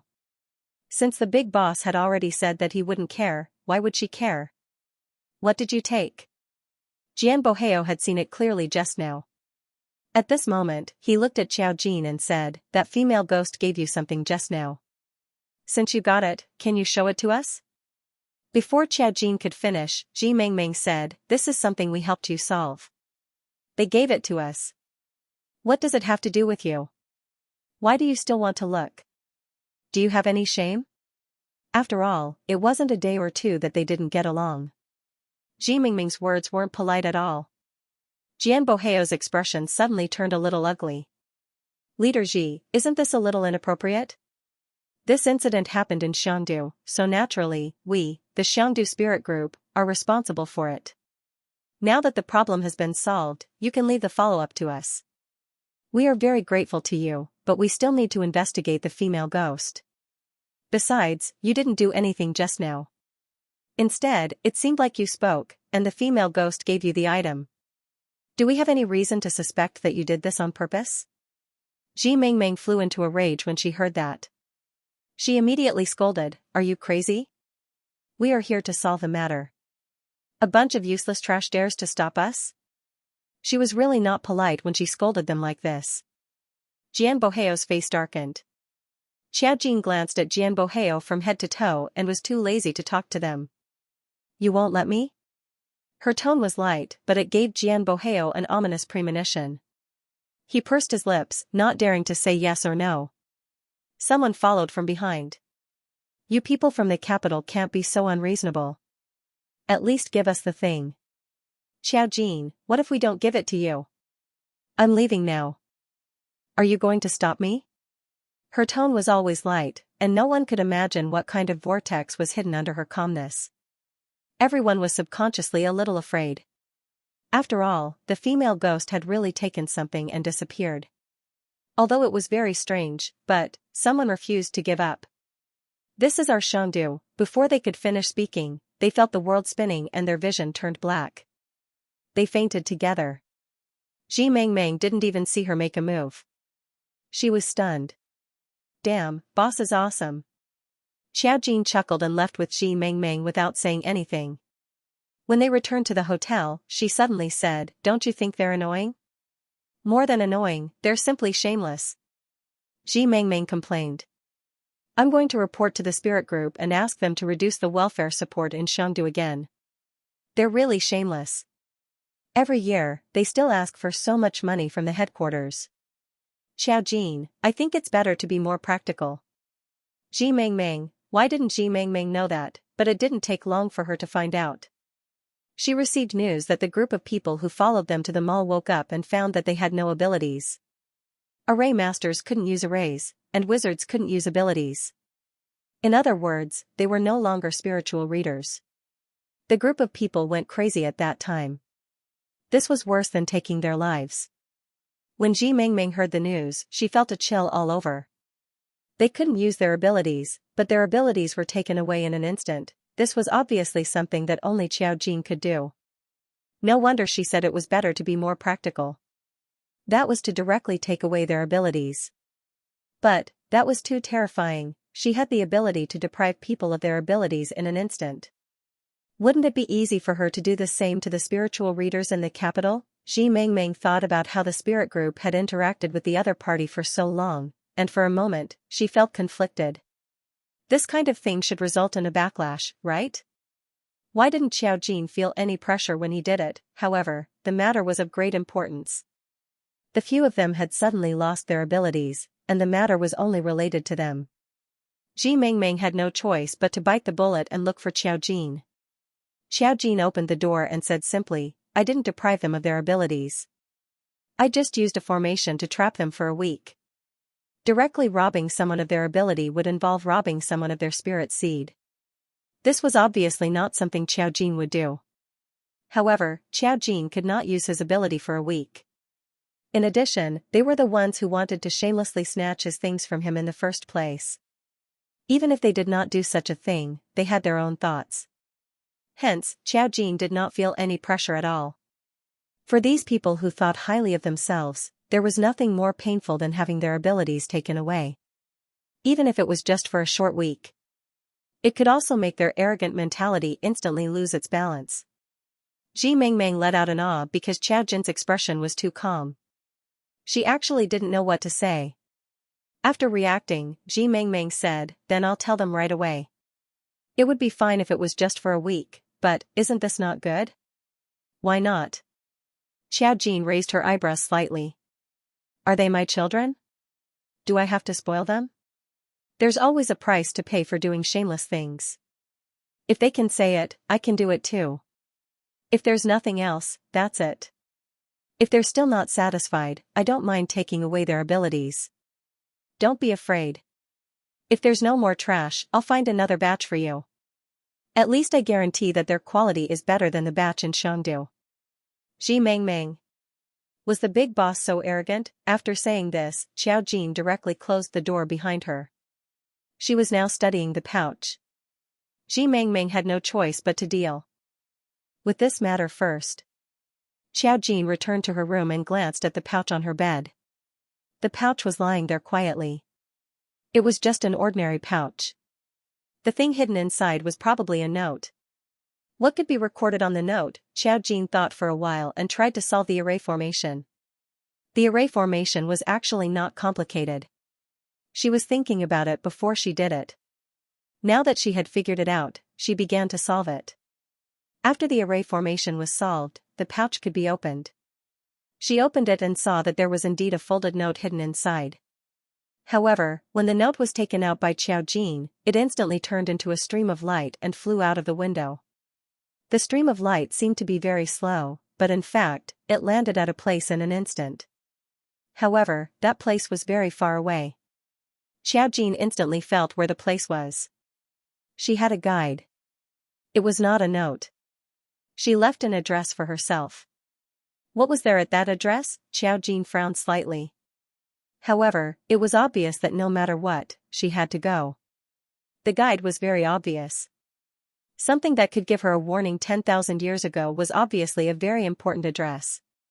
Something very important to Xiao Jin was hidden here. The most important thing for her now was to find her lost memories and know what happened back then. And what was going on with Xianxia, and her old rival. Speaking of which, since Mo Huan appeared in her line of sight, the other clues seemed to have been cut off. She looked up information about Mo Huan. Although he was in contact with some people, he hid it too well. But at this time, Xiao Jin finally had a hunch that this matter would end. She looked in the direction where the light had disappeared, and her eyes narrowed slightly. There. She would definitely meet him. Thinking of this, Xiao Jin called Xianxia. Xiangdu was separated by the coast, and the time was about the same as the capital. When she called, Xianxia had not rested yet. He had already sensed something. His voice was a little surprised and a little amused. "That's fast." "Calm, it's not that the matter is troublesome, but to lure me there, I met an old friend, but I still can't remember who she is. She told me that she had been waiting for me there for a long time, just to give me something that I had personally left behind." Xianxia was also a little surprised. "So you got it now?" Xiao Jin replied softly, "Yes." Her voice was a little clear. It's an address. It's abroad. What I need is there. Song Yanqing's voice was elegant, low, and decisive. Where? Xiao Jin tilted her head and pondered. If you didn't receive the warning, it means that this matter doesn't have much to do with you. It's better for me to go alone. No. Song Yanqing was very decisive. I don't feel at ease. Xiao Jin suddenly smiled. Are you afraid that something will happen to me? I'm not afraid. Song Yanqing calmly analyzed. Don't go alone. I have the ability to help you now. Don't you suspect that your old enemy is abroad? If we meet by accident, I can help you kill him first. No matter what happens, I will be able to help you. The strength of two people is always stronger than one. Besides, I can help you analyze. Xiao Jin tilted her head. In fact, it wasn't that she didn't need Song Yanqing's help, but she was still used to doing things alone. She would just report to Song Yanqing. Now that she heard his decisive words, Xiao Jin's heart was slightly touched. She had a very strange feeling that she couldn't describe. Perhaps she was still too inexperienced. But it didn't feel bad. Thinking of this, even though Song Yanqing couldn't see, she nodded habitually. Okay, then you can come with me. But I'm being guided. I can only feel a general direction. I can only be guided step by step when I reach the destination. But it's very far. It must be out of the country. Song Yanqing pondered for a moment. It's okay. You can tell me the general direction. We'll choose the nearest country with communication and go there. When we get there, we'll act according to the situation. Xiao Jin said, okay, but your words reminded me. Since there's strength in numbers, why don't we bring 2 more people with us? Bring Mo Jiang and you. You was a soul master of speech. She was very useful. Mo Jiang was a 1,000-year-old array master. He was the second strongest array master by Xiao Jin's side. Song Yanqing, he didn't speak at first. Xiao Jin asked, what's wrong? Song Yanqing sighed softly, no, if you like, I'll do whatever you want. Although he felt that the 2 of them were an eyesore. However, this was an unknown situation after all, and no one knew whether it was dangerous or not. It was indeed safer to bring these 2 along. There were some things that Song Yanqing wouldn't mind too much. Under his guidance, Yu now had enough ability to protect herself. The abilities of a soul speaker were beyond the imagination of wizards and spell formation masters. Mo Jiang aside, since Xiao Jin dared to bring her along, it meant that she was very strong. All right then. Xiao Jin said, I'll be back tomorrow morning. After that, I'll inform Mo Jiang. Take you with you and let me know once you've made the arrangements. Song Yanqing, how long do you think it will take? Xiao Jin, as soon as possible. She always felt that the place she was being guided to was a hidden thing that would only be opened at a certain time. Otherwise, it wouldn't be guiding her only now. It was precisely because the time was up. Song Yanqing, I'll take care of everything tonight. The important things will be transferred to my father and sister first. After everything is arranged, we'll meet up when you come back tomorrow morning. You don't have to worry about these things. Xiao Jin obediently replied, okay, see you tomorrow. Song Yanqing's lips curled up. He was full of joy even through the phone. See you tomorrow. Good night, Jin. Xiao Jin. Okay, good night. He also called her Jin like Xiao Fei. Although it was a little sudden, it wasn't strange. Xiao Jin naturally accepted it. However, not long after hanging up, Xiao Jin received a call from Zhongli Peining. Can't you let them go first? If it was an ordinary spiritual reader, He Yao would be the one to contact Xiao Jin. If it was an array formation master, it would be Zhongli Peining. She sounded very conflicted. She probably knew about what happened just now. Clearly, Xiangdu was making a fuss. Otherwise, she wouldn't have called Xiao Jin. Xiao Jin was about to take a shower and go to bed. Hearing this, he said gently, it's okay. Tell them that if they're not satisfied, I'll go there personally. Zhongli Peining, she shuddered and immediately said, no, no. 1 week is 1 week, she was a little bitter. It's a little annoying, but it's good to be taught a lesson. The array formation masters in Xianxia have always been very arrogant. This matter is too much. They were the ones who asked for help. Now, they wanted Xiaojin, who had helped them, to hand over the things. It was indeed too much. They just didn't expect Xiaojin to teach them a lesson on the spot. He was probably shocked by their shameless attitude. I don't think such a person is suitable to lead the spirit group. Why don't you send someone more suitable? Xiaojin suggested. It's not safe if you don't have control. That's not the case. Zhongli Peining sighed. Our relationship with the spirit group in Xianxia is related to our relationship in the real world.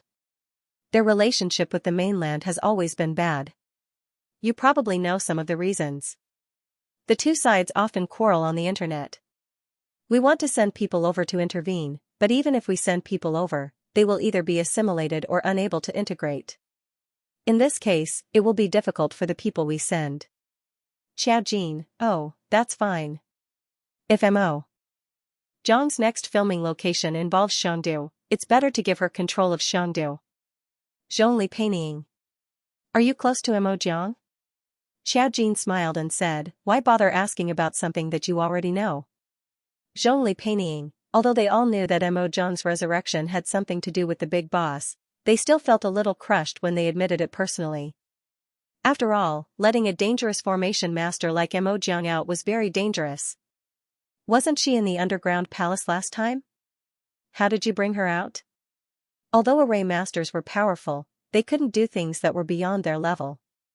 For example, teleportation. Only Xiaojin was able to create this array. The other array masters only knew the basics or the array points that they were born with. Even if it was related to teleportation, it was only a small distance. Therefore, the spirit group couldn't understand how Mo Jiang's corpse appeared in the capital. Xiaojin didn't bring anything back when he went back. Xiaojin said, you can ask her directly. Zhongli Peining, she didn't dare to ask the mysterious Mo Jiang. The key was that Mo Jiang's temper seemed too bad. He was like a fish in water when filming on set. Since Xiaojin didn't say anything, Zhongli Peining didn't ask any more and hung up. After hanging up, she realized that it was strange. Why did the big boss suddenly say that Mo Jiang should be in charge of the spirit group? Zhongli Peining suddenly thought of a terrifying fact. Could it be that the big boss asked Mo Jiang to join the spirit group? In fact, there were many people in the spirit group who were related to the big boss recently. For example, Xiaojin did not hide the whereabouts of the few spiritual psychics brought back by He Yao. She could investigate them if she wanted to. It was certain that those people were related to her. The problem was that she did not know how Xiaojin could gather these people. They were all high-level wizards. Now, they were all in the spirit group. Zhongli Peining wondered if they wanted to infiltrate the spirit group. But on second thought, if the big boss wanted to, the spirit group would have been in her pocket by now. However, Xiaojin did not seem like the kind of person who would help others and send people to the spirit group. Could there be other reasons? In fact, there was a simple reason. Xiaojin wanted to manage people, but those who joined the spirit group were provided with food, accommodation, and salary. The spirit group also provided information. There was no better organization than this. Xiaojin went to take a shower and went to bed. She was leaving the next day, so she woke up very early. In fact, what happened last night had caused a huge uproar in the Xianxia area. It was one thing for a formation master to have all kinds of strange abilities, but sealing abilities was something that no one had ever done in history. Even if the news from the spirit group was a week, it was too scary. As long as the abilities were sealed, the spirit group would be at the mercy of such a person. However, after dealing with the female ghost last night, the backlash still existed, but the Ding family's unconscious third young master Ding and the formation master Mr. Yuan had both woken up. They were just a little weak. After learning about this, Mr. Yuan called the spirit group and said with some dissatisfaction, with such a terrifying existence, why didn't you stop her? Why did you let her come to Xianxia? The person who answered the phone was a high-ranking member of the spirit group in the capital. Now, he said in a Buddhist tone, sigh, that's not it. Other than her, it seems that no one can solve your problem. We sent experts and even gave you money. Why don't you appreciate it? Mr. Yuan said angrily, she sealed the abilities of my disciple and a few insiders. If others find out about such a terrifying ability, she will be used by them. When the time comes, will we all be fish on the chopping board for her to do whatever she wants to us? The higher-ups of the spirit group coughed and said, you think too much. Even if we don't seal our abilities, we're still fish on the chopping block to her. Mr. Yuan was speechless. The higher-up sighed. Don't go looking for trouble with her. She's not an existence you can imagine. This time, the sealing ability is just to teach you guys a lesson. It's not like we're really going to do anything. Your disciple is still a little impulsive. She solved the problem and still asked for things from her. Don't you think it's shameless? Mr. Yuan was upset, but he could only hold it in. Did she say anything about the female ghost? The higher-ups thought for a moment and said, it's a special soul body. Once it's dealt with, it won't exist anymore. As for the rest, I don't know. Mr. Yuan was still a little unconvinced. The higher-ups were getting impatient and warned him, you're already so old. Now that you've suffered a backlash because of this matter, Mr. Yuan, you'd better be careful. If Xiangdu continues like this, we'll consider replacing the leader of the Xiangdu spirit group. The current Xiangdu spirit group is like a plate of loose sand. Mr. Yuan didn't care too much. The capital had to send people here every few years. What was the point of that? The local spirit group's power was deeply rooted. No matter who they sent, it would be useless. Xiao Jin and Ji Mengmeng returned to the capital.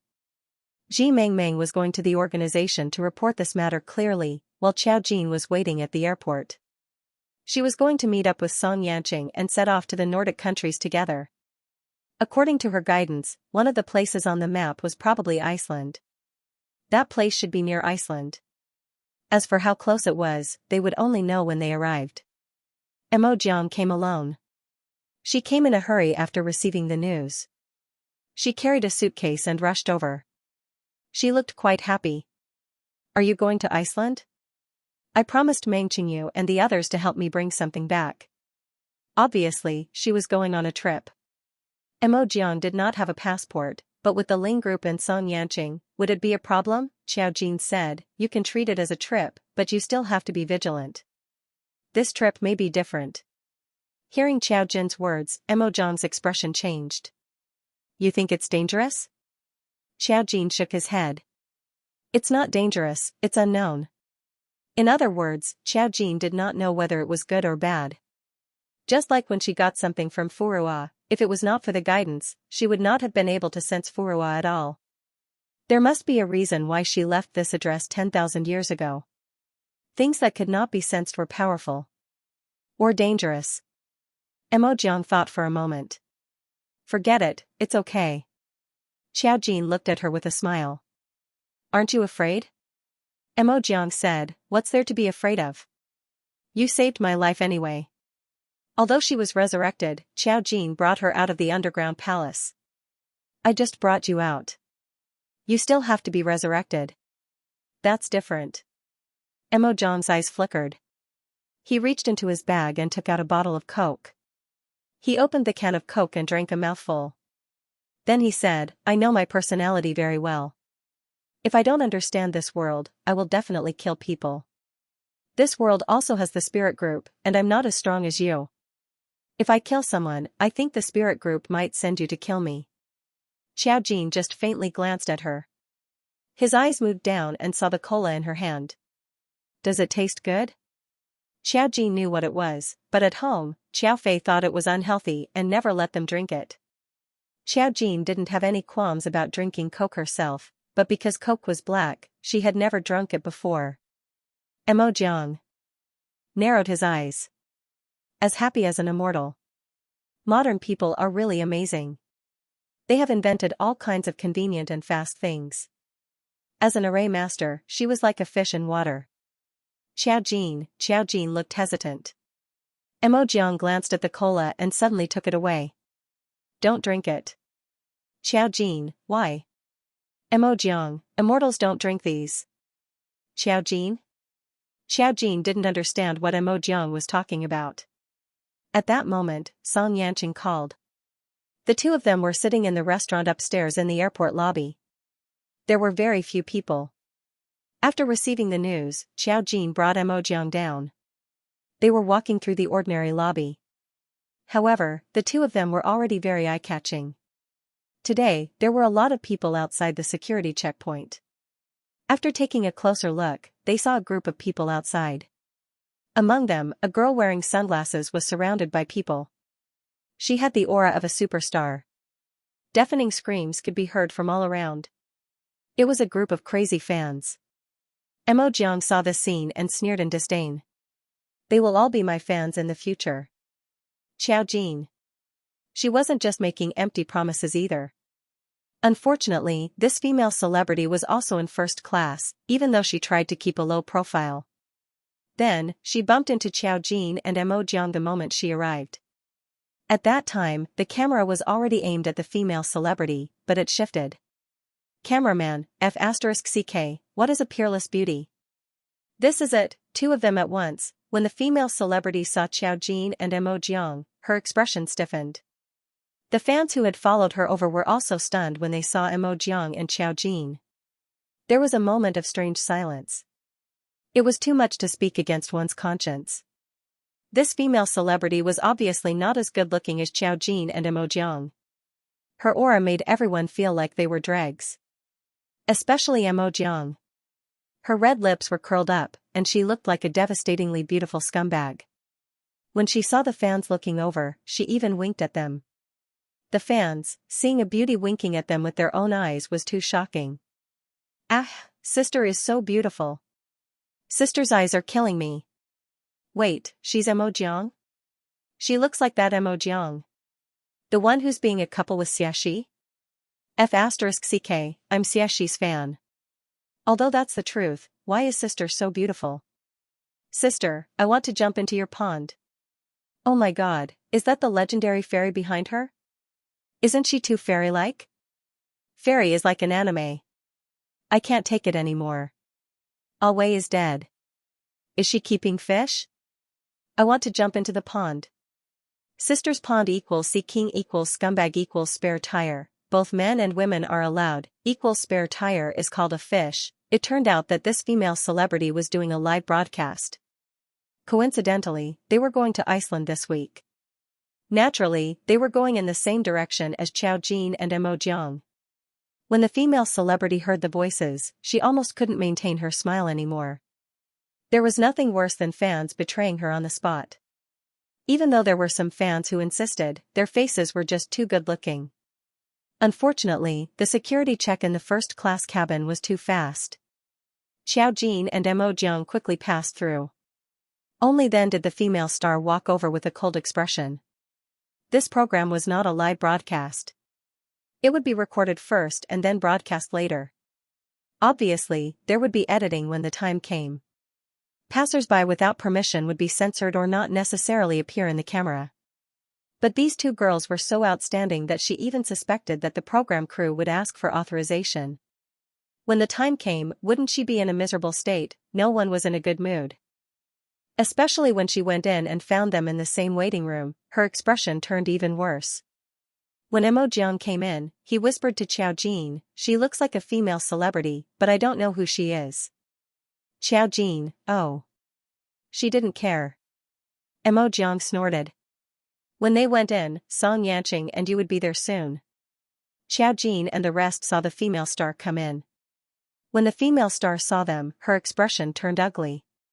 Now that she didn't have any fans, she naturally didn't have to pretend anymore. She sat down at the seat furthest away from them. After all, there were many people in the waiting room. Xiao Jin and Emojiang didn't care about her, but Emojiang sneered. After a while, Xianxia came in with you. When Xianxia appeared, it had the same effect as when Emojiang and Xiao Jin appeared. The entire VIP waiting room seemed to shine brighter. This man always seemed to have the ability to change the environment. He could even raise it to another level. He was wearing a white trench coat with a white turtleneck sweater inside, which blended perfectly with the color of the trench coat. When he was wearing black, he looked colder, but when he was wearing white, he was simply too murderous. He was gentle and noble, and his handsome face was filled with the elegance of a rich young master. The word peerless seemed to have come into being. When he entered, everyone in the VIP room subconsciously shifted their gazes to him. Even the female celebrity wasn't surprised. Even if he was holding a child's hand, it did not affect his aura and charm. Here. Mo Jiang took the initiative to wave his hand. Seeing that Yu was also wearing a small down jacket today, he reached out and pulled her over to pinch her little face. Yu is going too? After saying this, she raised her head and looked at Xiaojin. Are you even human? Bring a child too. Xiaojin ignored him. Xianxia walked over with everyone's attention. When he saw Xiaojin, he could not help but touch Xiaojin's face. In the end, he lowered his head and kissed Xiaojin's forehead. It had been too long since they had seen each other. He really missed her obedient side. Everyone, oh my god, I want to die on the spot from eating dog food, what kind of combination was this? Auntie was laughing while she was so angry that she wanted to jump off a building. Mo Jiang timely covered Yu's eyes and commented, too much. Xianxia just naturally sat beside Xiaojin and said naturally, bringing Yu is also to train him. I will protect him. They spoke very softly, but it was quiet here, so it was hard to hear what they were saying. When the female star saw Xianxia appear, she was stunned. However, everyone could see that Xianxia was noble and elegant. They were not from the same world. The other party's expression was really enviable. No one would not be jealous. But looking at Xiaojin's appearance, she was completely disheartened. He had the right to be loved. That kind of temperament was too rare. Xiaojin nodded naturally. It was my idea to bring you along. Mo Jiang, so you still don't know where you're going? Xiaojin, I don't know. Mo Jiang clicked his tongue. You sat there obediently. Suddenly, she said to Xianxia, Brother Yanqing, there's a small cake over there. Xianxing's expression was gentle. Go get it yourself. You left happily. At this moment, Mo Jiang suddenly received a phone call. She picked up the phone and said sweetly, hello? Xiaojin heard an unfamiliar male voice on the other side of the phone. It was very low and deep. It was not Xiaxi. Xiaojin did not listen to the privacy issue. However, Mo Jiang said a few sweet words to fool the other party. Her words indicated their relationship. After hanging up the phone, Yu ran over with the cake and asked, Sister Mo Jiang, who called you? Mo Jiang smiled and pinched her little face. It's my spare tire. Xianxia and Xiaojin, Yu, what's a spare tire? Mo Jiang was about to answer when Xianxia coughed softly. Mo Jiang, TSK, Yu. Don't understand. I'll tell you when you're older. But you can't raise a spare tire. Yu asked, why? You can raise anyone. Mo Jiang sneered. Scumbags deserve to die. You. What was a scumbag? Xianxia and Xiaojin, how could she be so self-righteous about her double standards? Mo Jiang had obviously learned bad things from this world. She was already a mature Mo Jiang. In just a short period of time, she had already developed her own concept. She even had her own set of twisted theories. Seeing Xiaojin and Xianxing's speechless eyes, Mo Jiang raised her chin, looking very narcissistic. Obviously, she thought that raising a spare tire and looking down on scumbags were two different things. You naturally didn't understand this. Soon, the boarding announcement came. Xianxia held Xiaojin's hand to board the plane. Behind them, Mo Jiang held Yu's hand. Seeing their fingers interlocked, she couldn't help but click her tongue. Yu looked at her and said, Brother Song and Sister Qiao, are you dating? Mo Jiang looked down at her and said, do you know what dating is? Yu said, yes, it's two people who like each other being together. My mother taught me. Mo Jiang complained, your mother taught you this so early. Yu smiled brightly. When they walked to the boarding gate, the female star who took the photo was very careful to avoid them. Because if she followed there, the photographer's camera would turn there as if it had eyes. She had stared at it several times, but the photographer didn't have any self-awareness. She was furious in her heart, but she didn't dare to show it. She was worried that when she picked them up at the airport, she had specially asked the woman in the front row to take her airport photo, so that she could publish it later. Now she was afraid that if the photo was taken of them, there would be a comparison. How embarrassing would that be, but then the woman would probably Photoshop the photo to make them disappear. Thinking of this, she reluctantly looked better. She didn't expect to find that they were going to the same place on the way to boarding. She still had to watch the whole way. She was going to Iceland. There was no direct flight in Iceland, so she could only transfer. She hoped that their final destination was not the same. But she didn't expect that they would be the same the whole way. There were some cameras on the plane, and they had already been informed in advance. The cameraman who followed the camera even asked those people if they could let them out of the country, but he was politely rejected by one of the men. Who wouldn't take a few more glances at such a man? Female celebrities were no exception.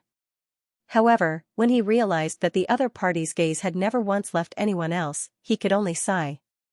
It was only then that she remembered where she had seen the woman with the little boy sitting 2 seats next to her. She even looked a little familiar. Wasn't it just Mo Jiang? Thinking of this, her face was still a little stiff. Mo Jiang's name was really well known.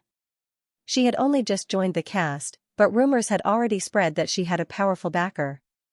She was arrogant and despotic in the cast, but that wasn't the point that everyone noticed her. The main point was that she and Xianxia had been hyped up as a couple. Xianxia had also met this female celebrity once. At that time, when it was trending, almost everyone knew about it. It was because the woman's beauty left an impression on the public. Now that she saw the real person, the female celebrity couldn't help but admit that some people were really born to be envied. Mo Jiang's skin was good, and everything about him was good. His facial features weren't too obvious, but his makeup made him radiant. She didn't know if he had noticed the female celebrity, but from time to time, he would throw her a provocative look, which made the female celebrity very angry. He wasn't even officially famous yet, but he was already so arrogant. If he became famous, it would be amazing. When the time came, she would think of a way to get back at him. After a long flight, the plane finally arrived at Iceland. As soon as Xiaojin landed on Iceland, she felt that the thing that was guiding her was getting closer and closer. They didn't need to follow the others, so they rented a car and went in the direction that was guiding them. There were icebergs and seas everywhere in Iceland. Although it was called Iceland, the climate was actually very pleasant. However, when they arrived, they still changed into thick down jackets. Xiaojin wore a white down jacket. The jacket was too big, so she looked like she was wrapped in a hat. Yu was amazed by the scenery of Iceland. After all, this was her first time abroad, so everything was new. However, after driving for a full 5 hours, they finally reached a place where they couldn't go any further. Xiaojin looked ahead and frowned slightly. It's in the sea? Because there was a large area of the sea in front of them, the direction that was guiding them was from the center of the sea. It was obvious at a glance that there was no other route to take. Xianxia also frowned. How long do you think it'll take? Xiaojin said, it's not too far away. I just don't know how long it'll take, but it seems to be in the sea. She glanced at the electronic map and said, there's no island in front. In other words, the final thing was in the sea. Mo Jiang held his breath for a moment. Are we going to the sea? Xiaojin said, no need. I can set up a formation and let the thing take us there. Xianxia smiled. If we knew this would happen, maybe we could have rented a boat. Xiaojin shook her head. It's too late now.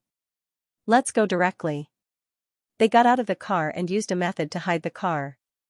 Xiaojin set up a formation and directly took the 3 of them to the bottom of the sea. It was a very strange feeling. They could feel the current and the temperature of the sea.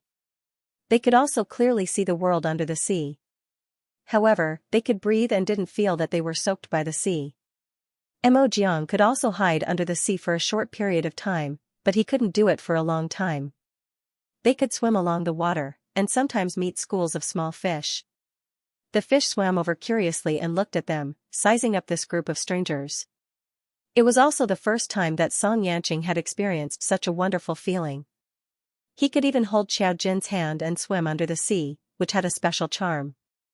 The bottom of the sea was not blue. The deeper they went, the less light they could see. They were not purely swimming. They were being pushed forward by the array. You as a child. She would touch the small fish from time to time. The pulling force was getting closer and closer, but they had been swimming for at least 2 hours. 2 hours later, they were already in the depths of the ocean. They still had to continue diving, and they had already dived to the depths of the ocean where humans were basically unable to reach.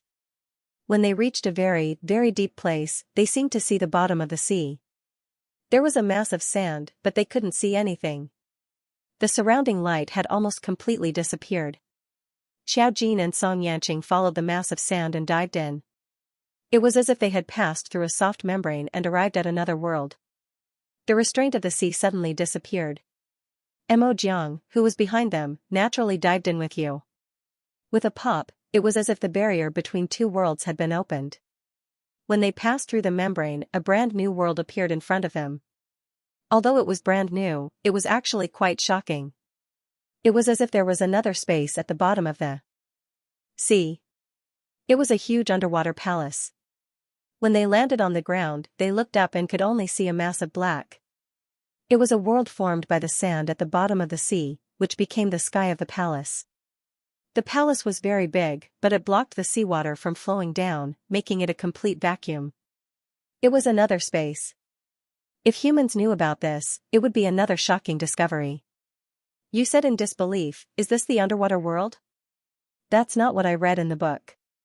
Oh my God. There was actually another world at the bottom of the sea, and there was air. They could breathe. However, they could not see any obvious light, but they could see the surrounding environment clearly. They did not know where the light came from. The book did not say that humans have reached such a deep bottom of the sea. Mo Jiang smiled.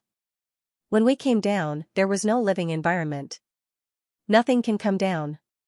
Didn't you see that there were no fish? Humans and machines can't come down. This place will definitely not be discovered by humans. They did not know how long they had been diving, but it was at least tens of thousands of meters. The palace was already dilapidated, like a magnificent epic left behind by predecessors. It did not look like something from the past, but like a product of the past few thousand years. Maybe it was a lost civilization, or maybe it was the legendary Atlantis. But it did not seem like it. Xiaojin was not in the mood to admire this. She pointed to the deepest part of the palace. It's not far ahead. The thing she wanted to take was not far ahead. At the same time, a large ship suddenly sailed over from the position corresponding to their position. It was a rather luxurious cruise ship, but its top floor was quite high, and there were many people in luxurious clothes on it. It seemed that this was a cruise ship that was traveling. Are you sure the thing is here? At the bottom of the ship, a group of people were gathered together. They were wearing diving suits, and their expressions were unprecedentedly serious. Are you sure the thing is at the bottom? A black man asked in English. I'm sure, an Asian woman answered. This is not a good place. A white man shivered. It is said that countless ships have disappeared in this area, and a country has disappeared here. If history is true, then this is a very dangerous place. Do you believe the lies made up by the news? The Asian woman laughed at him. I'm just sure that there's a treasure here. That thing is very important to us formation masters. At this moment, another group of people came down from the bottom of the boat. They were all wearing diving suits, and the leader had a cold face, but was extremely handsome. If Xiaojin was here, he would be able to recognize her at a glance. She was Mo Huan, who had been missing for a long time. It was not clear why he had appeared here. Apparently, they now believed that there was something good under the sea. This time, all of them were mobilized. In total, there were more than 20 people in the group. With such a huge scale, they had prepared a lot of things. It seemed that they were going to dive into the sea as well. They looked at Mo Huan, who was their leader. Someone asked him, "Are you sure we can find that thing?" Mo Huan looked at them and a mysterious smile appeared on his handsome face. Of course. Otherwise, what was the point of coming here? However, no one could understand the deeper meaning behind Mo Huan's words. Or rather, they understood, but everyone felt that they were the special ones. The treasure was below. Of course, whoever was alive could take it. No one knew what the treasure was. They only knew that there were already so many people when the news spread. They all tied special ropes to their belts. Because they were going to go down to an unknown realm, everyone was both afraid and expectant. Mo Huan was at the front. The window at the bottom of the cruise ship opened. A staircase extended from the window, ensuring that they could go down directly. They were in the cabin by this window. From here, they would go straight down. It was also very ridiculous to go down to the bottom of the sea. After all, no one had gone down for so many years. The ability of a formation master was not enough to last until the bottom. However, Mo Huan could guarantee that they would go down to the bottom of the sea. They did not know who this man was, but they trusted him inexplicably. However, they were also wary of him. When the staircase was lowered, Mo Huan directly took the lead and went down.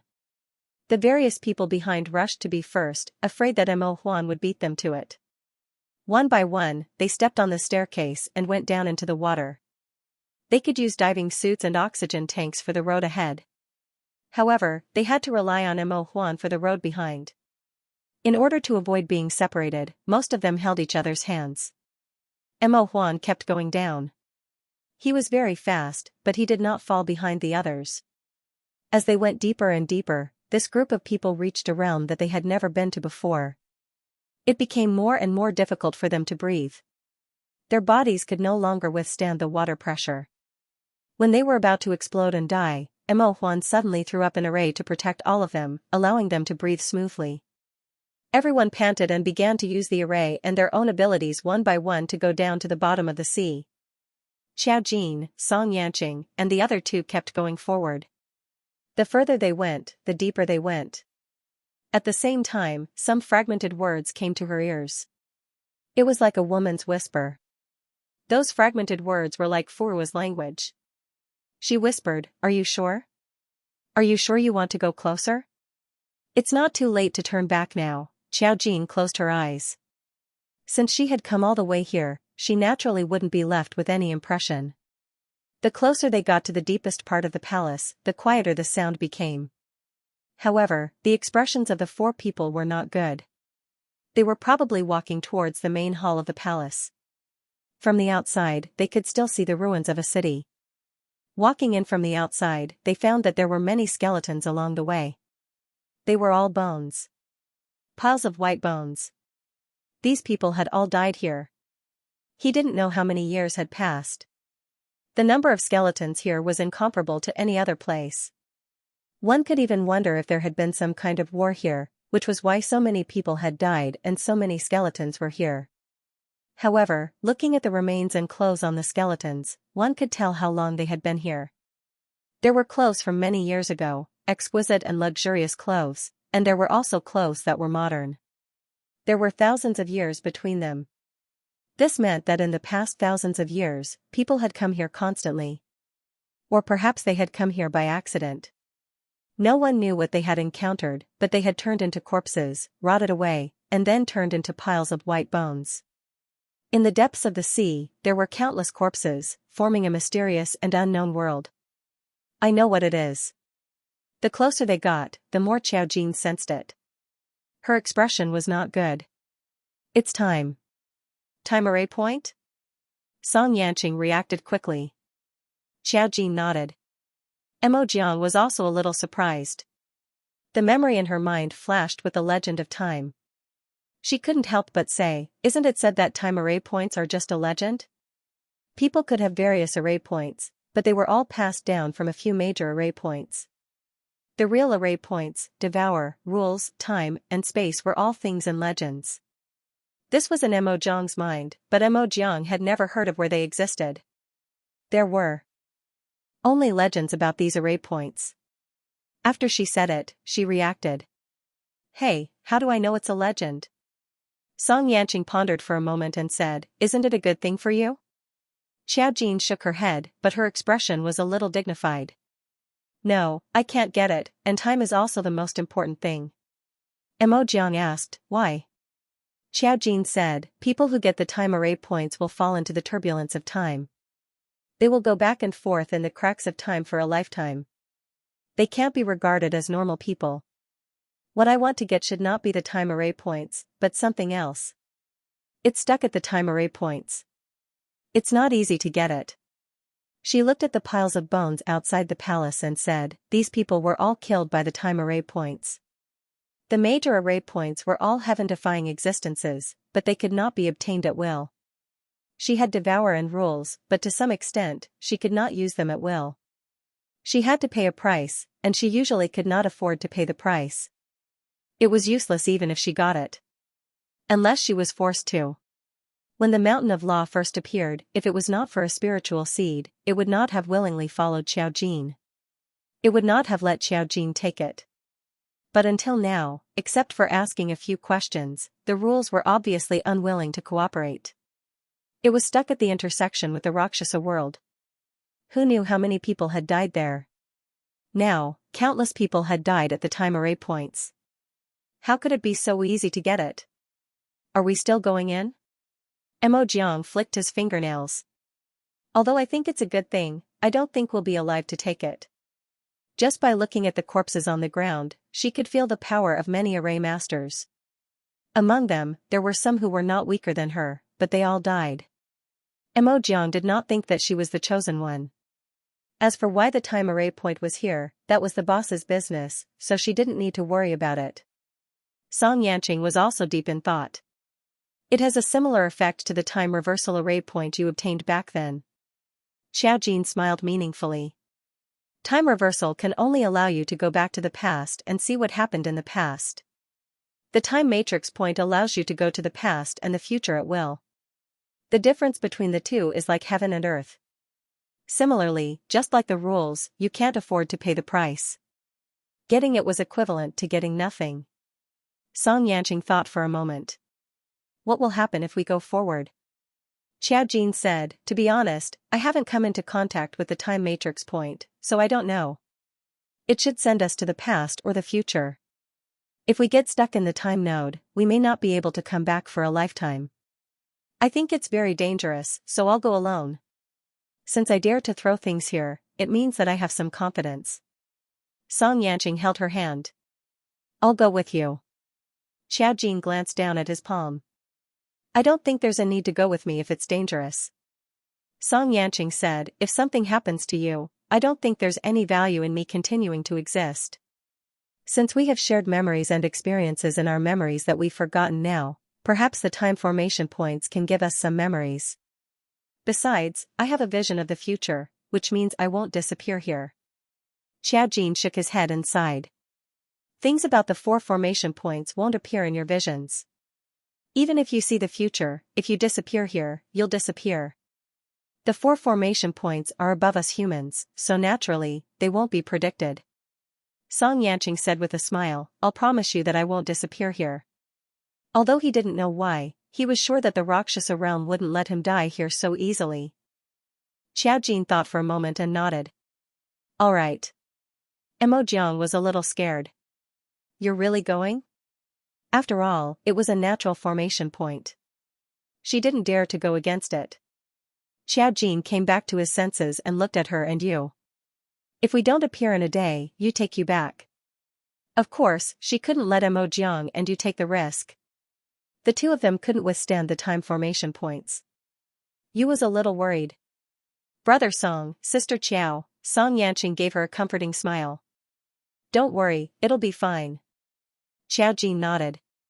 It might take some time, but we might not be able to come out. Otherwise, she wouldn't dare to go against the time formation points. Hearing this, Mo Jiang muttered, how bold. But she still nodded. All right, I'll wait for you.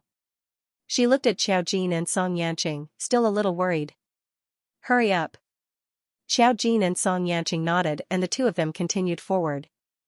The pile of bones was deep, but the deeper they went, the fewer corpses there were. The further they went, the stronger the power emitted from each skeleton.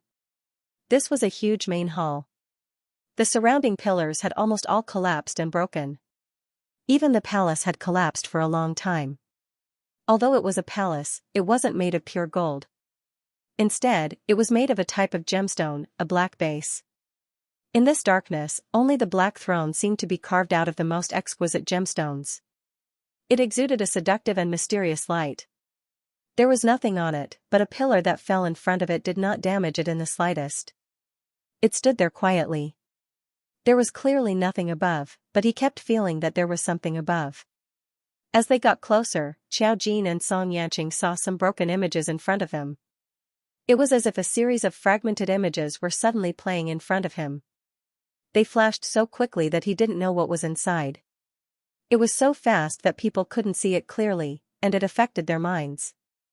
Xiaojin noticed that there were almost no bones near the throne.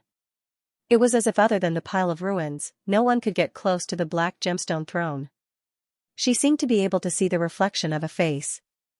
That face was Xianxia's. There was still a smile on his face. He still had the gentle appearance of the years, noble and beautiful, flowing like water. But behind him, there seemed to be a huge black shadow surging behind him and enveloping him. Xiaojin could clearly feel that he was holding her palm tightly. She moved her fingers, but she couldn't feel anything anymore.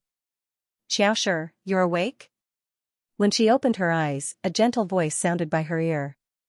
Xiaojin got up naturally. She was wearing a white inner skirt, revealing her smooth bare back. That skin was like fine white jade, and someone who looked at it had the impulse to touch it. She responded faintly. This was a rather large hall. The main body was carved out of stone, but it was exquisite and complicated, as if it was something that only the most capable craftsman could carve. Furuwa came forward and tied a white gauze dress for her. She said gently, "It's cold outside, please be careful." "It's okay."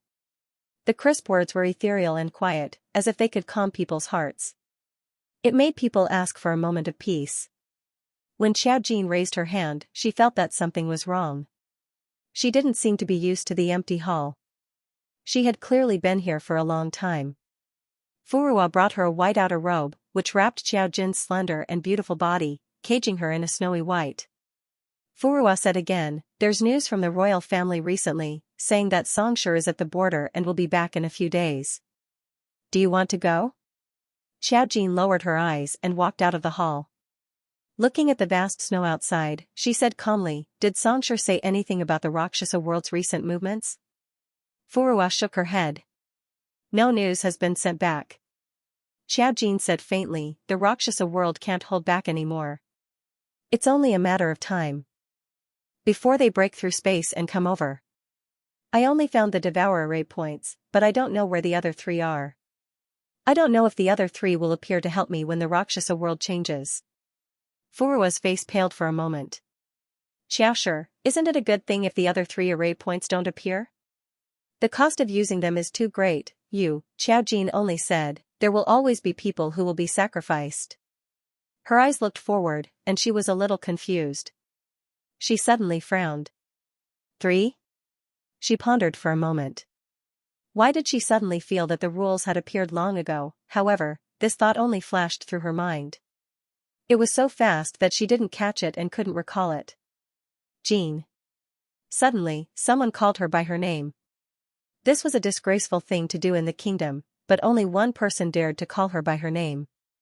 Teacher Mo. Furuwa straightened herself up. The man who came in had a dignified appearance and was extraordinarily handsome. He wore a jade crown on his head and had a gentle smile on his face. He looked at Xiaojin with uncontrollable joy in his eyes. "Jean, guess what I found at the border today?" Xiaojin looked at Mo. Jean, his expression as calm as ever. "What did you find?" "This is it." Mo. Jean took out a fist-sized black stone from behind his back. "This is a formation stone I found at the border. It has the ability to temporarily seal a spiritual reader's ability." Xiaojin frowned slightly. "This isn't anything good. If you keep fooling around with these things, the officials will scold you. You are going to inherit the throne in the future." Seeing that Xiaojin didn't take it, Mo. Jean was a little annoyed. "It's not like it's something rare. Father and the others use it all the time, and it doesn't have any effect on you. It's not worth one, but if you can find a bunch of them, then won't you be able to seal my ability?" Xiaojin casually said. Mo. Jean was a little unconvinced. He muttered, "It can seal you? Who doesn't know that Xianxia will help you?" Xiaojin didn't pay attention to his words and casually said, "I'll remind you again." Be careful of your brother. Mo Fei Jin had an older brother, the illegitimate son of the current king.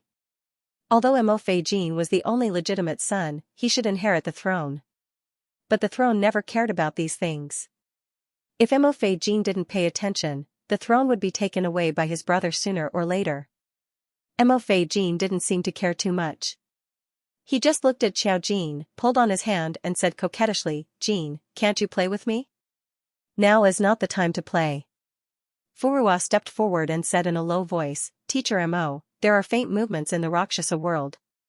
Xianxia of the Lian Kingdom has already gone to the border to investigate. Right now, Xiaoshi is also vexed." I know, I was just casually saying." Mo Fei Jin was childish. He looked at Xiao Jin and was a little distressed. "Jin, if I wasn't so weak, I could help you share the burden. But I'm not the strongest soul master like Xianxia, and I'm not the strongest array master like you. I'm just a wizard. I know they always look down on me, don't say that." Xiao Jin patted his head.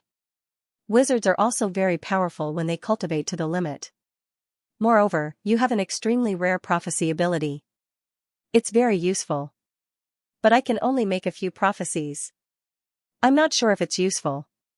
Once it exceeds my limit, I won't be able to take it. I'm too weak." Mo Fei Jin sighed and walked to Xiao Jin's bedside. He spread out his hands and looked at Xiao Jin casually. "Jin, if I'm very strong, I'll go to the border with Xianxia to fight the enemy. Will I have the honor of being liked by you? I'm not talking about being friends." Xiao Jin, not at all. After saying that, she was a little stunned. She remembered that she had never said such hurtful words. Mo Fei Jin, Furuwa was shocked as well. Mo Fei Jin stared blankly for a moment, then became even more dejected. "Sigh, there are so many people in the kingdom, and even in the entire world, who like Jin. Of course it won't be my turn. Moreover, she had the most powerful Xianxia by her side to protect her." Xiao Jin, she found it a little funny, but she couldn't say anything. At this moment, someone came in to report, "Xiaoshi, Teacher Mo, Teacher Huan is back." Xiao Jin frowned slightly and looked away. Mo Fei Jin was stunned. "Brother, you're back?" He walked out to take a look and saw an equally imposing man walking over. His features were similar to Mo Fei Jin's, but compared to Mo Fei Jin, he had the air of a noble heir of a kingdom.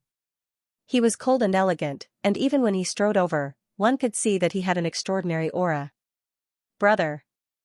Mo Fei Jin looked at Mo Fei Huan and called out happily. Although Mo Fei Huan was older than him and was born outside, Mo Fei Jin had never hated this brother of his. Even if others kept saying that he could steal his throne. Mo Fei Huan's lips curled into a smile as he patted Mo Fei Jin's head. Then, he raised his head and glanced at the woman standing at the entrance of the hall with a cold expression. She was so elegant that it seemed like she refused to let anyone near her.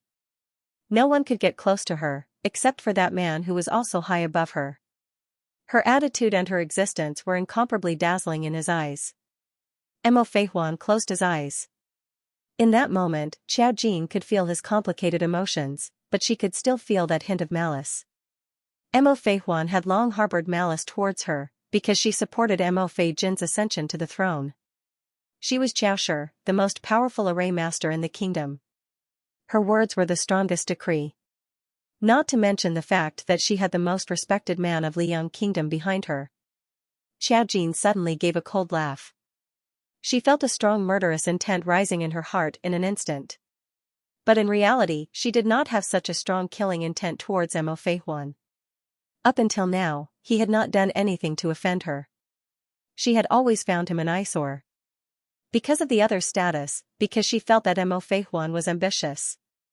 He was definitely not satisfied with his status as the crown prince. He wanted the position of the crown prince. Even so, she should not have such a strong killing intent towards him. Xiao Jin thought of how she had felt strange since she woke up this morning. But she could not quite put her finger on what was wrong. She felt that her thoughts had suddenly become very jumbled. She should not be like this. This gave her a bad premonition. An array master's premonition and intuition were especially strong. Once a bad premonition appeared, it meant that something was going to happen. But this time, Xiao Jin had no clue at all. She could not feel that there was anything wrong with her. Xiaoshi. Mo Feihuan looked at her, a smile on his lips. Recently, the border has not been very peaceful. Xianxia has already gone over. Are you not going to take a look? Why are you not going? Xiao Jin only gave him a sidelong glance. Even her rebuttal was calm. Xianxia is already preparing to return. If Teacher Huan is so worried, why don't you go see for yourself? Mo Feihuan paused. Because in the past, Xiaoshi had never cared about what he said. She would either not answer, or respond with little effort. But today, she seemed a bit direct. Even Furua and Mo Feijin were surprised. Clearly, the two of them had sensed Xiao Jin's abnormality. She could clearly sense that something was wrong, but she did not know what the problem was. This was very irritating. Irritation was not something she should have. There must be something wrong. She calmed herself down and prepared to think carefully about what she had experienced yesterday to have such chaotic emotions. Mo Feijin could tell that Xiao Jin wasn't in a good mood. He didn't know if it had something to do with Xianxia, so he hurriedly told his brother to leave. Jin didn't like his brother to begin with. If he continued to stay here, he was afraid that he would make Jin even angrier. When Mo Feihuan returned, his eyes were cold. Did I offend her? Mo Feijin explained to Xiao Jin, perhaps Jin felt something, which is why he is so unhappy. After all, the news from Xianxia's side is not optimistic. Recently, the Rakshasa world has been acting strangely. Xiaoshi is worried that the Rakshasa world will break through space and come here.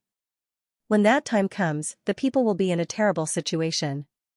How can the Rakshasa world break through space? Mo Feihuan was fully aware that this was an impossible matter. They're just worried for nothing. If they break through, the 4 major formation points won't leave them in the lurch. Master Song is already the strongest spirit master of speech. He was able to force the Rakshasa realm to retreat. What kind of worry is there? Mo Feijin was a little hesitant. But, we are only human, the Rakshasa world was no longer human. How could they compare with each other? Even if Xianxia and Xiaoshi were the strongest, how could they block the attack of a world's power? He was a little distressed. He felt that something was not right. Aren't they already close to God? After Mo Feihuan said this, he saw Mo Feijin look over. Brother, you are so agitated. Mo Feihuan, afraid that this idiot would see through something, he simply stopped talking. He didn't know why, but when he looked at Xiao Jin today, he felt a chill in his heart.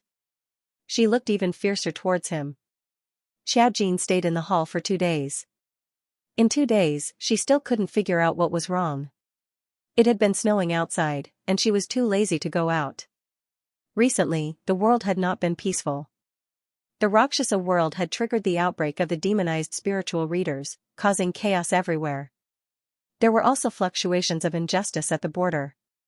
The border was the place where Song Yanqing had once discovered the border with the Rakshasa world, at the bottom of the sea. But mortals couldn't go over, and the Rakshasa world couldn't come over. This was originally a consensus. Recently, the Rakshasa world had been acting strangely. Song Yanqing probably saw something bad. He was a spiritual reader. He could see the past and the future. He saw everything, but he couldn't say it. Otherwise, he would be condemned by the heavens. This was also the ability given to them. At the same time, it was also the cruelty of the heavens. Jin. A familiar voice came from behind. Xiao Jin was sitting on the table with the back of her hand against her head. Her eyes were half closed. When she heard the voice, a familiar aura also descended. As if with a biting cold wind and frost, a slender and perfect palm reached out from behind. The back of the hand touched Xiao Jin's cheek slightly. She shrank her face. Cold. Her hand grabbed his palm and turned around. You're back. Did you find anything? The man let out a deep magnetic laugh. When she turned around, she saw that beautiful face. Wearing a black robe, his handsome and slender body stood in front of her. Handsome, noble, full of elegance and gentleness. The smile on his face gradually disappeared when he looked into her eyes. He looked at her face and seemed to see something incredible in those eyes. Xiao Jin's expression gradually became a little stunned. What did you see? He was a spiritual reader. He must have seen something. Otherwise, he wouldn't have reacted like this. She asked, I've been feeling uneasy for the past 2 days. Did something happen? What did you see from me? No wonder, he reached out to touch her face, his eyes full of pain and longing. No wonder I couldn't see your future. Xiao Jin felt a little uneasy. What did you see? Xianxia just touched her face. Although it was a little cold, she didn't care about it anymore. She saw that this person's eyes were filled with heartache and longing, as well as a kind of nostalgia. The change in his eyes happened in an instant. He touched her face and smiled gently, but a tear fell from the corner of his eye. His voice became broken and sorrowful. You've suffered, you. It was as if she had seen the most impossible thing in the world. He shed tears. What he saw made him tear up. Then what did he see? Xiao Jin felt as if many things were being pulled out of his mind in an instant. His voice was filled with reluctance and despair, turning into broken words that he repeated, I can't bear to part with you. This is actually our farewell. I can't bear to let you go back, but you have to go back. You can't stay here. You don't belong here anymore. Go back, Jean, don't be trapped here. With this sentence, it was as if the curtain was cut open. Something quickly collapsed. Xianxia in front of her became a blur. In an instant, he was very far away from her, very far away. It was like a picture that could never be grasped. She opened her eyes again. There was a surprised female voice beside her. Jean, you're awake? You scared Mom to death. Xiao Jin opened her eyes and found Xiao Fei's familiar face. She, on the other hand, appeared in the hospital. Her head was a little heavy. There seemed to be some unknown things in her memory, but when she remembered them, she felt empty. Before Xianxia finished speaking, she appeared in another world. What happened to me? The strange thing was that she had no memory of how she woke up. She was surrounded by white walls. The style was simple and familiar. This was a hospital. And it was the hospital she used to stay in. Have you forgotten? Xiao Fei, who was wearing a dress, looked a little nervous. Lord Song brought you back from abroad. You were in a coma. He said something happened to you. You have been in a coma for 2 months. 2 months? Xiao Jin paused. This was a very unbelievable thing. She actually lost consciousness for 2 months. Yes. Xiao Fei's expression was full of worry. Mom was scared every day. I was so afraid that you wouldn't wake up. Thank God, you finally woke up. Xiao Jin looked at Xiao Fei strangely. 2 months? Where was I brought back by Yanqing before I was in a coma? She remembered that she went to get something according to the guide and saw the time array point. In the end, she saw the scene from 10,000 years ago in the time array point. No, why couldn't she remember? Xiao Jin's face froze for a moment because she clearly felt that there were more memories in her mind related to her past. But now when she tried to think carefully, she couldn't remember. Could it be that she couldn't get the time array point, so she only saw the past in it, but the time array point didn't allow her to bring the memories out? Seeing her gloomy face, Xiao Fei was a little nervous. Mom doesn't know. Lord Song said that you went out for something, but when you came back, you were in a coma. If you want to ask, you can call Lord Song. Xiao Jin thought about it and agreed. Xianxia had gone with him, so he definitely knew what had happened. And there was also Emojiang and you. She took Xiao Fei's phone and called Xianxia. About 2 months had passed, and the world outside the window had entered the depths of winter. The cold wind swirled in through the window, bringing with it a bone-chilling coldness. Xiao Fei felt the cold weather and hurriedly closed the window. Beep, the phone rang a few times, and the familiar gentle and elegant voice came through. Auntie Qiao. Hearing this familiar voice, Xiao Jin felt his heart settle down a little. Guanqing. Jin? Xianxia couldn't hide the surprise and joy in his voice. You're awake? Xiao Jin nodded and looked out of the window at the same time. His clear eyes revealed some confusion. I was in a coma for 2 months? Yes. Xianxia replied, at that time, I entered the time array point with you. When I came out, I saw you also came out, unconscious on the ground. Mo Jiang, and you were also missing. You didn't wake up. I was worried that something had happened to you, so I brought you back. He seemed to finally breathe a sigh of relief. You're okay. That's great. Xiaojin nodded. Mo Jiang and you are missing. Where did they go? We stayed in the time array point for a week, so when we came out, Mo Jiang and you came back first. They're fine. Don't worry. There seemed to be nothing wrong with Song Yanqing's words. Hearing this, Xiaojin gently pursed her lips. That's good. Her voice was very light. There was neither the tiredness of just waking up nor the continuous questioning of what had happened in the past 2 months. Song Yanqing said that he would come to the hospital soon. After hanging up the phone, Xiao Fei sighed, Jean, you were in a coma for 2 months. Lord Song was worried to death and wanted to come every day. We couldn't stop him. He has so many things to do. Lord Song really likes you. You are so lucky. Xiaojin didn't dwell on this topic. She just asked, where are Xiang Shan and Jinming? And Qi Lian and Qi Chu? Of course, they came to see you. Xiao Fei said, they must be concerned about you. But after all, you were in a coma for 2 months. They can't ignore the company's affairs. After work, they will come to see you. Plus, I am here. They have their own things to do. But now that you are awake, you wait for me to call them. They will come over later. Don't worry. Xiaojin just nodded. She looked around. Thinking carefully about what happened underground, she couldn't seem to remember anything. She couldn't remember what she had experienced in the time formation point. This was a very abnormal thing. She summoned Devour and Rule. These 2 formation points were fine. Since there was no problem with the formation points, Xiaojin gradually lowered her eyes. She probably experienced something in the time formation point and was pushed out by someone. She felt that she was pushed out by someone. That person's voice seemed to be as far away as 10,000 years, and there was endless sadness and despair. Now when she tried to think about it again, she couldn't remember anything. She had a headache and was upset. She wore a hospital gown and got out of bed to take a look elsewhere. The hospital was the one where she woke up for the first time. It was also a hospital under the Song Enterprise. Even the doctors and nurses were not changed much. Many people still had some impression of this girl who used to be mysterious.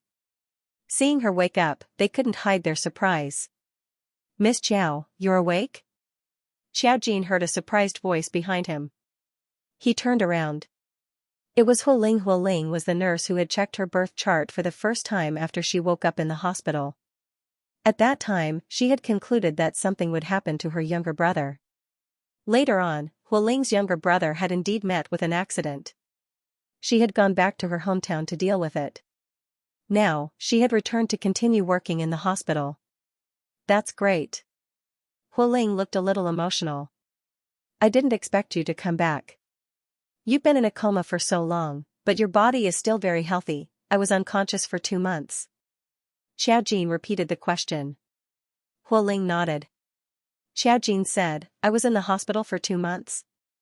Who sent me here? It was Lord Song.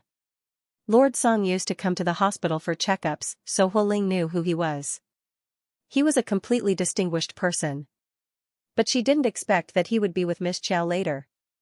They were actually quite compatible. Lord Song was very sad when he sent you here. He was afraid that you would not wake up.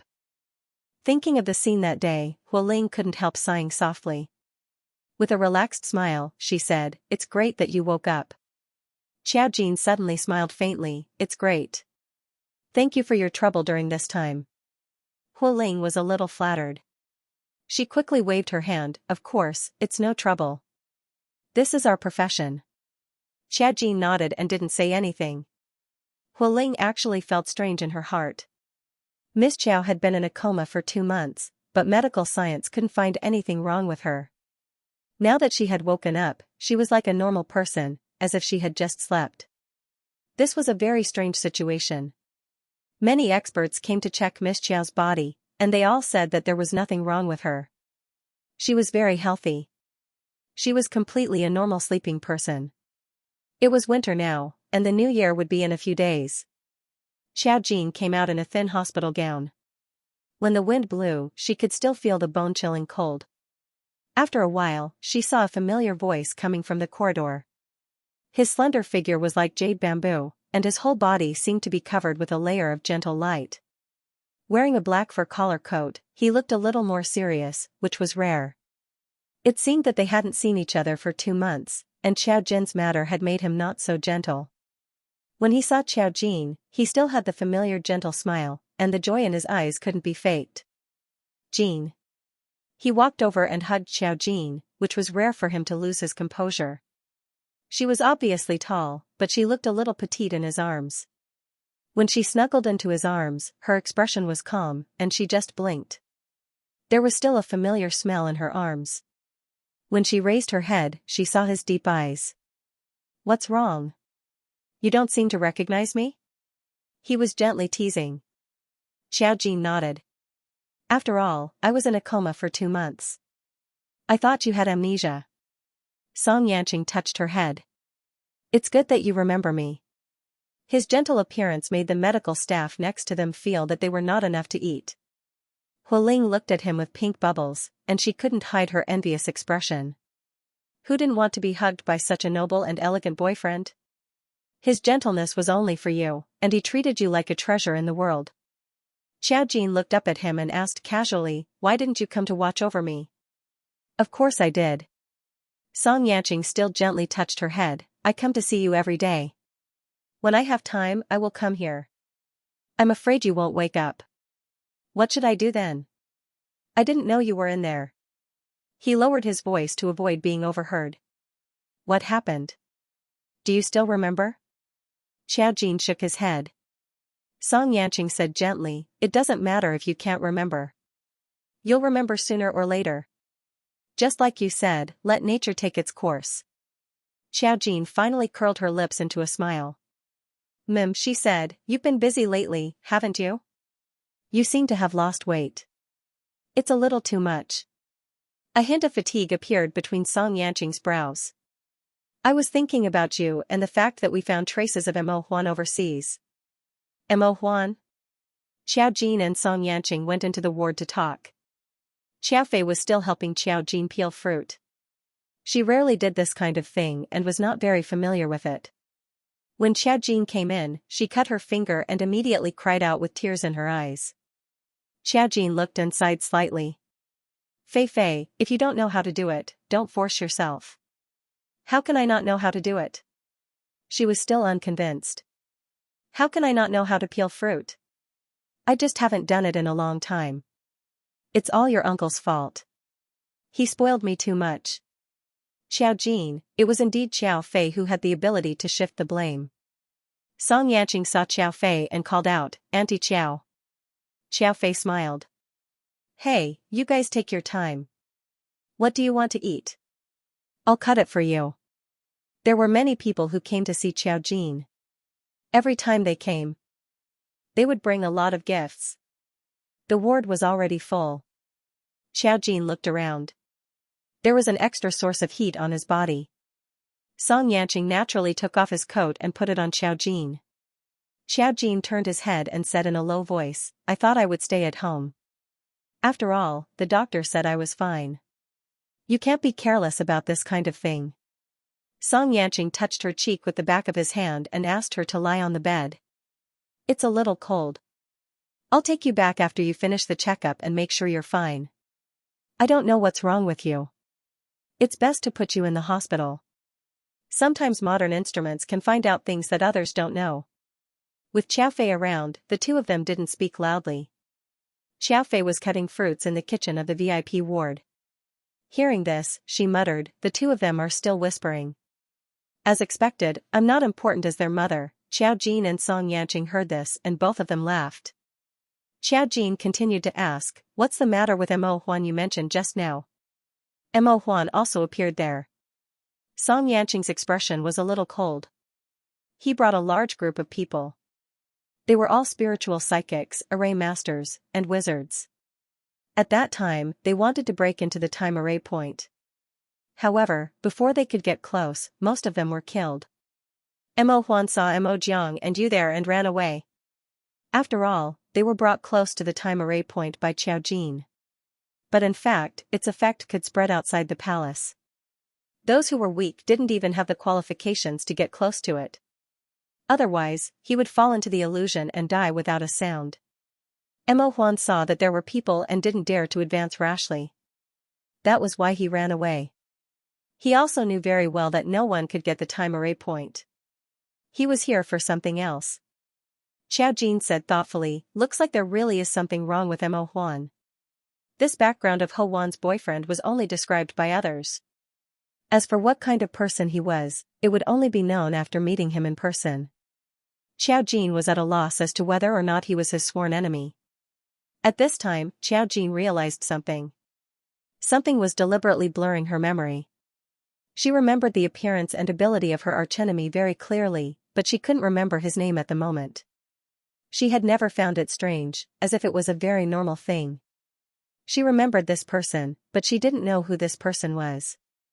This was obviously wrong. She actually only realized it at this time. It seemed that the time frame had given her a certain reminder. That proved one thing. Her amnesia couldn't be separated from the time array point, and it was also related to her resurrection. Otherwise, there was nothing else that could make her take everything for granted. Song Yanqing said in a timely manner, there is a big problem, but he ran too fast. Mo Jiang didn't catch him. Xiao Jin said, I want to see Mo Jiang and you. At that time, you followed me into the array point. How did you come out? Song Yanqing frowned slightly. Actually, it's a little strange. I can't remember. When I woke up, you were unconscious on the ground. He had no memory of everything that happened in the array. Xiao Jin nodded. I wouldn't have been unconscious for 2 months for no reason. There's something wrong with the time frame. I know. Song Yanqing's tone was gentle. There must be something wrong with the timing, but I didn't know how long you would be in a coma. He held Xiao Jin's hand. His palm was warm, just like he was facing Xiao Jin now. It was warm enough to penetrate into his bones. Fortunately, you woke up. There was a hint of relief in his voice. If Xiao Jin didn't wake up, or if it was a little later, he didn't know what would have happened. Xiao Jin saw his expression, pursed his lips, and smiled. Don't be afraid, I will wake up. The timing won't let anything happen to me. Song Yanqing nodded. I understand. Xiao Fei brought them the peeled fruit. Although it was a little crooked, at least it was cut by her, so it was edible. Seeing Xiao Fei coming over, Song Yanqing also straightened up. I'll ask Mo Jiang and you to come over. Knowing that Xiao Jin would definitely want to see them, Song Yanqing didn't delay. Xiao Jin had just woken up, so Xiao Fei probably had something to say to Xiao Jin. Xiao Jin nodded and went outside to make a call. Xiao Fei sat down, and her voice was full of relief. Fortunately, you woke up. You scared me. She held Xiao Jin's wrist and said, tell me the truth, is it related to your so-called spiritual reader? She frowned faintly, and her eyes were full of worry. I know you are very powerful, but there are some things you can't do without telling us. Look at this time, you went with Lord Song, but something happened and you didn't wake up for 2 months. We didn't know anything, and could only care about you in the hospital day by day, waiting for you to wake up. There was nothing we could do. Xiao Jin, I know you have your own ideas, but can you spare a thought for me? You're my only daughter. Even if she wasn't his biological child, he had raised her for 20 years and had a good relationship with her. What was the difference between her and his biological child? Xiao Fei was afraid that something would happen to Xiao Jin. Xiao Jin held her hand and whispered, Fei Fei, I'm sorry this time, but there won't be a next time. Xiao Fei, didn't you say that every time? I don't even know if I should trust you now. Xiao Jin blinked. You can only trust me, Fei Fei. Some things will happen even if I don't do it. I'm different from you. Even if I don't do it, some things will come to me. Xiao Fei frowned. Why? Xiao Jin, because the stronger you are, the more different the world you face. She seemed to want to say something, but Song Yanqing walked in after making a phone call. They'll be here soon. Xiao Jin nodded. Xiao Fei also said, your brother and Uncle Mu should be here soon. I've just informed them that you've woken up. Your grandfather was also worried about you. He came to the hospital almost every day for the past 2 months. He didn't even go fishing. He even went to the temple to ask for a protective talisman for you. Xiao Jin raised his eyebrows. This doesn't seem like something my grandfather would do. Yes, I'm also surprised. Xiao Fei also couldn't believe it. It's too sudden. It's said that the temple is very spiritual. That's why your grandfather went to ask for a protective talisman for you. You woke up not long after. It's still useful. Xiao Fei said. She didn't know why Xiao Jin woke up 2 months later. Xiao Jin didn't know either. However, there would be an answer to everything in the end. After a while, Mu Xiangshan and the others were the first to arrive. He was probably at home with Muzilian and Muzichu. The 3 of them walked in. When Mu Xiangshan saw Xiao Jin waking up, he snorted with his hands behind his back. You're finally awake. There was a hint of reproach in his words, but there was also a hint of worry in them. Although the old man believed in Xiao Jin's ability unconditionally, she didn't believe in him for 2 months. She was probably still frightened. No one knew what would happen to Xiao Jin. They had witnessed strange things before.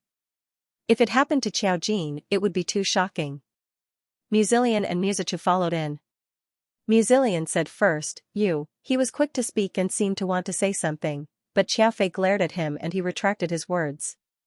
He probably wanted to say something that would provoke a beating, but considering that Xiao Jin had just woken up, he didn't dare to say it. Muzichu looked deeply at Xiao Jin and said, it's good that you're awake. Yes, it was good as long as she was awake.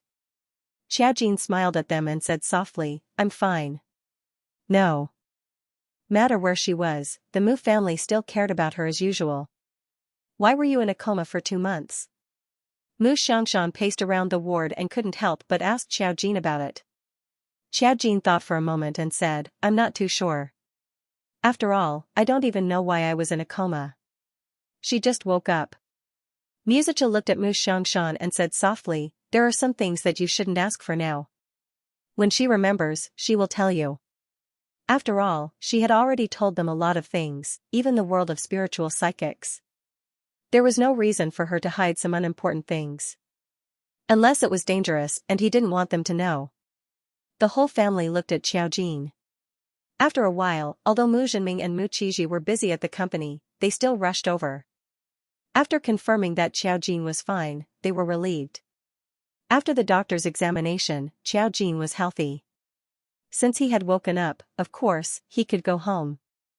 The doctor also reminded him to be careful when he was sleeping. He was afraid that Xiao Jin would faint again. After all, when she fainted, all her vital signs were normal.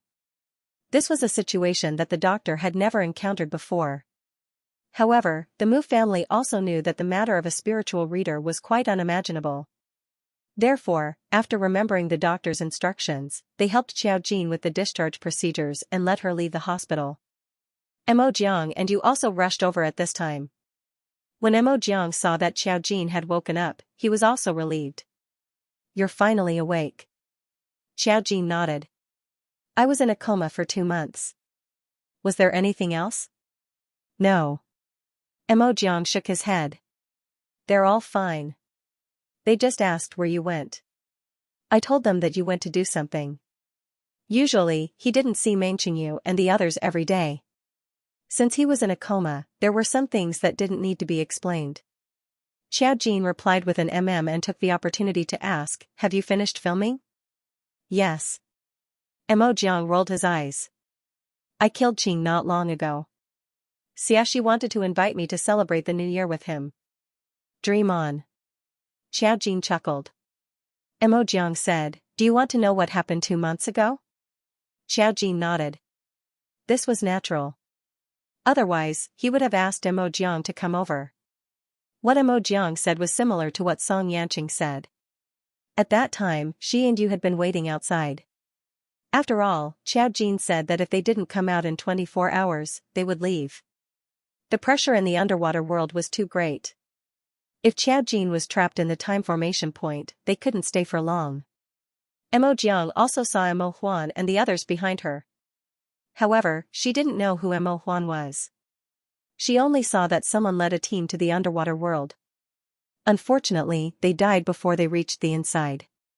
One of the men walked to the innermost part of the palace and saw Mo Jiang. He seemed to be a little surprised. Then, he didn't stay. Instead, he left after seeing Mo Jiang. He left immediately. He didn't even plan to fight with me. Mo Jiang clicked his tongue. I don't know who that man is. The one in your house said that he was Mo Huan. He probably has some connection with you. I could feel that he was very powerful at that time. I just don't know why he didn't want to fight with me. Xiao Jin's eyes moved. He wanted to enter the time formation point? Mo Jiang, I'm not sure. He left too decisively. He might have come for something else. Didn't you want to take something from the time formation point? Did you get it? After all, it was this thing that led them to Iceland in the beginning. Xiao Jin was silent for a moment. Then, she said, I'm not sure. She didn't know what she wanted to take. She might have gotten it. She might not have gotten it. After all, she was in a coma for 2 months. It's okay. You must have a premonition whether you got it or not. Mo Jiang said, you should leave the hospital now. You were in a coma for 2 months. There must be something wrong with the time. You were lucky. At least it's better than the pile of bones in the underwater world. Xiao Jin was silent. The pile of bones was the best proof. There were thousands of them. Since ancient times, countless people wanted to enter the time formation point. Some people went in, and some didn't. After all, the power of the time turbulence was different. Some people died before they could even get close. And to be able to enter the time array point, what was he looking for? It was nothing more than the past and the future. The thing that led Xiao Jin to the time array point was hidden inside. She chatted with Mo Jiang for a while and then with you. You just looked at Xiao Jin with an obedient look. Sister Xiao Jin. Xiao Jin touched his face and asked softly, would you have fainted when you saw me? You shook her head honestly. I can't see the secret of Sister Xiao Jin.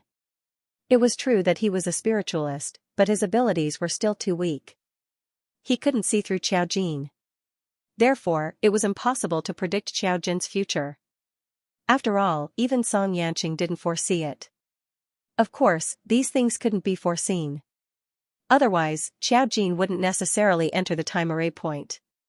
After going through the discharge procedures, Xiao Jin went home with the Mu family. Because the new year was approaching, the Song family had a lot of things to do. Song Yanqing sent Xiao Jin back to the Mu family and then returned to the Song family. This year, they also discussed that if possible, the two families would spend the new year together. After all, the matter between Mu Qizhi and Song Suyu also needed a proper decision. The two of them also had no objection to seeing each other. Moreover, Xiao Jin and Song Yanqing were originally dating. This year, the Song family would come over. As the new year was approaching, because Xiao Jin had just woken up, Xiao Fei had a plan. Mom hasn't been very happy with you lately. Let's go to the hot springs at Dongshan Garden. Dongshan Garden was a very famous tourist hotel in the capital. However, it was on the mountainside and had hot springs. It would take a day to come and go, so they would definitely stay there for 2 days before coming back. The hot springs there had a good reputation and there were very skilled masseuses. Most importantly, it was very close to a temple. If they wanted to go, they could also go to the temple to pray. When Xiao Jin heard Xiao Fei's suggestion, he smiled and said, sure. Do Zhenming and the others have time? As long as I say go, they will definitely have time. Xiao Fei couldn't help but complain, it's almost the new year. How can they still be so busy? Our family doesn't have much time to gather. Let's just stay there for 2 days. Look at you. You haven't enjoyed anything. You've been running around outside all day. Xiao Jin said, should I call Yanqing? Xiao Fei glanced at her and teased, Jin, you're different now that you have a boyfriend. Do you have to call me wherever you go? I don't mind if you call me Mom, but you have to ask if Lord Song has time. Xiao Jin said again, then I won't. After all, we're going as a family. Xiao Fei.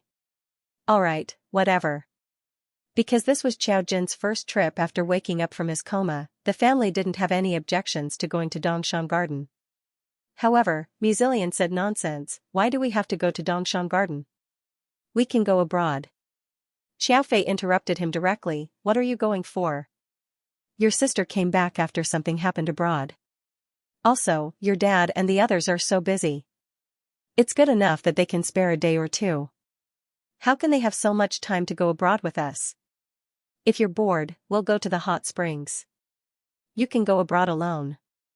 Muzilian, he shut his mouth resentfully. Mu Xiangshan glanced at him and said, you know you'll get scolded for talking. Just don't say it. Muzilian, the plan was thus set. On the first weekend after Xiao Jin woke up, Mu Zhenming and Mu Qizhi took some time out to sit in a 7-seater black commercial car. Otherwise, there would be one more person in the small car. At that time, Xiao Fei wanted to exclude Muzilian. Unfortunately, Muzilian was thick-skinned and insisted on coming, so he did not succeed. The driver was Mu Zhenming. Mu Xiangshan sat in the front passenger seat. Xiao Jin, the patient who had just woken up, sat in the middle window. Next to him was Xiao Fei. The three brothers squeezed in the back 3 seats. There was just enough space in one car. Because everyone was here today, Muzilian was especially well behaved. It was a 2-hour drive to the East Mountain residence. Xiao Jin looked at the scenery outside the car window. No one knew what he was thinking. While driving, Mu Zhenming asked Xiao Jin, Jin, do you feel uncomfortable after waking up? Xiao Jin shook his head with a smile. No, Zhenming. Don't worry, I'm very healthy. Mu Xiangshan said, it's not easy to say that you've been in a coma for 2 months. Even if your body looks healthy, you can't let your guard down. What if you've been cursed by someone else? It's not like this hasn't happened before. Ever since Guo Jiesher's corpse came back to life, I feel that anything is possible. It seemed that Guo Jiesher's corpse coming back to life had left a certain degree of trauma in his heart. Xiao Jin laughed and said, Grandpa, I'm really fine. If I've been cursed, I'll feel it myself. No one had the ability to place a curse on her. Moreover, she smiled and didn't say anything else. Muzilian, who was behind them, was a little frightened. There's such a thing as a curse? Could it be that all the ghosts in the entertainment industry are real? Xiao Jin glanced at him and explained in a friendly manner, you can't say that there's no such thing. Different abilities of a psychic have different effects. There may be curses, or there may be blessings. Mu Qizhi was calm and elegant as usual. Jin, is it difficult for ordinary people to become a psychic? Xiao Jin nodded. I've said it before.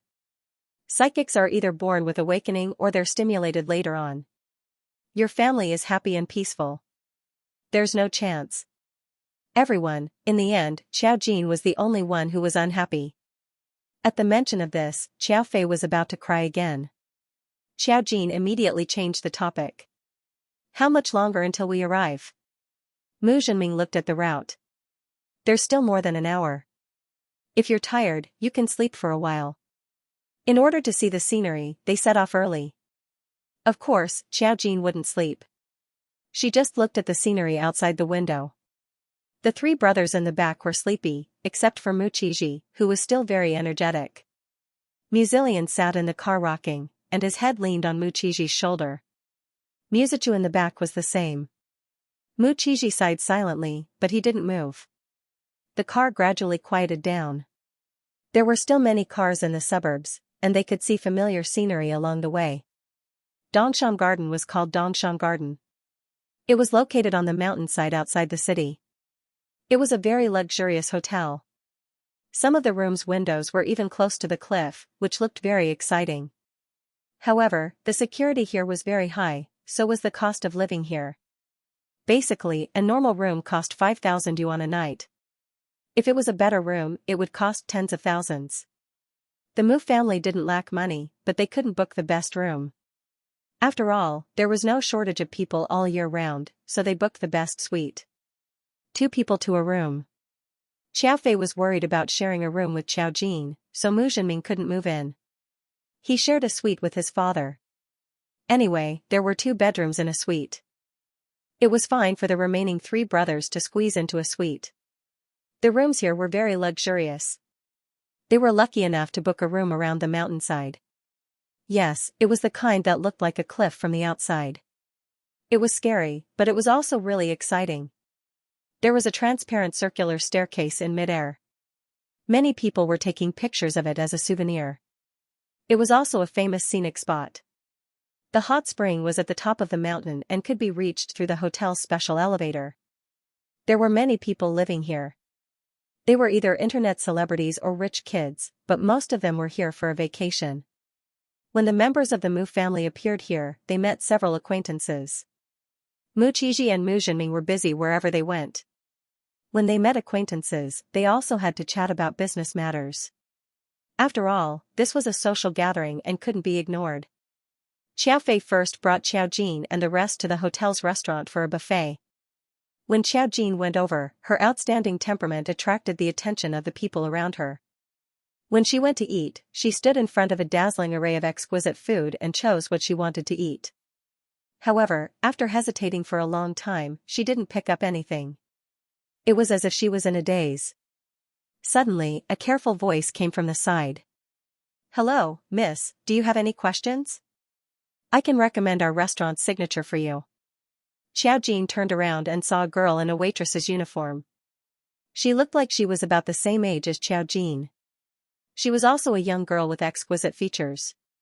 Her makeup made her look pleasing to the eyes. However, what caught people's attention was her voice. Her voice was especially pleasant to the ears, like an aureole in a mountain stream. Her voice was as clear as spring water, with a tinkling sound. They just couldn't help but like her voice. This kind of voice was extremely suitable to be a voice actress. Even if she didn't change her voice, she could still seduce a large number of people. Her voice was so pleasant to the ears that it made people feel that the exquisite but not beautiful face in front of them didn't match her voice. Xiaojin didn't feel anything special. She glanced at the girl in front of her and saw the nameplate on her chest, Fan Zhaoyao. Zhaoyao, that wasn't a good word. What kind of parents would give their daughter such a name, or maybe it just meant something else, or maybe they were overthinking it. Xiaojin, on the other hand, was all smiles. "Sure, you can introduce them to me." Fan Zhaoyao saw that she agreed and was very friendly. She heaved a sigh of relief and immediately introduced the hotel's specialties to her politely. When the 2 of them were talking, a lot of people saw them. Among them was a group of rich second-generation heirs who were eating in the distance. Although they were all eating politely, one could tell from the evil smiles on their faces that they weren't ordinary rich second-generation heirs who knew how to play. One of the slightly chubby boys spoke to the most elegant boy. "Su Yun, when she's facing you, her face is cold. When she's facing others, she's smiling quite happily." The fatty pointed his chin in Fan Zhaoyao's direction. The boy named Su Yun paused and looked at Fan Zhaoyao. Instantly, he saw Fan Zhaoyao smiling sweetly at Xiaojin. He immediately thought of the reluctance on her face when she came over to greet them. It was indeed uncomfortable. *CK, let's not talk about other things. Just that girl's looks, that temperament. The fatty looked at Xiaojin with a trace of infatuation in his eyes. What a good girl. Just as he finished speaking, someone's expression suddenly changed. He quickly pinched the fatty's arm and said, "Don't talk nonsense if you don't want to die. Do you know who she is? She's the girlfriend of that guy from the Song family." Fatty's expression changed. The Song family? Is it the Song family that I'm thinking of? What else? The person who spoke didn't even dare to raise his head. He didn't dare to look at Xiaojin. How many Song family members in the capital are worth us being so afraid of? Fatty's face paled, and he didn't dare to look at Xiaojin, nor did he dare to speak carelessly. They were just a bunch of mischievous rich second-generation heirs, but they also knew that some people were not to be trifled with. The Song family was a family that they couldn't even come into contact with, but it didn't affect them from hearing about it. Everyone inside had heard of his name. Although she had never heard of the Mu family, the words girlfriend of the Song family were enough. Fatty immediately rejoiced that no one had hurt him. The boy named Su Yun didn't listen. However, his attention wasn't on Xiao Jin, even if Xiao Jin was more eye-catching than Fan Zhaoyao.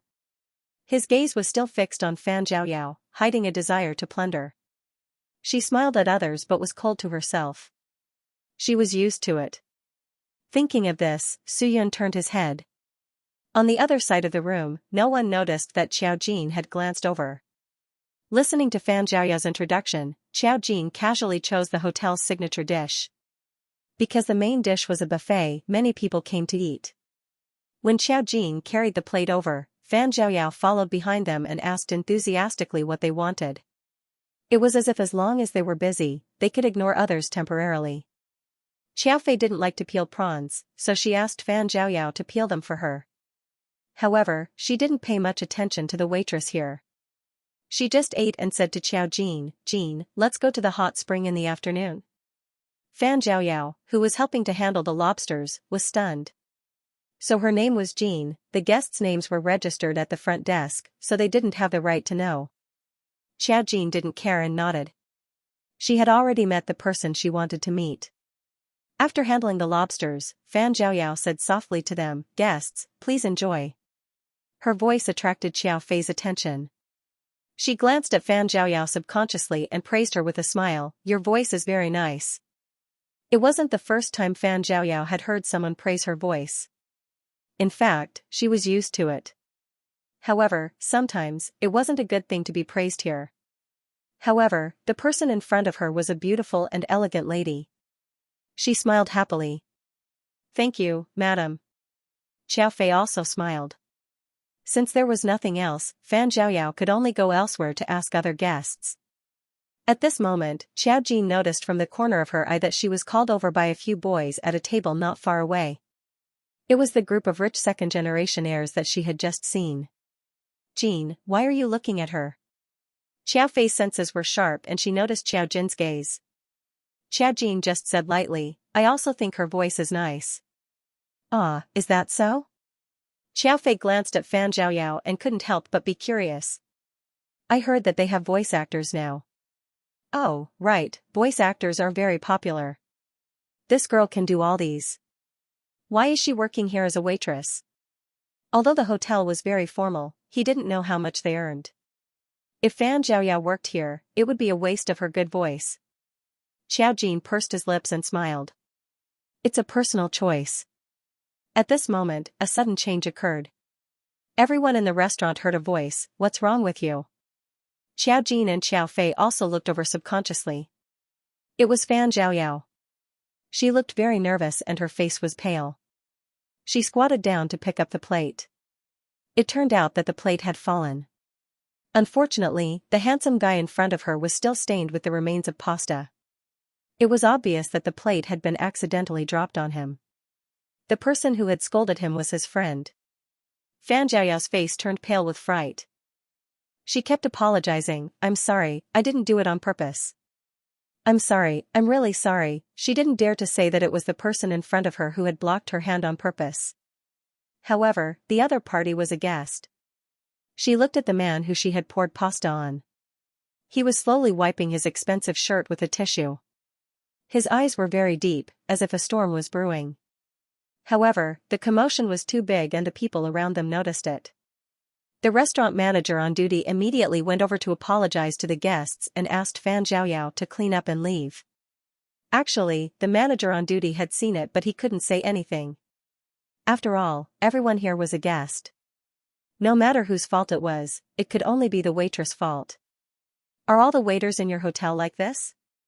One of the fat men sneered. "If you have any dissatisfaction, just say it. Why are you throwing plates to vent your anger?" His sarcastic tone made Fan Zhaoyao's scalp numb. If he complained, she wouldn't be able to keep her salary this month. The manager on duty also smiled apologetically. "I'm so sorry. It's our mistake that caused your loss and unhappiness. We will compensate you." The other guests didn't understand the cause and effect. They just looked and shook their heads slightly. The waiters definitely didn't do it on purpose. The fat man looked a little aggressive, which naturally made people feel bad. At this moment, Mu Zhenming and the others who had finished their discussion also came in. When they saw the farce, they walked over while watching. Xiao Jin heard Xiao Fei complaining to her in a low voice. It's not easy for them. If they knocked the plate over, so be it. They didn't do it on purpose. Why are they so fierce? Xiao Jin turned around and smiled. They did it on purpose. Xiao Fei's eyes widened. On purpose? Xiao Jin nodded. The man knocked the plate over on purpose. I saw it. She didn't see it, but she saw it through the array. Xiao Fei was speechless. What kind of quality was this? She wanted to cry out for the little girl. What's wrong? Mu Zhenming and the others walked over. The family of a handsome man and beautiful woman was too eye-catching. It attracted the attention of some of the restaurant's guests. Xiao Fei said to Mu Zhenming, that little girl's plate was knocked over on purpose. The guest even blamed it on her. This is too much. Why are you targeting her? Mu Zhenming frowned slightly. You saw it? Xiao Fei said, Jin saw it. He was silent for a moment. It's hard to say without evidence. In fact, it was someone else's business. They didn't have to interfere. Xiao Jin didn't intend to interfere. It was one thing for her to see it. The corner of her mouth curled up. She just looked over there with interest. Fan Jiaoyao's apology did not get the other party's forgiveness. The fatty insisted that she did it on purpose and wanted to lodge a complaint and ask for compensation. However, they probably felt that other people were looking at them, including Xiao Jin. They didn't dare to look away, obviously feeling a little guilty. Fan Jiaoyao knew that her bonus and salary for this month were going to be gone. She couldn't care less that she was in a restaurant. She burst into tears. She wiped her tears and cried in grievance. The guests could also see that, and the group of people immediately became a little embarrassed. Su Yun's eyes flashed, and she immediately said, forget it, I didn't say I would complain about you. Seeing her cry, he realized that he had gone overboard. The manager on duty also apologized. He knew that Fan Jiaoyao's crying wasn't good, so he pushed her down. Immediately, another manager came over to smooth things over. The fat man glanced at Su Yun and used his eyes to signal that he was not going to continue. Then wouldn't this act be for nothing? Su Yun pursed his lips. He couldn't bear to see her cry, especially when she was crying so miserably. This farce was just a diversion in the restaurant. Soon, Su Yun and the others also left. Xiao Jin turned his head back. Muzilian said, you don't look like someone who likes to watch gossip. Xiao Jin, I like it, especially watching your gossip. Muzilian, this was too much. Xiao Fei saw that Muzilian was rebuked and laughed. At the same time, he said worriedly, that girl won't be fired, right? That was too unreasonable. But no one answered her.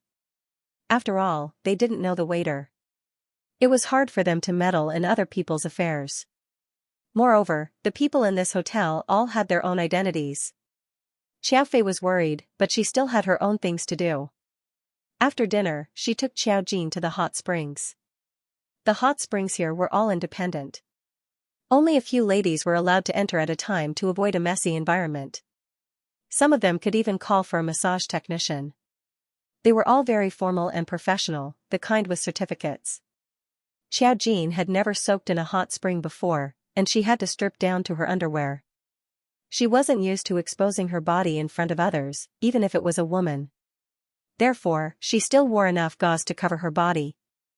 There was also a bathrobe by the shore. The hot springs were built on the top of the mountain. For privacy, there were indoor hot springs with soundproofing and outdoor hot springs on the top of the mountain. They were simply separated. Xiao Jin and the others chose an indoor hot spring. It was quiet all around. Only she and Xiao Fei were around. But Xiao Jin still heard a girl crying. That voice was too familiar. It was Fan Jiaoyao. Xiao Jin got up from the hot spring and suddenly said, Fei Fei, I'm going to the bathroom. You can soak first. Go, go. It was very comfortable to soak in the hot spring. Xiao Fei didn't want to go out for a while. She closed her eyes and just waved her hand lazily. Xiao Jin put on her bathrobe and tied the belt around her waist. When she walked out, she saw the waiter in the corridor when she opened the door. Someone saw her nod, and the crying became more obvious. Xiaojin saw two people standing in front of the hot spring door on the men's side. They looked sneaky. They were the two people from the rich second-generation group. When Xiaojin walked over, one of them saw her and his face twitched. "Miss Xiao." Xiaojin was interested. "You know me?" That person said nervously, "I know you are young Master Song's girlfriend." No matter what, someone who Song Yanqing had publicly acknowledged as his girlfriend was definitely not to be trifled with. "Oh." Xiaojin did not mind and asked casually, "Who's inside?" They were indoors and soundproof. Logically speaking, they shouldn't be able to hear anything. When they heard Xiaojin's question, they immediately felt their scalps go numb. They stammered, "Our friends are inside." "We were just about to go in," however, the two of them didn't dare to open the door. What if they heard something that shouldn't be heard? "Then why aren't you going in?" Xiaojin smiled. "You've been standing at the door. People who don't know might think that you're guarding against something." The voice gradually became softer. At the same time, Xiaojin heard the man's angry curses and the sound of something falling into the water. Apparently he had been pushed into the water. And this male voice, it was the fatty from earlier. Suddenly, another boy walked over. It was the most good-looking Suyun. He saw the two of them guarding the door. Xiaojin was also there. He was a little surprised. "What are you doing here? Don't you want to go in?" One of them turned pale. "Didn't you say that you didn't want to come in when you were sleeping?" Suyun said, "I can't sleep. I came up to the hot spring to relax. I called a few male technicians. They'll be here later." As he spoke, he pushed the door open and went in. However, the two of them blocked him and hesitated. Suyun suddenly frowned. "What are you doing?" Xiaojin said, "I just saw your friend pull a girl in." The two of them suddenly looked at Xiaojin in horror. What did she see? She shouldn't have seen anything. When Suyun heard this, he thought of something and realized that something was wrong. His face changed and he pushed the two of them away and opened the door. The girl's cries came out directly. In the hot spring, Fan Zhaoyao stood there, crying and kicking the fat man. The fat man was still cursing in the water. It seemed that he wanted to drag Fan Zhaoyao down. When the two of them heard the movement outside, they were stunned. The fat man turned his head and saw Suyun. His face changed. "Suyun?" Fan Zhaoyao also stopped crying for a moment. Suyun's scalp exploded. "What the hell are you doing?" The fat man's upper body was naked and his lower body was in the water. It seemed that he was only wearing a pair of underwear. Xiaojin didn't want to see it. It hurt his eyes. She watched the scene at the door. The two of them looked at her with some resentment in their eyes, but they didn't dare to provoke her. The fat man didn't know what to say.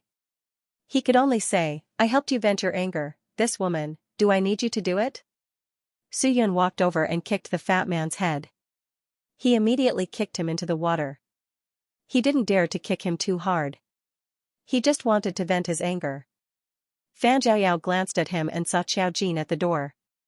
She ran over. She was wet all over. She was wearing a waiter's clothes.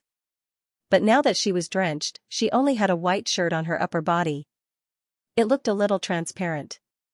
Xiaojin glanced at her and asked a passing waiter to bring a bathrobe to cover her. Fan Zhaoyao smiled at her gratefully. "Thank you, Miss Xiao." She knew from others that this extremely good-looking guest was called Xiaojin. The fat man came out of the water and cursed. "Suyun, are you crazy? I helped you vent your anger and you hit me? Did I let you vent your anger like this?" Suyun was trembling with anger. When he saw the fat man coming up, he kicked him again. The two brothers naturally didn't dare to stop him. They couldn't watch Suyun hit the fat man. They could only stop Suyun together. Xiaojin let Fan Zhaoyao leave. Fan Zhaoyao was scared out of her wits. Xiaojin said softly, "If you're scared, just resign." Fan Zhaoyao trembled, tears streaming down her face. I don't know. What else can I do?" She needed this job very much.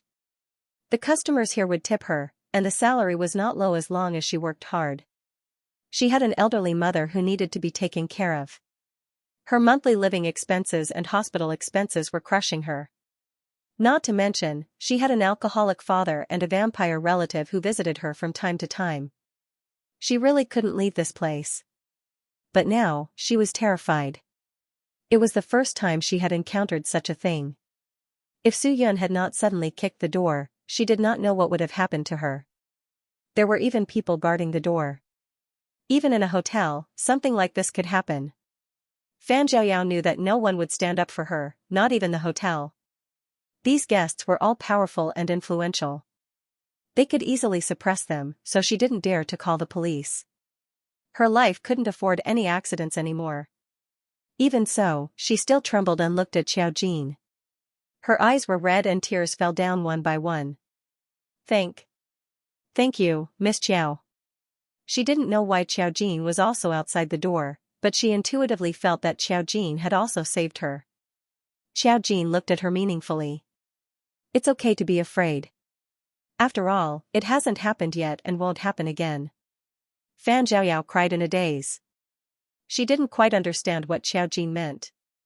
However, she understood that it probably meant that this matter didn't happen. She nodded and said in a nasal voice, "Thank you so much."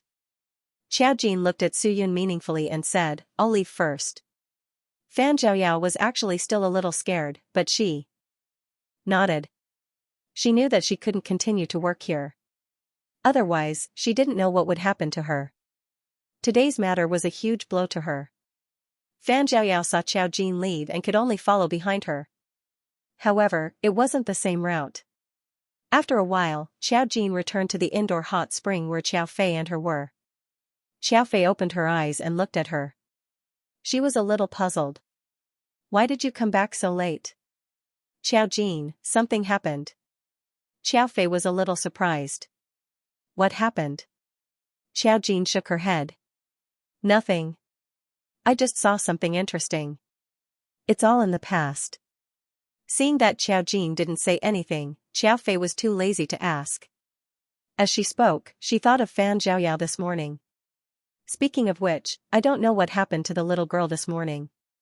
She looked so pitiful at such a young age. She was even framed by a customer. Xiao Jin was a little curious. "Fei Fei, why are you so concerned about a little girl?" Xiao Fei turned around and said, "I just feel that the little girl is a little pitiful. She looks so pitiful. Alas, look at how she cried in the restaurant today. Mom is old and can't bear to see such a scene." Xiao Jin was deep in thought. "Then we should have chosen to help her. But it's not easy to help. Just like your uncle Zhenming said, we don't have any evidence." Xiao Fei patted her face. "Ah, I'm a little tight. I want to apply a facial mask. Jean, can Mom find a masseuse to massage us?" Xiao Jin smiled and said, "Up to you." For the rest of the time, Xiao Jin enjoyed the hot spring in peace. When they left the hotel, they didn't see Fan Zhaoyao again. Xiao Fei even muttered a few words. He was probably afraid that something would happen to the little girl. She didn't know that Fan Zhaoyao almost had an accident yesterday. Xiao Jin knew that Fan Zhaoyao had probably resigned and left. She went to the East Mountain residence to soak in the hot spring and stayed there for a day. At least it dispelled the haze of Xiao Jin's coma for 2 months. As it was nearing the Chinese New Year, the school was already on holiday. Now, Xiao Jin had nothing to do at home all day. She didn't go anywhere. When she had nothing to do, she would play chess with Mu Xiangshan. It made people wonder if she had changed her temperament. Song Yanqing called Xiao Jin the next day. He didn't know about the hotel, but he knew that Xiao Jin and the others had gone to the East Mountain residence. If it weren't for the fact that he didn't have time, he would probably have gone with them. He called to ask if Xiao Jin had a good time. Xiao Jin's answer was as straightforward as ever. "Yes." She smiled and said, "I also met something very interesting." "Oh?" Song Yanqing seemed a little surprised. "What interesting thing?" This time, Xiao Jin didn't answer directly. Instead, she asked with a smile, "When are you free? Let's meet and I'll tell you." Song Yanqing pondered for a moment. "In the next 2 days. I'll come and find you after I'm done." It's almost the Chinese New Year and there are a lot of things to deal with. Xiaojin answered obediently, okay, I'll wait for you. Her obedient voice made Song Yanqing's heart soften. Okay. After hanging up the phone, Xiaofei heard Xiaojin and Song Yanqing talking on the phone. He sighed. They are so lovey-dovey. She was no longer the Xiaojin of the past. The Xiaojin of the past was so arrogant and cold.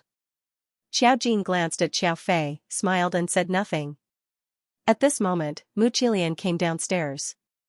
When she saw Xiaojin and Xiaofei, she did not say anything. She only said, Mom, I have an appointment. I'll go out first. My friend is waiting for me. Where are you going? Xiaofei seemed to be unhappy if he did not rebuke him. Can't you take your sister out to play? Isn't she bored staying at home all day? I'm going out with my friend. How can I bring her along? Mu Zilian looked reluctant. Xiaojin looked at him thoughtfully. Did you get a new girlfriend during the 2 months I was in a coma? Mu Zilian, nonsense. Xiaofei's eyes widened. Which girl did you ruin this time? Mu Zilian quickly denied. Don't listen to her. Look at her tone. People who don't know will think that I did something. My social network has nothing to do with you. Don't talk nonsense. Xiaofei looked at him meaningfully. You really didn't? Mu Zilian would make it clear if he dated her before. There was no reason for him to hide it. Mu Zilian, I really didn't. He glared at Xiaojin and then went out by himself. He was probably going to have fun with his friends. After he left, Xiaofei still scolded him. I don't know what he's doing. He goes out every day. His sister just woke up and he doesn't even care about her. Xiaofei kept saying that Xiaojin had just woken up. Xiaojin smiled and said, I already said that I'm fine. You don't have to worry too much. Didn't the doctor say that I'm in good health? It's not like the doctor knows what happened to you. Xiaofei was still grumbling. You won't be going out these few days. It's almost the new year. You should stay at home so that Mom won't be worried. You don't have anything to do outside recently, right? Xiaojin shook his head. No. Xiaofei said, that's good. He Yao and the others called Xiaojin. After asking about Xiaojin, they said that the spirit group didn't have much to do recently. The matters in Xiangdu were always in need of people. It just so happened that Mo Jiang had recently accepted a new film contract, and he would be filming in Xiangdu for a period of time. The spirit team decided to let Mo Jiang take over the position of the president in Xiangdu. He wanted Mo Jiang to deal with the people in Xiangdu. This idea was truly vicious. With Mo Jiang's temper, the people in Xiangdu would be dealt with miserably. But it was the best choice. After all, only someone like Mo Jiang could suppress Xiangdu. Xiaojin had other things to do and couldn't be bothered to care about a small Xiangdu. Mo Jiang wasn't too happy at first. But after knowing that he had the money to buy a villa, he didn't say anything. Xiaojin wandered around for the past few days. He just strolled on the streets and nothing special happened. Every day, he would call Song Yanqing and occasionally video call her. He seemed to be very busy. This kind of life was comfortable and fulfilling. Until Song Yanqing finally finished her work, she called Xiaojin to meet her at the same old place. It was noon. Xiaojin arrived and saw Song Yanqing wearing a black sweater with a cat in her arms. She was as precious as jade. She had the elegant demeanor in his memory. When she saw Xiaojin, her smile could make time pale. Jean. That voice also contained an absolute longing. Xiaojin walked over and sat across from Song Yanqing, and saw Ding Dang in his arms. Ding Dang still had the same chubby appearance, and when she saw Xiaojin, she was a little vigilant. Xiaojin glanced at her. Why did you bring her out? Recently, she has been pestering my sister at home, making it difficult for her to work. Today, I just happened to have time, so I brought her out. Ding Dang was being caressed by Song Yanqing's palm. While comfortably nestled in his embrace, she still had to vigilantly look at Xiaojin, always on guard against Song Yanqing handing her over to Xiaojin. Xiaojin looked at Ding Dang, and suddenly said, That's great. What's great? Song Yanqing raised her head, picked up the teacup and took a sip. What did you say that day that you wanted to tell me? Did you find something interesting in the hotel? Later on, I found out about a rich second-generation fighting. You were there that day. That's right.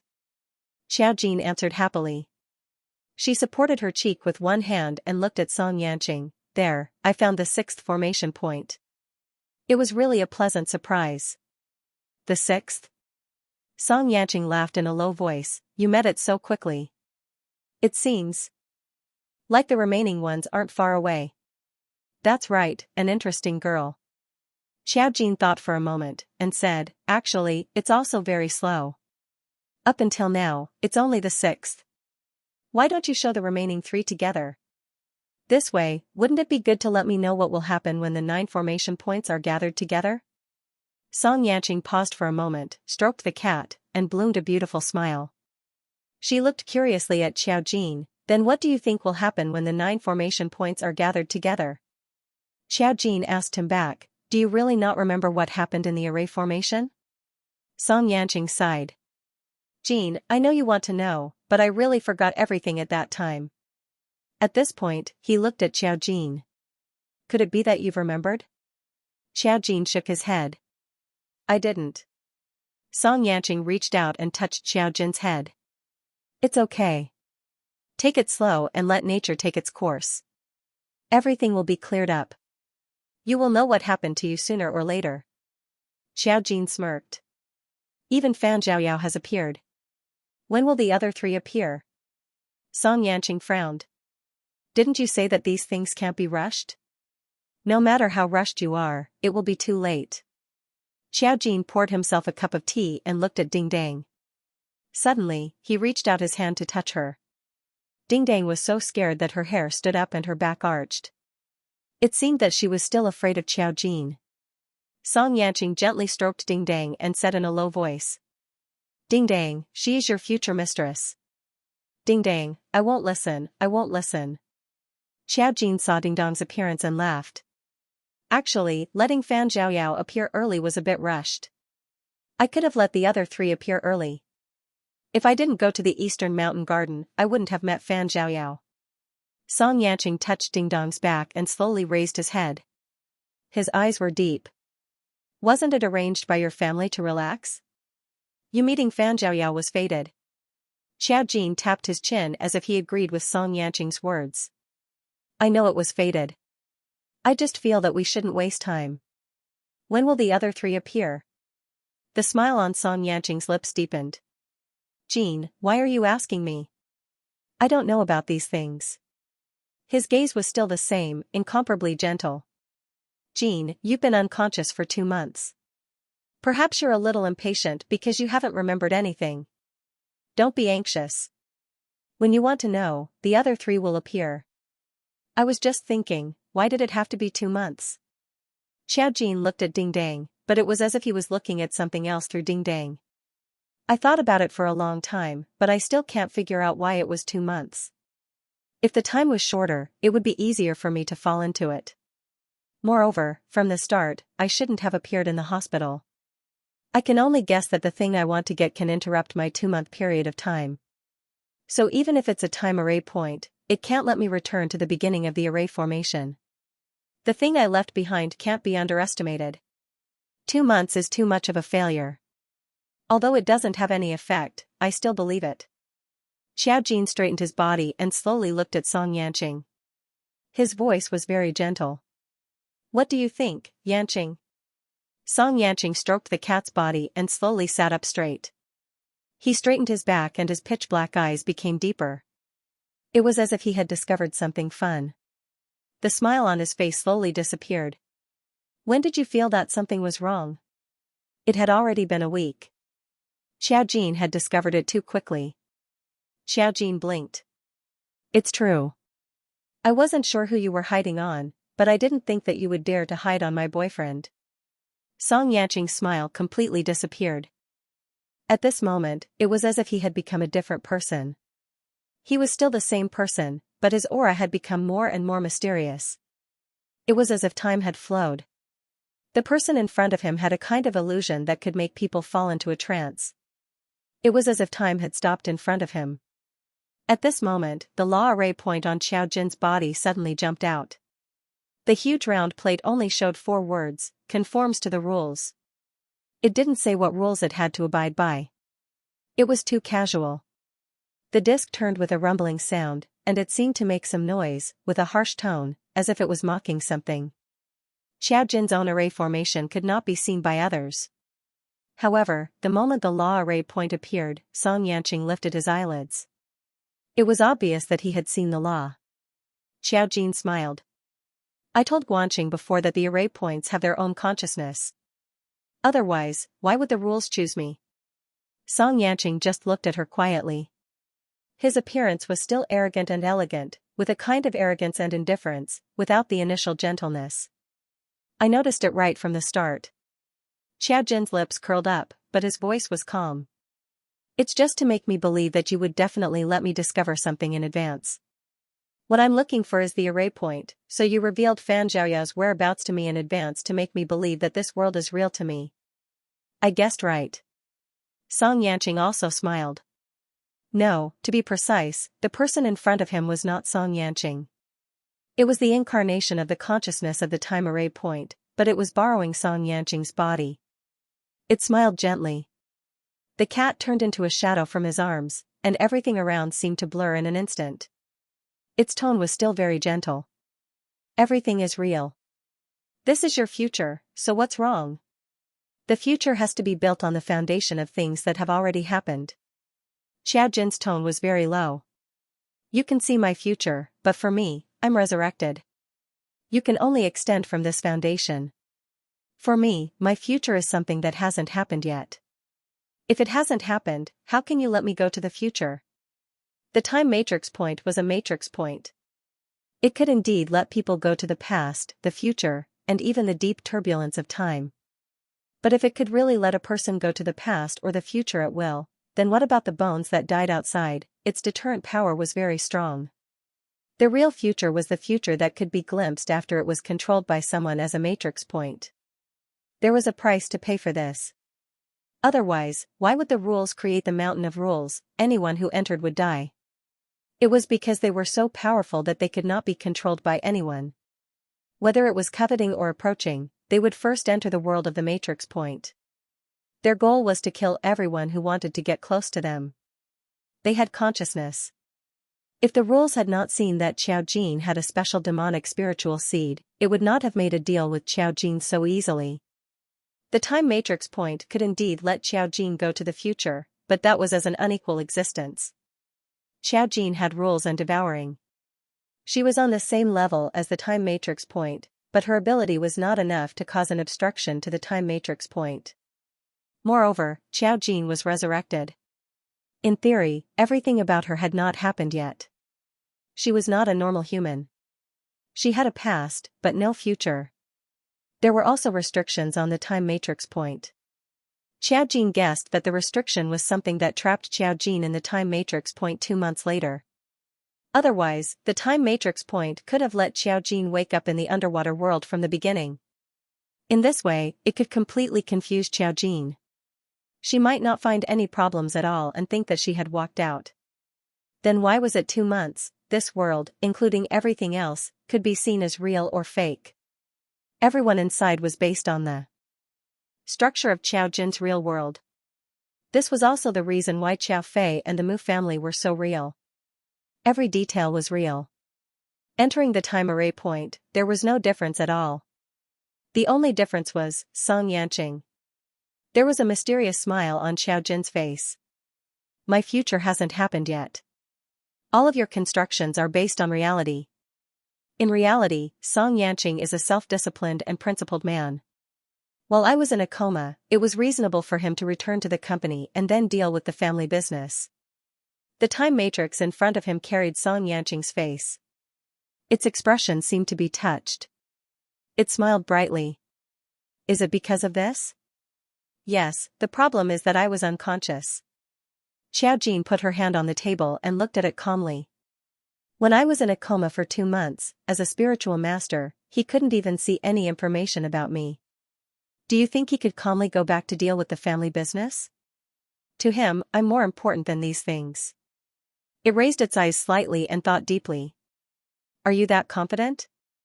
It's just experience. He won't abandon me. When I woke up in the hospital, I should have seen Song Yanqing, not Fei Fei. Even Xiao Fei would come to guard it. But for Song Yanqing, there was nothing more suitable than guarding it himself. Even if he was working, he wouldn't leave Xiao Jin in a coma alone. There was a high probability that he would work directly in the hospital or take Xiao Jin directly to the Song family. So when Xiao Jin woke up, she was surprised to hear that she had been in a coma for 2 months and Song Yanqing was not around. Until she specifically asked Hu Ling. Everyone told her that Song Yanqing was very sad and afraid that she wouldn't wake up. But he didn't come to guard Xiao Jin. So with this matter, Xiao Jin could completely cut off that this world was fake. But after the time matrix point came, its disguise of Song Yanqing was indeed enough to pass off as the real one. For it, since it was in time, it wasn't difficult for it to create a false template. But in this case, the template of reality it was based on was not correct. Because Xiao Jin and Song Yanqing hadn't had a similar situation. If it hadn't been wrong from the beginning, Xiao Jin wouldn't have found it so quickly. Ha ha ha ha ha, it let out a low laugh and clapped twice. It's very interesting. The huge disc next to it made a creaking sound again as if it was laughing at the time matrix point. The 4 major matrix points existed and didn't interfere with each other. The most difficult thing to find was space. And time was basically the most difficult thing to obtain. Because of its own problem, it was time. It didn't have a specific shape. Its matrix points might be hidden in the past and the future, which was basically impossible to see. Xiao Jin didn't expect to catch it. It wasn't surprising that it entered the world of the time matrix point. At least it let him see something. The future could be fake, but the past must be real. Do you want to get something? The surrounding world had begun to shatter, but it maintained the original appearance in the shattering. Your guess is correct. Some things are fake, but some things are real. The only difference is that you're not a normal human. You're resurrected, an existence that doesn't conform to the rules. Your future is indeed invisible, but everyone else's future is real. It pointed at the people around it, and the scene spun quickly. Everyone seemed to be showing the various forms of life. Xiao Jin saw many familiar faces. He Yao, Hua Yanming, Chao Kai, Muzilian, Muzichu, they were all normal people, so they were all under the control of the array point. Their lives were all destined. All of their futures are real. You are the only variable. It looked at her and smiled gently. Do you want to know what happened back then? Of course I can let you see it. So, are you ready? Xiao Jin took a sip of the tea on the table and said softly, is this my reward for clearing the stage? Of course not. Consider it a little extra benefit for you. It reached out a finger and lightly tapped. Time changed quickly. In the blink of an eye, Xiao Jin disappeared from the original world. She appeared in the previous world again. She appeared in the empty hall. But this time, she brought her memories with her, clear memories. She knew that it was Xiao Jin who was resurrected 10,000 years later.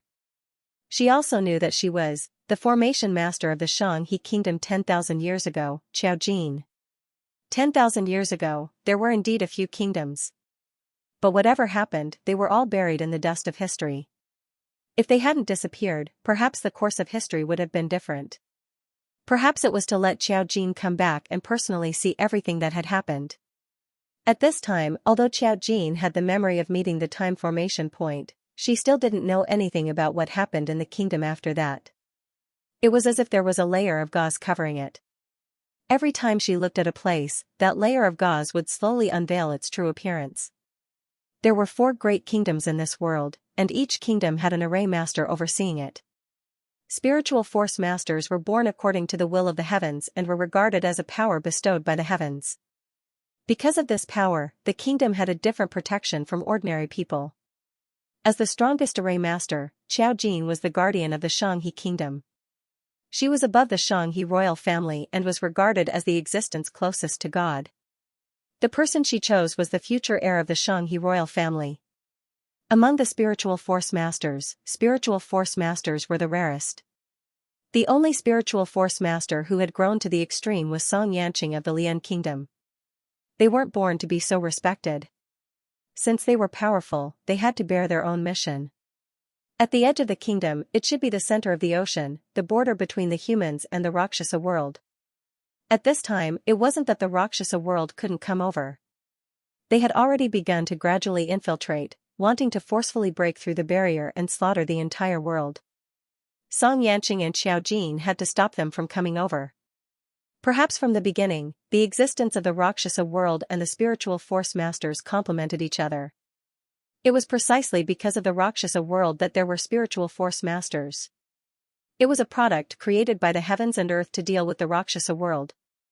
Because of the Rakshasa world's covetous eyes, the royal families had been very restless recently. Something unavoidable must have happened in the future. Since the kingdom had disappeared from the dust of history, it meant that the Rakshasa world had at least rushed over. The humans at that time didn't survive. And they didn't completely complete their plan because there were still people alive who continued the human bloodline. After all, there was still Emojiang's Qiansong kingdom. This was something that didn't exist in this era. The last time she came in, she was pushed out by Xianxia. This time, Xiao. Furua's voice came from outside. Xiaojin turned around and saw Furua running in, panting. There was another disturbance at the border today. Xianxia is going back. With a troubled expression, she said, I don't know when this matter will come to an end. Xianxia has been living at the border all year round, and it's almost impossible for you to meet him. Xianxia. The kingdom respectfully addressed the powerful spiritual readers as teachers. There was no other meaning. It just represented respect and reverence for the spiritual reader. Xiaojin's eyes flashed. I'll go see him. He didn't know what time period he had returned to. But he was sure that nothing had started yet. Previously, Xianxia had pushed her out. He didn't know if the current Xianxia could still see that something was wrong with her. Since she knew that this was the past, she wouldn't do anything to the time matrix. She probably really wanted her to see clearly what happened before her resurrection. Furua nodded with some disdain. Teacher Huan always wants to curry favor with Xianxia. Xiaojin's eyes flashed slightly. No matter. Xianxia is a spiritual reader. He can't hide his thoughts in front of him. Although she didn't know what would happen next, she had a premonition. It was as if everything was vaguely familiar, guiding her on what to do and what to say. The point of time was probably to let her see and experience with her own eyes what had happened in the past. She was originally going to find Xianxia, but she didn't go over. Just as she left the hall, Xianxia came over. He was still wearing that black cloak, standing in the wind and snow, staring at her. He was as clear as jade, as handsome as bamboo. A man like him was probably born to be pampered. He was the same as Xiaojin, a person who was favored by the heavens. He didn't have any memories of his birth, but from the moment he was born, he knew his identity as the most noble person in the world. She saw that Xianxia's eyes were still filled with that unchanging gentleness. She remembered that the last time she came in, it was Xianxia who pushed her out. He must have seen something. What could he see this time? He walked towards her. Furua bowed to Xianxia, called out Xianxia, and then withdrew. When Xianxia approached Xiaojin, it was as if the veil covering Xiaojin's heart was lifted again. She remembered something. She and Xianxia had an unusual relationship from the beginning. They had been together since the world was born. It was not an ordinary relationship. It was also extraordinarily close. She didn't feel shy, nor was she surprised. She just felt that it was natural. They were born to be together. He walked over and gently held Xiaojin's wrist. The snow was swirling, but his palm was the warmest source. His voice was as gentle as jade. Jean. His call seemed to be separated by thousands of years. Xiaojin looked at him. After a long time, the corners of her mouth slowly curved into a smile. She replied, "What can you see from my eyes?" Xianxia narrowed his eyes slightly. His pitch-black pupils were reflected in Xiaojin's eyes. There was only calmness. He smiled and said, "I can't see." "What do you want me to see?" Xianxia was a spirit master of speech. He could see through a person's past and future. Xiao Jin was currently inside the time array point, perhaps there was something that could deceive him. Or perhaps, he saw it but didn't say anything. Xiao Jin didn't have any special emotions. She just nodded and held his palm. She could feel that whether it was the Xianxia from 10,000 years ago or the Xianxia from 10,000 years later, they were always the same person. He stroked his hair naturally as he sighed softly, "Jin, the Rakshasa realm's movements are becoming more and more obvious. We won't be able to hold on much longer." The future he saw was not beautiful. Spirit masters of speech were powerful, but they couldn't see everything clearly, no matter how big or small. However, every fragment he saw didn't have any memories of this period of history. This also meant that history would cover them up in the end. Human traces couldn't be completely eliminated. Something must have happened to completely destroy the history of the four great kingdoms. Besides the Rakshasa realm, no one could do such a thing. But at the same time, since there was history, it also proved that humans still existed. Besides the four great ancient kingdoms, there were always remote areas with no traces of life in the world. They lived ordinary lives and continued the fate of humans. They weren't destroyed by the Rakshasa realm, but they also weren't persecuted. So he could see the future. "It's okay," Xiao Jin said softly, "we'll do our best and leave the rest to fate. We'll fulfill our responsibilities." The Xianxia kingdom and the Lian kingdom had the most powerful array masters, so they had to take on more responsibilities. Song Yanqing grunted. He put his arm around Xiao Jin's waist and half-hugged her into the house. The black cloak almost covered her entire body. After entering the house, he said, "I'm going back to the border tomorrow." The Rakshasa world had frequent changes, so people couldn't be left there. The others couldn't guard it. Xiao Jin frowned slightly. "I can't leave." The Xianxia kingdom was going to start the coronation ceremony next month. Mo Fei Jin had already been confirmed as the next heir of the kingdom, but she was an array master and had already sensed something.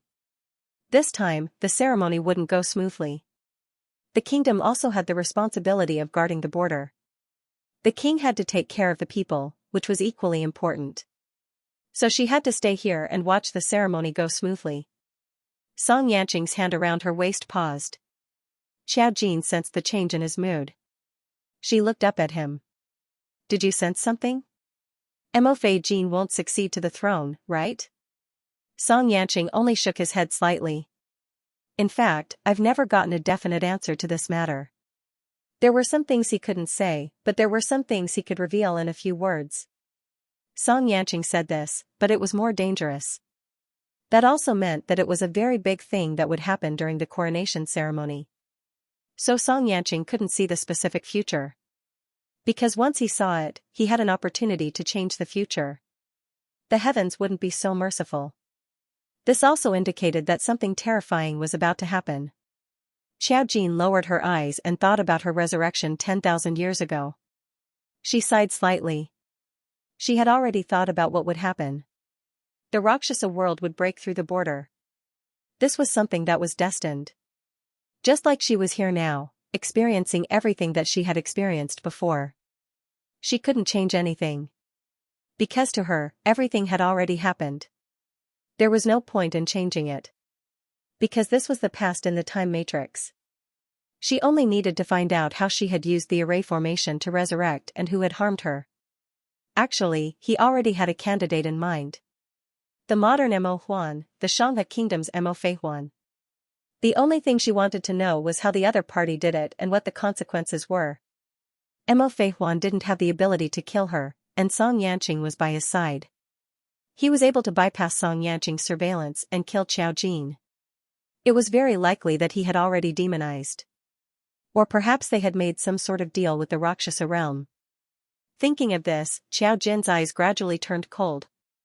Song Yanqing only looked at her appearance, a trace of tenderness flashing through his eyes. His fingertips stroked Xiao Jin's cheek as he said, "I will be leaving tomorrow. In this month, you have to be careful. Pay attention to Mo Fei Huan." She nodded. "I know." Everyone knew that Mo Fei Huan was ambitious. But he was able to return to the royal family as an illegitimate child. This proved how reckless the current king was. Xiao Jin was an array master, but she didn't directly interfere with the royal family's affairs. If she interfered too much, it would instead arouse the royal family's dissatisfaction. She was high up and close to the gods. They could worship the gods, but they would never allow the gods to interfere with worldly power. Otherwise, even the gods would have to be pulled down from the altar. So chaos didn't matter. She only needed to care about who inherited the throne. Xianxia was going to leave tomorrow, so he slept here tonight. He didn't do anything. He just slept with Xiao Jin in his arms. The two of them covered themselves with a quilt and shared a bed. It was like countless days and nights. This state was very natural. In fact, in modern times, Xiao Jin had never been so intimate with Xianxia. Now she took into account her modern memories and looked at Xianxia in front of her. It was the exact same face and the exact same person. There was a sense of tiredness in the depths of his eyebrows. Xiao Jin knew why he was tired. As the most respected spiritual master of speech, he was worshipped by the world, but he was also trapped here for his whole life. He spent most of his life guarding the border. The time he spent with Xiao Jin was the only time he relaxed. She didn't fall asleep. She reached out and gently touched Xianxia's face. She probably wouldn't do such a thing in the past. In the past, she was cold and had a tradition of abiding by the rules. After coming to modern times, it really had an impact on her. Perhaps the influence of the Mu family was still too great. Xianxia suddenly opened his eyes. The person who had been sleeping opened his eyes as if he had been awake all the time. Seeing this, he leaned over and pecked Xiao Jin's lips. He whispered, "What's wrong?" "Nothing." Xiao Jin lowered her head and only said, "It will be fine. Everything will be fine." No matter how he came to the same era as her, she remembered Liu's words. When the time was over, no matter what, she would save him. "Yes." He smiled. "I believe in you." As he spoke, he hugged her tighter. The next morning, Xianxia got up and left. He was going to the border. The Xianxia kingdom had begun to be busy because of the coronation ceremony. Mo Feijin had to accept the coronation and was very busy recently. Xiao Jin instructed Furua to pay attention to Mo Feihuan's movements. Furua brought her a piece of news. Xiaoshi, Master Huan went to the border a few days after Xiaoshi came back. He rushed back very quickly and didn't let anyone know. This in itself was suspicious. Without Xianxia guarding the border, it was particularly unstable. Normal psychics would be easily bewitched if they went there, so there were many demonized psychics at the border. It was impossible for Mo Feihuan not to know. He actually went there secretly. Xiao Jin's judgment became more and more certain. Furua looked at Xiao Jin's calm face and said worriedly, "Xiaoshi, Teacher Huan." Furua naturally knew what they knew. Mo Feihuan's strength wasn't the strongest, but that was only compared to Xiao Jin. He was already quite strong in the eyes of others, but it was still a bit difficult for him to go to the border. "Are we really not going to care?" Furua's whisper made Xiao Jin shake her head. She said calmly, "If he wants to do something wrong, no one can stop him." Furua looked at her in surprise. "Xiaoshi, you know what he wants to do?" Xiao Jin didn't say anything, but she remembered something. The power of the Rakshasa world at the border was very strong. Normal psychics would be bewitched even if they got close. Xianxia was a psychic himself, but he had been there for decades. Over the past few decades, had he been affected at all? Xiao Jin believed him, but she was also sure of one thing. The Rakshasa world had always coveted Xianxia's identity as a psychic. It was impossible for them to do nothing for decades. After another half a month, the formation masters of the other two kingdoms sent news that the Rakshasa world had begun to move. The demonized spiritual readers were already increasing at a very rapid rate, almost out of control. They all knew very well that the changes in the world were about to arrive. Xianxia sent her a message, telling her to prepare for the succession ceremony with peace of mind. At the border, there was no problem for him to hold on for a little while longer. The Rakshasa world had expended too much energy to come over. At present, they could only allow the demonized spiritual readers to move around. Xiao Jin needed to pay attention to this. After all, if she left, it was easy for other abnormal situations to occur in the kingdom. Mo Fei Jin finally had time and came to find Xiao Jin. He was now wearing the daily clothes that a king could wear, draped in a luxurious royal robe, but he was still as happy as a child. The current king was dissatisfied with his naivety and kindness, not as decisive as his brother Mo Fei Huan. But he didn't understand at all that the current world wasn't like the dynasties in Xiao Jin's later memories. People lived and worked in peace. Only demonized spiritual readers were a threat. In a situation where there were formation masters guarding the country, a kind emperor was a good thing. Mo Fei Huan's personality was sinister and didn't tolerate any dissent. Him ascending to the throne was a good thing for the common people. Moreover, a person who could cooperate with the Rakshasa world had a clear temperament. Xiao Jin looked at Mo Fei Jin, her smile a little more obvious. Mo Fei Jin rarely saw Xiao Jin smile like this. In his memories, she had always been cold and indifferent. The royal family respected her and rarely came to disturb her. Only Mo Fei Jin was so unruly. His heart beat a little faster. He walked over and said, "There's still half a month. When my succession ceremony is over, Xiaoshi, will you go to the border to guard the border with Xianxia?" Xiao Jin nodded. "I must go." She had the devouring array point on her, which was too useful. She had to go. Mo Fei Jin's eyes dimmed and he sighed, "Jin, it's really a good thing that there are people like you and Xianxia in this world. If I could be as strong as you, I would also want to go to the border and contribute my strength. The Rakshasa world makes demonized spirit readers slaughter the common people. They are really too terrifying and disgusting." Mo Fei Jin couldn't help but feel disgusted when he thought of the evil deeds the demonized psychic masters had done in the human world. Xiao Jin thought about how he also respected his brother, and chuckled, "If one day Mo Fei Huan also cooperates with the Rakshasa realm, Fei Jin, what will you do?" Mo Fei Jin was stunned. "That's impossible. Big brother isn't that kind of person." Thinking of this, he panicked and looked at Xiao Jin. "Jin, do you know something?" He knew that Xiao Jin was a formation master and her perception was very strong. She could see things that ordinary people couldn't. Moreover, she had never liked Mo Fei Huan. Mo Fei Jin respected him but he didn't believe him blindly. He suddenly hesitated. "I can't see what he wants to do." Xiao Jin said faintly, "I just feel that it's impossible that he doesn't have thoughts about your position. You should be more careful these days. Don't get too close to him." "I know." Mo Fei Jin thought of something and gritted his teeth. If he has the slightest relationship with the Rakshasa world, or if he becomes a demonized spirit reader, I won't be merciful. Jin, you can rest assured. I don't need you to rest assured. If he demonizes, I will kill him immediately.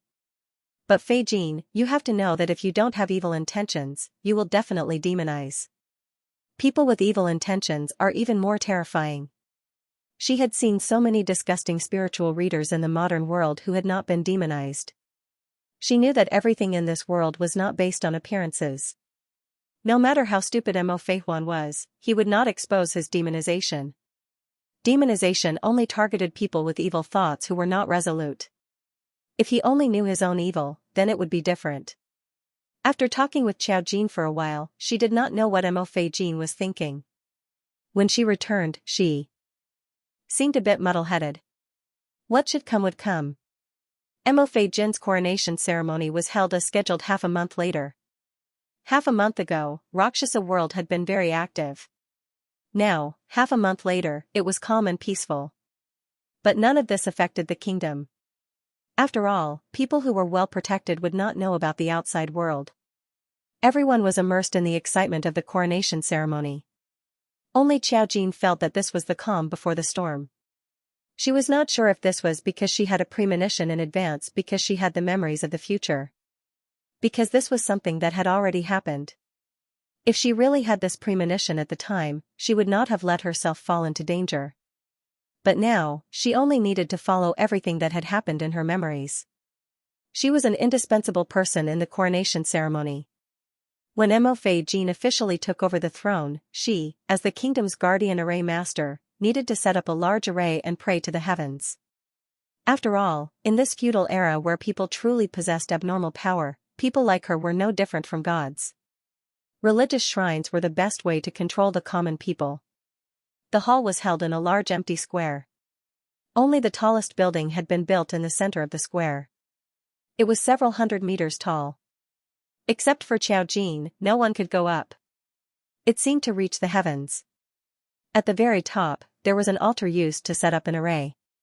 If the blessing array was passed, the heavens would rain heavily. But at this time, Xiaojin felt that the time array points had taken away her consciousness. She was like a bystander, bound in her former body. She could only watch everything happen. When she stepped onto the altar, she knew something was wrong. Inside the huge altar, there were countless sacrificial items. They looked messy, but in fact, they were all meticulously prepared. Xiaojin didn't know if it was useful or not. In any case, it was just for show. Xiaojin didn't need these to set up the array formation. It was just that people always needed something to comfort them. Only by offering something to the heavens could they be rewarded. Xiaojin's consciousness was now trapped in her body. She could not stop the movements of this body. She recalled everything that had happened in the past. She found that she had recalled everything clearly. Countless people were kneeling before the pagoda. They were densely packed and looked boundless. They were all people who had once existed, living people. When Xiaojin began to arrange the formation, he knelt there, full of reverence towards the heavens and the strongest formation master. Solemn, dignified, sacred, magnificent. All of this was done step by step. In the crowd, Mo Feihuan knelt behind Mo Feijin. He raised his eyes slightly and looked at the luxurious man in a thick robe in front of him. A trace of ridicule flashed through his eyes. He didn't dare to raise his head. If he did, that woman would notice that something was wrong. A trace of ridicule appeared at the corner of his mouth. He thought about how his plan was about to succeed and how everything in the future would be at his feet. He was extremely carefree. This formation was in line with everyone's imagination. When the formation took shape, the weather in the sky changed. It was as if the rolling waves had become the landscape of the sky. Dark clouds loomed overhead, as if something was about to devour them. This was a far cry from the auspicious omen in people's hearts. Some people had already started to look up unconsciously. The sky was dark, giving people a suffocating feeling. Xiaojin just looked at this scene calmly, but her expression showed a touch of astonishment. Because back then, she had only used a simple rain formation, which couldn't have caused such a commotion. Something had changed. The extremely dense dark fog was actually not a battle formation, but rather, Luosha world.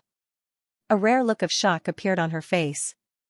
Then, as if she had realized something, she waved her hand. Everything inside the altar was swept away, revealing the dense sealing stones below. The sealing stone could temporarily seal her ability. However, the effect was not great, and it could not seal her. However, the appearance of the Rakshasa realm was different. The devouring array points in his body had already started to go berserk. The people below were getting restless. Everyone had an indescribable look of panic on their faces. Clearly, they did not know what was happening. Hiss. Roar. Gigi all sorts of dark and oppressive roars could be heard. Clearly, they were not normal creatures. From the dark clouds surging with dark fog, huge black figures emerged one after another. The people below finally realized that something was wrong and looked up at the sky. When he saw those demon-like bodies, he turned pale with fright. Rakshasa realm. It's a demon. A devil from the Rakshasa realm. How could this be a devil from the Rakshasa realm? Why did Xiaoxia summon a devil from the Rakshasa realm? These words were shouted by Mo Feihuan, who was in a state of panic. When he shouted, Mo Fei could not help but turn around and look at him in disbelief. The others also reacted, and their eyes were filled with fear. They howled and retreated in fear. The woman in white on the high platform, who couldn't be seen clearly, didn't move at all. Mo Feihuan looked at Mo Feijin. His expression was filled with ridicule, but his voice was filled with incomparable fear. Xiaoxia summoned a devil from the Luosha realm. She wants to kill us. We're finished. Following his words, a commotion broke out around him. Countless people screamed and retreated. Even if Mo Fei Jin wanted to explain, it was useless. Xiao Jin was not the only array master in the kingdom. Naturally, there were other array masters guarding the area. The evil demons in the sky revealed their ferocious faces. Their bodies made people feel despair just by looking at them. They floated between heaven and earth. Array masters immediately set up arrays to prevent the evil demons from getting closer. All kinds of arrays appeared in the sky. Mo Feihuan shouted at Xiao Jin, "Xiao Shi, what are you doing? The border has been breached and the demons have descended. What have you done? Hurry up and set up arrays to stop them." Xiao Jin didn't move. Following Mo Feihuan's words, Mo Fei Jin's heart gradually sank. One ceiling stone is useless against me. But if there is a pile, he thought of something and suddenly stood up. He shouted at Mo Feihuan, "It's you. You did it. What nonsense are you talking about?" Mo Feihuan obviously wouldn't admit it. As he retreated with the crowd, he said viciously, "Xiao Jin betrayed us. She seduced the Rakshasa realm and wants all of us humans to die." Mo Fei Jin only had the power of prophecy. He was so agitated that he lost his mind, he couldn't believe it at all. He pointed at Mo Feihuan, "You will die a horrible death, you will die in the cruelest way in the world." After saying this, he spat out a mouthful of blood. The power was too strong, his body couldn't take it. Mo Feihuan felt his heart shake, he had a bad feeling. He didn't think that Mo Fei Jin would react so quickly at the crucial moment, using the power on him. Without hesitation, his expression changed, and he used a formation to block the pressure in the surroundings. He said, "You actually cursed me because of her. Could it be that you are also betraying us? You have betrayed the Xianxia kingdom. You are not fit to be king." Mo Fei Jin spat out blood and fell. His appearance made Mo Feihuan feel very bad. Mo Fei Jin's big reaction proved that he used all of his power, he exceeded his limit, he might really meet with misfortune. Especially, Mo Fei Jin's curse was too vicious.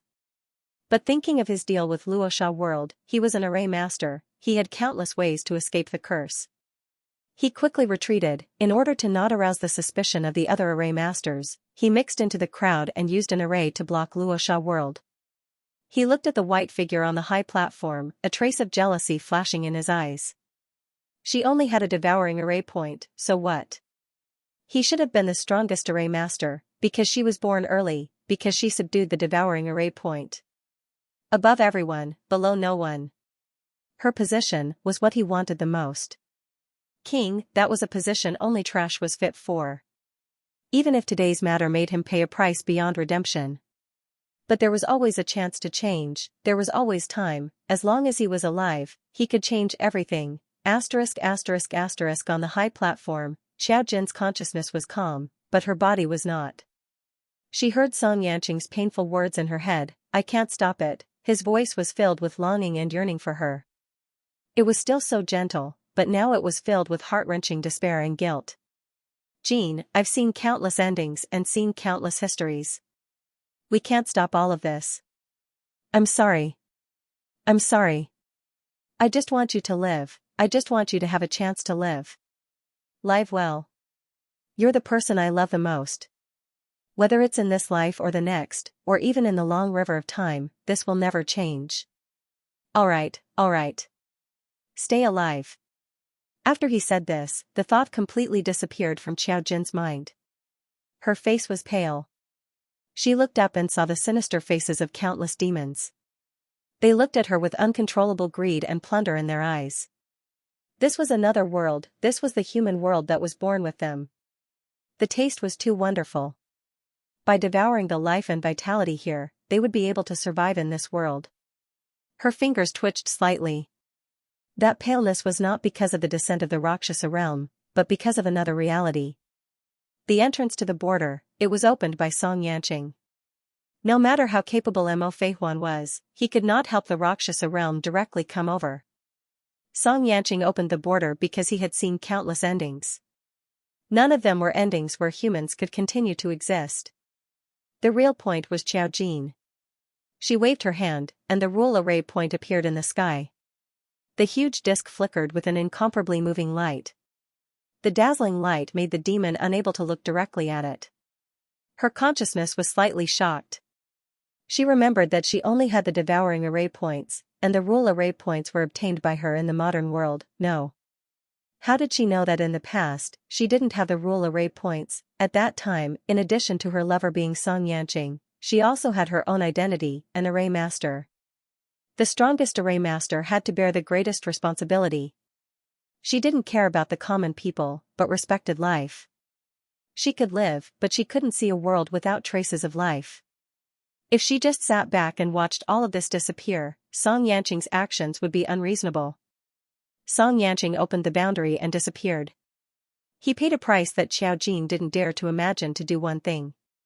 He went to the Rakshasa world. Xiaojin didn't know why, but she knew that she had to wait for a time to save him. Demons had already covered the earth, and they were very fast. In their eyes, humans were just a group of defenseless food. Although many demons were instantly vaporized when they broke through the boundary, more demons continued to come, devouring humans, transforming them into life force, and successfully existing here. If this continued, no one would be able to stop their slaughter. Mo Feihuan only thought that he had a huge amount of power, but he didn't think that the Rakshasa world wanted everyone's lives, wanted this world. If everyone died, would the demons let him go? Even if humans were left behind, they would still be treated as slaves. How can I stop all of this? She asked calmly, and the rule array points gave a clear price this time. Use your own life and the world's civilization as the price. In exchange for the continuation of life, everything will start over, and new seeds will continue to sprout. She nodded and no longer hesitated. The huge disc began to spin. She transmitted the power of the rule into the minds of all the spiritual psyche masters. Mo Feihuan's criticism couldn't resist Xiaojin's message. She clearly stated what price they had to pay to stop the Rakshasa world. Was it the life of a generation, or the destruction of the entire world? Every spiritual psyche master had a moment of hesitation in their hearts, but soon, they all expressed their affirmation. Life had to continue, and the Rakshasa world had to be stopped. Even if he had to give up his life, he would not hesitate. The disc spun faster and faster, and as it moved, it grew bigger and bigger, almost covering the entire sky. Time was an existence that could travel back and forth at will. Space could cross between two worlds, and Devour could devour everything. Only the rules could change everything. Only the rules could make the Rakshasa realm disappear completely. Mo Feihuan heard it as well. His face quickly stiffened. If that was the case, then what was the point of his mission? Everything he had done would be erased by the rules. He knew very well that once he succeeded, the rules would not care about this. As a spiritual reader, he was protected by the rules. However, he was a spiritual reader, so he could not survive. In order to continue all of this, the price to pay was the lives of all the spiritual readers. He never would have thought that Xiaojin actually had law array points in his hands. She had been hiding it all along. At the thought of this, his face contorted. Almost instantly, he set up a formation and randomly assigned his life to an ordinary person. Even if he had to pay a price that he did not want to pay, he had to survive. Only by surviving would there be hope. Mo Feihuan, who was spitting out blood, saw that the figure on the tower had been completely enveloped by the light. She was so great, yet so small. In front of the rules, the world was like dust. Everything seemed to be blurring quickly. Xiaojin knew that it was far from enough. Far from enough. She finally knew why Xianxia wanted to enter the Rakshasa world. The Rakshasa world itself was a catalyst. They could also be absorbed by the rules because they would not disappear. The Rakshasa world would always exist. This was another space that the rules could not control. But it could wipe out all existences in this area and close the border. The demons also thought of this. They instantly scattered and fled. Countless demons rushed towards Xiaojin, making loud hoarse sounds. They wanted to kill Xiaojin, they wanted her to die. As long as she died, the plan would not succeed. The rules were preparing. Everything in the world needed to evolve. What would it be like when the Rakshasa world took over the human world? What would it be like after they were destroyed? Countless pieces of information needed to be transformed. The energy needed during this period was huge. Someone had to be sacrificed. For the sake of a possible continuation of life, everyone had to be sacrificed. Because they would definitely die. But they knew that as long as the human race could continue, as long as they could live, as long as they were alive, there was hope. They had the same expectations as Mo Fei Huan, but they were thinking about something completely different. The disk spun faster and faster. The light was so strong that it could brighten the entire world. Everyone saw the huge disk in the sky. A huge butterfly rushed out of Xiao Jin's body and covered the disk. She could feel her life force rapidly draining away. A huge force attacked her. She saw Mo Fei Huan staring at her with hatred. She had paid a huge price. Even Mo Fei Huan would suffer. He only wanted Xiao Jin to die now. Her power had been completely absorbed by the rules and was now in the transformation stage. She could not move, but she frowned and her eyes were cold.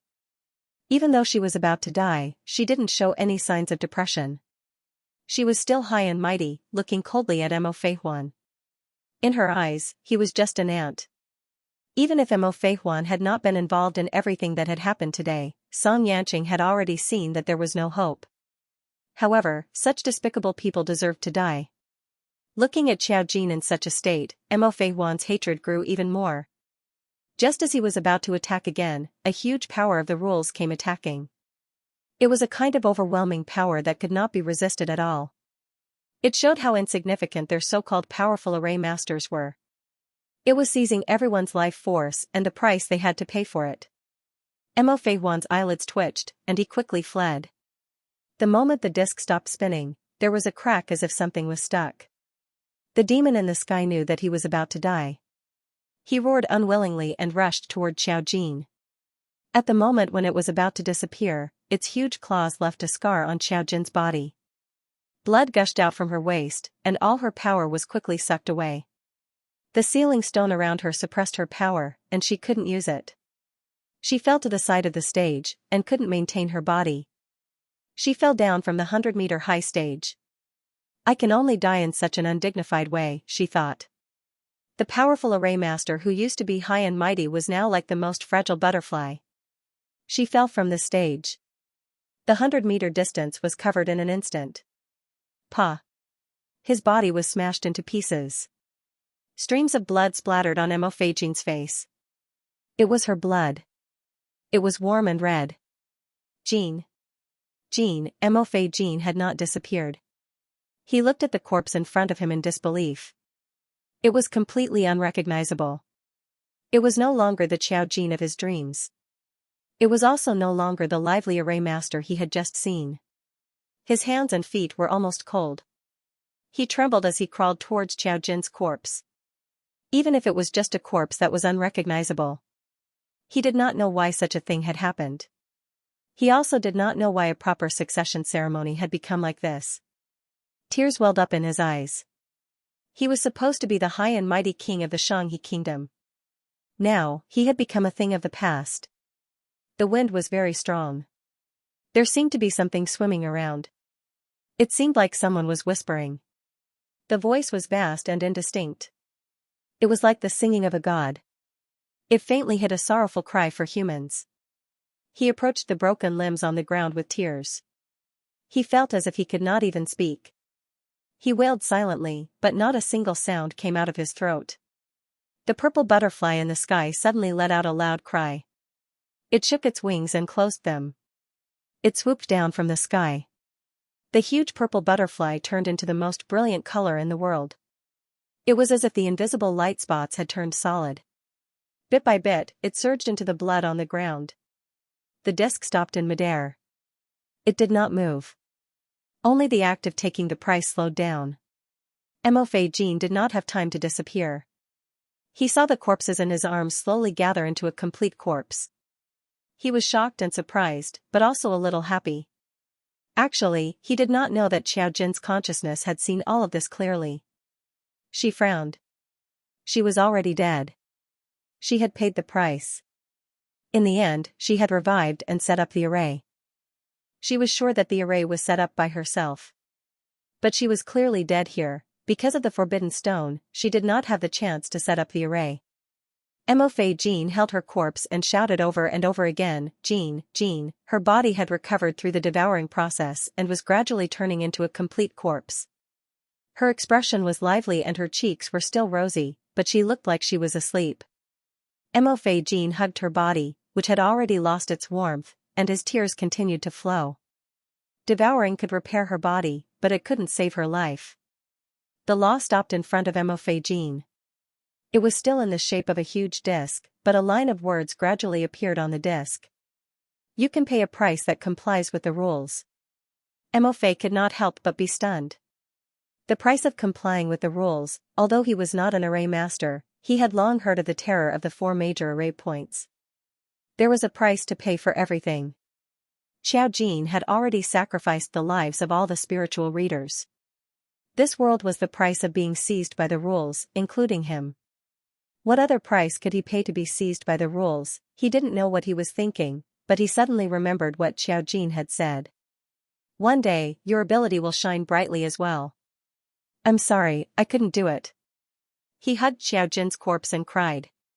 He closed his eyes and held Xiaojin's corpse in his arms. What price could he pay to revive Xiaojin? Something, like an invisible force, was slowly approaching Xiaojin. Mo Fei Jean looked at the world in front of him that was already falling apart. He seemed to hear something. It's not enough, she will lose her memories. As long as you're willing to give up everything you have, are you willing? Mo Fei Jean heard a voice that seemed to come from the horizon. In that instant, he thought of someone. Xianxia, he muttered to himself, and his eyes shone with the brightest light. Yes, Xianxia. Xianxia wouldn't just watch as Jean died. He loved Jean more than anyone else. How could he bear to let Jean die? It was just that the price wasn't enough. He could feel Xianxia's strong determination.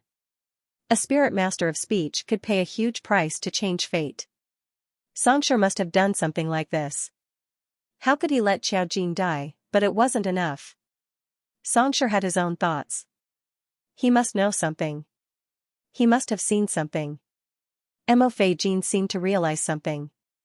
His tears stopped. He hugged Xiaojin's corpse and murmured, I'm willing. I'll give up my eternal life as the price. If I have a spirit, I'll give up my spirit. I'll give up everything. I won't regret it. As long as you wake up, you'll be revived. You'll definitely be revived. He used his ability. He had already paid a huge price to curse Mo Fei Huan. Now, he only had a sliver of strength left. He hugged Xiaojin's corpse and spat out mouthfuls of blood. He could feel his life force leaving his body, as if he was losing something forever. Xiaoxia always said that people didn't have a second life. Since that was the case, what harm was there in giving up everything? His only ability was prophecy. Prophecies could succeed or fail. The only difference was the price he had to pay. Xiaojin's consciousness stared at Mo Fei Jean. Her eyes were filled with shock. This was clearly wrong. Even if Mo Fei Jean used his ability and used his eternal life as the price, it wouldn't be enough to compensate for Xiaojin's life. He had already been included in the price of the laws. He didn't have this ability. Then, she felt her body move. His fingertips moved slightly. Mo Fei Jean seemed to have sensed it. His eyes flashed with ecstasy. However, at this moment, the rules no longer showed any mercy. They had to pay the price they deserved in order to change everything. Mo Fei Jin's life force was instantly seized by the laws. He transformed into a ray of light, but before he disappeared, he looked at Xiaojin with a gratified look in his eyes. When her body fell to the ground, she felt a sharp pain. When Xiaojin got up, the entire square was dead silent. The Rakshasa realm demon from before had already disappeared, and there was still the sound of someone screaming. The rules would seize some, but there would also be some left behind. These people were the seeds of the future. But they will lose their memories. The existence of the 4 great kingdoms would eventually disappear from history. This was at the cost of civilization. Xiaoxia, Furua's scream came from the square. She could only see Xiaojin running towards her, her eyes filled with anxiety. Furua was just an ordinary person. Xianxia left something for me, Xiaoxia. When she ran towards Xiaojin, she was holding something in her hand. But Xiao Jin could feel her life force rapidly draining away. She still had to die.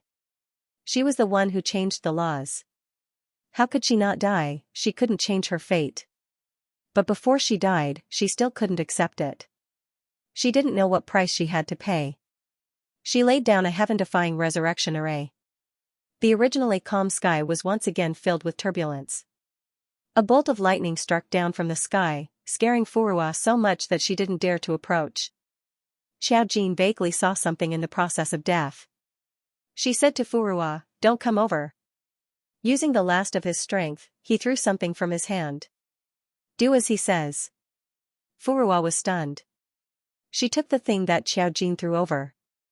It was a brocade pouch. Xiao Jin shouted to her, "Go to the junction. If you can survive," if she could survive, the formation she set up would be of great use. She couldn't die like this. Xianxia definitely didn't go to the Rakshasa world to let her die. This matter wasn't over yet. When she revived, she would start again.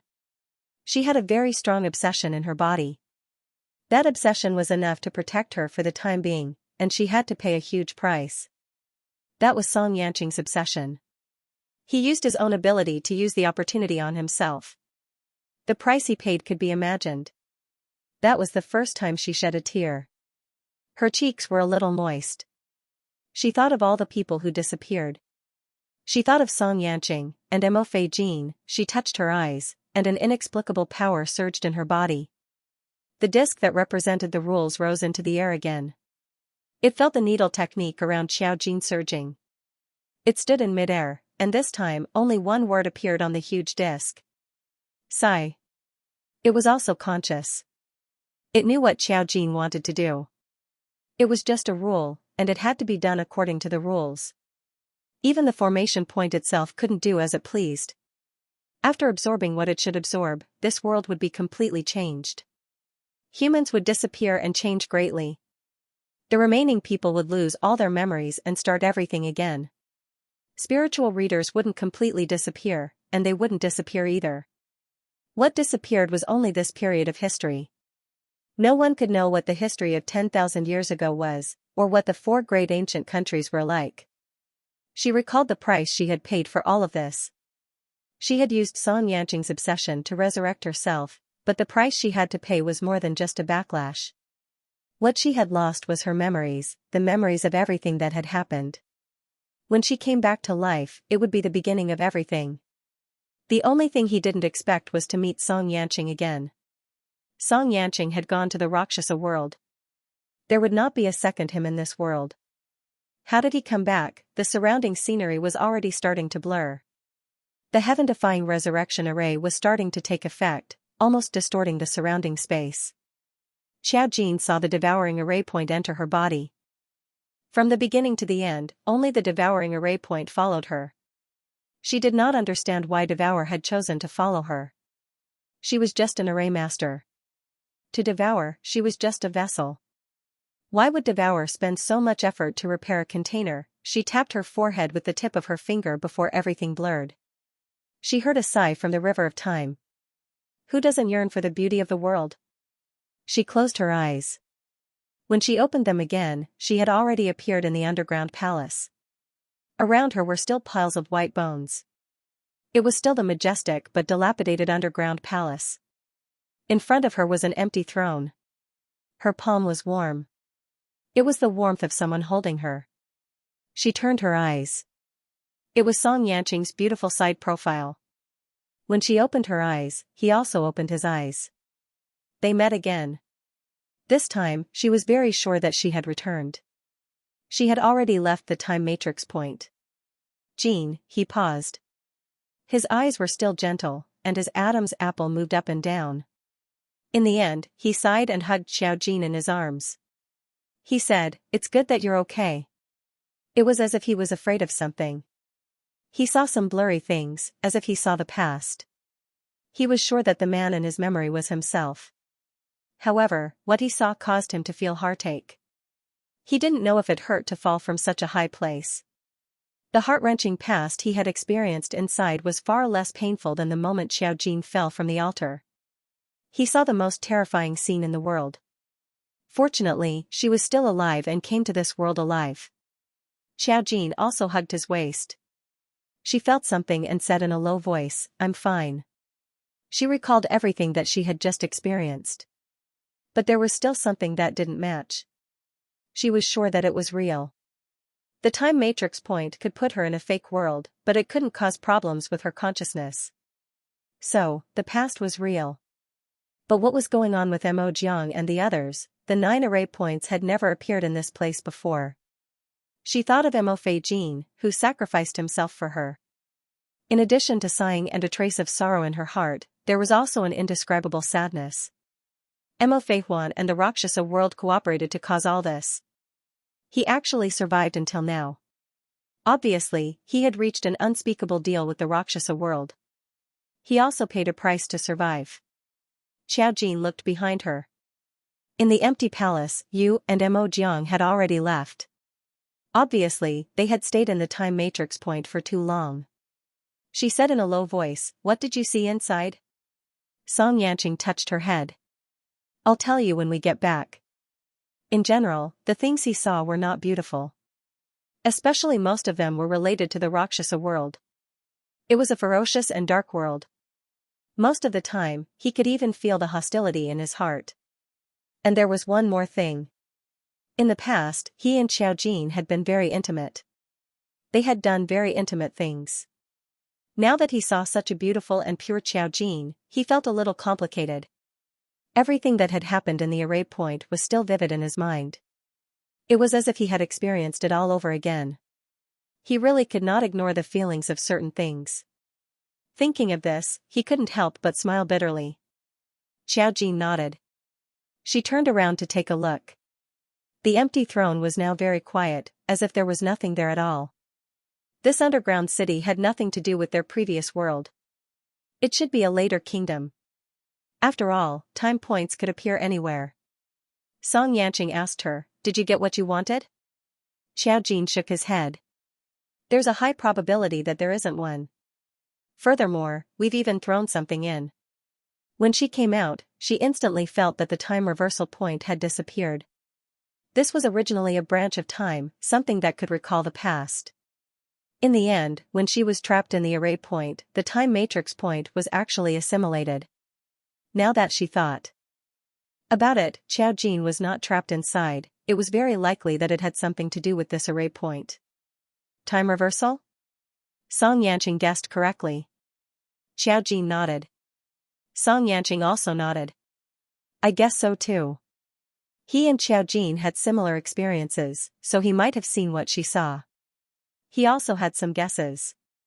They were about to leave this place. However, before they left, Xiaojin asked the time matrix point a question. "Where is the space matrix point?" She could communicate with the time matrix point for a short while.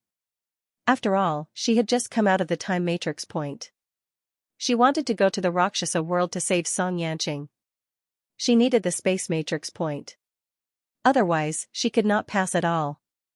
The time matrix point only replied, "You will never find the space matrix point. You can treat it as if it does not exist." Other than that, there was no other information. Xiaojin knew that it would not answer. It was the time matrix point. It could not be subdued. Since it said that the space matrix point could not be found, it indirectly proved that the space matrix point was complicated. It could cross space. Naturally, it could go to any place. It might not even be in this world. This time, Xiaojin knew the past through the time matrix point. It could be said that she solved the mystery of her resurrection. Her resurrection was very complicated. After paying such a huge price, she no longer had the ability to resurrect. She was resurrected twice. Once because of Mo Feijin, and once because of Song Yanqing. And the strange Devourer. She summoned Devourer to no avail. Devourer never communicated with her. Some things were still unanswered. Looking at the time matrix point, it did not seem like it would tell her anything. She pursed her lips. She felt that what happened after this should be related to Song Yanqing. However, she still needed to find out what the 9 array points would eventually converge into. Thinking of Mo Feijin, Xiao Jin's eyes turned ruthless. She could conclude that Mo Huan was most likely Mo Fei Huan. Their names were so similar. She could not find anyone else. There would not be a second one. Back then, he did not do enough. However, he was the main culprit. From the beginning of his existence, he had been competing with Xiao Jin.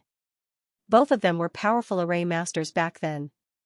Only Xiao Jin had one of the 4 major matrix points, Devour. Now that she thought about it, there were rules. She could be recognized by the matrix point because she was stronger than Mo Fei Huan. Mo Fei Huan, who had the matrix point, was no match for her. His aim had always been Xiao Jin's position. It was a pity that no one knew what Mo Fei Huan had done after that. The rules had originally wanted to take the lives of all spiritual readers, so there was no reason for Mo Fei Huan to survive. What exactly did he get from the Rakshasa realm that allowed him to escape the rules and save his life? With this question in mind, Xiao Jin and Song Yanqing returned to the surface together. Song Yanqing's phone had long been turned off. They had no idea how long they had been underwater. They would only know when they went up.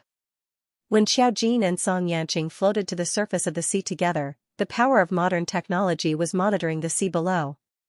In the first few tens of thousands of meters, they definitely wouldn't notice anything. But at this time, a certain country received an unknown surveillance message. Abnormal activity data detected under the ocean within Iceland. Someone activated the submarine's radar in surprise and finally captured a very strange image. On the screen, they saw 2 people rising straight up from the underwater world. Their speed was also very fast. It completely broke the understanding of common sense. However, before they could see clearly, the 2 people seemed to have noticed something. Then, the entire image turned into a message disconnected. The person who received the image report shocked my whole family. There were actually human activities under the Atlantic Ocean. This was big news of the century. At that time, the country that received this news was shaken.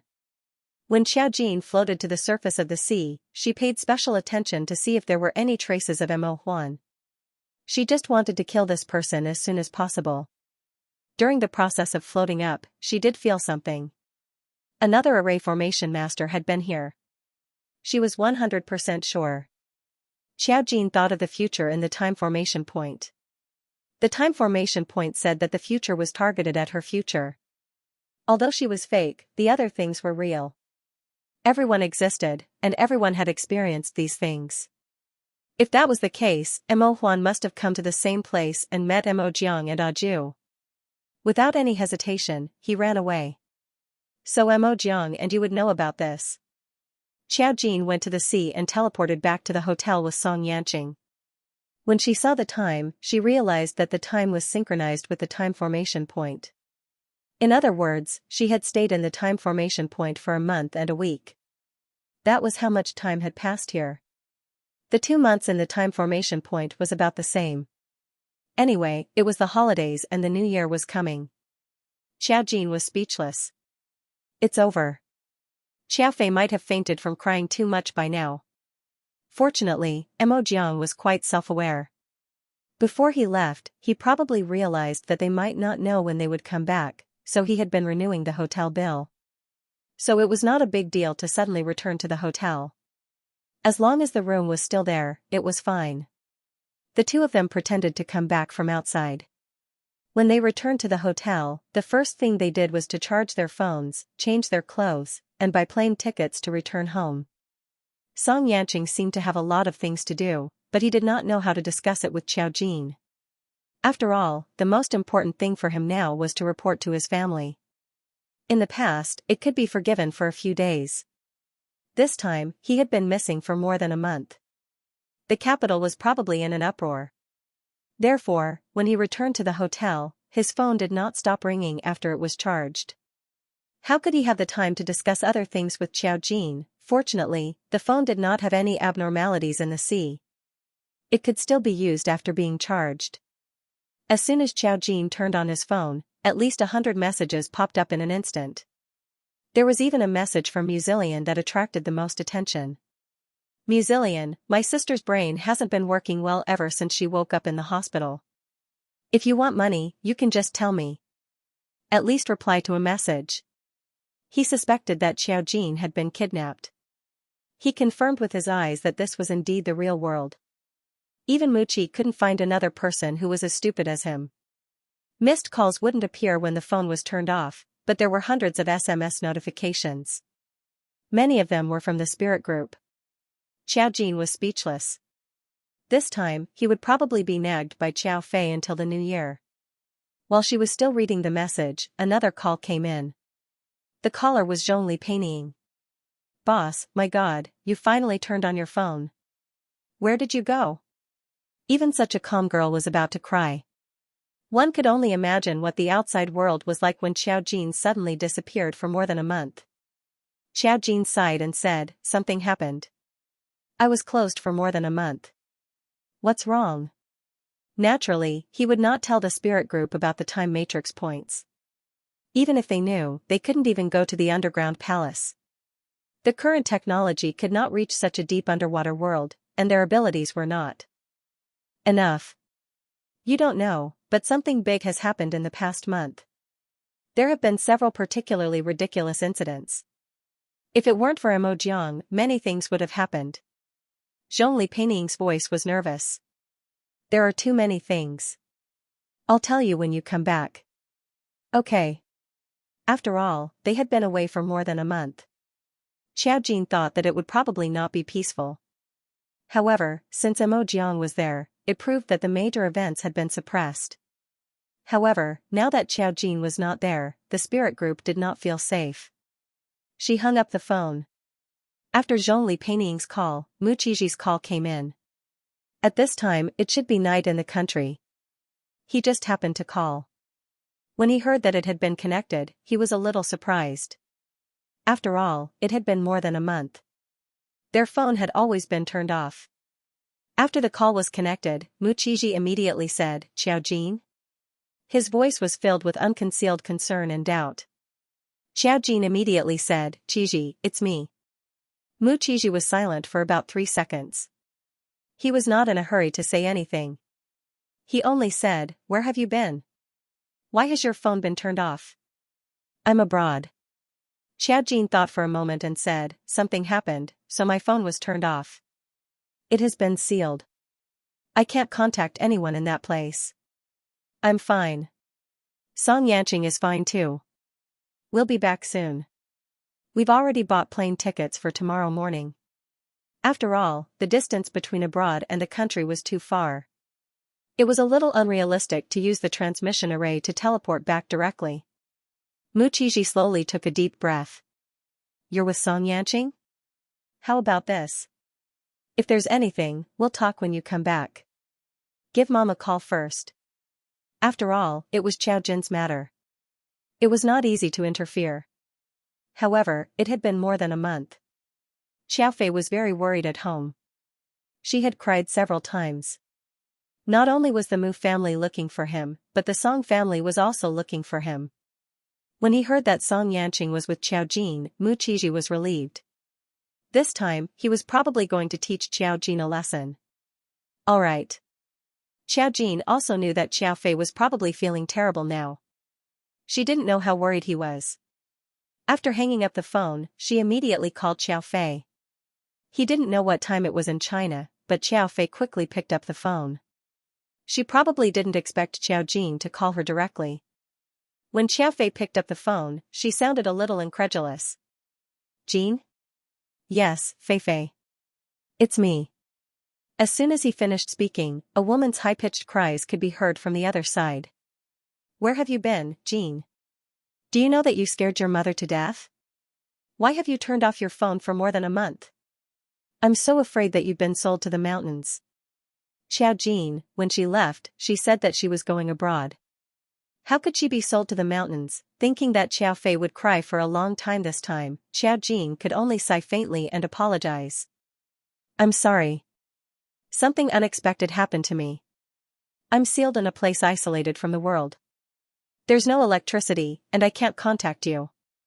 I'm sorry. We've already bought the tickets. We'll be back soon. Don't worry." "Are you crazy? How can I not worry? Your mother is worried to death now." Xiaofei couldn't stop crying. "It's been more than a month. You're getting bolder and bolder. You and Lord Song disappeared for a month without saying goodbye this time. Do you know that the Song family is going crazy? Your mother not only lost you, but also doesn't know how to explain it to the Song family. Woo woo woo woo woo, Xiao Jin said. Song Yanqing is also with me. He's already calling his family. Don't be nervous. Don't cry. That was what she said, but if she really didn't cry, how could Xiaofei stop? As soon as the call connected, Xiaofei cried for half an hour. She was too worried. Xiao Jin understood Xiaofei's worries, but she couldn't do anything about the time zone. She didn't know that she would stay for so long. Xiaofei's cries were accompanied by other people's voices. Xiao Jin heard Musachu's voice.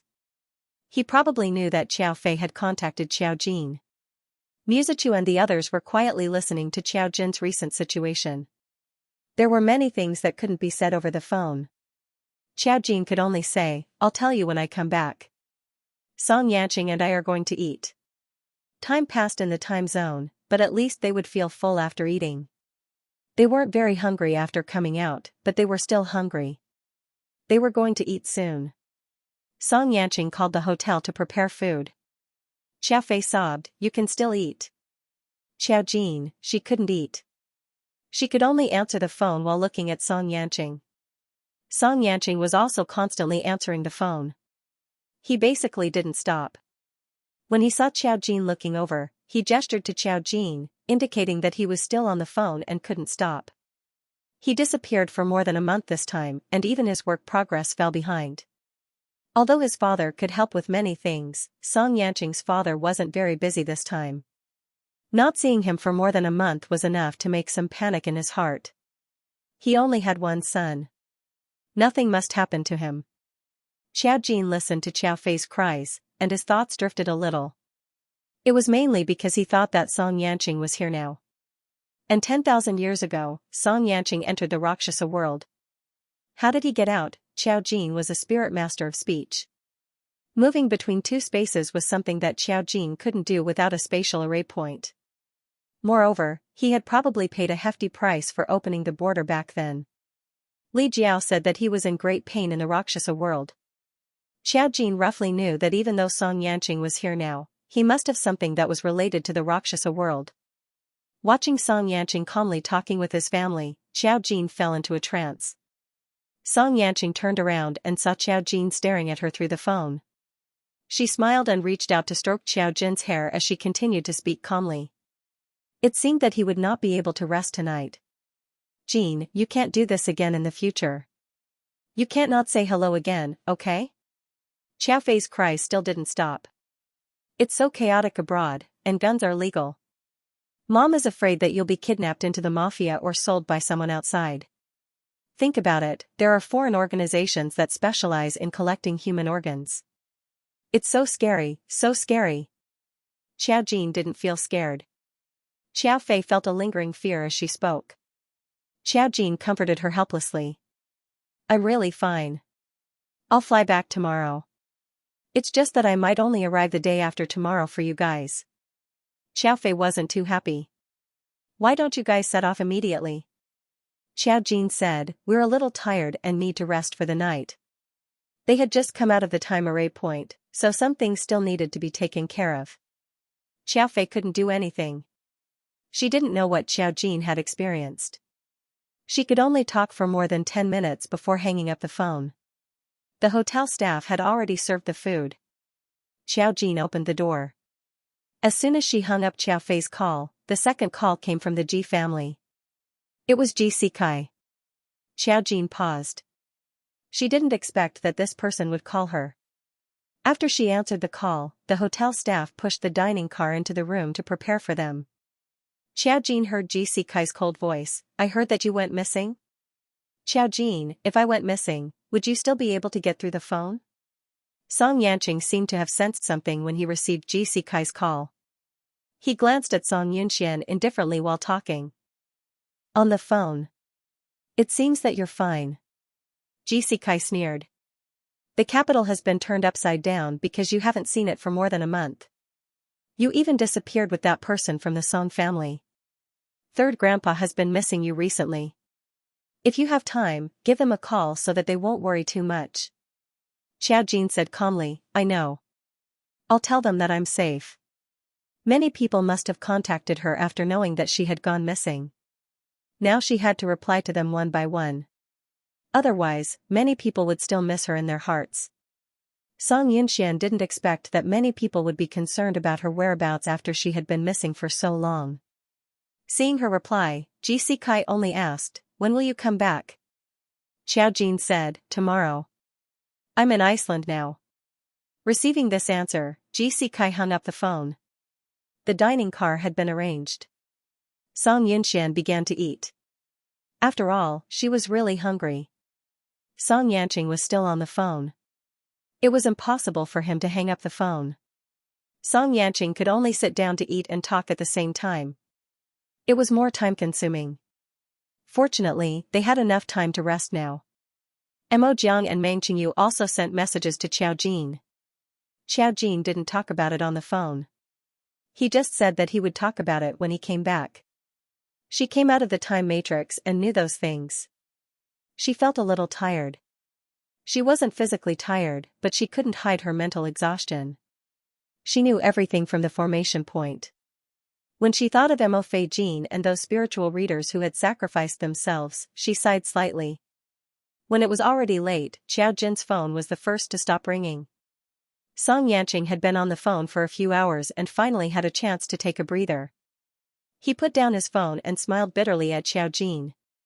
After we go back, we probably won't be able to see each other before the new year. This time, he had been missing for more than a month and had left behind too many things. He had to make up for it when he returned. He also had to accept the supervision of his family's face mask. I'm fine. Xiaojin pursed his lips and said softly, rest early. We'll talk about it when we get back tomorrow. If we can't meet, we can call. Song Yanqing nodded and looked at her gently. When he saw that Xiaojin was about to return to his room, his fingers twitched slightly. Thinking of what had happened in the array point, his Adam's apple bobbed up and down. He wanted to change, but he felt that it was inappropriate. He wasn't sure if what he had seen in the array point was the same as what Xiaojin had seen. But after Xiaojin returned to his bedroom, she came back out not long after. She looked at Song Yanqing and hesitated for a few seconds. She asked, can I ask you something? Song Yanqing nodded and hid his real thoughts. His eyes were still gentle. What do you want to know? What happened in the array point? I have a lot of things to say to you. She knew the past and knew the relationship between her and Song Yanqing. Xiaojin was still so calm, and she no longer resisted Song Yanqing. Some things were taken for granted in her eyes. But because of the tens of thousands of years, this relationship was covered with a hazy veil. She thought about it and was not sure if her thoughts would scare Song Yanqing. She said in a soft and natural tone, can I sleep with you? Of course, she just wanted to sleep with him because she had too many questions to ask Song Yanqing. Just like in the Matrix point. Song Yanqing did not expect that Xiaojin would take the initiative to speak. He was stunned for a second and laughed involuntarily. Okay. How could he disagree? Xiaojin nodded. I have a lot to say to you. Of course, Song Yanqing could figure out the subtext of this sentence. Although he had a lot of images of the past in his mind, he would not take the opportunity to do anything. Xiaojin's initiative to ask was already a big change. He nodded, and Xiaojin went to take a shower first. He still had some things to do, and he had no other thoughts now. From time to time, a phone call would come in. At least for a short time, he and Xiaojin did not have time. After taking a shower, Xiaojin changed into a set of white pajamas. She slept in Song Yanqing's room. The bed had been replaced by a new one by the hotel. When she went to bed, she was a little sleepy. She lay on the bed with her mobile phone and began to send WeChat messages to them. After a while, Song Yanqing came in. Seeing Xiaojin lying on the bed where he wanted to rest, Song Yanqing's heart beat uncontrollably. Soon, it calmed down naturally. Just like in countless days and nights, the relationship between the two began to become natural and harmonious. He came in with a notebook in his hand. Putting the laptop on the bed, he bent down to touch Xiaojin's cheek and kissed her forehead. I'm going to take a shower. Xiaojin nodded. He curled up under the blanket and started the game. He went into the bathroom to take a shower. The sound of water splashing could be heard, but Xiaojin didn't have any romantic thoughts. She kept thinking about the past. Xiaojin summoned the rule array and wanted to ask it why he had the rule array point 10,000 years ago. However, the rule array point did not provide any benefits, so it pretended to be dead the entire time. No matter how Xiaojin asked, it did not speak. She used the array point to reverse the situation at that time, which was why the Rakshasa realm was sealed back. However, the price they paid for this was the lives of all the spiritualists in the four kingdoms, as well as the disappearance of their civilization. The survivors no longer remembered any information about the civilization. To them, survival had become instinct. Such a huge change. Only this matter and the 9 array points, as well as what happened to Xianxia when he went to the Rakshasa realm, were the current mysteries. She had expected that the rule would not reveal any information. She took it back. Xianxia came out of the shower and changed into a simple black silk pajamas. The collar was embroidered with complicated patterns, exquisite and noble. When he came over, he pulled open the blanket. The bed was very big, but he still subconsciously leaned towards Xiaojin. He took Xiaojin's body into his arms, turned sideways, looked at her in different expression, and just asked, "You want to ask me what I saw in the array point?" It was clearly the first time the two of them had such intimate contact in the modern world, but it seemed that they had done it countless times. As a result, they were so natural that they didn't feel the slightest bit inappropriate. Warmth and natural fragrance flowed in the quilt. He had just finished bathing, and the fragrance on his body was obvious. Her nose twitched, and she smelled this pleasant smell. She snuggled close to him and said softly, "Yes, I want to know what you saw in the formation point." "I saw the past in the time formation point." She did not directly talk about the past. Instead, she first talked about how she experienced the fake future. She then snorted and said, "Time matrix point probably thinks that it's flawless, but I guess you won't leave me alone when I'm in a coma for 2 months." Xianxia also seemed a little surprised. 2 months in a coma? He thought for a moment, and then covered one side of Xiaojin's face with his hand, and said with a chuckle, "It really didn't do it well enough. If you were in a coma for 2 months, I don't think I would even be in the mood to work." He couldn't imagine Xiaojin being in a coma for 2 months. Xiaojin nodded. "I think so, but I stayed for a few days, and I know the whereabouts of the 6th formation point. When I go back, I will go find her." Xianxia said in a low voice, "What use do they have for you?" Xiaojin shook her head. "I don't know. I didn't see them in the past. I don't know if it was the time formation point alone that allowed me to see the scene before my death. I didn't see the people and things related to the 9 formation points, and now I have something I don't understand." She paused, and then asked Xianxia, "What did you see in the formation point?" Xianxia thought of all that, and sighed softly. "I saw my past. I was the spiritual master of speech of the Lian kingdom, right? What had been happening all along was confirmed. He had a close relationship with Xiaojin 10,000 years ago. They had been together since birth, and were a match made in heaven. However, what he saw was not complete. He didn't see anything about the succession ceremony. His memory stopped at a time. At that time, he had been guarding the border of the Rakshasa world, and also saw those demons who tried their best to break through the border. He also lost his memory. As a spiritualist of speech, he had a premonition that something was amiss. He felt that he had given up something important. It was just that when he was inside, he remembered how lucky he was. Lucky that Xiaojin was still alive. However, most of his memories were of seeing Xiaojin from time to time. Although he had memories, he was the same as Xiaojin, unable to control his own body. Everything was developing according to the past. Xiaojin was equivalent to his wife. Many things had happened between him and Xiaojin. He had done everything he could.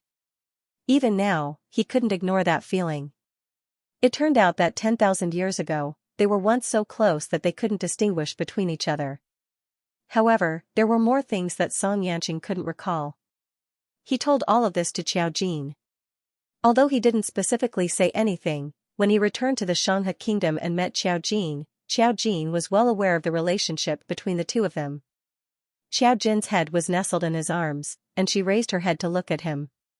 Xianxia gazed at her clear eyes, and quickly covered them with his hand. There was a low chuckle in his voice. Go to sleep. We have to get up early tomorrow morning. Xiao Jin nodded. Xianxia reached out and hugged her. His embrace was warm, but he hugged her a little tighter. The two of them slept in each other's arms and had a good night's sleep. When they left the next morning, they were in a hurry. After all, they had to catch a plane early in the morning. The two of them got up and could continue to rest on the plane. There was a qualitative change in their relationship. At least when they were outside, Xianxia would naturally hold her hand and would not be as restrained as before. Xiao Jin was also much more natural. In front of the person she liked, she was still so calm and would not have any inappropriate resistance. After recovering her memory, the only thing that changed was her relationship with Xianxia. Everything else was normal. After more than 10 hours of flying, they finally arrived at the capital at noon. Because they knew that Xiao Jin was coming back today, Mu Qiji was the one who came to pick her up. Xianxia was picked up by the Song family as soon as she landed. They were going to send her back, but after knowing that Mu Qiji was coming to pick her up, Xianxia did not say anything. She said goodbye to Xiao Jin and got into their respective cars. Mu Qiji came to pick her up. Muzichu and Muzilian were also in the car. Muzichu was easy to talk to, but when Muzilian saw Xiao Jin, he shouted, "You still know to come back, you still know to come back." He said resentfully, "You disappeared for more than a month, and you didn't even send a message to the family to bring brother Yanqing along. Xiao Jin, you are becoming more and more insensible and mischievous." This is what Grandpa said. "When you get home, you will get it." Xiao Jin was still holding a cup of milk tea that he had just bought at the airport. He drank it and said calmly, "I was just stranded because of an emergency. Aren't I back now? Look at your attitude." Muzilian pointed at Xiao Jin and clicked his tongue. "If you go back like this, you'll be scolded by Mom 3 times. If I were Mom, I'd definitely whip you with a feather duster. Why does she only whip me every time and not you? You've obviously made more mistakes than me. Who else would disappear like you? Alright, let's talk when we get home." Mu Qiji saw Muzilian talking nonsense in front of Xiao Jin, so he interrupted their conversation and let Xiao Jin get in the car. Mu Qiji drove in the front, Muzichu sat in the front passenger seat, and Muzilian sat with her in the back. After driving, Muzichu turned to look at Xiao Jin. "Where did you go this time?" Xiao Jin naturally replied, "Iceland." "What happened to you that you'd be trapped for a month?" Xiao Jin blinked. "You can think of it as an isolated space. It took me some time to solve it, so I went missing for more than a month." Muzichu frowned. "So brother Yanqing was trapped too?" Xiao Jin nodded. Mu Qiji didn't quite agree. "Xiao Jin, it's dangerous for you to do these things alone. Why did Song Yanqing have to go with you?" Xiao Jin said naturally, "He was worried about me. He didn't feel safe letting me go alone." Mu Qiji, he didn't expect it to be such a simple reason.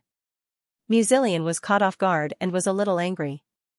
"If you ask me, brother Yanqing didn't know what was going on with you. It was such a serious thing, and he went missing for more than a month. Do you know that the Song family is going to be turned upside down? The capital hasn't been peaceful this month, and it's all because of brother Yanqing's disappearance. Many people outside are wondering if something happened to him." Xiao Jin didn't say anything. Muzilian said, "I thought you were kidnapped. I thought that even if the kidnapper wanted money, he would have to give me a message. I'm starting to wonder if you were killed." "How tragic." Xiao Jin. The 3 brothers said that they would talk about it when they got home, but they were still talking about Xiao Jin along the way. They told her fully what had happened during the month of disappearance. Xiao Fei cried almost every 3 days and cried every week, especially when she couldn't get any information from Xiao Jin. "But someone still came to tell us that you would come back." Muzilian suddenly said, "It was Mo Jiang." Mo Jiang had met them once in Li Jiao's world, so Muzilian believed her when she said it. But they didn't know Xiao Fei. Xiao Jin nodded. Mo Jiang knows where we are. If she says that we will come back, I will definitely come back. Don't worry at all. Easy for you to say. Mu Qiji still scolded him. Through the rearview mirror, he disagreed with Xiao Jin's words. You'd better think about how to explain it to your parents when you go back. You're already an adult, yet you don't have any sense of propriety. Xiao Jin, very good, children at home had to suffer these criticisms. When Mu Qiji's car drove into the Mu family's house, Xiao Jin saw Xiao Fei's figure guarding outside the door from afar. She looked around from time to time, looking a little anxious. When she saw the car drive in, her eyes lit up.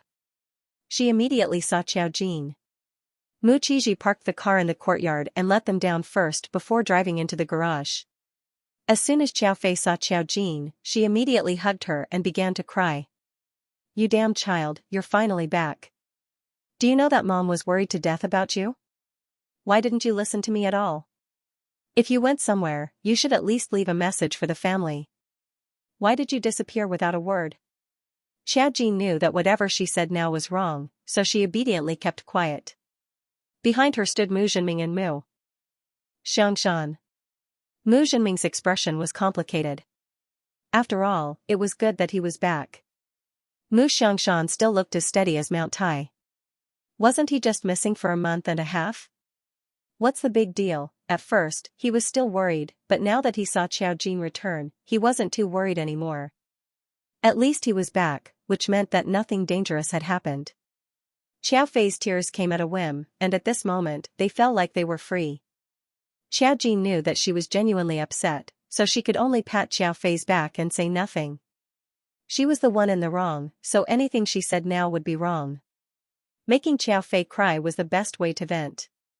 After crying for about 2 to 3 minutes, Mu Zhenming couldn't stand it anymore and coughed slightly.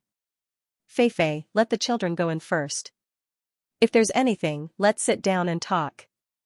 Xiao Fei stopped crying and said, yes. Probably because she cried too hard, she even burped. Everyone, Xiao Jin followed them into the house. This time, it was more like an interrogation. She sat alone on a small sofa. Facing everyone's interrogation, she didn't seem nervous. Mu Zillion was still fanning the flames. Mom, look, when I made a mistake in the past, you hit me directly. How many times has it been? The first few times, she went missing for a few days and nights without contacting you. This time, it's been more than a month. How can this be?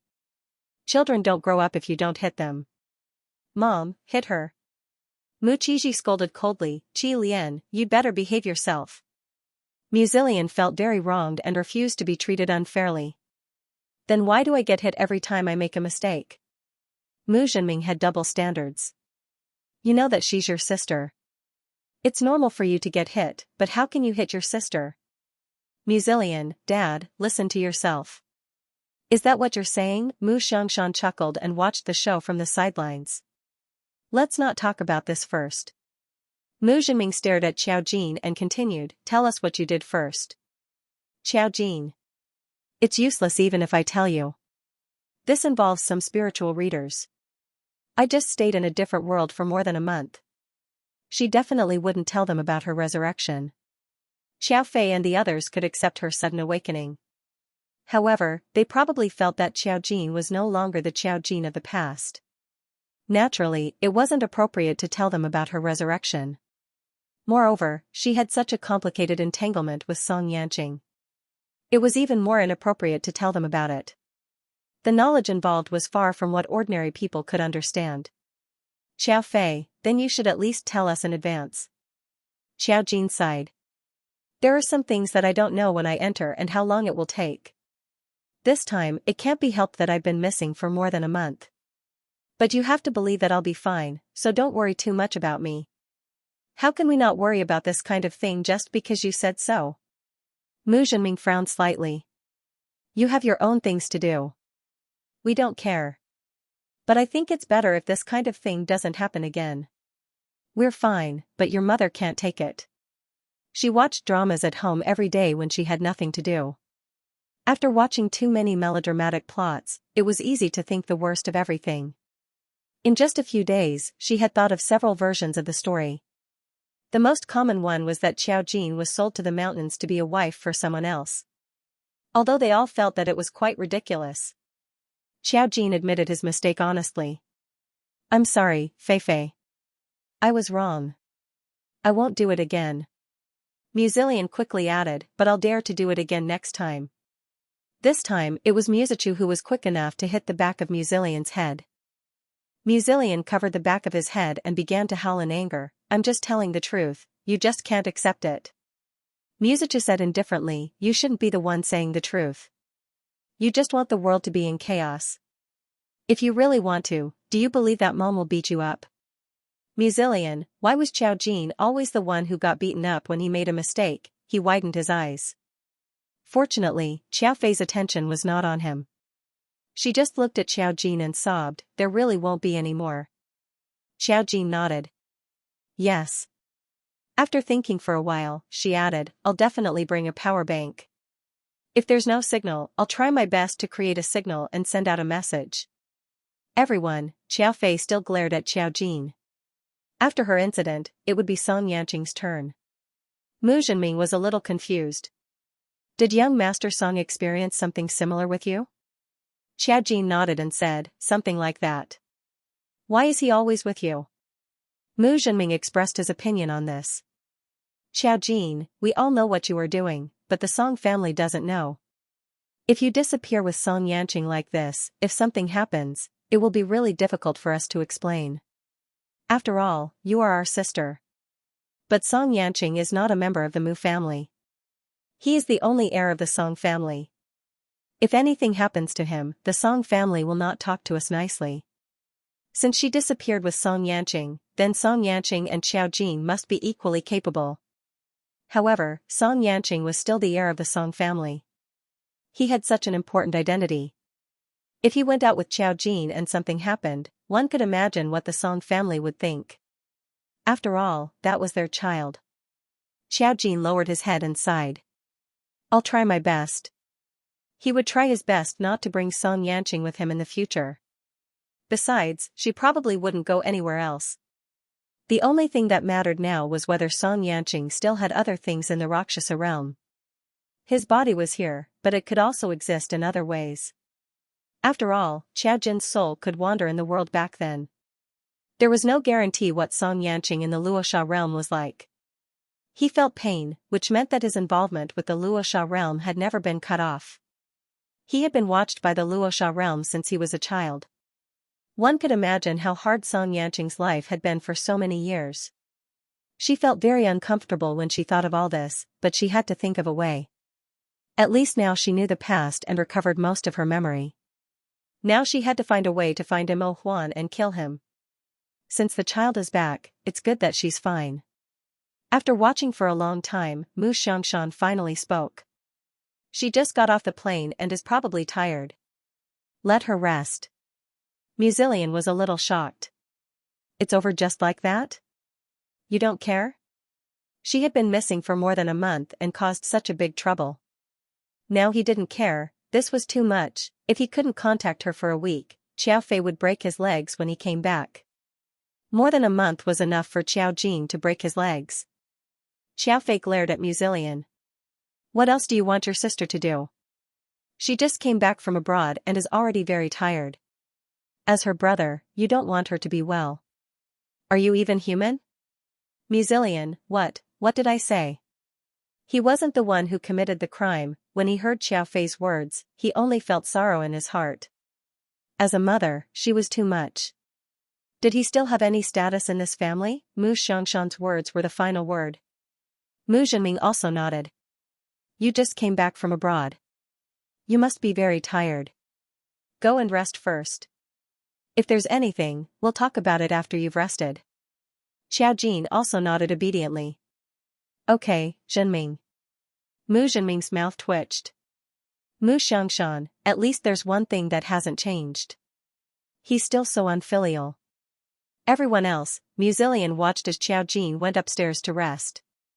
Seeing that Xiao Fei and the rest really didn't care about him anymore, Muzillion muttered to himself, if I go missing for more than a month, will Mom cry for me? Musachu was very calm. If you go missing for more than a month, you'll find that we've already set up a tombstone for you when you come back. Muzillion, ? I seem to have been seriously offended.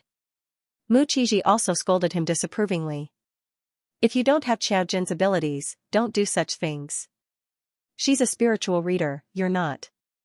You're just an ordinary person. Just focus on being a prodigal. Muzillion, he was about to vomit blood. How was he a prodigal? He didn't expect his big brother to have such an impression of him. Muzillion was furious.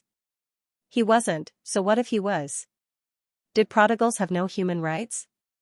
Muzillion thought for a moment, but no one paid any attention to his performance. Since they had interrogated Xiao Jin and now that Xiao Jin was back, the Mu family was no longer in a hurry. Mu Zhenming and the others had applied for leave today, so Xiao Jin went up to rest. They planned to wait for Xiao Jin to rest before going to eat hot pot at night. Muzillion, yes, they didn't plan to punish Xiao Jin. They even planned to celebrate Xiao Jin's return by eating hot pot at night. If it were him, he might only be able to eat his nutritious meal at the hospital tonight. However, Muzillion still muttered to Muzichu. Why do you think Xiao Jin brought Brother Yanqing with her? Does her matter have anything to do with Brother Yanqing? Muzichu glanced at him. What does it have to do with you? You can either ask Xiao Jin or Brother Yanqing. See who will tell you. Muzillion. Don't you want to know? Muzichu, I want to know. Muzillion, he understood that his brother was bullshitting. When Mu Qiji and Mu Zhenming went up to discuss things, Qiao Fei went to Xiao Jin's room to talk to her alone. Mu Xiangshan stayed behind and looked at the remaining two brothers meaningfully. Haven't you watched TV dramas? The less you know, the better. Otherwise, it won't do you any good. Muzillion sneered. Grandpa, do you think we're in a TV drama? It's normal for us to be curious about Xiao Jin. Aren't you curious? I don't believe you. Mu Xiangshan, I'm curious, but a qualified grandpa would never interfere with the younger generation's matters. Mu Qilian said, you make it sound as if you can intervene just because you want to. In the past, you intervened in my father's matter and almost caused the birth of my parents. Don't you feel guilty in your heart? Mu Xiangshan's face darkened. Muzichu said leisurely, if you continue to talk nonsense like this, you will have no helpers in this family. Muzillion, Mu Xiangshan was stabbed in the heart. He flicked his sleeves and left angrily. You'll be beaten to death by your mother sooner or later. Muzillion, that's impossible. I'm thick-skinned. Muzichu, what was there to be proud of? The two brothers were still fooling around in the house. Upstairs, Xiao Jin entered the house and knew that Xiao Fei was behind him. Song Yanqing called and asked if she had reached home. She said, we're here. Song Yanqing replied, At this moment, Xiao Jin heard, missing for more than a month. Are you trying to piss me off? Xiao Jin. Is it your father? Song Yanqing replied, It's true that I've been missing for too long. He can't accept it. Song Shireen, who had always been good-tempered, was furious. She couldn't blame her son, but she couldn't blame Xiao Jin either. She could only vent her anger on the side. Song Yanqing even called Xiao Jin. He was very angry and said, it seems that you and Miss Zhao are indeed close. After such a thing happened, the young couple still acted like they were in love. As a father, how could he not be frustrated? Unexpectedly, Song Yanqing actually made an end sound and said softly, isn't she also 20 years old? She can get married. Song Shireen, Xiao Jin, Xiao Fei came in from behind. Who were you talking to? Xiao Jin said, Song Yanqing, Fei Fei. She can get married at 20 years old? Xiao Fei, she sucked in a cold breath. End of chapter 1061. Don't forget to subscribe, like, and share the video to support the channel.